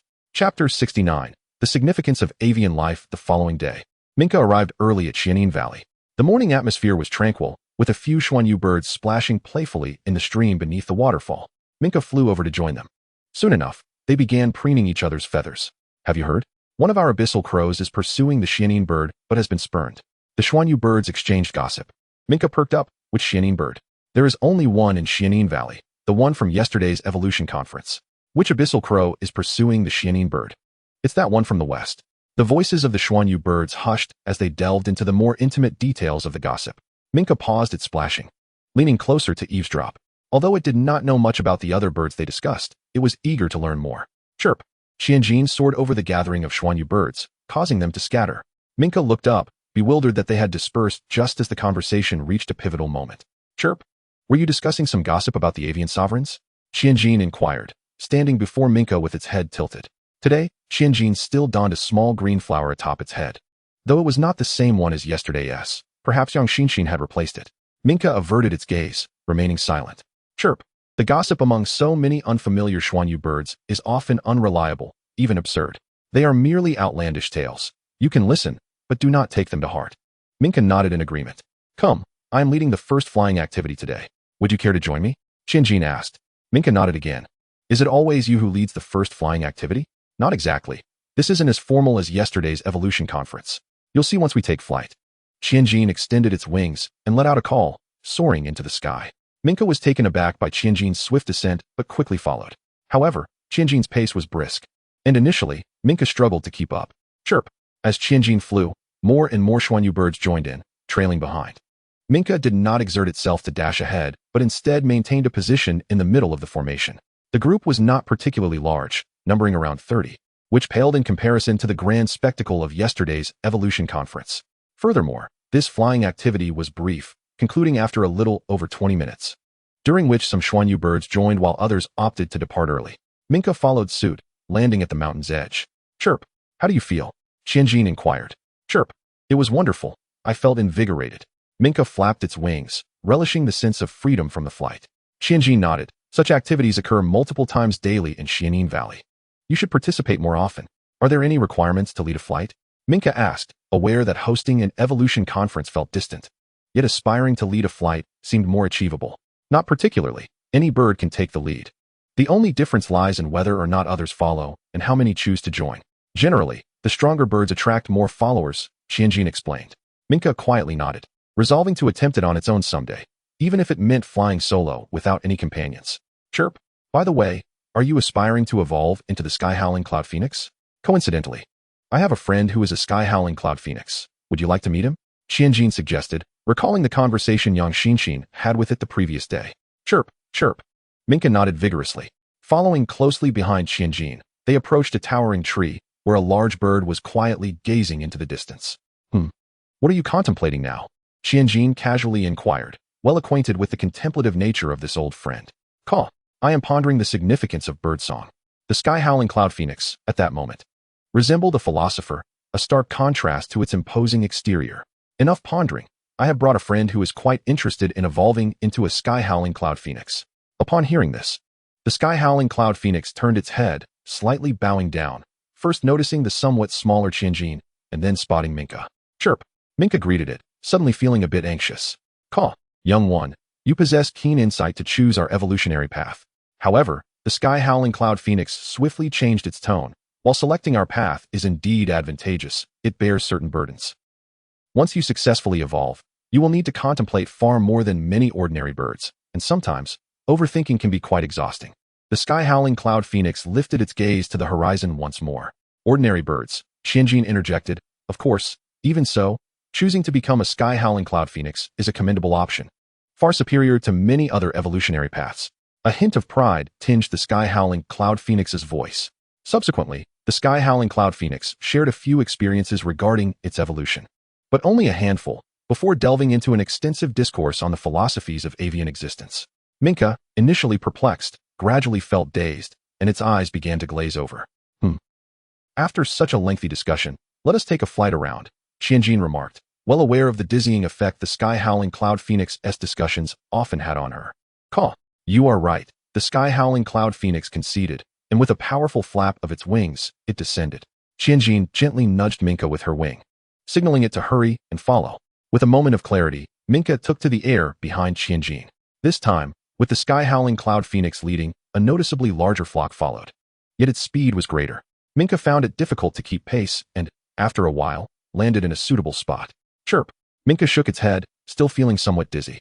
Once it regained composure, it soon spotted another bird leading the way. This time, it was a rather ordinary Xianyin bird, and the flock trailing behind was sparse. But Minka decided to follow nonetheless. By the end of the day, Minka had participated in several flights led by various birds, each time feeling increasingly overwhelmed by the abundance of experiences. Chapter 70. The Choice of Evolution. Meow. Baifeng swatted a large beetle that had flown toward it with a flick of its tail. Hey! Lin Cheng exclaimed, deftly capturing a chirping Janine cicada in a net, slowly extending the net towards Baifeng while shaking it to prevent the cicada from escaping. Lin Cheng placed the net over Baifeng's face, and the cat leaned in slightly, catching the cicada in its mouth. Crunch, crunch. The cicada was crisp, with a hint of chicken flavor. Baifeng sat on the ground, savoring the delightful snack Lin Cheng had just caught for it. The duo, a person and a cat, were waiting outside Xianbird Valley for Minka. Although Minka could easily fly back on its own, Lin Cheng had promised to pick it up on the first day. During their wait outside the valley, Lin Cheng had already caught several treats for Baifeng. Though the valley was filled with birds, an abundance of insects lingered outside. Perhaps the valley's insects were unable to thrive within and had fled? Lin Cheng smacked a blood-sucking mosquito, larger than his thumb, with a sharp clap, leaving a smear of blood on his hand. The unfortunate mosquito had met its demise before it could feast on him. As he pondered silently, Lin Cheng continued to wave his net. Meow. While waiting for snacks, Baifeng spotted a colorful little bird flying low as it emerged from Xianbird Valley. Minka! Lin Cheng exclaimed, lowering his net. Chirp! Minka appeared unusually weak, almost losing its strength upon landing on Lin Cheng's shoulder. Lin Cheng quickly cupped Minka in his hands as it began to fall. What happened? Chirp! Minka weakly explained to Lin Cheng that it had participated in every flying activity that day, effectively flying for the entire day, leaving it utterly exhausted. Let us head back and rest properly, Lin Cheng said, cradling the weary Minka as they walked home. After enjoying a meal, Minka relished Lin Cheng's massage, lying comfortably on the bed. Chirp, chirp. Minka excitedly recounted its visit with Qianjin to meet a sky-howling cloud phoenix and the valuable insights it gained regarding evolution. As Minka chirped away, Lin Cheng listened intently while continuing the massage, contemplating how to acquire the coveted Tianyan stone required for Minka's evolution. Few Xianyu birds could evolve into sky-howling cloud phoenixes, largely due to the rarity of the Tianyan stone. Lin Cheng had searched online and discovered that a single Tianyan stone could cost around 200,000, yet often, even with money, acquiring one was nearly impossible. With Minka's evolution imminent, it had already reached the low-level battle general tier, and upon attaining the mid-level battle general tier, it would be fully prepared to evolve. He had even inquired with Qianzhe, who regretfully admitted he did not deal in spiritual materials, but promised to keep an eye out for Lin Cheng. As Lin Cheng's massage gradually relaxed Minka, it felt increasingly drowsy, yet it was excited about the sky-howling cloud phoenix's promise to introduce it to a family elder the following day. Meow. After finishing its dinner, Baifeng felt it could still use a bit more excitement, and informed Lin Cheng of its intention to venture out and catch a few gray mice for a treat. All right. Just remember to come back early, Lin Cheng replied softly. After licking its lips, Baifeng exited, realizing that while gray mice seemed insignificant, a few missed meals made it crave them intensely. The next day, Minka flew to Xianbird Valley with renewed vigor. Upon entering, it noticed several Xianyu birds gathered by the river, seemingly gossiping as they had the previous day. However, today, Minka chose not to join them. As a bird aspiring to host an evolutionary conference, it decided to engage in more meaningful endeavors. Chirp! Minka reported to the sky-howling cloud phoenix. The majestic bird stood on a branch, gazing profoundly into the distance, contrasting sharply with the several snoozing Xian birds nearby. Caw, you have arrived. Have you pondered over the questions I posed yesterday? The sky-howling cloud phoenix turned to face Minka. Minka nodded enthusiastically. Chirp. I have contemplated. And I believe the essence of avian existence lies in realizing one's aspirations. And what, pray tell, is your avian value? Or rather, what aspirations do you wish to fulfill? The sky-howling cloud phoenix inquired further. Currently, I aspire to host an evolutionary conference, Minka declared. Previously, Minka had focused solely on rigorous training and maintaining the beauty of its feathers. However, after participating in the evolutionary conference, Minka had cultivated a new ambition. It yearned to become a bird king, akin to the illustrious by Zhuan Xianyin bird. Xiao Tian Yunpeng shook his head. Is it merely to preside over the evolution conference? Chu, do you not aspire to lead an evolution conference in the future?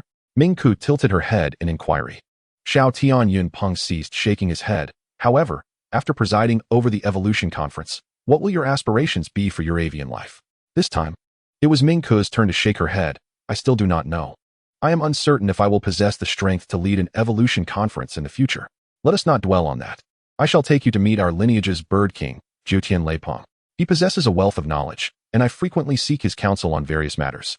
Xiao Tian Yunpeng flapped his wings and soared towards the woods behind them, cautioning, though this area is also part of our Xianyao Valley. It is inhabited primarily by several bird kings, some of whom may possess rather irritable temperaments. You must exercise caution as you enter alone. Ming Ku chirped in response, indicating her understanding. Xiao Tian Yunpeng flew at a leisurely pace, and after several minutes, he landed before an exceptionally tall and robust tree. This is the place. Ming Ku carefully surveyed the surroundings and noticed a large hole in the tree, through which Xiao Tian Yunpeng entered. Approaching the entrance, she realized he had noticed her lagging behind and turned back to say, "Come on." Chu.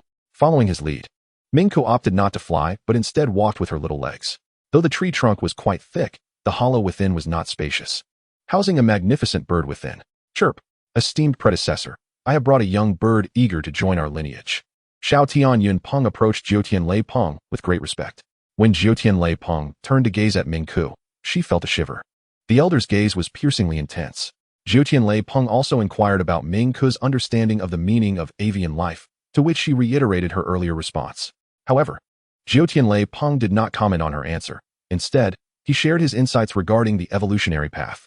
Many perceive Xiao Tian Yunpeng as overly introspective, believing we ponder too much. While we know this is not our issue, but rather the superficiality of others, excessive contemplation can indeed be burdensome at times. Do you truly wish to evolve into Xiao Tian Yunpeng? Chapter 71, The Gift of the Elder. Ming Ku stared unwaveringly into Jiutian Leipeng's eyes and nodded resolutely. Chu. She was certain that Xiao Tian Yunpeng embodied the image she aspired to become, powerful, aggressive, and grand in stature. Perhaps it was due to her association with Bai Feng since childhood, but Ming Ku always felt that size was paramount. Xiao Tian Yunpeng is among the largest of all the Xianyu birds, and while there are larger birds like the giant wingpong, their offensive capabilities pale in comparison to Xiao Tian Yunpeng's. Ming Ku found no fault in her frequent musings. She often contemplated various matters, and Lin Cheng and Bai Feng frequently imparted diverse philosophies to her. Bai Feng would say, if you are to do something, strive for excellence. If you are to mingle, aim to be the leader. Lin Cheng would counter, moderation is key. Pushing oneself to the brink is unwise. Jiutian Leipeng scrutinized Ming Ku for a couple of moments before saying, good child, steadfastly pursue the path you have chosen. With that, Jiutian Leipeng turned and retrieved a small, luminous stone from behind him. This is what you require for your evolution. Should you encounter difficulties when aspiring to evolve further into Xiao Tian Yunpeng, you may return to seek my guidance. Xiao Tian Yunpeng presented the glittering stone to Ming Ku. She was aware that the Tian Yun stone was essential for her evolution, though Lin Cheng had not disclosed its significance to her. Nevertheless, she understood that the gift from Jiutian Leipeng was undoubtedly precious. After expressing her heartfelt gratitude, Jiutian Leipeng continued, you may leave now. I must instruct these Xiao Tian Yunpengs. This knowledge may be a tad too profound for you at present. You can return to absorb it after your evolution. Xiao Tian Yunpeng observed Ming Ku's departing figure with a sense of curiosity. Elder, why did you bestow her with the Tian Yun stone upon your first meeting? In Xianyao Valley, nearly all Tian Yun stones utilized for the evolution of Xiao Tian Yunpengs were sponsored by Jiutian Leipeng. In other words, without Jiutian Leipeng, the Xiao Tian Yunpengs of Xianyao Valley would have faced extinction. Of course, Jiutian Leipeng did not distribute Tian Yun stones indiscriminately. He carefully selected recipients, some recommended by other Xiao Tian Yunpengs, while others were birds he had personally identified as suitable. Yet, Never before had a bird received a Tianyun stone upon their first encounter with Jiutian Leipeng. I sense that child possesses great potential for our evolutionary path. What qualities do you believe are essential for a Xianyu bird to advance in our direction? Jiutian Leipeng inquired. Xiao Tianyun Peng answered without hesitation. Those who are adept at contemplation. Incorrect. It is the unwavering will that truly matters, Jiutian Leipeng remarked. Only those with resolute determination can persist in their journey. Otherwise, they will inevitably be led astray by the myriad perplexities they encounter. Enough of that. Let us prepare for the lesson. Jiutian Leipeng harbored hopes for the prosperity of their lineage. Yet he recognized that his limited supply of Tianyun stones was insufficient to cultivate a substantial number of Xianyu birds. Most critically, even if a bird lacking steadfastness were to evolve, it would find it exceedingly challenging to progress along this path. Mingku held the Tianyun stone in her beak, eager to exit with her newfound treasure. However, as she emerged from the tree hollow, she was confronted by 5 or 6 Xiao Tianyun Pengs standing outside. Startled, she observed their indifferent gazes, momentarily fearing they were a band of thieves seeking to seize her Tianyun stone. Yet, she quickly regained her composure. Even if thievery were afoot, it would be unwise to attempt such an act at Jiutian Leipeng's doorstep. With renewed confidence, Mingke lifted her head and flew away from Jiutian Leipeng's abode. As soon as she exited the forest, she was intercepted by Qianjin. Eek! Why did you go in alone? It's dangerous in there, Qianjin exclaimed, her expression tinged with concern. Shoo! No need to worry. Yesterday, the elder Xiao Tianyun Peng took me to meet the esteemed Jiutian Leipeng. Mingku concealed the Tianyun stone beneath her tongue as she spoke. Qianjin was taken aback. You met the Jiutian Leipeng who previously presided over the evolution conference? It has been ages since I last saw him. I never imagined you would have the opportunity to meet him. Jiutian Leipeng has also presided over an evolution conference? Mingku's eyes brightened, feeling that her aspiration to lead an evolution conference was not as distant as she had thought. Only 2 evolutions away. Of course, Jiutian Leipeng was among the most formidable of the bird kings in Xianyao Valley. Should he desire to preside over an evolution conference, it would be difficult for any bird to rival him. However, he had not been seen much recently. Qianjin's eyes reflected a hint of reverence for Jiutian Leipeng. Shoo! I recall Xiao Tianyun Peng often engaged in deep contemplation, yet he also relished soaring through the skies, frequently leading flights for extended durations. He did not seem particularly reclusive. Is it possible that upon further evolution, Xiao Tianyun Peng has become more withdrawn? Regardless, when I arrived at Xianyao Valley, Jiutian Leipeng had already been largely absent. Nonetheless, I heard that in his earlier days, he was quite fond of venturing out, even enjoying leading flights during leisurely moments. Now, it was said that he refrained from going out due to encountering some obstacles in his evolution. Qianjin recounted her hearsay. After exchanging a few words with Qianjin, Minka continued to soar back. Chirp, chirp. When Minka reached the window of the hotel that Lin Cheng had booked, it gently tapped against the glass. Here it comes. Here it comes. Why are you back so early today? Lin Cheng, who had been slumped in his chair, frantically got up to open the window and let Minka in. Chirp, chirp. Once inside, Minka urged Lin Cheng to close the window promptly and then spat out the Tianyun stone onto the table. What is this? Lin Cheng squinted as he approached, inspecting the object closely. A Tianyun stone? His tone was laced with uncertainty.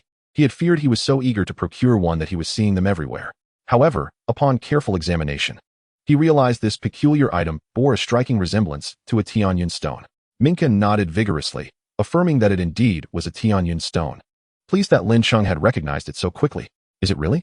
Lin Cheng suddenly looked up at Minka. Once again, Minka nodded and began recounting the tale of how it came by the Tianyun stone. Lin Cheng listened intently, marveling at the serendipity of receiving something he had longed for. He was also quite curious about how the Jiutian Leipei had acquired the stone. Soon after, Lin Cheng and Minka delved into another discussion about the timing of evolution. Minka felt that it still held some residual energy from the Genri Phoenix that had yet to be fully absorbed, and once it was, evolution would be imminent. During this period, Minka resolved to make the most of its time by diligently practicing long-distance flight. Chapter 72, Evolution, the Howling Sky Cloudpung. Lin Cheng resided outside Suanio Valley, only preparing to return home half a month before school commenced. Meow. Baifeng sat on the bed, quietly observing Lin Cheng as he packed. Throughout this time, Baifeng had not relaxed in the slightest, continuing its rigorous training daily, resulting in a significant transformation. Its fur had shifted from its previous erect stance to a slightly more relaxed posture. Initially, Lin Cheng thought there was something amiss with Baifeng's health. But upon consulting Ning Shichin from the Magic City Cat House, he learned that this was simply because Baifeng had yet to evolve. While its energy was nearing its storage capacity, Ning Shichin explained that this phenomenon could be understood as the cat's first storing energy, causing it to flatten. Lin Cheng felt reassured knowing Baifeng was not experiencing any issues, but he was aware that Baifeng was on the brink of evolution. Meow? Baifeng raised its head, gesturing for Lin Cheng to take the net bag used for catching vibrant cicadas. During this period of leisure, Lin Cheng often ventured out to catch vibrant cicadas for Baifeng. Many times, when Baifeng was not by his side, it missed out on fresh catches. Yet Lin Cheng would thoughtfully place the cicadas in a box for Baifeng to enjoy after training. Having savored these delicacies for some time, Baifeng was eager to continue indulging in them upon returning. No need to bring that. We have plenty at home. Lin Cheng finished packing his luggage and turned to Baifeng. Since shedding its fur, Baifeng appeared more solid, resembling a large, fluffy bun. Lin Cheng approached and affectionately ruffled Baifeng's fur, noting how the texture had changed. Baifeng did not resist. When there were no other humans or extraordinary beings around, it was quite indulgent with Lin Cheng. Chirp! Minka flew back in through the window. Have you said your goodbyes? During this time, Minka had made many friends among the birds of Suanio Valley, and now it was time to bid them farewell. Chirp! Minka nodded, its gaze tinged with a hint of reluctance. Let us depart. Lin Cheng handed the suitcase's handle to Minka, encouraging it to carry it forward with its claws, while he slung a backpack on a Baifeng. Homeward bound, Lin Cheng strolled towards the station with an easy heart. Upon returning home, Lin Detian had already prepared a stew of snow. Let us put down our things and prepare to eat, Lin Detian said, glancing over Baifeng and Minka. All right. Lin Cheng took the suitcase from Minka's claws and removed the backpack from Baifeng's back, placing everything back in his room. At the table, Lin Detian inquired about Baifeng and Minka's conditions. Little Bai is now on the verge of evolution, but it still needs to experiment with several methods of evolution for the Baisha Jun, which we can attempt once we reach the Magic University. As for Minka, it has all the required items for evolution and will soon be ready to transform. Lin Cheng answered Lin Dishan's questions in detail, and Lin Detian probed deeply into the matter, to which Lin Cheng provided comprehensive responses. Once you all leave this time, I too shall be away for a while. Lin Detian remarked with a hint of nostalgia. Grandfather, don't speak so sorrowfully, as if we'll never meet again. We can always video call. Lin Cheng said between bites of meat. Lin Detian chuckled lightly and offered a piece of meat to Baifeng. After the meal, Lin Cheng and Lin Detian chatted in the yard while Minka stood guard nearby, catching blood-sucking mosquitoes. Under Minka's watchful eye, neither of them was bitten. After a few days, Lin Cheng departed early. Lin Detian and Grandpa Shirtu saw Lin Cheng off at the door before slowly returning to the yard. Old friend, it's time for us to venture out as well. Gulu this time. Lin Cheng had mailed the majority of his belongings ahead, opting for a boat instead of a plane. This decision was made because Minka was about to evolve, and the transformation into the Howling Sky Cloud Pung required a long-distance flight. Although the space within Suanio was ample, the multitude of birds in Suanio Valley made it challenging to find a moment of complete aerial solitude. Thus, Lin Cheng resolved to conduct Minka's evolution over the ocean. The expanse of the sea provided ample space, free from disturbances, simply perfect. Standing on the deck, Lin Cheng fed the Tianyan stone to Minka perched on his shoulder. With its gaze fixed ahead, Minka spread its wings and dove downwards. Just as its body neared the water's surface, it reversed direction and shot upwards. Chirp! The fierce winds of the sea whipped against Minka's face, yet it remained resolutely focused, battling against the gusts with unwavering determination. Lin Cheng watched as Minka's form shrank, gradually vanishing from the surface of the sea. He kept his gaze fixed ahead, well aware that nothing could impede Minka's evolution. All he had to do was wait. Chirp! A resounding cry echoed from afar, and slowly, a colossal bird materialized in the distance. The giant bird was clad in rich brown feathers, with the tips of its plumage glimmering a faint red. Its beak and claws were sharp, capable of rending its foes asunder. Chirp! Upon returning, Minka did not immediately fly back to Lin Cheng, but rather circled the boat a few times. When Lin Cheng saw Minka returning, he extended his arm in welcome. Chirp! I've dislocated it. My arm cannot withstand such a force. The doctor commented after examining Lin Cheng's x-ray. The doctor carefully repositioned Lin Cheng's arm. Minka, unable to meet Lin Cheng's gaze, merely stole glances while pretending to groom its feathers, feigning busyness. It understood the fragility of humans and had intentionally tempered its strength, yet it had inadvertently caused Lin Cheng harm. Baifeng lounged nearby, yawning, reflecting on how experiences like this indeed broaden one's horizons. Lin Cheng gazed at the ceiling, feeling that the unfolding events diverged from his expectations.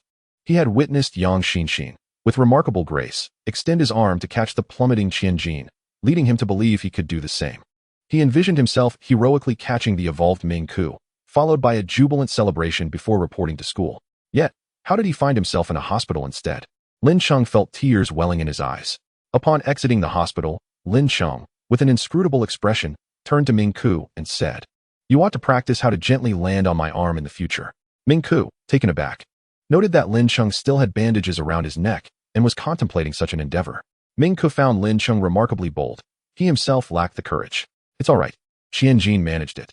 So you can too." Lin Cheng continued to encourage, genuinely believing it would be quite impressive for the large bird to alight upon his arm. "Meow. Once you recover, you should also train. Otherwise, even if Ming Ku conserves his strength, you might still get injured," the deadpan Mantu interjected. Chapter 73, Regional Differences. Despite Lin Cheng's arm injury, it did little to dampen his spirits. After overseeing Ming Ku and Bai Feng move their luggage into the dormitory, he let out a sigh of relief and collapsed onto the bed, exclaiming, "Finally done." Ming Ku stood on a nearby chair, observing Lin Cheng, while the move was complete. He was puzzled by what had exhausted Lin Cheng. However, seeing the bandage on Lin Cheng's arm, he refrained from commenting. "All right." Lin Cheng suddenly sat upright on the bed. "I should take the Extraordinary Creature Piloting License exam." "Huh, you're taking it?" "You should," Ming Ku replied. The Extraordinary Creature Piloting License is a certification many flying pets aspire to obtain. Although numerous places prohibit flying, at least within the confines of Magic University, one can soar between classes. The campus is vast, and traversing it on foot can be quite taxing. Occasionally flying with a pet would be quite delightful. The exam is straightforward, typically completed within 2 days. Bai Feng, noticing nothing required him in the dormitory, turned and exited. "Meow, I'm going out for a stroll." He intended to spend 4 years at Magic University, not only to rectify the prevailing feline culture, but also to cultivate his own influence there. Bai Feng strolled leisurely around the campus and soon spotted a colorful raccoon lying on the ground, rolling over and exposing its belly to passers-by. Bai Feng found it quite disheartening, but chose not to intervene at that moment. He understood that to rectify such behavior, one must address the root cause. Merely addressing a single cat would not suffice. Thus, he continued on his quest to broaden his feline territory. In front of a teaching building, Bai Feng identified his target, a tabby cat adorned with white gloves and a white scarf, accompanied by a burly orange cat. Unlike the playful raccoon, these two cats had narrow, slitted eyes, exuding an unmistakable air of menace. They were clearly streetwise cats. Bai Feng felt satisfied and approached them, believing that only such cats could assist him in significant ventures. The tabby and the orange cat regarded Bai Feng with disdain. "Meow, you will follow me from now on." Bai Feng wasted no time and got straight to the point. Drawing on his experience from the Changbai Mountain feline community, he knew that the less one said in such situations, the more imposing one appeared. First impressions were crucial. The tabby scrutinized Bai Feng from head to toe, her gaze laced with scorn, convinced that a mere white cat possessed no real prowess. Despite Bai Feng's imposing size, the tabby and orange cat remained unimpressed. In the eyes of many rural cats, the first aspect they noticed was the coat color. A tabby would evoke a favorable impression, while a white cat often faced subtle bias. Even with Bai Feng's considerable stature, the tabby and orange cat still held their preconceived notions. Their eyes filled with contempt. They scoffed. "Oh, the little white cat, the little white cat. The white cat's leader is indeed fierce," remarked the orange cat, sporting a swollen eye. "Indeed," the tabby cat with patches missing from her face added. The two cats glanced around, occasionally licking their lips, yet they dared not look directly at Bai Feng. Bai Feng, however, maintained his composure, staring at the two cats. "So, are you going to follow me?" The two cats nodded vigorously. "Excellent. Henceforth, you shall be my two top subordinates here. What are your names?" The orange cat replied, "Sang Biao." The tabby chimed in, "Dao Ba." Bai Feng nodded in acknowledgement, recognizing that these names were quite common among street cats. "Meow, we must swiftly expand our influence and alter the feline culture at Magic University." Bai Feng's expression turned resolute as he regarded the two cats.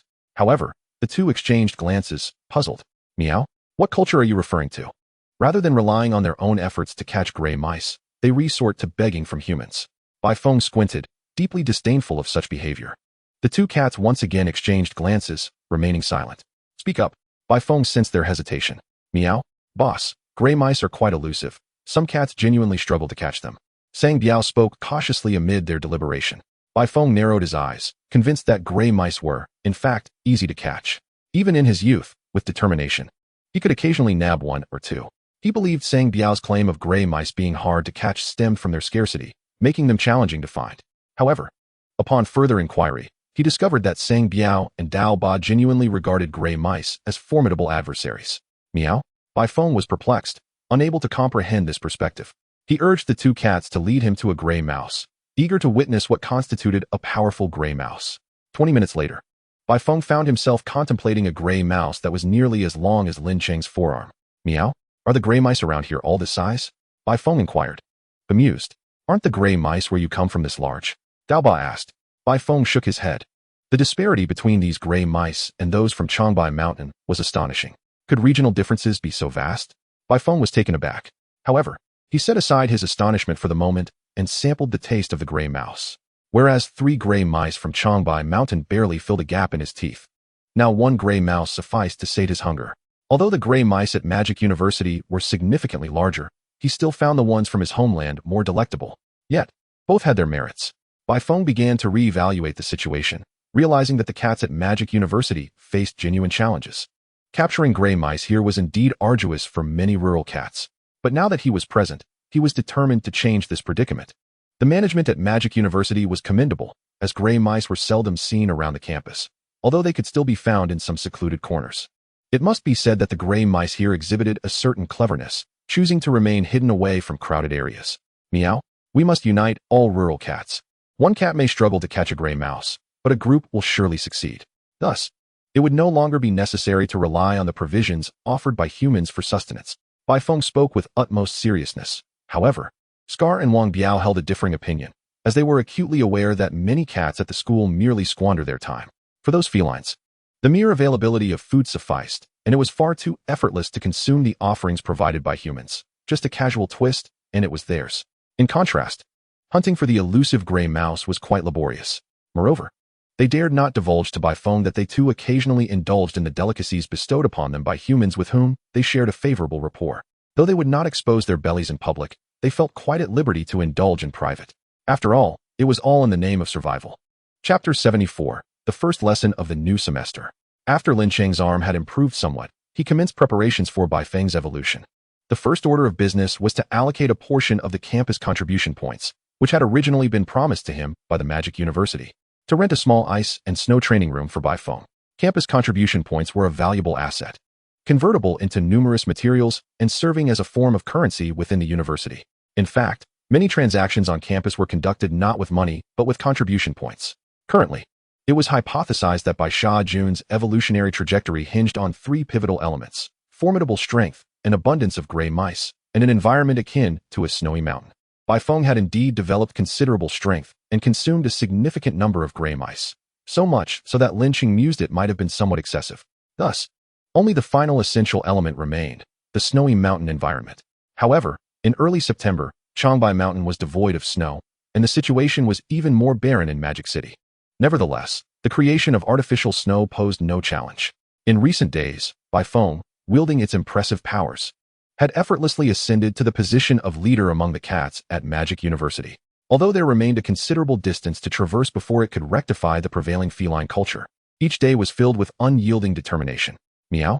Bai Feng gazed into the training room, perplexed by the howling cold winds and the thick blanket of snow. Was this truly effective? Lin Cheng envisioned Bai Feng utilizing this space for training, or perhaps attempting a brief hibernation to discern any signs of evolution. It was worth a try. This was the most viable path at present, and if it proved ineffective, they could always explore other options. After accompanying Bai Feng in the training room for a while, Lin Cheng, nearly frozen, hurriedly made his exit. Bai Feng surveyed the room, noting that Lin Cheng had not imposed a specific training duration, but had simply affixed his campus card to the door. Once Bai Feng completed its brief hibernation or finished training, it could easily remove the card to exit. Bai Feng, comforted by the supersized frozen gray mice prepared for this training, nestled into the thick snow, allowing the snowflakes in the wind to gently cascade upon it. Gradually enveloping its form, Lin Cheng stretched, realizing that classes were set to commence the following day and he needed to adequately prepare. The first class on the morrow would be an introduction to the study of extraordinary creatures, and Lin Cheng, early to rise, took his textbook and had Mingke guide him to class. At that point, Mingke had not yet reached a sufficient size to carry him on its back like some of the larger avian species. Instead, it grasped Lin Cheng's shoulder with its claws as they took flight.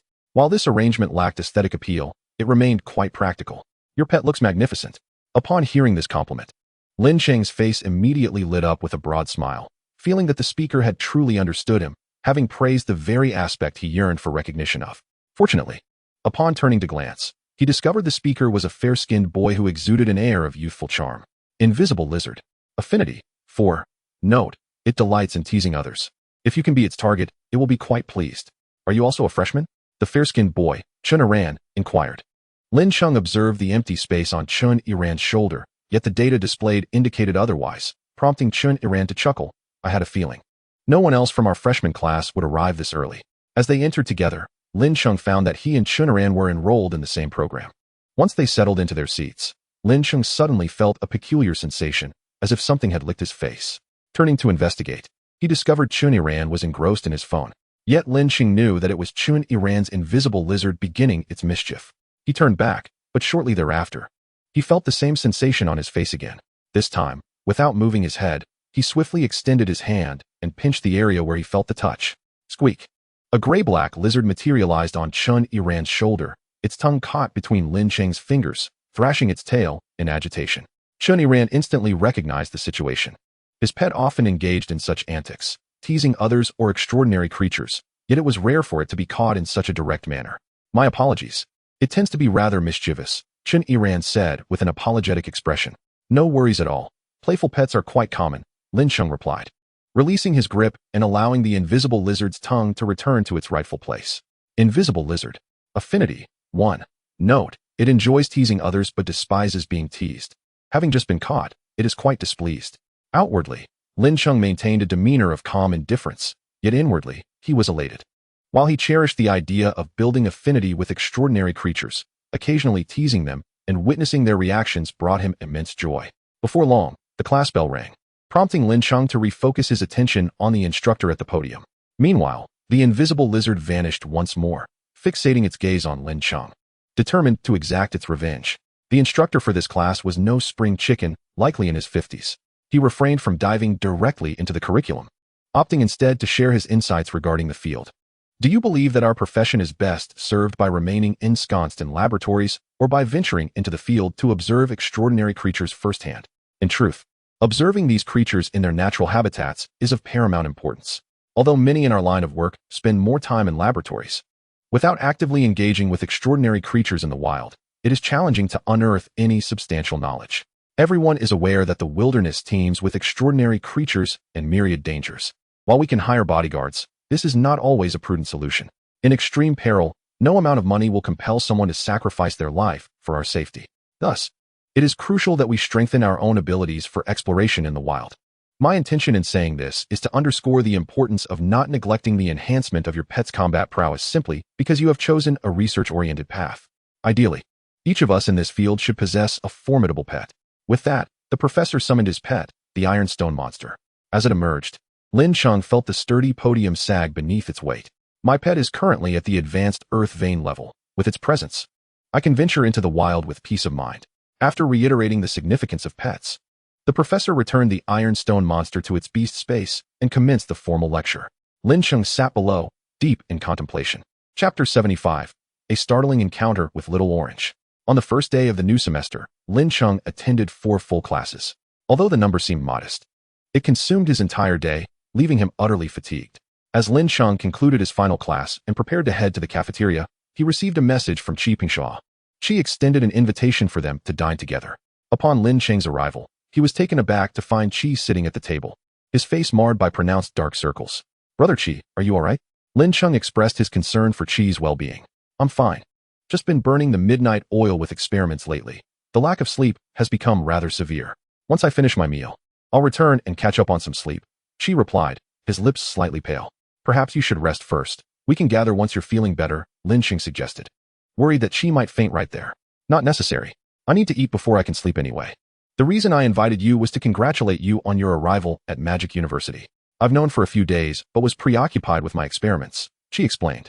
By the way, have both of your companion beasts evolved? Minka has already evolved into a Xiaodian Yunpeng, while Baifeng is still in the exploratory phase of evolution. Lin Cheng responded. He had formed a contract with Minka back when they were in Xianbird Valley. Xiaodian Yunpeng? I recall that the evolution path requires Tianyan stones, which are notoriously difficult to obtain. A junior once wanted her Xian Yujiao to evolve in that direction, but she abandoned the idea after failing to find the stones. Chi pondered. Lin Cheng attempted to divert his gaze from Chi and noticed his companion beast, the firepower monkey, sitting nearby munching on an apple. Upon catching Lin Cheng's eye, the monkey grinned, revealing a mouthful of teeth. Lin Cheng thought the monkey was conveniently positioned in case Qi fainted, making it easier to carry him back. Qi didn't dwell on the Tianyan stones, but inquired about Baifeng. Is Baifeng still striving towards the direction of the Baishajun? Lin Cheng nodded. Yes, still experimenting, hoping to discover a successful evolution method. Trying is commendable. Recently, Professor Chow has been organizing an academic conference regarding the evolution of rural cats. If there are any discussions related to Baishajun's evolution, I shall pay close attention, Qi said. Lin Cheng expressed his gratitude. After all, attempting evolution methods one by one was time-consuming. The most crucial factor was that despite spending considerable time and money, success was not guaranteed. Didn't I mention the opportunity to join a research group early on? Have you given it any thought? Would you like to experience it sooner? Qi's eyes gleamed with anticipation. Me? Lin Cheng's expression was filled with confusion. He had previously assumed Qi was merely speaking casually, not realizing that he genuinely had such an intention. Qi was well aware of Lin Cheng's level. Even if he entered the laboratory, he would most likely be relegated to washing bottles, if he could even manage that. However, Qi had other plans, recognizing Lin Cheng's strengths in outdoor survival skills. Accompanying Lin Cheng in the field could save him a great deal of trouble. Inviting Lin Cheng under the pretense of early laboratory exposure was indeed a shrewd move. A faint smile broke through Qi's fatigued demeanor. I just started my first year. What could I possibly do in a lab? Lin Cheng questioned. There are plenty of tasks you could assist with. Just let me know if you're interested, and when the need arises, you can give it a try, Qi replied, feigning nonchalance. Well, if there is something I can do, I suppose I could give it a shot. Lin Cheng's tone was laced with uncertainty. Great, Qi beamed, delighted that he had successfully persuaded Lin Cheng, feeling that his quality of sleep would improve as a result. After finishing their meal, Lin Cheng headed towards his dormitory. On the way, he spotted a beautiful little orange cat exposing its belly to two girls, rolling around on the ground. The girls, unable to resist the allure of the kitten, squatted down to pet its belly. Just as Lin Cheng passed by, the girls stood up to leave, and he seized the opportunity to approach the cat. However, as he drew near, the little orange cat swiftly flipped over and dashed into the flower bushes. Its movements remarkably swift.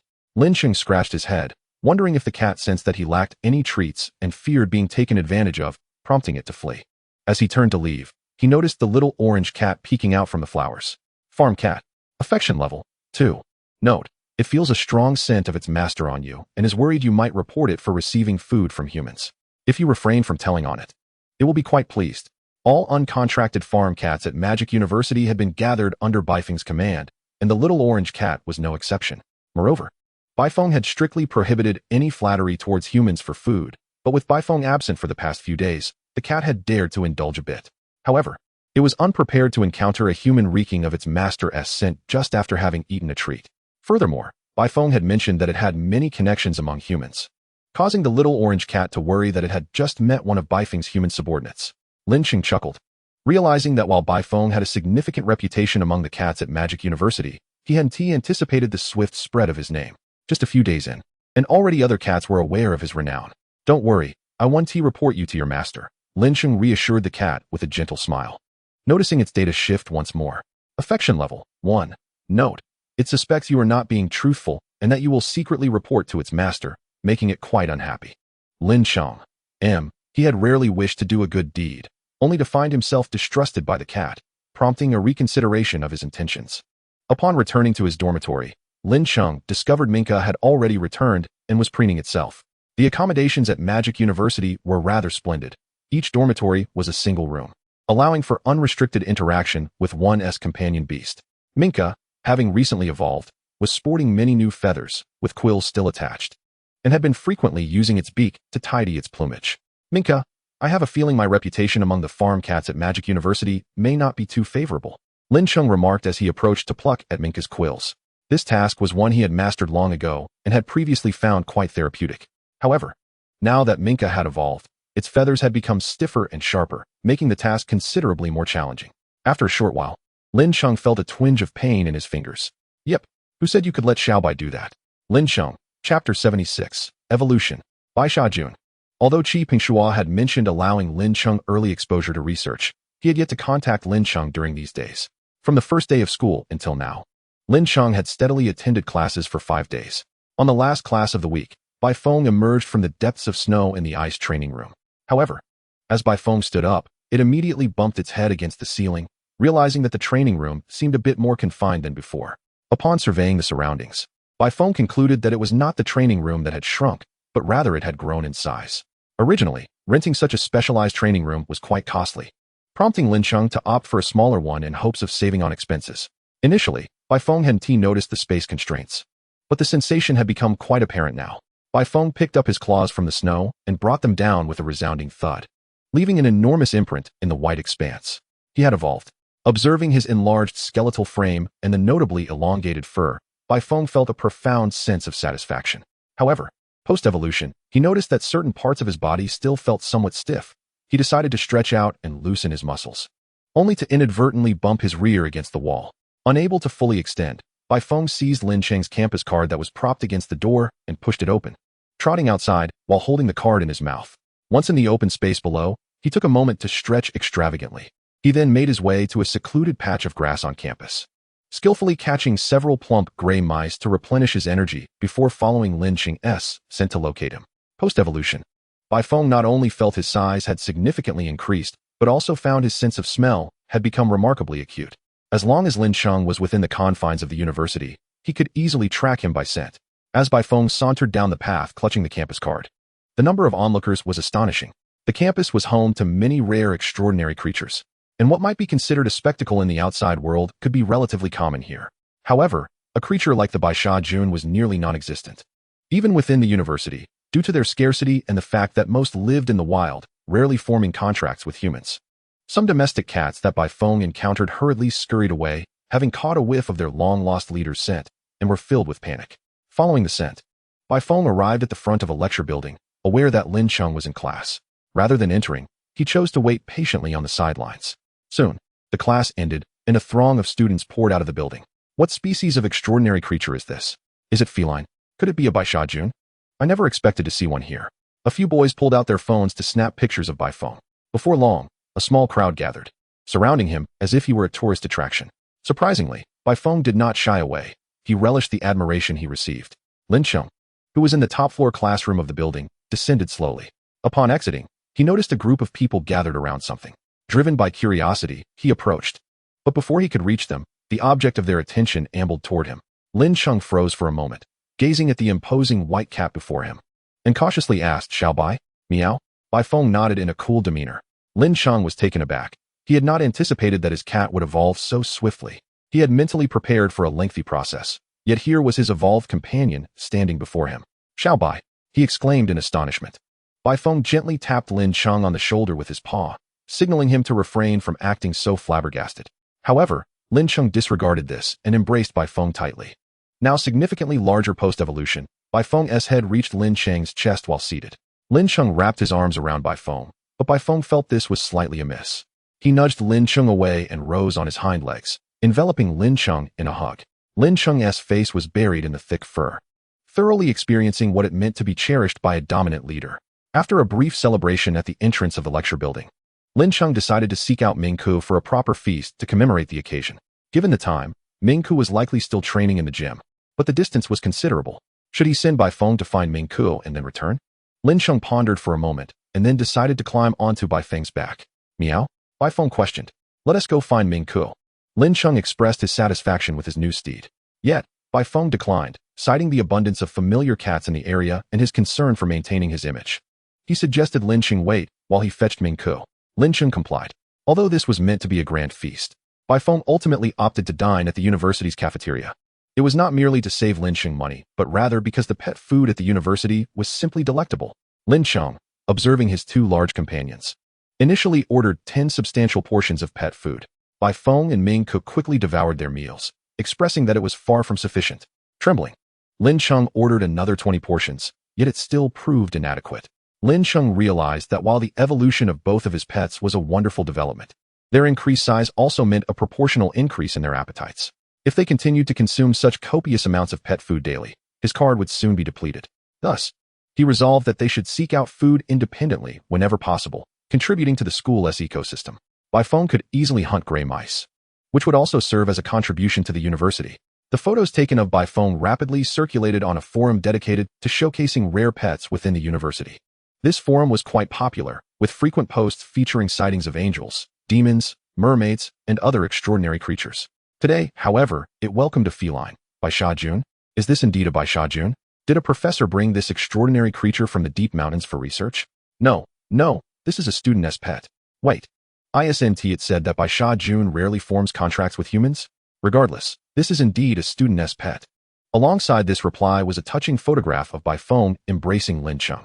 Qi Pingshua, just stepping out of the laboratory after lunch, stumbled upon the post about the Baishajun instantly. He sat up straight, realizing that this Baishajun must be Baifeng post-evolution. He promptly took out his phone to contact Professor Chow. Chapter 77.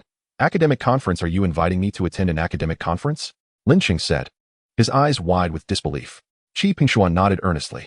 Professor Chow is holding a conference on the evolutionary paths of domestic cats, and the evolution of Baishajun has yet to be definitively established.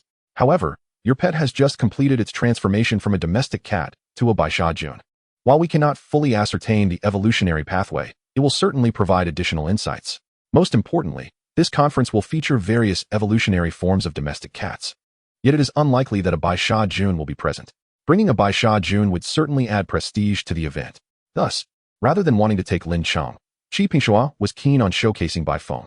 He felt Lin Cheng would also benefit from the association with such an extraordinary creature. Lin Cheng was eager to participate in the academic conference. He never imagined he would have such an opportunity. The following day, Lin Cheng met with Qi Pingshua and Professor Chow. Now that Ming Ku has evolved, his foundation is truly solid, Professor Chow remarked, glancing at Ming Ku. Then he turned his attention to Baifeng. This head is considered quite large among Baishajun.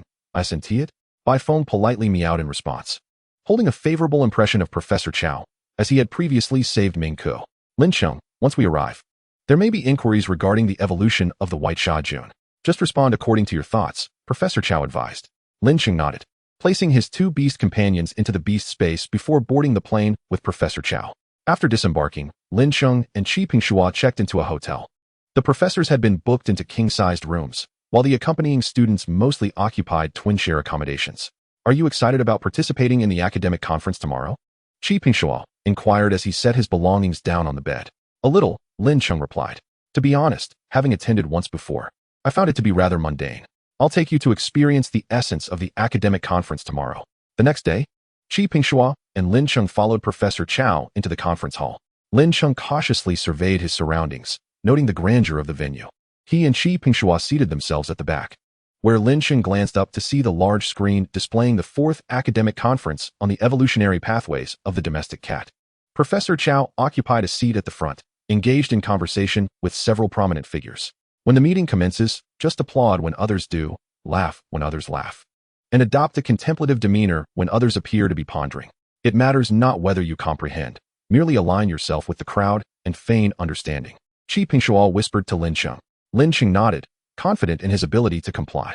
The conference soon began, with various experts taking the stage to present their findings on the evolutionary pathways of domestic cats. Lin Cheng found himself somewhat bewildered by the initial discussions on rare evolutionary paths such as the kitchen god cat, the fiery mountain cat, and the twin-tailed spirit cat, as he was unfamiliar with them. Nevertheless, he endeavored to maintain the facade of comprehension as advised by Qi Pingshua.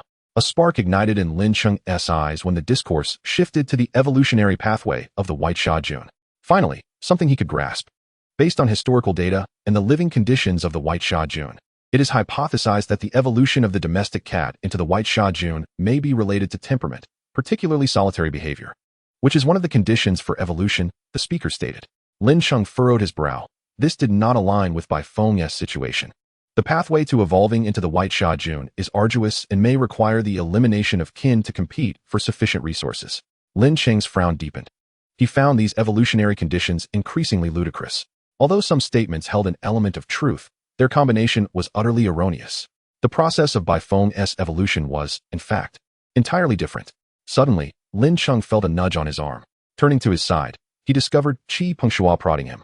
Lin Cheng's immediate instinct was that his reaction diverged from those around him, prompting Qi Pingshua's reminder. He subtly scanned his surroundings and noted that the furrows on others' brows were not as pronounced as his, so he quickly adjusted his facial expression. Yet, he sensed Qi Pingshua continued to poke him. Check your phone, he urged quietly. As Qi Pingshua endeavored to immerse himself in the academic atmosphere, he received a message from Professor Chow, not a directive, but rather a request to inform Lin Cheng to check his phone. Lin Cheng glanced down to find a message from Professor Chow, sent 3 minutes prior. Lin Cheng. Do you find the current discussion on the evolutionary pathway of the White Sha Jun aligns with that of your beast companion? Lin Cheng hesitated for a moment, then began typing. Not quite. The points mentioned on stage do not reflect Bai Feng's characteristics. Professor Chow replied instantaneously, understood. After waiting a moment without further messages from Professor Chow, Lin Cheng resumed listening to the presentation. Once the professor concluded his discussion on the White Sha Jun's evolutionary pathway, the conference took a break. As soon as the speaker finished, Qi Pingshua eagerly took Lin Cheng's arm, leading him out. Now, let me take you to experience the most core and exciting part of the entire academic conference. Qi Pingshua guided Lin Cheng into another hall filled with a delectable array of food. Hurry and eat. The refreshments here are top-notch. Indulge as much as you can. As he spoke, Qi Pingshua adeptly filled his plate with various treats. After hastily popping a small cake into his mouth, he noticed Lin Cheng still lingering, and urged, "Eat up, don't just stand there." With that, Qi Pingshua grabbed another plate to continue loading it up. Sensing Lin Cheng's puzzled gaze, he explained, "This is for Professor Chow. His position makes it inappropriate for him to come and grab food himself. As students, we must consider our professors." Lin Cheng glanced at the plate filled with creamy pastries and daifuku, feeling those treats hardly suited Professor Chow's palate. Yet, he soon had no time to ponder this. As he saw a throng of students rushing to snatch up the food before him, Lin Cheng hurriedly filled his plate. Just as he was about to dive into the feast, Professor Chow and the professor who had just discussed the White Sha Jun's evolutionary pathway approached. Lin Cheng felt it prudent to temper his demeanor, yet Qi Pingshua had already placed his filled plate in a secure spot. Abandoning the earlier gluttonous image to greet the two professors as a polite and eager student. "Allow me to introduce Lin Cheng, a student from our university, whose domestic cat has recently evolved into a White Sha Jun. Lin Cheng. Why not exchange insights with Professor Li regarding the evolutionary experiences of the White Sha Jun?" Professor Chow said with a smile, though Lin Cheng sensed a hidden sharpness in his demeanor. "Come, Lin Cheng, let your beast companion meet Professor Li. His research on the evolutionary pathway of the White Sha Jun is based on various historical and behavioral studies. A close encounter with the White Sha Jun will undoubtedly benefit Professor Li's further research," Professor Chow said, his expression kind as he looked at Professor Li, who wore a somewhat strained smile. Lin Cheng obediently summoned Bai Feng from the beast space. "It's quite a coincidence that Bai Feng just evolved right before this conference. So I brought him along," Professor Chow introduced. "Indeed, quite fortuitous. I recall Bai Feng often played with the domestic cats on campus when he first arrived at Imoda. I never expected such swift evolution," Qi Pingshua chimed in. "It appears Bai Feng possesses a pleasant disposition, interacting amicably with his kin, not at all solitary." Professor Chow emphasized the term solitary. Professor Li's smile grew even more strained, and he seized the excuse to depart, claiming he needed to prepare for the upcoming conference sessions. "Wait, Professor Li. Let us further discuss the evolutionary methods of the White Sha Jun." Professor Li turned without responding and continued on his way. Professor Chow, with an air of triumph, accepted the plate Qi Pingshua offered, popping a piece of chocolate daifuku into his mouth while glancing at the desserts. "This academic conference has proven rather enjoyable. You all continue eating. I must take my leave now." With that, Professor Chow departed with his plate. Lin Cheng had been watching with a smile ever since summoning Bai Feng, and once the two professors left, Qi Pingshua leaned in to quietly explain.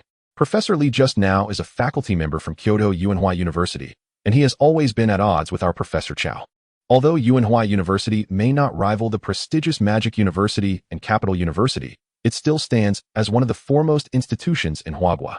Lin Cheng nodded in acknowledgement, having discerned the underlying tensions between the two professors. Despite remaining silent during their verbal sparring, he could sense the palpable animosity in the air. Professor Chow, indulging in a small cake provided by a student, felt a wave of relief wash over him. That old rascal Li Tsuanji had coasted through his career, leveraging his mother's position as a university president and his father's role as a professor to publish numerous articles, yet his own abilities were merely mediocre. Professor Chow had harbored grievances against this individual since their youth and held a deep disdain for his research methods. He firmly believed that seeking evolutionary methods for extraordinary creatures through historical texts, rather than through concrete experimentation, was an egregious error. Over the years, their mutual antagonism had only intensified, and this direct confrontation at the conference seemed to validate Professor Chow's attendance.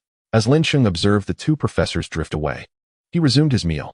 Just as he reached for the last sandwich on the table, a voice interrupted him. "Excuse me, could we discuss the evolutionary path of the White Sha Jun?" Lin Cheng paused, turning to see a woman in her 30s with short hair. Yi Shuang was dressed in a crisp shirt, exuding an aura of a formidable professional. Lin Cheng was taken aback that someone would inquire about the evolution of the White Sha Jun, but he was not one to decline such discussions. "Of course, please go ahead," he responded. At that moment, Qi Pengshua, having snatched the final sandwich, turned to Yi Shuang and said, "Senior sister, it has been quite a while." "Little Qi, I didn't see you earlier," Yi Shuang replied with a faint smile.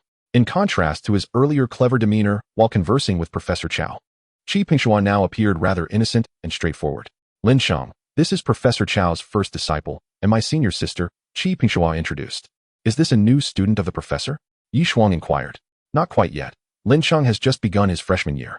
He is here because his pet has evolved into a white Sha Jun, and the professor brought him along to this conference," Qi Pengshua explained.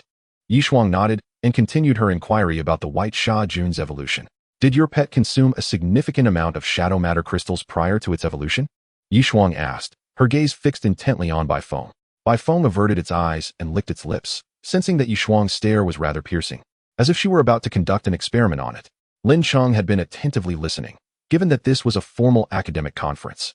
But upon hearing Yi Shuang's question, he tilted his head slightly. When she did not receive an immediate answer, Yi Shuang turned to clarify. "I meant to ask if Bai Feng had consumed a considerable number of gray mice before its evolution, as shadow matter crystals are primarily found within them." Qi Pengshua quietly reminded him. "Yes, indeed. Bai Feng has always had a fondness for gray mice, and since it decided to evolve into a white Sha Jun, its consumption has increased significantly," Lin Cheng responded, gradually catching on. Yi Shuang proceeded with 2 more questions, but Lin Cheng found them somewhat perplexing due to the abundance of technical jargon. However, after Qi Pengshua provided explanations, he was able to respond adequately. Eventually, Yi Shuang opted to pose her questions in more accessible language, allowing Lin Cheng to answer more smoothly. "Has Bai Feng attempted short-term hibernation prior to its evolution?" Yi Shuang inquired.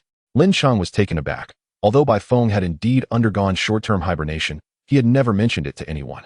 To his surprise, Yi Shuang had guessed correctly.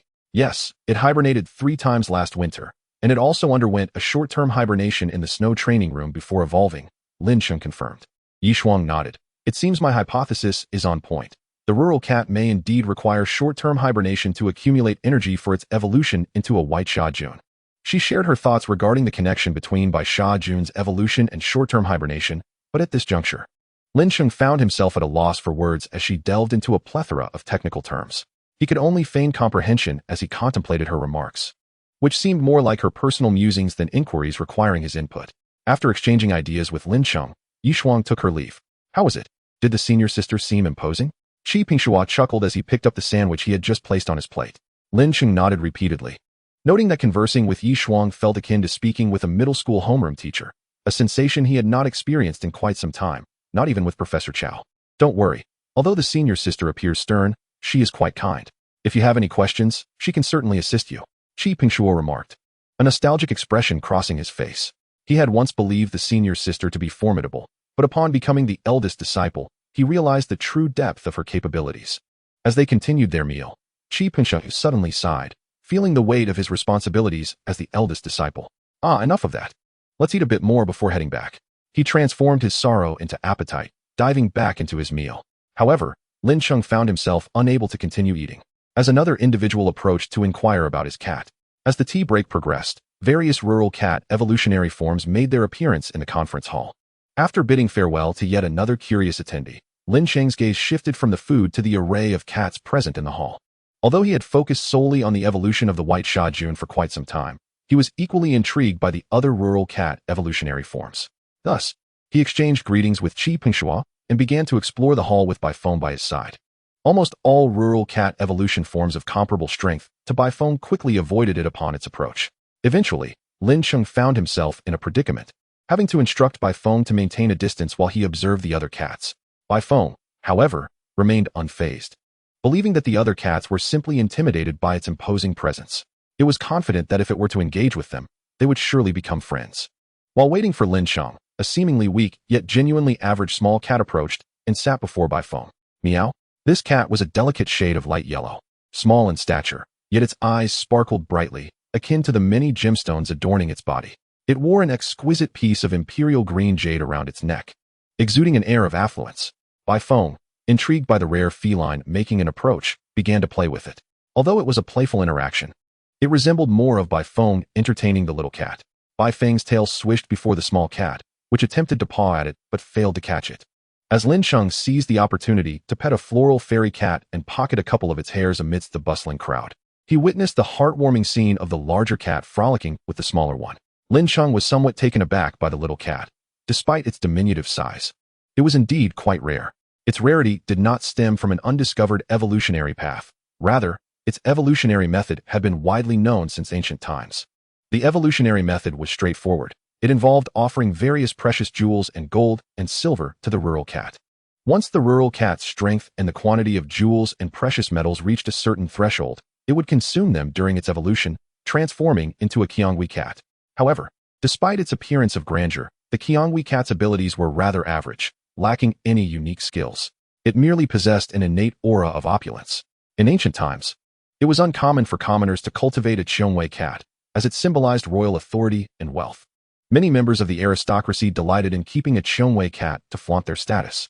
In modern times, the number of individuals willing to breed a Changbai cat has further dwindled, primarily due to the significant financial burden it entails. Lin Cheng harbored a genuine desire to touch a Changbai cat and collect a few of its fur strands. However, he was also apprehensive about any unforeseen mishaps. Given the cat's exorbitant worth, "Chengyu, we're leaving," a voice imbued with an air of old money interjected from the side, as the Changbai cat frolicked away. Lin Cheng turned to see a middle-aged man clad in a suit, who offered him a gentle smile before carrying the Changbai cat away.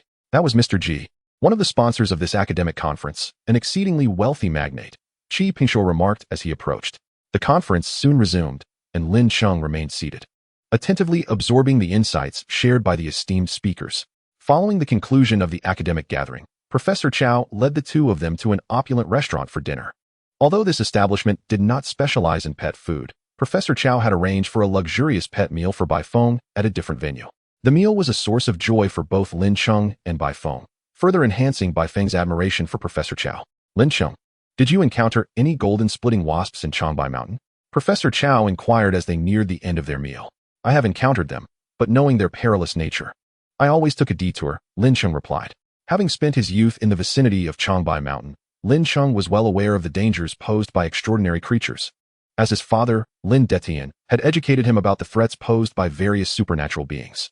In the face of large extraordinary creatures, Lin Cheng certainly knew to flee.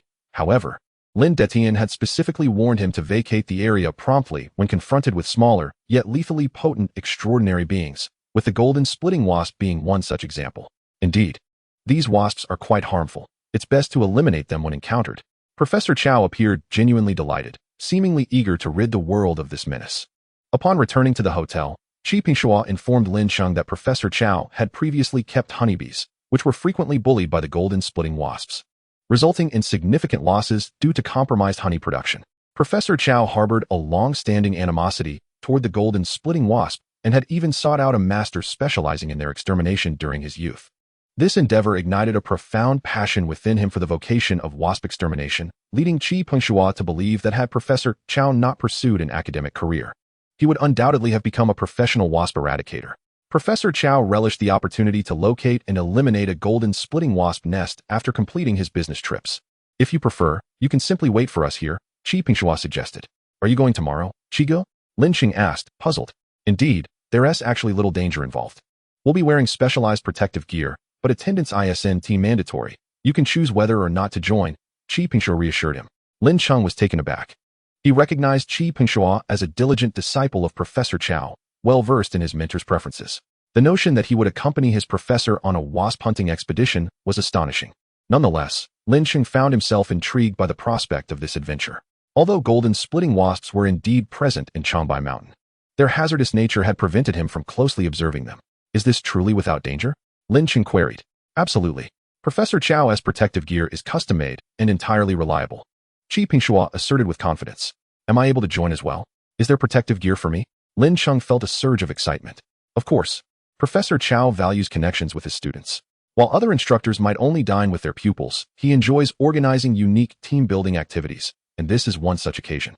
Moreover, accompanying Professor Chow occasionally brings unexpected perks, Qi Pingshuo elaborated. Chapter 80. Do not bully the little bees. The following day, Lin Cheng accompanied Professor Chow to a local farm at the foot of the mountains. This was merely a modest hill, surrounded by numerous farmers who made their living through beekeeping. According to Qi Pingshuo, this particular family had suffered considerable losses as their bees had been decimated by the golden splitting wasps just days prior. The wasps had been wreaking havoc in the vicinity, devouring many beekeepers' bees, prompting the local beekeepers to collectively fund an extermination effort. As Lin Cheng followed Professor Chow to the village entrance, several beekeepers gathered around them. "Master Chow, you've finally arrived," exclaimed a middle-aged man with dark skin, who stepped forward to grasp Professor Chow's hand. With a warm smile, Professor Chow reciprocated the gesture and strolled into the village alongside the locals. At that moment, he bore no resemblance to a university professor, seamlessly transitioning into the role of a wasp exterminator. Upon entering the yard of the dark-skinned man, a few small dogs rushed forward to greet them. Woof, woof. The exuberant puppies, excited by their owner's return, yapped eagerly at his feet. However, the man, preoccupied with his tasks, paid them no mind. Undeterred, the puppies scampered over to Lin Cheng and Qi Pingxua. As Lin Cheng observed the ongoing conversations, he quickly bent down to ruffle the fur of the plumpest puppy before him. The little creature lost its balance and plopped onto the ground but quickly regained its footing, panting with enthusiasm and seeking further affection from Lin Cheng. However, Lin Cheng refrained from engaging further, instead pretending to be nonchalant as he continued forward.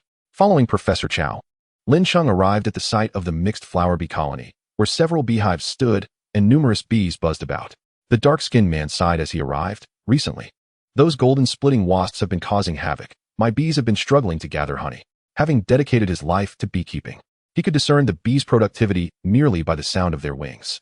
Unfortunately, due to the frequent incursions of the golden splitting wasps, his bees were engulfed in a state of panic, rendering them unable to collect honey.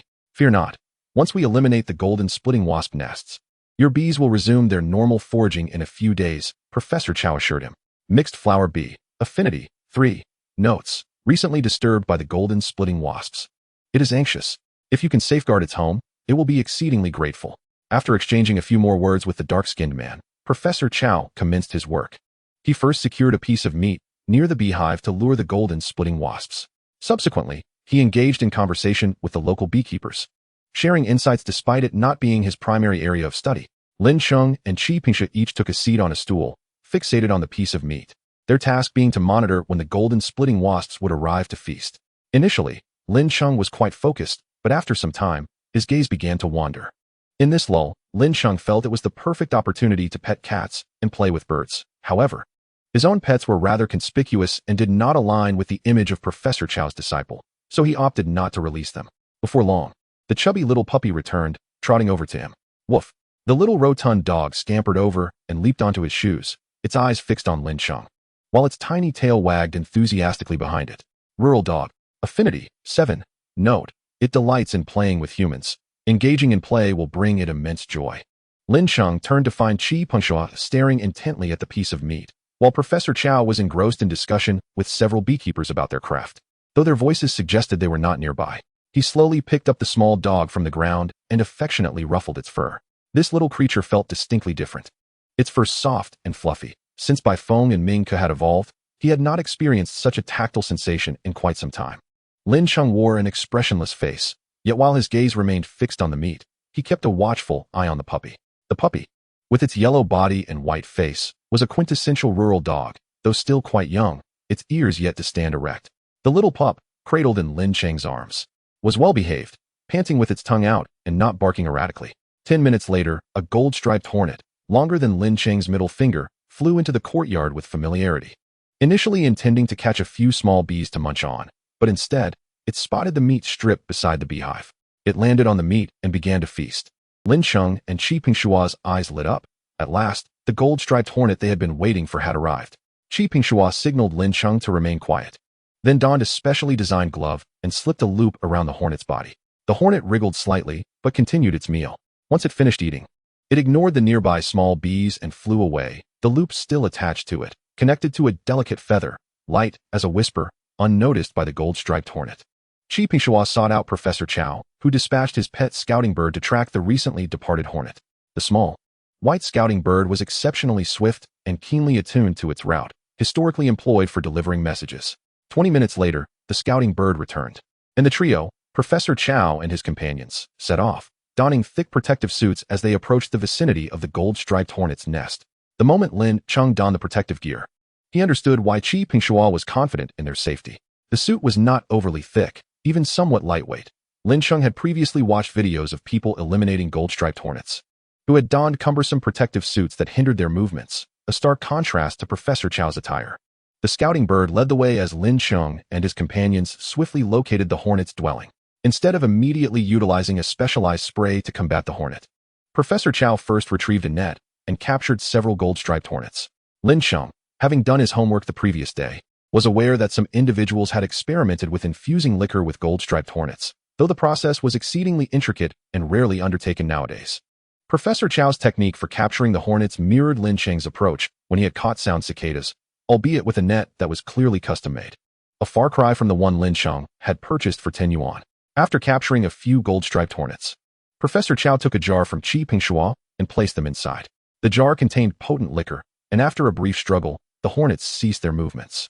Professor Chow then produced a spray and unleashed it at the entrance from which the hornets were emerging in droves. Qi Pingshuo joined in, spraying the airborne hornets. The spray was remarkably effective, rendering the hornets motionless upon contact, causing them to plummet to the ground.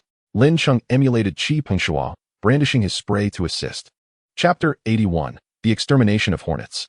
Qi Pingshuo moved with remarkable swiftness, while Lin Cheng merely played a supportive role beside him. Observing the dwindling number of gold-striped hornets around them, Lin Cheng began to clear the hornets from his own person. The hornets were still quite formidable, several clung to him, using their stingers to attack. Lin Cheng felt a prickling sensation on his skin, realizing that without the protective suit, he likely would have succumbed to the ground long ago. He marveled once more at the quality of Professor Chow's protective gear. He plucked a gold-striped hornet from his suit and unleashed a generous spray at it, instantly immobilizing the hornet, which had been flailing about. He subsequently sprayed the suit itself, and the multitude of insects upon it swiftly vanished. Meanwhile, within the hive, the queen bee had sensed something amiss. She urgently examined her colony and indeed spotted a bee adorned with a white feather. Buzz. Had it not been stated that no foreign objects should be returned to the hive? The queen was incensed, unlike ordinary bees. Her lineage was endowed with a wealth of ancestral memory. Though she did not fully comprehend some of the wisdom regarding nectar gathering, she recognized the importance of adherence to tradition, one being that no bee should return with anything other than pollen. Although she did not entirely grasp the rationale behind this rule, the unfolding events affirmed its validity. The bee bearing the feather, hearing the queen's interrogation and the commotion outside, was filled with trepidation. It had genuinely failed to notice the feather on its body due to its lightness and the lack of any force acting upon it. Buzz. Did you bully the small bees outside and feast on their meat? The queen drew closer, fixing her gaze intently on the feathered bee. This moment was also part of her ancestral memory. While it did not explicitly instruct her on the reasons behind the rules, she instinctively understood that transgressions would lead to dire consequences. The bee with the feather grew increasingly anxious, unable to respond. It had indeed partaken in such behavior, albeit only a couple of times, having been influenced by its companions. As the feathered bee pondered how to articulate its defense to the queen, it soon found that it need not respond, for its long-buried nest was now basking in sunlight. Professor Chow wielded a small spade, excavating the entrance to the hive, revealing 4 layers of honeycomb within. Wow, what a treasure! Professor Chow chuckled softly, gradually squatting down to extract the large honeycomb from the earth, layer by layer. As he removed each layer, he swept away the gold-striped hornets perched atop the honeycomb. Soon, an exceptionally large hornet and the one adorned with a white feather emerged before Professor Chow. Ah, you two are together. Professor Chow seized both the queen and the feathered hornet. Both insects fought fiercely, particularly the queen, who retaliated with her stinger. Professor Chow felt a sharp sting in his hand, but remained undeterred, continuing to spray the duo. The feathered hornet succumbed immediately, while the queen fought vigorously after the first spray. Professor Chow unleashed a second and then a third spray, ultimately overpowering her before she could withstand the third. Meanwhile, Qi Pingshuo and Lin Cheng tended to the cleanup, eliminating any stray hornets that had evaded the spray. Professor Chow completed organizing the 4 layers of honeycomb, placing them into a container he had brought along. Let us depart. With a grand gesture, Professor Chow expressed his satisfaction. Lin Cheng and Qi Pingshuo followed closely behind, carrying various containers and supplies. Initially, Professor Chow's side venture was expected to conclude here. However, due to his enjoyable discussions with the beekeepers earlier, they warmly invited him to a meal before his return. Upon Lin Cheng's return to the beekeeper's abode, his gaze was immediately drawn to the small, plump puppy he had just cradled beside the beehive. "TSK, TSK, TSK," Lin Cheng murmured softly. The little pup, unaware of his presence, suddenly perked up, turned its head, and dashed towards him. As Lin Cheng affectionately petted the puppy, his peripheral vision caught a glimpse of a larger yellow figure. Upon closer inspection, he realized it was the puppy's mother, a large yellow dog. The mother dog observed Lin Cheng as he played with her offspring without barking, merely watching silently. Lin Cheng felt a twinge of embarrassment, akin to teasing a child in the presence of their parents. Moreover, he discerned that the mother dog might not have just arrived but had been watching him all along, meaning she had been silently observing his interactions with the puppy. Hesitating, Lin Cheng withdrew his hand that was poised to scoop up the puppy and continued his forward journey, unwavering. The puppy, noticing Lin Cheng's disinterest, huffed and puffed while looking up at him, tail wagging, as it trailed behind him. Stealing a glance back at the mother dog, who remained still, he pressed on. However, the large yellow dog approached him and gently placed the puppy at his feet. Guardian dog. Affection level 3. Note: it recognizes that its child has taken a liking to you. It would be even happier if you could play with the little one. With the mother's silent consent, Lin Cheng felt justified in picking up the puppy, cradling it in his arms. The puppy radiated warmth, panting happily. Farm dog. Affection level 9. Note: it now considers you its human friend. It would be delighted if you could spend more time playing with it. Qi Pingshuo was even busier than Lin Cheng, surrounded by a multitude of puppies that made it difficult for him to move. Lin Cheng and Professor Chow settled at a large table, dining with several beekeepers. The atmosphere was lively, with Professor Chow engaging in cheerful conversation and sharing a few drinks with the beekeepers. At the table, Lin Cheng placed the puppy on the ground, where it remained dutifully at his feet. While Lin Cheng abstained from alcohol, Professor Chow and the beekeepers appeared to revel in their camaraderie, eager to form a brotherly bond. Professor Chow generously presented a substantial piece of the rare honeycomb from the golden hornet to the beekeepers. This honeycomb was an exceptional treasure, as the golden hornet could not be artificially bred, and collecting its honey was perilous, thus commanding a high price. Typically, Professor Chow's acquisition of the honeycomb would be regarded as a personal achievement, yet his willingness to share it was most commendable. After several rounds of polite refusal, the beekeepers accepted the honeycomb, but they resolved to offer Professor Chow something in return. A dark-skinned man surveyed the room before fixing his gaze on Lin Cheng. I see that Brother Chow's apprentice has a fondness for my little yellow pup. Let the child take it home. Lin Cheng. Chapter 82. The Little Yellow Dog. Lin Cheng was taken aback that his outing would yield a puppy. He assumed the dog owner was merely intoxicated when making such a statement. However, the dark-skinned man continued. My large yellow dog gives birth to a litter every 2 or 3 years, and each year, we assess if there are nearby children seeking a companion.